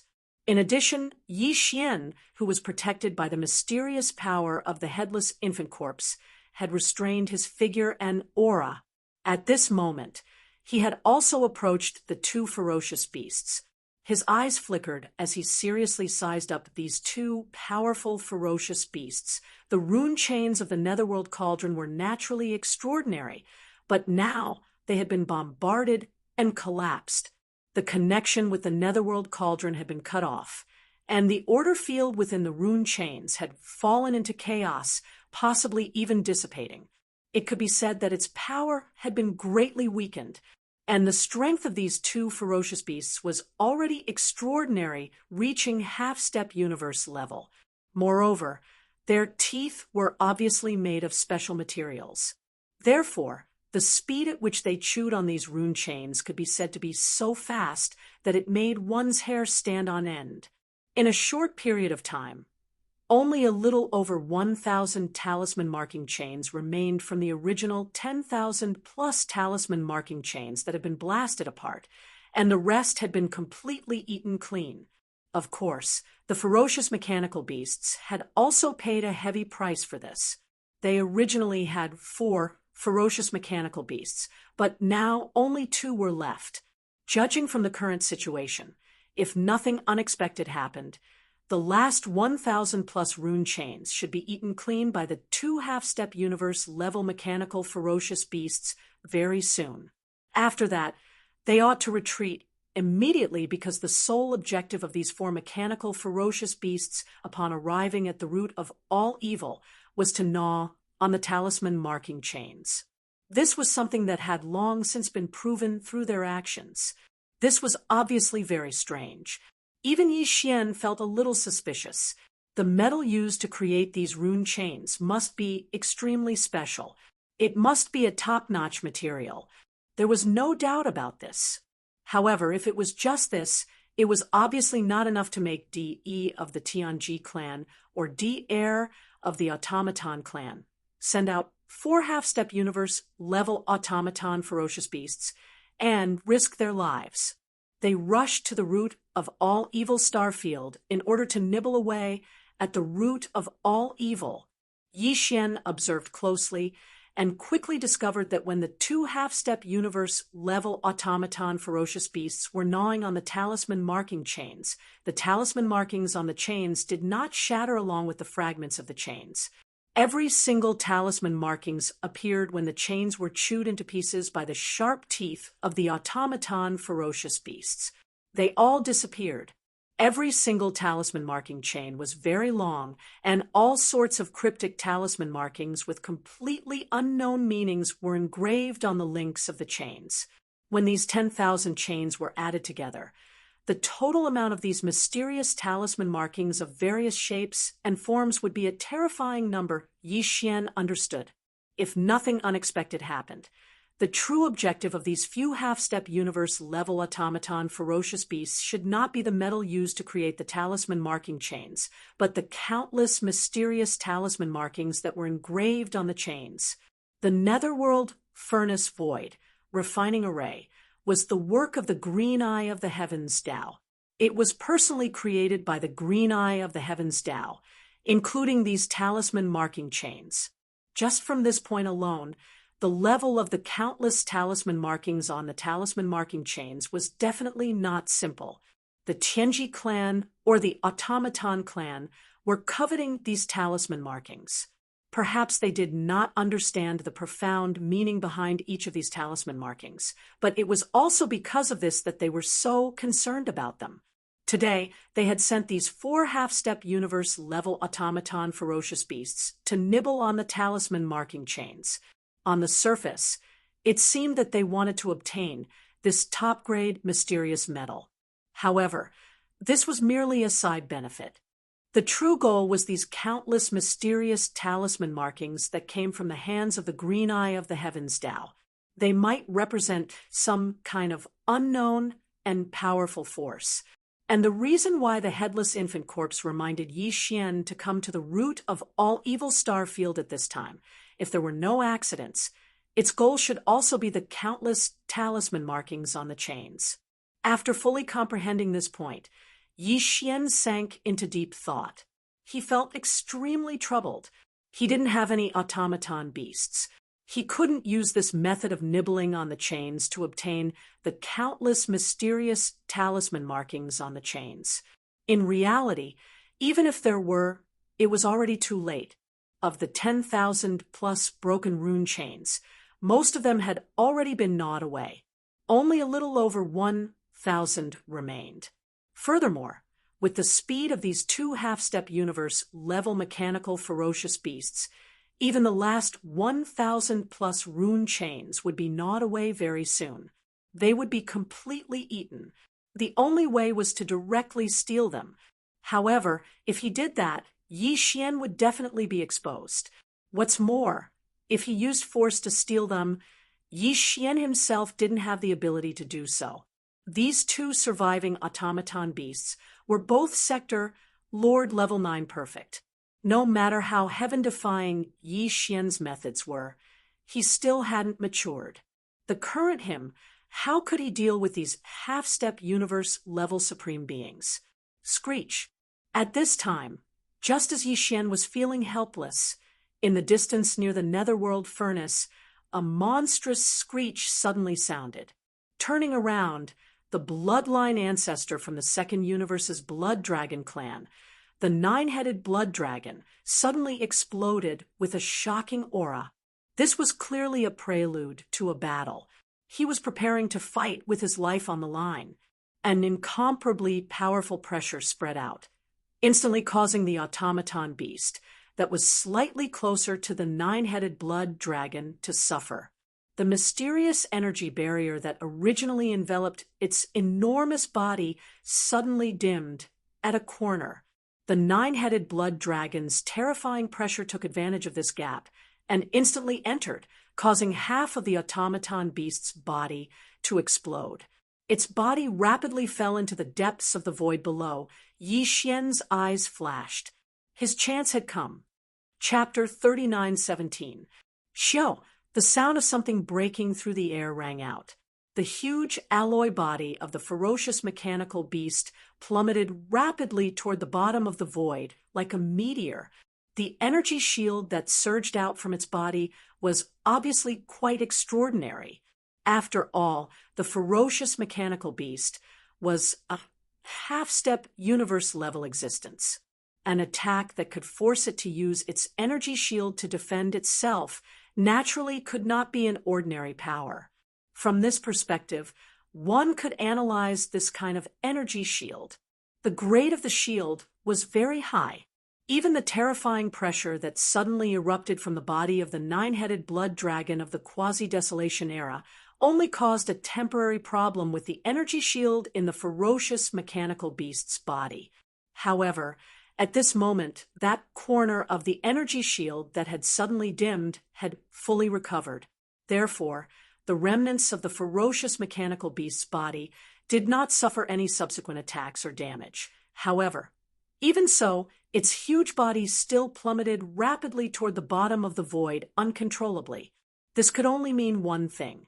Although its alloy body was saved, the electronic consciousness in this alloy body had suffered extremely serious damage in that instant just now. It could not even control its body. This was definitely the rhythm of the electronic consciousness on the verge of extinction.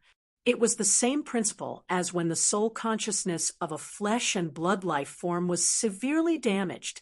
For Yi Xian, this was simply a once-in-a-lifetime opportunity. He had an electronic body, and its body was a shell of Di Yi's body. What entered that shell was Yi Xian's combination of the electronic consciousnesses of Baofeng Sha, Emperor Xiaofeng, and the other Tianji clan juniors. After that, he added a wisp of his own spiritual sense origin. After a perfect combination, he created a complete set of electronic consciousnesses, a new electronic consciousness. This electronic consciousness was actually an electronic life form that belonged exclusively to Yi Xian. Now, Yi Xian had already activated it and retreated from the shell of Di Yi's body. It could shoot out at any time and enter the body of the ferocious mechanical beast below to carry out an electronic invasion. It was equivalent to a flesh and blood life form. Possession. However, even if this ferocious mechanical beast was severely injured and waiting to die, it was still a half-step universe-level existence after all. Yi Xian's electronic body only had the strength of a universe level 1.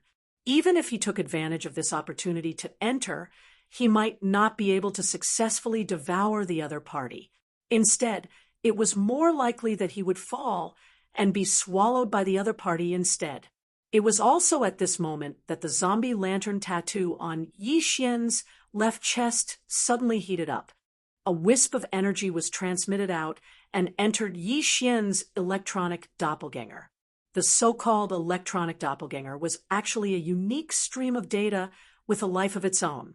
When it existed independently, it was in the form of a small cluster of white light. Now, after the mysterious powers separated from the headless baby corpse poured in, the original white light ball had a slight hint of green. Yi Xian understood in his heart. Without hesitation, he shook his hand and shot it out, heading straight for the rapidly falling mechanical beast below. With the mysterious energy protection of the headless infant corpse, not only could Yi Xian's electronic doppelganger easily pass through the energy shield on the surface of the mechanical beast and enter its body, it could also ensure that no accidents would occur during the process of devouring and seizing the body. Moreover, when this weak cluster of light shot out, it would not be noticed by anyone. Just like Yi Xian right now, his entire body and all of his aura were perfectly concealed. In fact, even without the protection of the headless infant corpse, this tiny light that could be said to be as small as a firefly's glow would not attract anyone's attention. The attention of the 100 or so high-ranking ancestors of the various clans in the distance above the void was all focused on the vicinity of the netherworld furnace. As for the terrifying existences like the 9-headed blood dragon, they obviously had no interest in paying attention to the ants in the surrounding area. Whoosh! In less than half an instant, Yi Xian's electronic doppelganger entered the layer of energy shield on the surface of the mechanical beast and directly entered its body. Then, it immediately began to infiltrate and devour on the electronic level. For an electronic life form, this was seizing the body. Once the seizing was successful, the original electronic consciousness of the mechanical beast would completely disappear. All of the data in this electronic consciousness, which was also its memories, would be perfectly and completely copied. To put it simply, the electronic consciousness inside the mechanical beast would henceforth be replaced by Yi Xian's electronic doppelganger. Moreover, no flaws could be found. Of course, if the clan leader of the Heavenly Legacy clan, DE, or the clan leader of the mechanical clan, DR, were to carefully investigate, they might be able to find some clues. This was originally Yi Xian's only worry. However, with the protection of the mysterious energy that the headless infant corpse had added to the light mass of the electronic consciousness, this kind of worry was obviously unnecessary. No matter how powerful DE and DR were, how could they break the headless infant corpse's technique? They were not existences on the same level at all.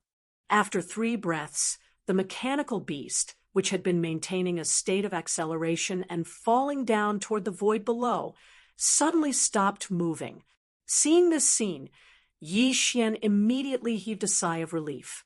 The electronic doppelganger's infiltration and seizing the body had finally succeeded.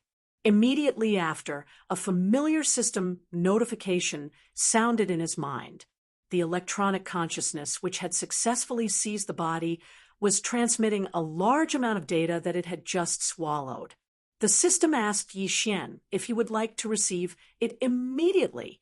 Yi Xian's eyes flashed, and he immediately gave an affirmative answer. Receive it immediately. All of the information will be stored in the system's database. Immediately begin data analysis and deduction. The data transmission immediately started. Yi Xian only needed to take a glance to determine the origin of this mechanical beast. Sure enough, as he had previously speculated, these 4 mechanical beasts were completely unrelated to the Heavenly Legacy clan. They were all from the Mechanical clan and had been instructed by the clan leader of the Mechanical clan, who was also the imperial tutor of the immortal dynasty, Dier, to come to the Star region, the source of all evil, to nibble away at the rune chains. As for the purpose of doing so, it was also the same as Yi Xian's previous speculations. Obtaining the top-grade metal used to forge these chains was only secondary. More importantly, it was to obtain the countless mysterious runes etched on the chains. For this reason, Dier had clearly made meticulous preparations. Not only had the fangs of these 4 half-step universe-level mechanical ferocious beasts been forged by Dier using some special material, but he had also constructed 4 interconnected miniature directional teleportation arrays in their bodies. In other words, although 2 ferocious mechanical beasts had already fallen, in fact, the top-grade metal that the 2 ferocious mechanical beasts had eaten and the large number of mysterious runes obtained from them had not been lost or destroyed because of this. Chapter 39:18. The leader of the automaton tribe, Dier, had obviously considered the possibility of these 4 ferocious mechanical beasts being captured, so he had specifically taken precautions. In the data transmitted by the electronic doppelganger, the furthest memory that Yi Xian could trace back to was that these 4 ferocious mechanical beasts had rushed out of a wormhole-like whirlpool and appeared in a giant underground space.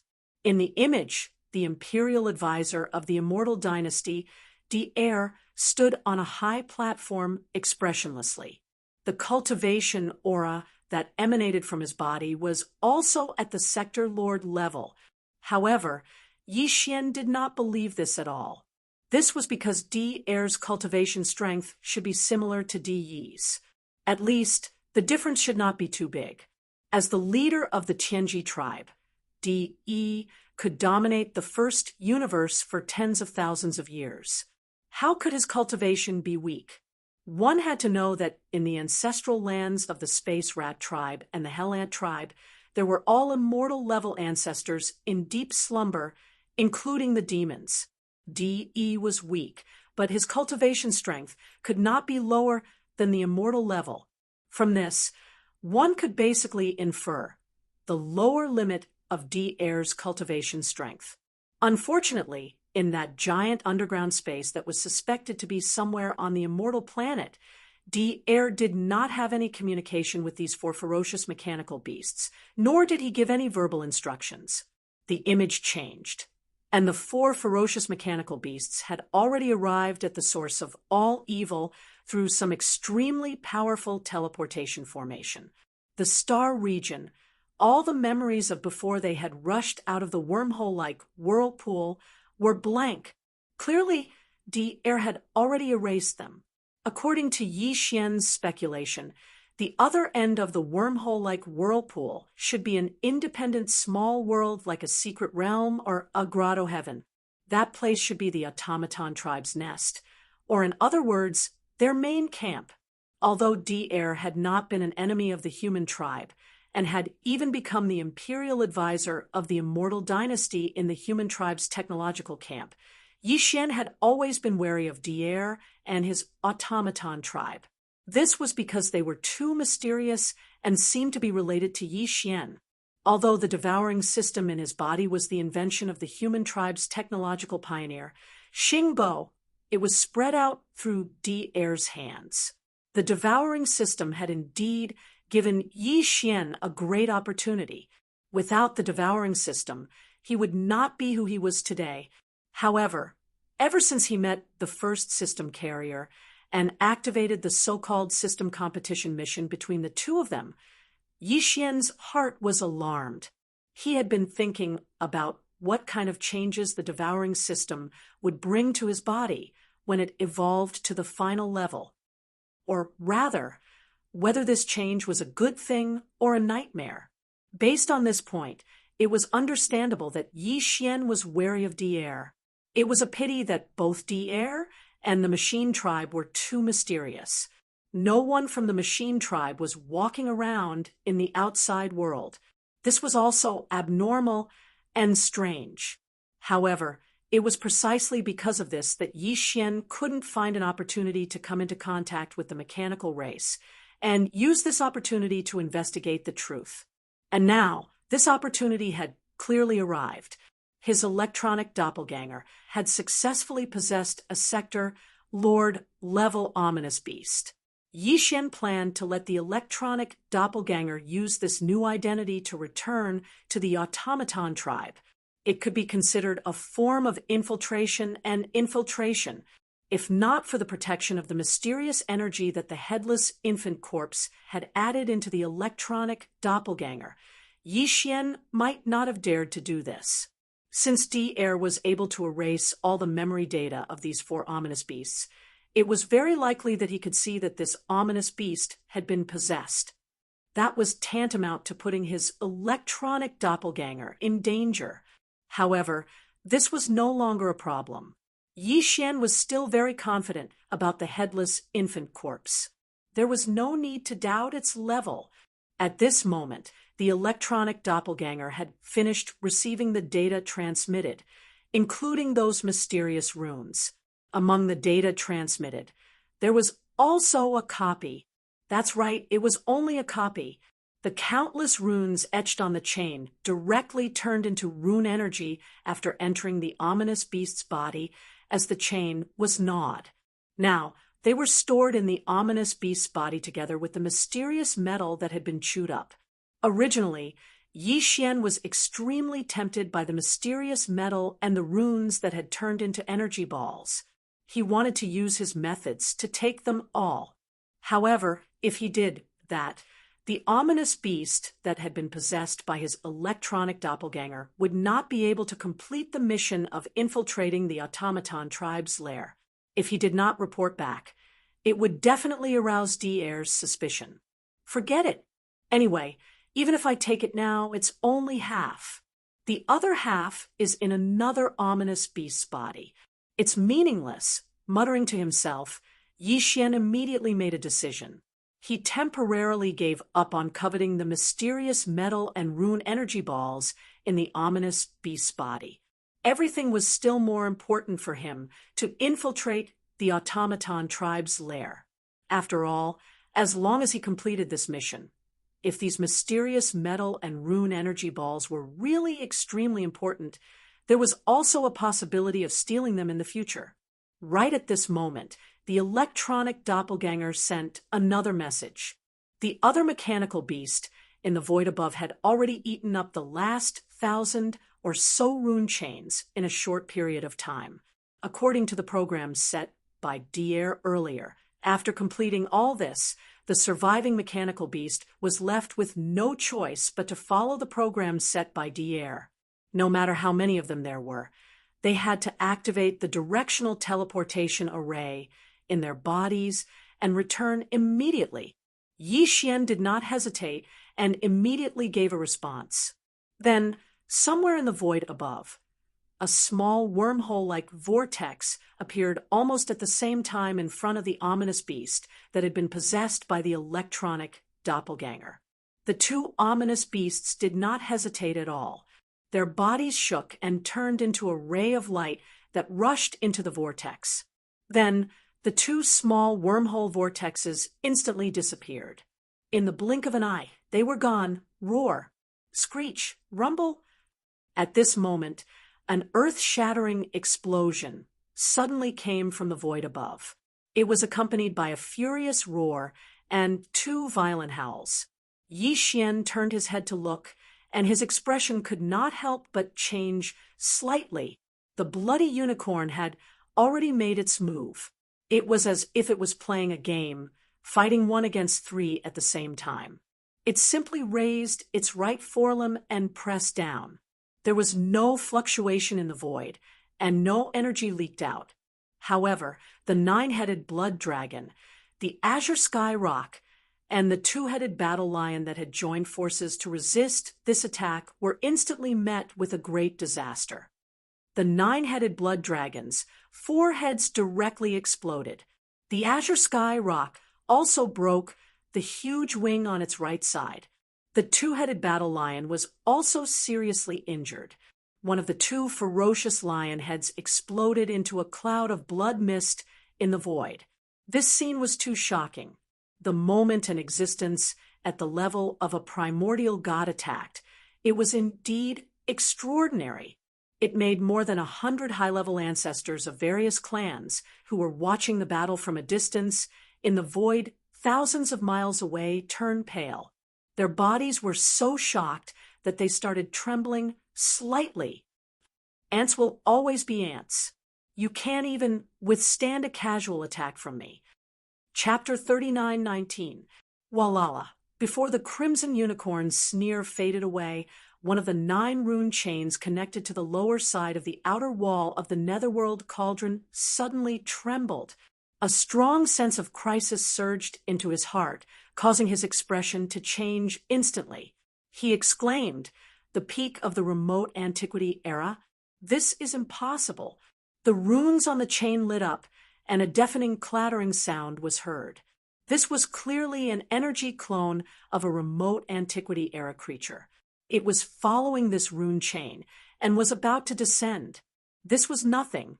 The crimson unicorn, the 9U demon crocodile, and the 9-headed blood dragon, the azure sky rock, and the 2-headed battle lion had all descended in this way. However, it was precisely because they had also used this method to descend that the blood-colored Chelan was incomparably clear that the existence that was swiftly rushing over from within the rattling runic chain was merely an energy avatar. The main body was unable to descend in such a manner. However, the aura that was coming from the chain was clearly that of a peak remote antiquity era creature. What did this mean?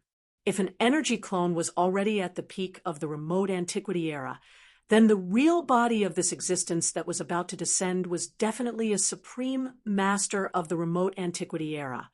At this moment, as the crimson unicorn's words sounded, the 9U demon crocodile, the 9-headed blood dragon, and the other 3 powerful remote antiquity era creatures finally reacted.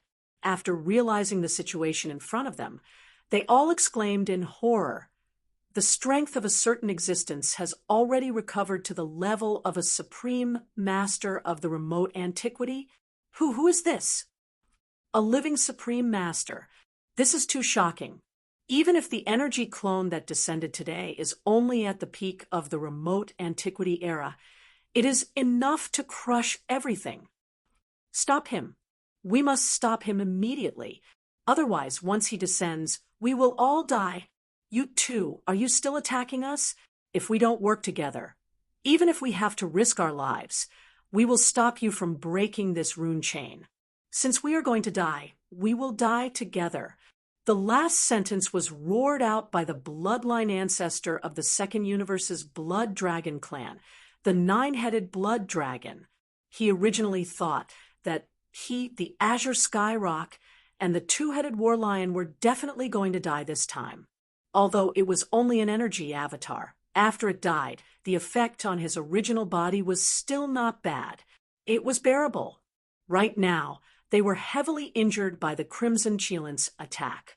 Just as they were about to be completely annihilated with another attack, such an unexpected turn of events occurred.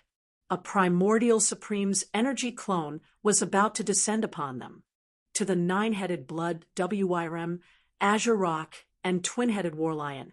This was absolutely a piece of extremely good news. The crimson unicorn and the 9 gloom demon crocodile were strong, but they had not recovered to their peak state. Their original bodies were only at the middle stage of the desolation era, and their energy clones were even weaker, only at the early stage of the Desolation Era. It was enough to crush the nine-headed blood dragon and the other two. However, if they were to face the terrifying existence that was about to descend, they were not even comparable to ants. The disparity in strength had already surpassed the disparity between them and the nine-headed blood dragon. After all, there was only a small difference between a grand expert of the quasi-desolate era and an early desolate era. However, there was a difference of two small realms between an early desolate era and a peak desolate era. If this existence whose energy clone had already reached the peak desolate era officially descended, the energy clones of the Crimson Unicorn and the Nine Gloom Demon Crocodile would definitely die. The only chance of survival was to break this rune chain and cut off the connection between it and the Netherworld Cauldron before the other party descended. In this way, the other party's energy clone would lose its coordinates. Moreover, after the chain was broken, the rune field of order would be chaotic, and it would not be able to return. It could only retreat quickly to protect itself. It was precisely because of this that the nine-headed blood dragon dared to force the other party to give up. Anyway, they would die. If the Crimson Unicorn and the Nine Gloom Demon Crocodile did not agree to join forces, the three of them could indeed buy some time by risking their lives. They could prevent the Crimson Unicorn and the Nine Gloom Demon Crocodile from breaking the rune chain. The arrival of that existence was to buy time. At that time, when the other party arrived, they would just die together. This was forcing the other party to give up, and it was an overt plot. However, the Crimson Unicorn and the Nine Gloom Demon Crocodile had no choice but to comply because this concerned their life and death. Once they agreed to join forces with their status, it was impossible for them to go back on their words. Even if they hated the nine-headed blood dragon, the azure sky rock, and the two-headed war lion to the core, if they wanted to kill them, they would have to wait until the next time. Existences at this level all cherished their feathers. None of them wanted to bear the evil reputation of disgrace. Although this was extremely sullen, the Crimson Unicorn and the Nine Gloom Demon Crocodile did not hesitate at all. They immediately made a choice and responded. Roar. If you win, you can live for a few more days. The next time we meet, we will definitely kill you. Don't say any more.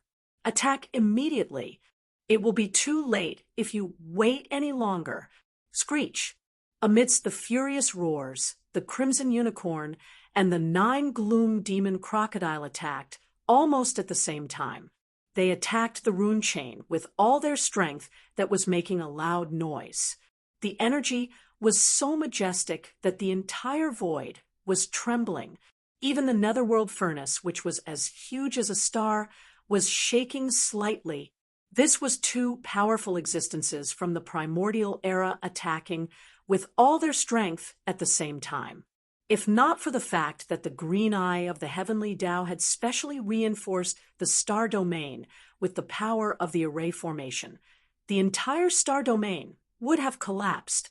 At this moment, the nine-headed blood dragon, the azure sky rock, and the two-headed battle lion's hearts were all in their throats. Previously, they were almost certain to die.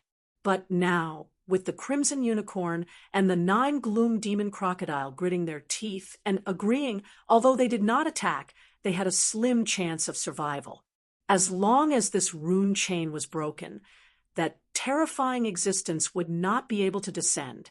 Then, even if the three of them had formed an irreconcilable feud with the Crimson Unicorn and the Nine Gloom Demon Crocodile this time, and there would be many troubles in the future, at least for today, this energy clone could still be saved.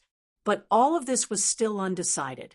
Everything depended on whether the joint attack of the Crimson Unicorn and the Nine Gloom Demon Crocodile could break this rune chain that represented a terrifying nightmare in time. If it failed, the slim chance of survival that they had seen just now would undoubtedly be extinguished in an instant. It had to be said that life's encounters were really too emotional. At this moment, the nine-headed blood dragon, the azure sky rock, and the two-headed battle lion felt this in their hearts. Just a moment ago, they were still eagerly hoping that a powerful existence would come along the rune chain to save them from the fire and water. But now, that person had really come, but their hearts were in their throats, and they were afraid that the other party would really descend. Such a state of mind was really King exciting. Humph, you guys are so afraid of the arrival of this venerable one. How many shameful things have you guys done? If you don't do shameful things, be careful of being struck by lightning. It was also at this moment that an unexpected voice suddenly came from the rune chain that lit up.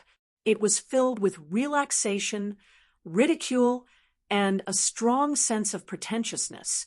Chapter 39:20. Swish, swish, swish, bang.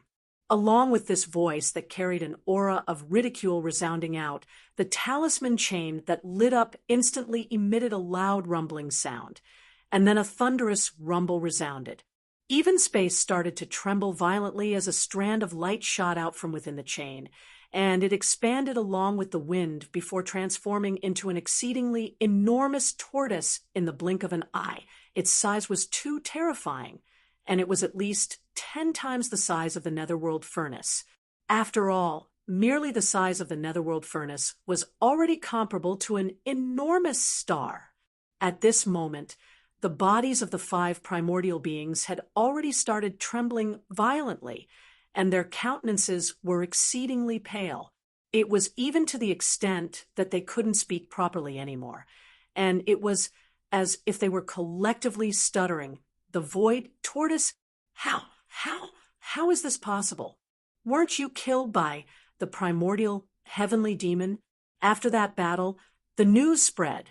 The primordial heavenly demon killed the void tortoise behind the scenes, and even the supreme ferocious weapon, the heavenly demon blade, collapsed because of it. He's still alive.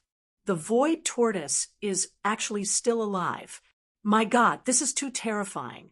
He was an existence at the peak of the supreme level of the primordial era at his prime. This isn't the key.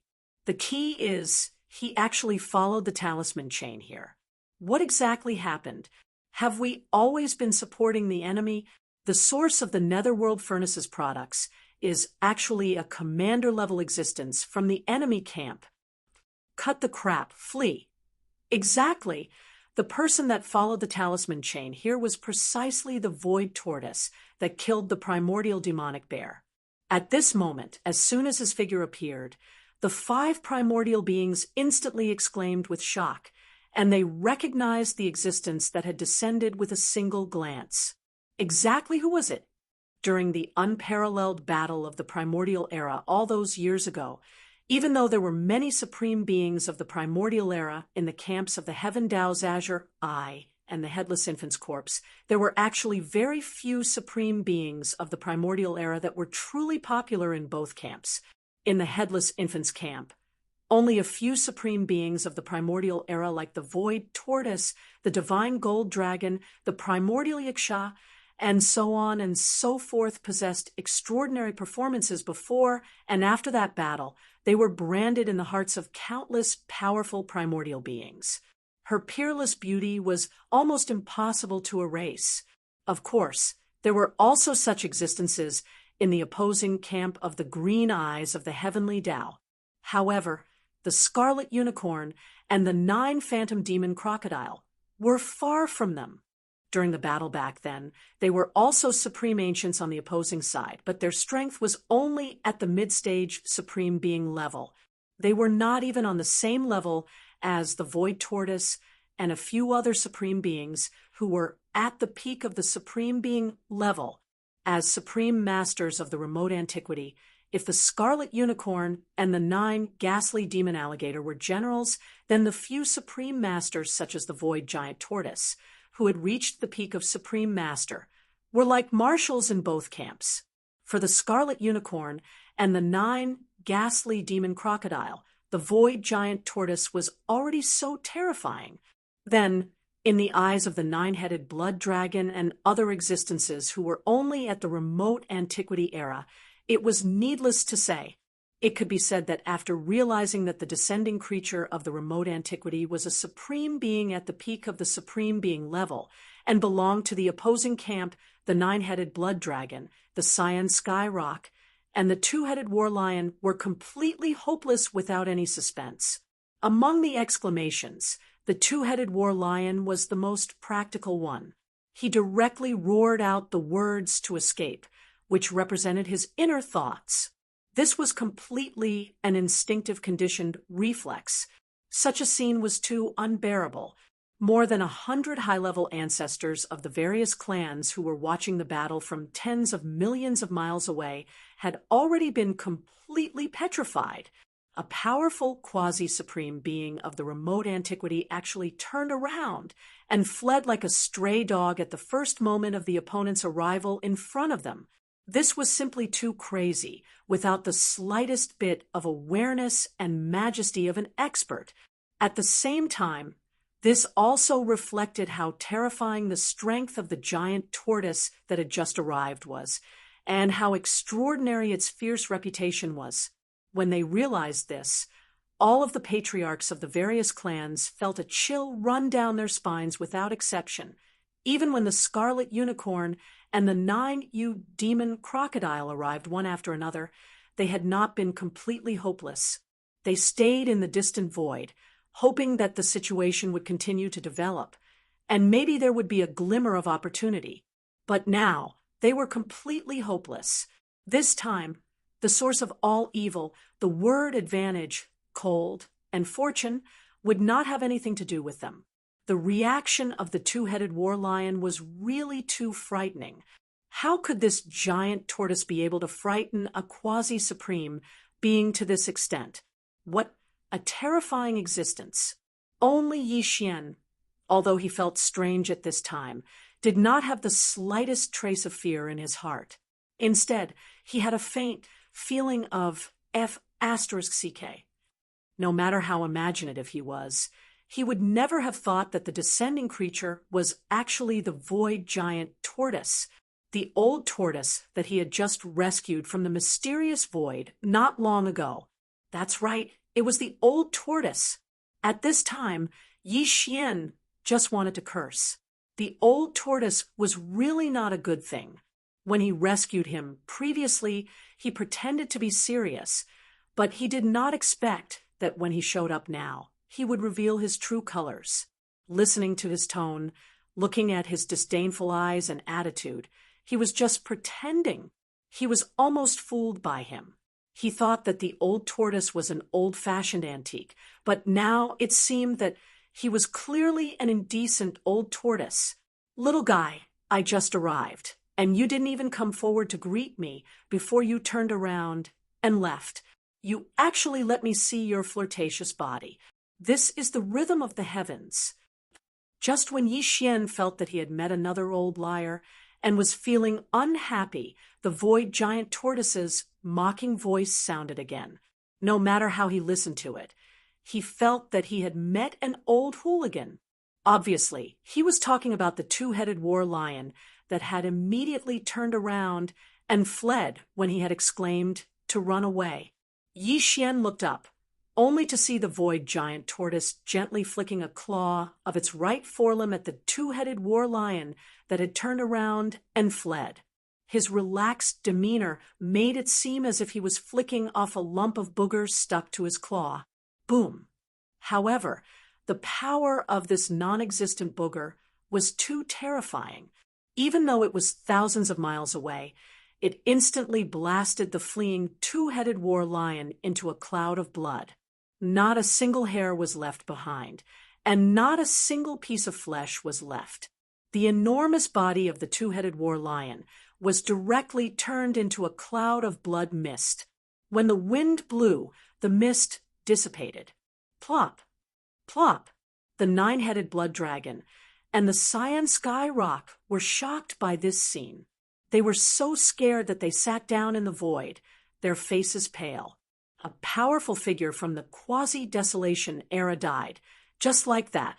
Although it was only an energy clone, it disappeared with a flick of a finger from thousands of miles away in the void. This was simply horrifying. Chapter 39:21. The void tortoise turned its head to look at the nine-headed blood dragon and the scarlet unicorn. It sneered. If I remember correctly, I seem to have felt a murderous aura just now. Before it finished speaking, a majestic pressure that made one's scalp go numb surged out from the void tortoise's body. It invisibly enveloped the scarlet unicorn, the nine-held demon crocodile, the nine-headed blood dragon, and the cyan sky rock. The four powerful beings from the Antiquity era and the quasi-powerful beings from the quasi-desolation era were instantly stunned. An invisible restraint was placed on their bodies, making them feel as if they were trapped in a swamp. Although it was not to the extent that they could not move, it was because the void tortoise was not using its full strength. Otherwise, the strongest of the four, the scarlet unicorn, was only at the early stage of the Antiquity era. However, the void tortoise's energy clone had the cultivation of the peak of the Antiquity era. The difference was too great. Just the invisible pressure was enough to make them unable to move. The shadow of death instantly shrouded them. It was incomparably strong. They did not doubt that the void tortoise could attack at any time. This was because even in the unparalleled battle in the Antiquity era, the two sides were not on the same side. They were enemies. The scarlet unicorn immediately thought of self-detonating. He was going to die today. Fortunately, it was only an energy clone. Although the price was heavy, at least his original body was fine.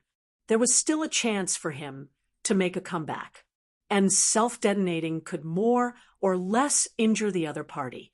However, he soon shook his head with a bitter smile. This was because he realized that the consequences of doing so would be even more serious.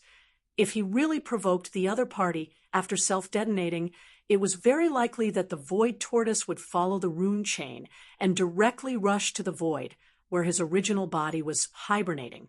It would pay a certain price to hunt down and kill his original body. If that was the case, there would be no chance for him to survive.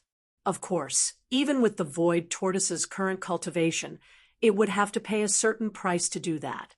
Therefore, as long as he did not provoke the other party, such a situation should not happen. In other words, although self-detonating would more or less injure the other party, his original body was very likely to face the danger of being killed.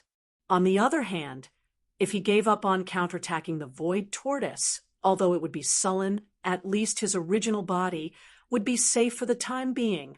The two situations had completely different outcomes. Everyone knew what to choose. The four ancient existences glanced at each other with a dark expression. In the end, they forcefully suppressed their anger. The situation was stronger than them, so they had to swallow their anger. Looks like you guys have already made your choice. I have to say, you guys are so King cowardly that it hurts my liver. The void tortoise's eyes flashed. He shook his head and sighed. His words were as infuriating as usual. However, his next words made the four of them feel relieved. Forget it. Since you're so scared, it would be embarrassing for me to kill you all even if I wanted to. Don't do it next time. If Old Turtle sees you again, I won't let you off so easily. Even as it shook its head, the void giant tortoise raised its right forelimb and pressed down on the four powerful primordial beings. Boom, boom, walla, four earth-shattering explosions sounded in succession. The energy avatars of the four ancient existences, the blood unicorn, the nine-held demon crocodile, the nine-headed blood dragon, and the azure sky rock, exploded without any suspense. There was no blood mist. Instead, there were only collapsed order runes. The four energy avatars, which were at least at the level of a quasi-desolate ancient almighty, were destroyed along with the consciousness source of their energy avatars. At the same time, there was a large amount of clattering sounds in the air of the last 9 rune chains that were connected to the outer wall of the netherworld furnace. 8 of them had been broken by this attack. It was unknown how many of them had been broken into pieces. For a moment, there was a huge rune chain in that corner of the void, not too far away from each other. Chain. At this point, there was only one rune chain left connected to the bottom of the netherworld furnace's outer wall. It was the chain that the void tortoise had chased after. The reason why he left this rune chain was obviously because the void tortoise still planned to use this rune chain to return to his original body. However, he obviously had other things to do before he left. Screech. After destroying the 4 powerful primordial beings and the 8 rune chains with a raise of its hand, the void tortoise raised its head and roared angrily. Then its body swayed, and its terrifying body, which was originally much larger than the netherworld furnace, instantly turned into a faint ray of light, enshrouding the netherworld furnace. The milky white mist shot out from the top of the furnace. During this process, the surface of the faint ray of light that the void tortoise had transformed into quickly glowed with a faint green halo. Yi Xian found it familiar and immediately understood. This must be the mysterious energy that the headless infant corpse had shot into the void tortoise's body in that mysterious void. Now it was unleashing its power and protecting the void tortoise's energy avatar. Otherwise, even if he was at the peak of the primordial era, he would not be able to force his way into the interior of the netherworld furnace. According to Yi Xian's estimation, he would need to have at least the cultivation base of a primordial supreme to be able to do so. In the blink of an eye, the faint ray of light that glowed with a faint green halo shot into the interior of the netherworld furnace. Yi Xian understood that this shameless old tortoise was about to do something bad. He would probably steal all the products in the netherworld furnace. In fact, when the void tortoise attacked the blood Qilin and the other 3 powerful primordial beings, the rumbling of the grinding stone in the netherworld furnace gradually stopped. This meant that the unplanned refinement of the netherworld furnace was about to come to an end. After the remains of all the primordial beings that had been thrown into the central region's grinding stone had been ground into 9-colored meat paste, even the final refinement had come to an end.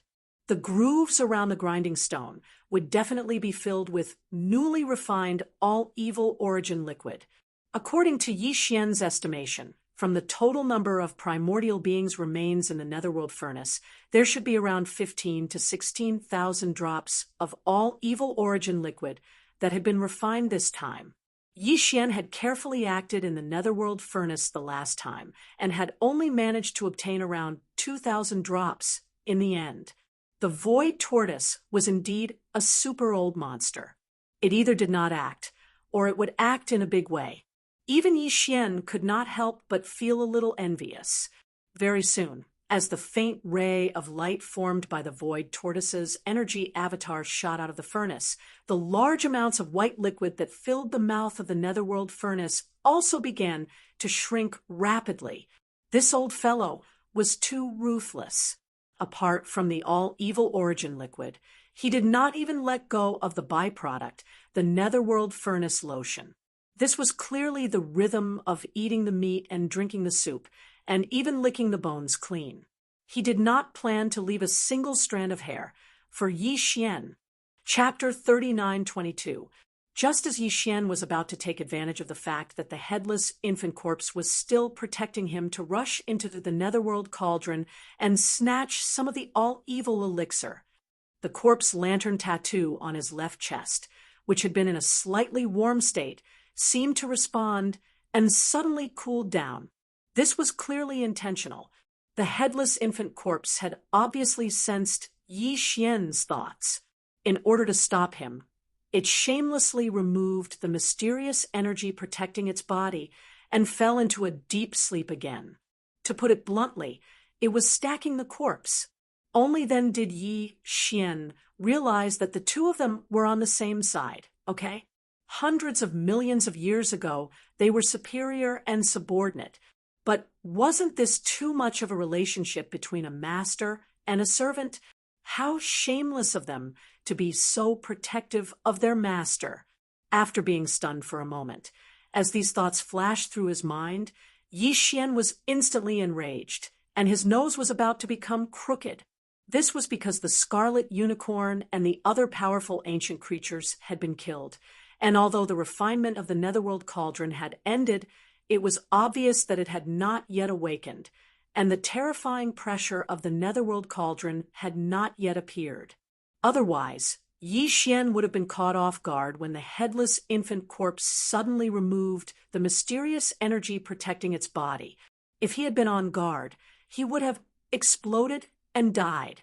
However, although there was no powerful pressure in this void that could threaten him for the time being, because even the 100 or so high-ranking ancestors from the various clans and forces had retreated tens of millions of miles away, they did not dare to approach. But as the headless infant corpse silently removed the mysterious energy protecting its body, without saying anything, Yi Xian's figure, which had been hidden all this time, was instantly exposed. At this moment, in the void thousands of miles away, the more than 100 high-level ancestors of the major clans, who had been shocked by the death of the Blood Qilin and the other primordial grandmasters, were stunned when they saw him. They immediately stood there, trembling in fear. They cried out in alarm. Why is there another person? I clearly didn't feel any fluctuation of void energy before this. This person definitely didn't just arrive, but has been hibernating there for a long time. That's impossible. How terrifying was the oppressive aura in the void just now? There was a peak existence of a powerful ancient creature. And this human is clearly not even at the universe realm. He's worse than an ant. How could he stay in that core area? He would have been blown into pieces. He looks a little familiar. I seem to have seen this kid somewhere before. Ling Hu. I recognize him. I've seen his image in the clan before. This is Ling Hu Chong, one of the 7 peerless geniuses of the younger generation. 3 of them are him alone. Young Master Ling Hu, young Master Netherworld, and the little archaic devil ape. That makes sense. That's right, he's a peerless ancestor's primordial demon bloodline. After all, he's a peel of a peerless ancient creatures. After all, he's a peerless to God. He is to the bloodline ancient demon ape, not to the universe realm. Yi Long. He's what is that realms is to have to be to S to be God realm. Chong. Rumble. Boom. Following the exclamations of the 100 or so elders of the various races in the void, the Netherworld cauldron, which had just become silent because of the completion of the refinement, suddenly shook slightly again. Then, the rumbling sound of thunder began to be transmitted again. Yi Xian's expression changed wildly. After the Netherworld cauldron completed the refinement, it was going to fully recover. At that time, the pressure of the Netherworld cauldron that had disappeared would reappear. Even when the spirit of the Netherworld cauldron suddenly discovered the huge change that had happened to it, it was very likely that it would immediately activate some kind of array program to contact the Heavenly Tao Eye and report everything that had happened here. A strong sense of crisis hit his heart. Yi Xian subconsciously wanted to activate the interstellar coordinate jump ability of the system in his body to escape. Although he did not have any substantial gains this time, it was not a wasted trip. At least, the electronic doppelganger had taken over a Sector Lord-level mechanical beast, and had successfully infiltrated the inner workings of the machine race. This was an important chess piece, and also a measure that Yi Xian took to prepare for a rainy day. If D-Air and the machine race really had some kind of conspiracy, this chess piece would have an unexpected and miraculous effect in the future. At this moment, just as he subconsciously wanted to escape immediately, a voice suddenly sounded in Yi Xian's mind. It was the void giant turtles secretly transmitting a voice. Little fellow, don't be in a hurry to escape. It will take some time for the netherworld cauldron to fully recover. Hasn't your devil ape bloodline already been recognized by it? As long as you activate the devil ape true form, you will be safe before the spirit of the artifact fully recovers. In any case, you can't leave now. In a while, when this old turtle leaves, I still need you to stay behind and clean up the mess. Otherwise, why would I call you here? Upon hearing this, Yi Xian was first stunned for a moment, then flew into a rage. This time, his nose was really crooked from anger. If the old turtle had not said it, he would not have known. After all this time, the headless infant corpse had called him over at the last minute just to clean up the old turtle's mess. This was really 2F asterisk king fun and exciting. The old turtle ate the meat and drank the soup. In the end, he even licked the bones clean. He did not even get a single strand of hair. When he patted his mess and left, he still had to clean up the mess for him. On what basis? This was simply too much of a bully. These thoughts flashed through Yi Xian's mind. He was so angry that he wanted to run away immediately. Whatever, he would leave first. In any case, he could not let this old turtle have his way. As for the headless infant corpse, he would settle this account later. What? The complete profound meaning of the 4th and 5th changes of the wild lion transformation. You don't want it anymore? Just as Yi Xian was about to activate the interstellar coordinate jump ability, the old turtle's voice rang out in his mind again. This time, it sounded even more composed and was incomparably certain. Forget it, forget it. I originally wanted to give it to you now. Since you don't want it, then let's go. That way, it won't be much of a problem. Luckily, when this old turtle killed that 2-headed battle lion just now, I specially took care to intercept the profound meaning for you, the 4th and 5th changes of the wild lion transformation, and the complete profound meaning. Yi Xian's body stiffened. His entire person was stunned on the spot. The 4th change was fine. With the devouring system in his body, he would probably be able to figure it out after some time. However, the temptation of the 5th change was extraordinarily great. Chapter 39:23. In the end, Yi Xian still admitted defeat in the face of such a huge benefit. Of course, this was mainly because the person who admitted defeat was one of his own. In fact, from a certain point of view, the Void Tortoise could be considered a type of master that Yi Xian had inherited after entering the starry sky. After all, the ancient Dongshu tactics that he was currently cultivating was the Void Tortoise's bloodline inheritance.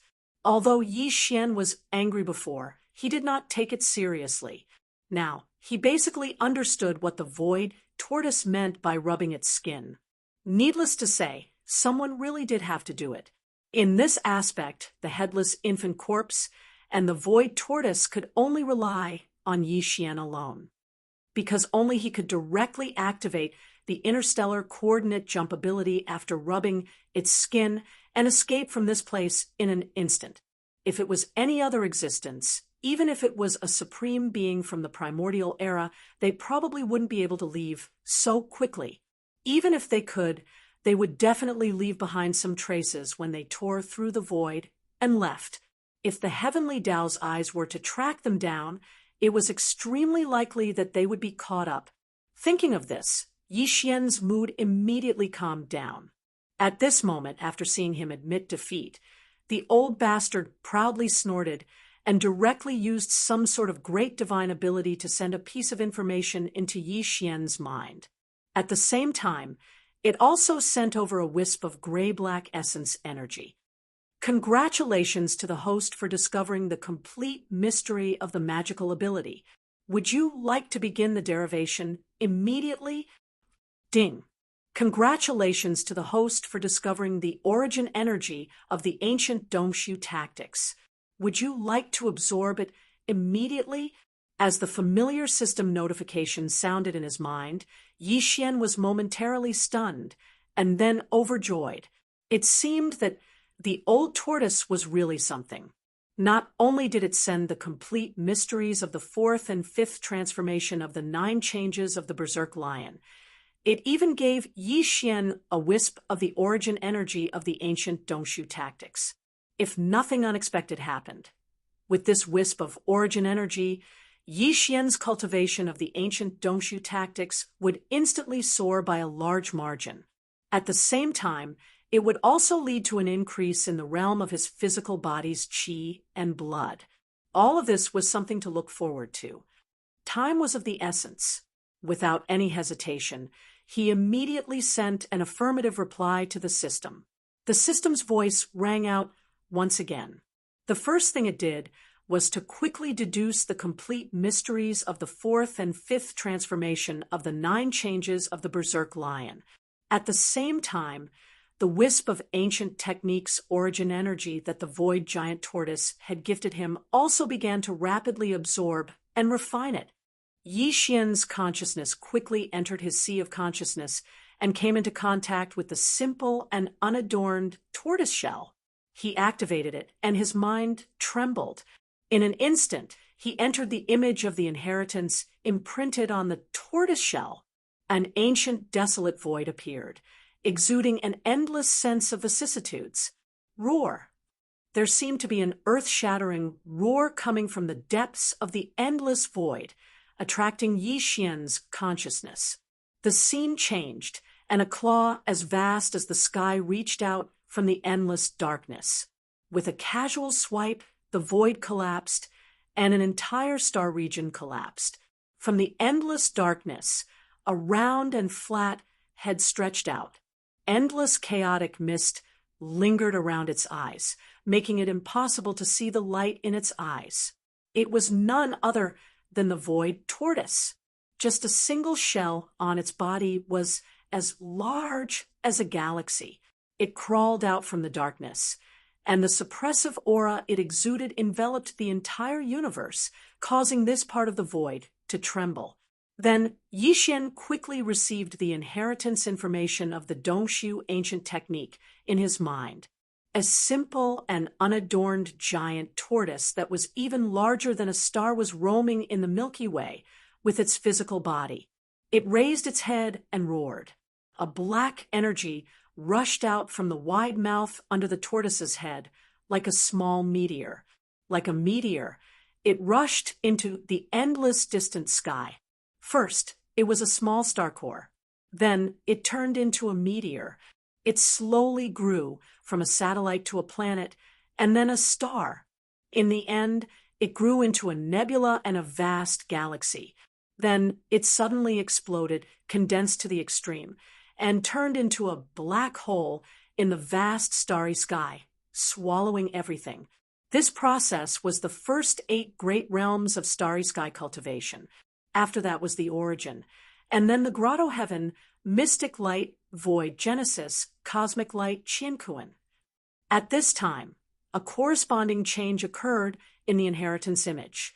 The huge black hole that represented the 8th great realm of starry sky quickly shrank. After reaching the limit, it turned into a faint dot. This was the profound meaning of the origin realm. During the process of the black hole condensing into a dot, a large number of obscure runes were released from Yi Xian's mind like compressed packets being released. Come, he instantly understood. Then, the tiny origin formed by the extreme contraction of the black hole expanded again, evolving into a small grotto heaven. It emitted a mysterious light, giving birth to the void, giving birth to the initial embryonic form of the star domain, and finally becoming a vast universe with stars and void, forming a complete universe. This whole process was the journey of the Dongshu ancient technique in the first 15 great realms of starry sky cultivation.